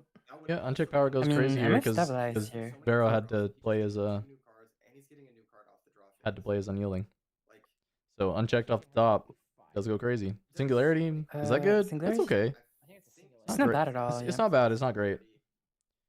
not quite ideal. The bullet time will be impossible actually- to push through, I think. Yeah, no, it's it. Keep Anthony It actually is a very good draw. It's just does it actually do enough here? Probably not. Unchecked power, please. Mm. I want want to see Anthony reinforce everything. Wait, does he have enough runes? No. He has the Watcher. No, no, no. He has the Watcher. Nope. That is Watcher is a card and a half here. good, but Mountain Drake is so good into Watcher. It just trades it 1 for 1. Yeah, you already have the 2 units loaded up and ready to go, so you should be able to clean up. So it's like, it's not Watcher plus anything, is this hand, unfortunately, for Maurice. Draws 1 from the Kaisa Conquering and 1 from the 8th Point Conqueror.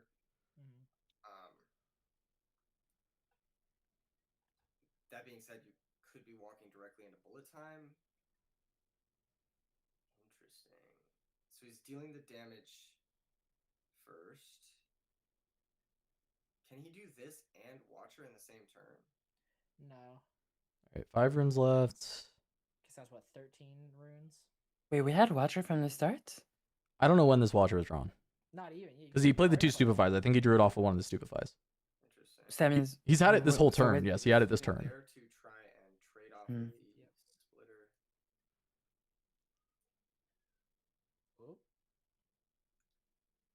Vero asking a judge question. Quick little bathroom break in the middle of the feature match. Valid. If you gotta go. I think it was a judge question. Because he took his hand with him. I mean, you don't think you ruins to pee? Yeah, you got to take your hand when you go pee. Yeah. Oh, it's just a judge question. Okay, Yeah. so we did get clarification. Maurice I mean, how do told you Carson that Raven Blue get passed him, yellow? and he was telling him it's a trigger, and they were just clearing it up. It wasn't angle shooting or anything. He was just like explaining to Maurice that it is just something that is a trigger. Okay, yeah, that's totally fine. That's understandable. You wanna know how the cards work, right? Chat's so funny. What did Where they he say? going? Where he going? He dipped. He saw said he saw goodbye. he saw the Watcher in hand in reflection. He was like, I'm That's out. so funny. He's like, you know what?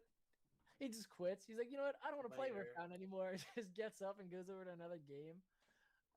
I think he's winning, Goovy. I think Vero wins. I believe you. I think he just. I told you it was okay. It's fine. This is what I mean though by this deck winning without Aurora. It's just been winning without Aurora for these, like the way they've constructed it now. Surprisingly, I think the bullet time might And that is what makes a good deck. When I've been bitching for months watching the Chinese streams about how I do not think MF Aurora is actually a very good deck. It was when we were watching all these like all-in draw for Aurora MF decks. And they look so bad half the time. And this is just such a different deck from the version that's running like the treasure trove like pack of wonders, like just playing infinite draw. This is just like playing like the good cards instead in the colors. And just like, yeah, of course you're not playing any units into the big ones, but this is just like a ramp deck into big units and then playing really good cards to go around it. And if you Aurora, you probably just like win when you're able to establish an Aurora. Like it's very hard to beat it when you actually get to establish the Aurora. Yep. Now he just gets to primal through this smoke screen. Yeah, absolutely. All right, let's see. Smoke screen coming in. I'm assuming targeting the. It's a control deck. Yeah, it's a control deck basically. It's like as close to we have as to a like top tier control deck in the game right now. I think. You gotta tap the 4. You recycled the 1. Come on, you got it. You gotta turn him sideways. Hello. What? Free primal strength? Am I tripping? He paid the power cost, not the energy. He bribed the banker. Yeah, I don't think that the not tapping the 3 runes is gonna matter or 4 runes. Yeah, he paid the power. He's probably thinking it just doesn't matter because he can't use all those runes in that turn anyway. Like it's the only thing. Okay, there's the retreat. The dragon's gonna go to. Wait, the runes should be tapped. That's what I'm saying. Yeah, he should have 3 taps. He played the power cost, but like I'm saying, I'm pretty sure he's probably just thinking it doesn't matter because it doesn't matter. It's the only card that he can play this turn, and he paid the power cost, which is technically important. But like, obviously, he should still play that cost. I think he is tired. There we go. Yeah. There we go. Yeah. I mean, it doesn't matter, but yes, you should do it. you should definitely do it. Tried to take that primal strength. He paid the power. Like I don't. Like he's even shaking his. I don't know, man. I walked in with this. He paid the power cost, though, and I think that's the big thing. That is the big thing for sure. Here comes the Watcher. Yeah. I mean, the last card is Bullet Time in Anthony's hand, which I believe it is. This is also this is actually such a good I'm glad we got Vero on camera, because when we were talking about the deck earlier, Vero is who I was talking to about thinking he was like not convinced that Aurora is dead after this set. It's not that he believes that Aurora is like broken or gonna he doesn't care one way or another. He's just like not convinced that it's completely dead, because of the fact that like if you can build a deck that is good without the Aurora being played, and then it's a deck that still leverages using Aurora really well, then even in next set with like gear hate and other stuff, like Aurora can still be very good, right? Like there's just there's no reason that Aurora would be just like bad if your deck is good even if you don't play the Aurora. And then oftentimes if you play the Aurora, you still get a unit out, and then like your opponent has to then play a card to destroy it. So they still have to do something to interact with it, and you got a big unit out. So it's still like fine, even if people destroy it, if your deck is good enough that you don't need Aurora to win. Yeah, he has to let this Watcher go if we're playing optimally. But also, yeah, absolutely. You have to not do anything here. I'm very interested to see how this plays out. You can't bullet time. Yeah, he's thinking on whether he's supposed to bullet time this or if he's supposed to wait until Maurice goes for the Mountain Drake. I've been here too many times. This is actually where he can lose, right? Because it's his last card. He's like out of steam. Yeah, I don't think you should bullet time here at all. Every single time we have seen it on camera without fail. He's looking for cleaves, and I think there's like one in there, if any. Well, it doesn't matter. You just use it to save the Drake based on whatever Maurice does with the 4 runes. I think he's trying to figure out like what cards he could have. He's paying it. All right. Here we go. So it's bullet time for 7. Oh, is bullet time an energy? I thought it was. It's energy. He has to. Yeah. No, it's power. You have to put back all of those runes. Oh, so what? He's floating them, I'm guessing. But I mean, he has no cards in hand. It doesn't. Yeah, this bullet time doesn't do anything. Because what do you do? If you tap everything, kill the Watcher, the Kaisa still pushes in and kills the Mind Splitters. Doesn't matter really. And the Kaisa player draws 2 and you still lost the game because you have no runes, and the Kaisa player has 17 cards in hand and runes. If you recycle only 4, then you've traded with the Mind Splitter and the Kaisa. Traded with the Watcher and the Kaisa still pushes in. So the same outcome. Yeah, because you can still beat Watcher next turn by ganking the Mountain Drake over if you just keep the Mountain Drake alive. Exactly. Right? Exactly. So actually, Yeah. I don't think there was a smoke screen played. I think. And that keeps you let Watcher come in. That actually keeps you open to. Yeah, you're tripping. That was last turn. Dead Bloom off the top. You'd be at 8 absolutely. Exactly, which Dead Bloom is like reasonable. Played around Void Seeker plus Ray that would kill the Drake. Void plus Ray kills the Drake. Okay. Get rid of bigger things, probably just better, so that you can at least defend yourself a little bit better when the. Yeah, I'm like thinking. I was about to think like say the same thing. Hat case. I was like, do you just lose to that anyway? Like, do you lose to that no matter what you do here? I think you do. I think you just lose to Void Ray no matter what. I think Maurice needs to put down a guy. He needs to get a guy and play this turn. I think. He needs some type Wait, what? How do you lose? You don't. Student in Biomall. It would be what Void at. No, I guess you don't. No, you don't just like guarantee lose to Void Ray. Because it'd be Void on Mind Splitter, and then Ray plus Kaisa would have to trade into. Yeah, he just scooped it. I don't know what he drew, but. Like I said, this game plays out every single way. You play around the bullet time. You send 1 at a time. The bullet time gets played, and then you instantly lose. I've played that exact situation hundreds of times at this point. I'm telling you, it plays out the same every single time. And that was Okay. Game 3. Okay, I was wrong, Kuvi. It wasn't fine. All right, it wasn't fine. It wasn't fine. It wasn't fine. I'm sorry. It wasn't fine. Trying to support though. I was trying to support. You know. You're good. No worries. Take your time.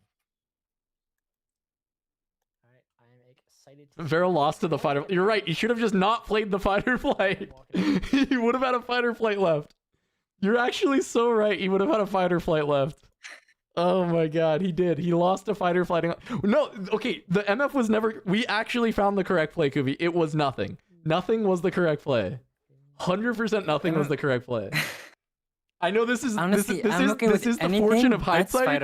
This is the fortune of hindsight, but we did also like in the moment catch that. Hey, maybe that should have been nothing. Fair enough. There's some that we haven't even Yeah. seen at all. We Mhm. haven't seen Jinx. All right, this deck is hard. I'm sorry for shit talking this deck. The draw version, the draw cards and play Aurora version, that shit is easy as piss. That one, I don't care what anybody says. That one is easy as hell. The version where you actually have to play like a real deck that doesn't just play on Aurora, yeah, this is hard. The lines are actually hard. Y'all are right. My fault. Hey, my fault, guys. It's hard. Yes, sir.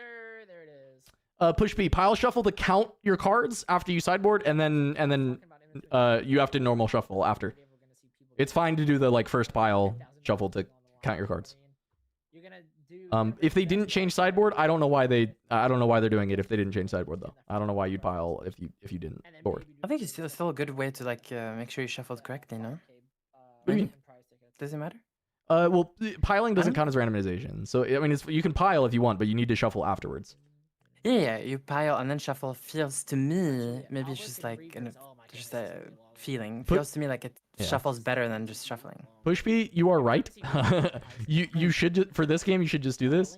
I think all the Flesh and Blood players are just I don't know, just like so used to just counting their deck this way. But also even in Flesh and Blood, you could just count your sideboard if you know how big your sideboard is. I don't know, Push B. I don't know what to tell you. That's the reason people do the pile shuffle. What's up, Alan? How's Paris? Correct. Yeah, there is also no incentive for best of prize cards. So Why do you have numbers after your name, Alan? What? Everything in What's going on? tournaments like this is telling you play Because it's 45. is the best. Uh, And try and win some Wrong account. Wrong Okay, account. yeah. Pile to make themselves feel better. Yeah, fair enough. With an undiscovered champion. stack deck. I almost forgot that he ran stack deck in here just because we haven't seen it. I know, right? Lose cards between rounds and matches? Sure, yeah. I mean, I guess so. Yeah, you might as well. Look, I have no problem with someone pile shuffle if they do it fast. Double primal strength. But we got 3 games to play. We got 6 minutes left in this round. About anything else just yet. And a draw, they're both out. crazy Can tell you the decks they that have. you only have blue runes. Wait, oh no, hold on. It's only 4 anyway, so you can't even play it. All right. Obelisk game. There's the Catalyst. Catalyst and pass. Anything else? Stack deck. Another stack deck. All right. Does he He's find going it? through. There's Aurora. He just grabbed it. All right. Turn 3 Aurora. Yeah, it went from no stack decks in 2 games to 2 in like Well- 1 turn. It's such a good card. And when you see the first one, Vero's my spirit animal? True. See the second one. Yeah, for sure. Because if you didn't dig to the What's up, second Hemel? one, you already hit the card you want. You know what I Yeah. mean? Vero's kind of a beast, though. I guess he fucked up last game, but that decision was hard. I don't know if I blame him. I don't know if I blame him. It's good for Anthony. I'll blame him because it's Vero. So that's where we'll go. Because it's Vero, I'll blame him. Zone. Oh, that's really I apologize. Get the draw off the conquer, putting Maurice to his first point of this game 3 in the final round of Swiss. Maurice does have outs boarded into the. They only have 5 minutes. They really gotta they gotta get cranking. Second Kaisa. Okay, gonna score a second point and draw a second card. He does have that. Vero's gonna have to windmill slam this this Aurora faster than anybody's ever windmill slammed an Aurora, He has 2 copies of that. and just go. So he could be digging towards. I don't know if he has any other card. Like he might have another play. If but he he goes does not have for time to Aurora think. Now Thermal Beam just answers it on Maurice's turn, and then Maurice only has to deal with 1 unit that Anthony finds off the. Look, if it's Drake, that's fine. Play the. I mean, I don't care, man. I don't care. But you gotta play it. You gotta play, Vero. We gotta go. We gotta go. Is it Dead Bloom? Yeah, he's not playing the Aurora. Drake, baby, let's go. Okay, so it is Drake. Okay, it's just like I guess it's just correct to play the Drake. Yeah, he definitely I just need him to fully like. I understand it is the 11 rune breakpoint. I get it. I do. I understand. But I do just want. I'm waiting for Vero to finish this match and send me a message back. It's the 11. Okay, so if we analyze it actually, okay, the difference is instead of so you have 1 less unit, but you float exactly 2 on the turn where you play Aurora. That's the only difference. But you have to do you prefer a unit or do you prefer to float 2 on that exact turn? Because after it doesn't matter. You're still gonna get to the 11 point if you play the Drake. So you're delaying the 11th thing breakpoint just to have floating 2 for 1 specific turn. That's the only difference. So if you need fight or flight, for example, you float 2, but there's no reason to. lose a unit over it, especially if you could get Mind Splitter right away. Interesting that Marius is gonna retreat out of the Obelisk of Power here. But maybe there's some hidden tech that I'm personally just not understanding. Or like specifically going to 11 is super important for something, you know? Okay, he does have the sabotage to take Sabotage. this is the reason to Thermo beam. Slam Aurora. I mean, I guess that's your only option at this point. I'm pretty sure with his hand. Yeah. Beam Slam Aurora. Oh, this is also a reason that you would not just play Aurora on 9, right?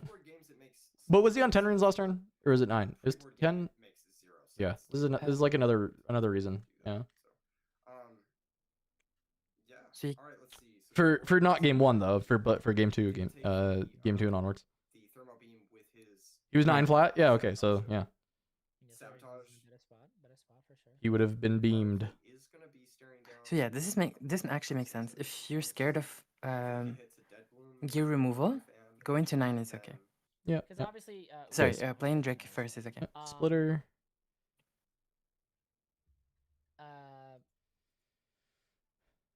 Sorry, I just got a little distracted. Yeah. Okay. Falling Star, because Falling Star stupefy kills. You're not legally allowed to take anything else. Drops it into Reaver's Row, pushes Kaisa back so the Kaisa doesn't actually die. That being said, though, taking Reaver's Row away from Kaisa would feel really, really good. Yeah. This is like, this one is way more clear as to why you would wait and play the Drake first, so that you could Sabo. And the other one, like, I think I get it now. I just yeah. It's cool that you that like that group figured it out, or you guys all figured it out. I don't know, hat case if you test with them or whatever, but that you all figured out kind of a lot more about this deck to keep pushing it, because just the results that have come out of the deck with the like updated versions have been pretty impressive. Definitely make it look like a much better deck than like, look, like when I put it in B tier, this is off like watching China and stuff, where I'm just like, this is clearly a B tier deck. But now I think like this version, I mean, I feel like it's probably bumped up. It's probably an A tier deck.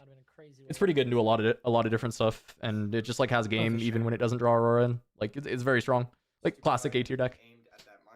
Is he gonna try and drop a Falling Star here? He does have that. But I think Vera might be cooked, because like time is also really not in his favor now. Like 1 minute left on the round.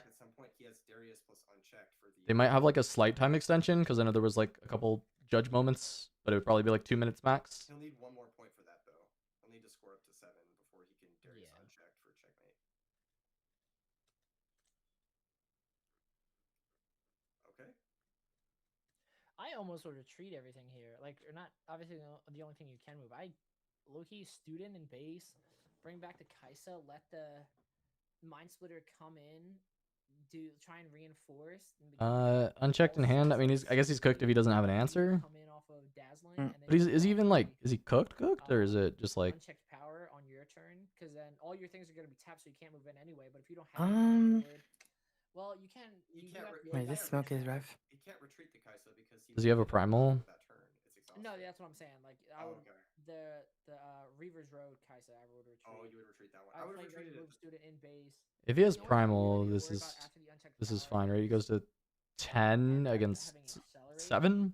But if you have enough primal, yeah, you're right. You should just be able to overtake her with enough units and then move, like have like the Puro or the. Oh, Vero's tired. He was flipping all of his cards. Okay. But primal strength.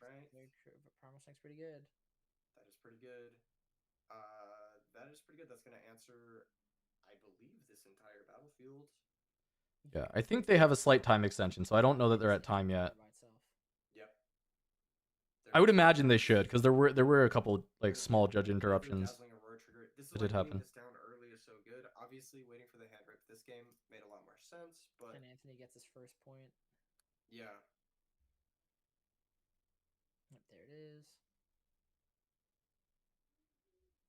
He's gonna hide a card. Hides a fighter flight. Aurora. Phase uses the Aurora. So you can keep up runes for. Okay, Drake there. Oh, dude, I know. August maybe. It's bulletin. Yeah. Interesting. If he unchecks. I think you just wait. I think you can. If he unchecks, he can fighter flight in response and save a unit. Oh no, I'm itching, dude. I'm an impatient card game player. Yeah. Point goes 7, reach. Pretty good. Slam Good that Drake. bad boy down. Okay, possibly. Itching, because the only thing you got to worry about is MF accelerate. But Or Well, it's similar to last game, but he has an Aurora on board this time, so it's like quite different because of that. It's much better. It's like yeah. It's like Vero's actually in like a pretty, I would say a good spot. I don't know what the time situation is because the round timer went out, but I think that they should have a time extension. Yeah. Oh, it's a hidden card. Whoops, totally forgot about that. Yeah, Totally was not Second paying attention to Aurora. the hidden card. Yeah, it's for It's sure definitely a fight fight or or flight. Yeah.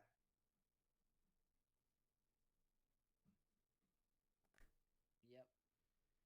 Okay. Poros tap Yep. down. Oh, what's so funny is he. Oh, never mind. No. Yeah, he pushes back and then. I didn't love that. I'll be honest. I think I'm you not want gonna lie to you. I genuinely forgot about the hidden card. Yeah, I think if you wait till you have Darius, Can definitely stabilize here. It's not over. Yeah, for me, it's now I'm just worried about time because I actually think Vero's in a really good spot, Yeah. but I just don't know what the time situation is. Yeah. Because he definitely like just I don't know if he has the time to actually score enough points to not like lose to this Yeah, you clock. can also just play unchecked power, then play Darius if you. Yeah, exactly. In the same turn, yeah. Or you could unchecked and then. Untimed Vero should win this game. I agree. I actually think his spot is really good. I think he's gotten out of it because he still has this primal. He kind of, I think. What is the word? Jump the gun. There you go. I don't know if we're on turns yet. I don't know what their extension was for being on feature, etc. Because the round time is been at 0 for a little bit now. Yeah. I don't blame him. It's been an incredibly long. So this seems like Misfortune, which makes sense. Misfortune keep primal up. Hour 12 actually. I don't think you can play anything else. Playing Riftbound. We're well into hour 12. 10 minutes into hour 12. I hope they get to finish this game. I hope this is not like a Brenton says surely just they have a time. They most likely do because they've had judge calls.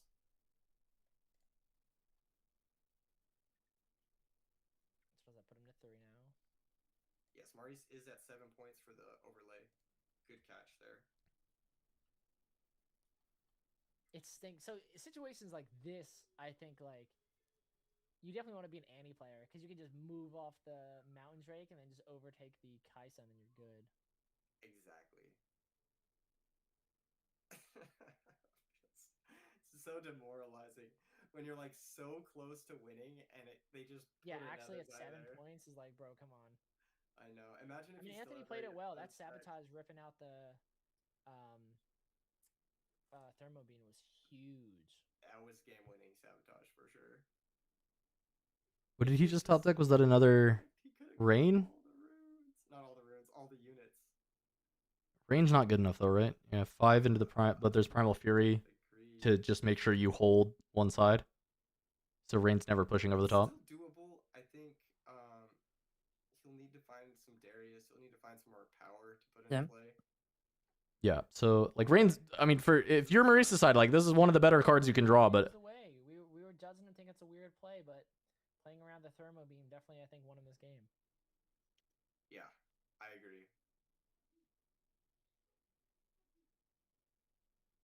This is going 5 and yeah, I was gonna say don't touch that. Definitely not enough. You need like so even with there's double cleave though. yeah, double cleave, but I think Primal is just still getting above this, right? Yeah, probably. It's Primal and also Gust. depends on Like you can still Gust like the well, okay, you can play around Gust here with the cleaves. The cleaves, yeah. Yeah. To be fair. He has to find a time. He beat But if 3 you primal Ennies and you win 2-0. See, combat- this is what I was talking about, Hotcase. Is like I was talking to Anthony and Sam, and they were saying that they expected to be unfavored in the matchup, and then found that it felt like they were favored when they were playing it. And so now I assume they probably just think they're favored. But that was like me talking to them at Houston. They expected to be unfavored, and then came in and it was just like, oh, like we seem to be favored in the matchup. Which I also would expect you to be unfavored. But then when I watched it, I was like, okay, yeah, it seems like you guys are just winning that. Wait, moving this in is just going to heal MF though, right? Oh, wait, no, yeah, throw the cleave. But you can respond to it. No. You have to play it before. And there's no reason to not play it Why before. do we? Or wait, is it Dreaming literally Tree? zero? No, it's not Dreaming Tree. No. It's Obelisk. Yeah, there's no reason to. That's tough for Maurice. I mean, it's 12-hour day, man. I get it. I get it. It happens. He didn't think about it. Yeah, the gank. It's not damage anymore. I mean, you have to cleave now. Hello. What? So we okay. Yeah, we got blown out by he something. did it again. And yeah. we doing the exact same thing. Yeah, he did it again. I mean, he won't get blown out again, but yeah, he did it again. If Vero wants, he can primal here and save the MF. I'm curious if it's correct or not. Maybe it is. It just keeps more might permanently on the board, but it's less might in the long term, right? Yeah. Yeah, primal strength does it. I mean, this. But yeah, but you're saving the MF on board, and then you're also getting another trigger off of Aurora, so you're still like staying even more far ahead. Yeah. You just protect the unit here. I mean, you could keep the primal for a potential. I don't know if you protect the. I'm actually really curious if you're supposed to let it go to play around Watcher, right? You just let it. Exactly what I wanted You to let say. it go because of Watcher, but he is still going up to 9 runes again, so he can just play second Aurora and just like giga like refill this board.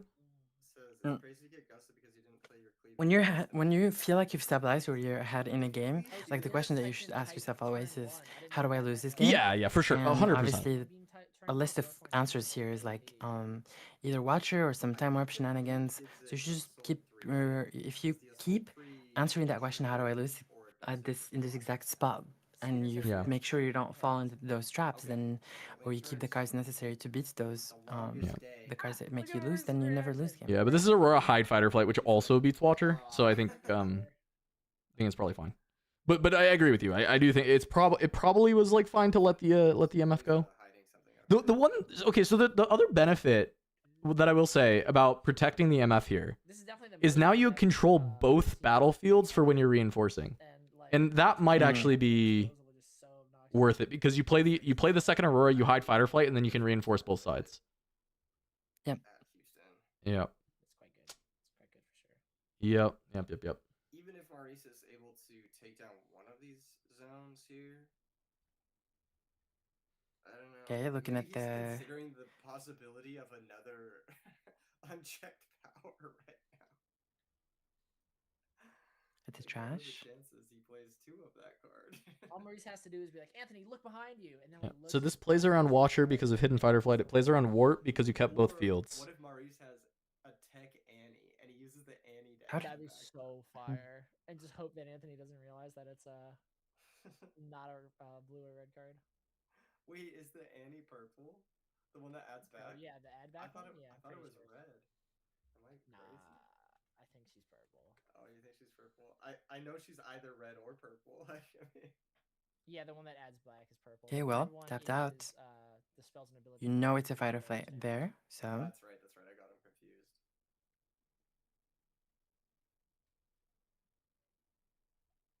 Okay. These guys deserve a break, dude. You can just tell, like, everybody. All right. Well, if they haven't made time or not, even if they've made time at this point, Chilling, probably got food. Vero's got it. And these guys are like in a middle of an actual slugfest, and they're like, anyway, you thought your day was over? Second unchecked More power. That's what I'm saying. Another one? Fair, bro. It's like basically buys. Like it's like Watcher into cleave would be good, but Top Gun the same day, they definitely are. yeah. not even. But, He doesn't have the this is runes for my it. personal opinion, I think anyone can. If they're very difficult to enforce either way, so There's 2 more runes. letting people do it is. You said Watcher into cleave. Okay, Watcher into cleave. Yeah. Oh, wait, sorry. I thought you said something else. I don't know, but he doesn't have cleave. Totally. Okay. Yeah. I mean, we used to already. Is that a Bryn? I mean, I guess Bryn into purple is generally good. I don't know if I like it. Well, no, I do like it in MF, actually. Thinking about it. I love that this guy's username is Pickle Bolus. That's a crazy good username. All right. Well, running into the hidden card means, I mean, the Watcher's just getting It's hidden. He doesn't Fighter Flighted, right? By definition. How can you see Yeah. what's hidden? But then Kaisa trades the MF, which is fine. That's gonna be the And you go new to meta, 7, like, have hiding double your card so proc. it's, like, exactly underneath the card on top of it. It's like, Probably get another surprise. Mass Spitter from the first Aura, and the second one, I don't know if there's another unit. Are they in turns now? Maybe. It might just be splitter For left. sure, no Drake. Yeah. I think it probably is splitter left. I think Yeah. Because I think is this Or version of just the put it two at dead blooms, or is this all three? Is this two dead bloom? Is it two dead bloom, three Two is- mountain, three splitter? Two is I think crazy. it's 3-2-3. That's fight or flight. Maybe I'm wrong. Okay. Hat can probably tell me. You Two probably dead bloom, saw right? Yeah. So three splitter, three Drake, two dead bloom. Power guy, right? Hmm. Yeah. Yeah, no. Yeah. So it should just be No, the splitter, thing is, splitter is left, MF or maybe there's one more Drake. Maybe it's Drake, splitter, splitter. 7. Is all that's left in the deck? So Yeah, then depending on they need double dead blooms, and it's fine. no, but depending on what turn this is, that may Oh, end up you're in a kidding. draw. Yeah, that may end up in a draw. I wonder if one of them will give it to the other one just to let him proceed. Because if there's like no point in both of us losing. I don't know if there's another turn. Is there another turn? They told us we were in turn 1 7 minutes ago.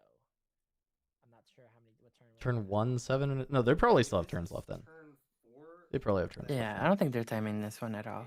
Because this is the last game of the day, I don't think they're... Well, no, they are time. They are in turns. The caster just said that it was like 7 minutes ago. They got told that they were on turn 1 of turns in time. Oh. But 7 minutes ago, I think they're gonna make it to the end. Then I don't because Yeah. Vero's at 7. I think they're good. There are still 2 dazzling auroras in play, by the way. Yes, sir. He's gonna give the Yep. dead bloom ganking, and then he's just gonna Yep, go splitter, for splitter. Mind splitter. Mind splitter. Take out retreat Oh, so you that know you what's don't get crazy? watered again. Maurice could rip time warp. Yep, retreat. Time warp, then take Anthony's extra turn in time, And then that's game. That actually. and is then embarrassing. create a draw. Wait, that's Is actually it just insane. Darius? Because your hand is just bricks, right? So you don't care about the Bryn. Oh Yeah, my- it's just Darius. That would be the most. I mean, I guess it was retreat, right? But Right now. It is retreat. but he has it's But second you know, splitter. if you Yeah, know yeah. it's double splitter, yeah, Yeah, it so doesn't it's just matter retreat. anyway. I mean, Bryn does absolutely nothing here. But retreat play guess watcher so. doesn't do anything anyway, right? So it doesn't. I think he deserves the time. He deserves it. I want to see this. This is When you play gonna to be you play to weird like such an weird insane spots little though, game. like time warp I don't know, some Anthony retreats cracking into out. watcher, into cleave, into stupefy, cleave, something. No, but Like- this is only he's going up to 10 runes. So retreat, watcher, play watcher. You have 1 rune left, so it's literally just cleave. It's not enough, right? Yeah. But to be clear, you probably still take the retreat, right? Like it's just not. Because- It still doesn't matter. You're taking the retreat, but I'm just saying, like, I don't think that retreat actually is like Oh, okay. Yeah, no. That'd make it a real easier out. if you top decks it. They're probably both like 0% chance of winning, but one of them is just looks like Yeah. it might be more than 0. It may do something, whereas Bryn does nothing because your Yeah. hand is not cards. Probably just gonna be the match. Mm. I believe. Yep. He just found a sentry. I mean, he can run his sentry in and let it die to find 1 more card, but Still a sentry. Vero got it. Yeah, it's gonna be that. I think that's GG's. Yeah. Nothing to be done Well, here. technically draw, right? Yeah. If this is Mari's turn 3 or turn 4, we're thinking. If Maurice is turn 5, then it's a draw. Yes. Well, I mean, like currently what we're on right now. I didn't know if this was 3, Anthony goes to 4, and Maurice goes to 5, and then that's it. We are still in Swiss. Yeah, this is the last round of Swiss. The judge would explode. Top 16 is tomorrow, is my understanding. It's a top 16 cut. I originally thought it was a top 8 cut, but it looks like it's a top 16 cut that goes to tomorrow. Draw would be so crazy. I would mauled. I would actually just concede. I'd just be like, you got this one. Yeah, because like at some point, like neither of you are gonna make it in a draw. Yeah. Vero is so cracked. Ignore the mislays. Yo, I'm down. I'm down. I think Talking about. I think I just read Anthony's Wait, what? face and he said it's up to you. Oh, Maurice might have the last turn. So Maurice basically just decides if this game is a draw or if he wants to concede to Vero. Wants to take a draw. That's most likely what's happening. Yeah. But there's no speculation. He's not running out the So what clock. The clock's been happened, out. They're on the last turn of turns. So technically Vero didn't make the race. That looks like he said take the draw. Oh wow. Reaction, I'm It's hard to say, but that looks like that based on body language, that looks like he took the draw. Oh no. I'm not gonna say that for sure because we don't know. I'm just like body language is that yeah. And it looks like Vero does not look very happy. point there as well. There was really nothing. Yeah. But that doesn't mean he's out of top cut. Oh, it does. Yeah, for sure. I'm pretty sure. You think? 612 I think is out. I think you need 711 or Wait, so they're both out? yeah, they'd both be out. Yeah. So why wouldn't you let the opponent? Oh yeah, because he would have held when he passed back. Yeah. Yeah. Yeah, so it would have been If you had the choice, why wouldn't you let the opponent get it?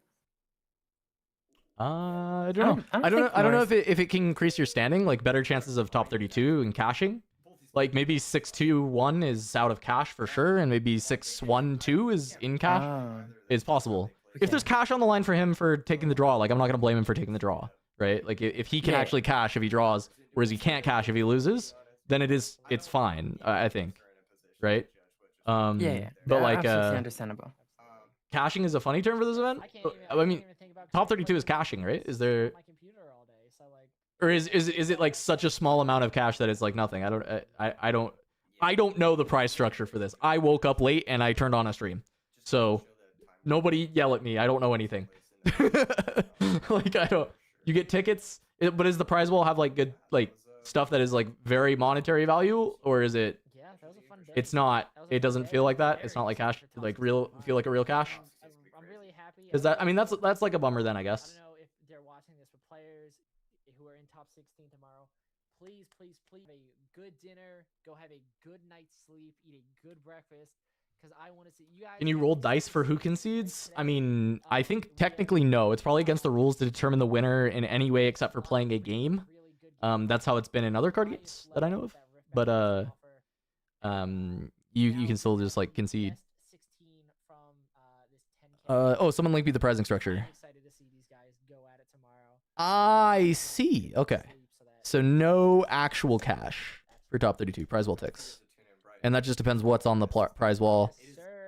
I mean, I'd rather have money than prize wall ticks, but I don't know if you can get like a box at like a very reasonable something, then that's kind of cash. The GOAT. We've got Matthew on Annie. We've got Jonathan on Kaisa, I believe. Do we know if anyone beat 5K was a 0K? Still, Oh. Because he's the bounty player. I'm curious. All right. Well, I think tickets off. Is it 0K? it was just prize wall ticks. So it's like 5K in value. Is the okay. Who's gonna be on MF Aurora, Jaden, Jonathan Rodriguez. Well, Another two Jonathans. yeah, I'm not there. Jonathan is on MF Aurora. So a lot of MF Aurora. People are still winning some money, winning some stuff, and it's a cool tournament, I guess. I think a couple more Annies as well. I probably any mistake was just like not being fully transparent on that, but yeah, that's all. But yeah, it's gonna be an exciting top cut. All of these decks are awesome. Very high. Challenger, you two guys, Anton made it. So Anton and Colin both made it. Nice. I think we're gonna let you guys go. Congrats. So that not only us, but the players who are playing. All right. And chat. That's it for the stream. Thank you guys. Thanks, Kubi, for hanging out. I mean, I will give them the shout out to PPG for allowing me to co-stream. I sent them a message. I said, hey, is it cool if I pop in and co-stream the event? And they were very amicable about saying, yeah, go for it. Fire it off. Didn't require any shout outs or anything, so I'll just give them one because they didn't ask anything of me. They said go for it, have a blast. So I appreciate that. So shout outs to them for putting it on. Having a stream at your event is good. So big ups to them for actually having a stream instead of the alternative of throwing a 10K and then just not streaming it. I think everyone would rather be able to watch, which is cool. Thanks everybody for hanging out and watching. It's really fun to just like be able to hang out with you all. I really miss the Chinese co-streams and just like hanging out with everybody. So it's great when we get a chance to co-stream any event like this as well, where it's at like normal hours too. But obviously we'll be back for the Chinese co-streams as well when that comes back around for Spirit Forge. I think I'll try and plan on co-streaming the top 16 tomorrow. I'm pretty sure that is cool if it was cool for me to do it today. So I'll probably just plan on doing that tomorrow. We'll see how I'm feeling. I still am like kind of recovering a little bit from Houston, but I feel overall okay. But yeah, thanks guys. Thanks Kubi. You've been here all day, Kubi. Do you have any shout outs? Do you need a shout out? You can plug your Metafy or something? Go ahead. Tell people to follow you on Twitter. All your stuff's there. Yeah, just follow me on Twitter, or my DMs are open, obviously. But no need for anything. Thanks for having me. It was a pleasure just hanging out, honestly. No, thanks, Scooby. And yeah, I appreciate you coming and hanging out with me. It's always nice having some company. So. same. All right, peace out, y'all. I will catch you Bye, tomorrow or chat. something. Bye.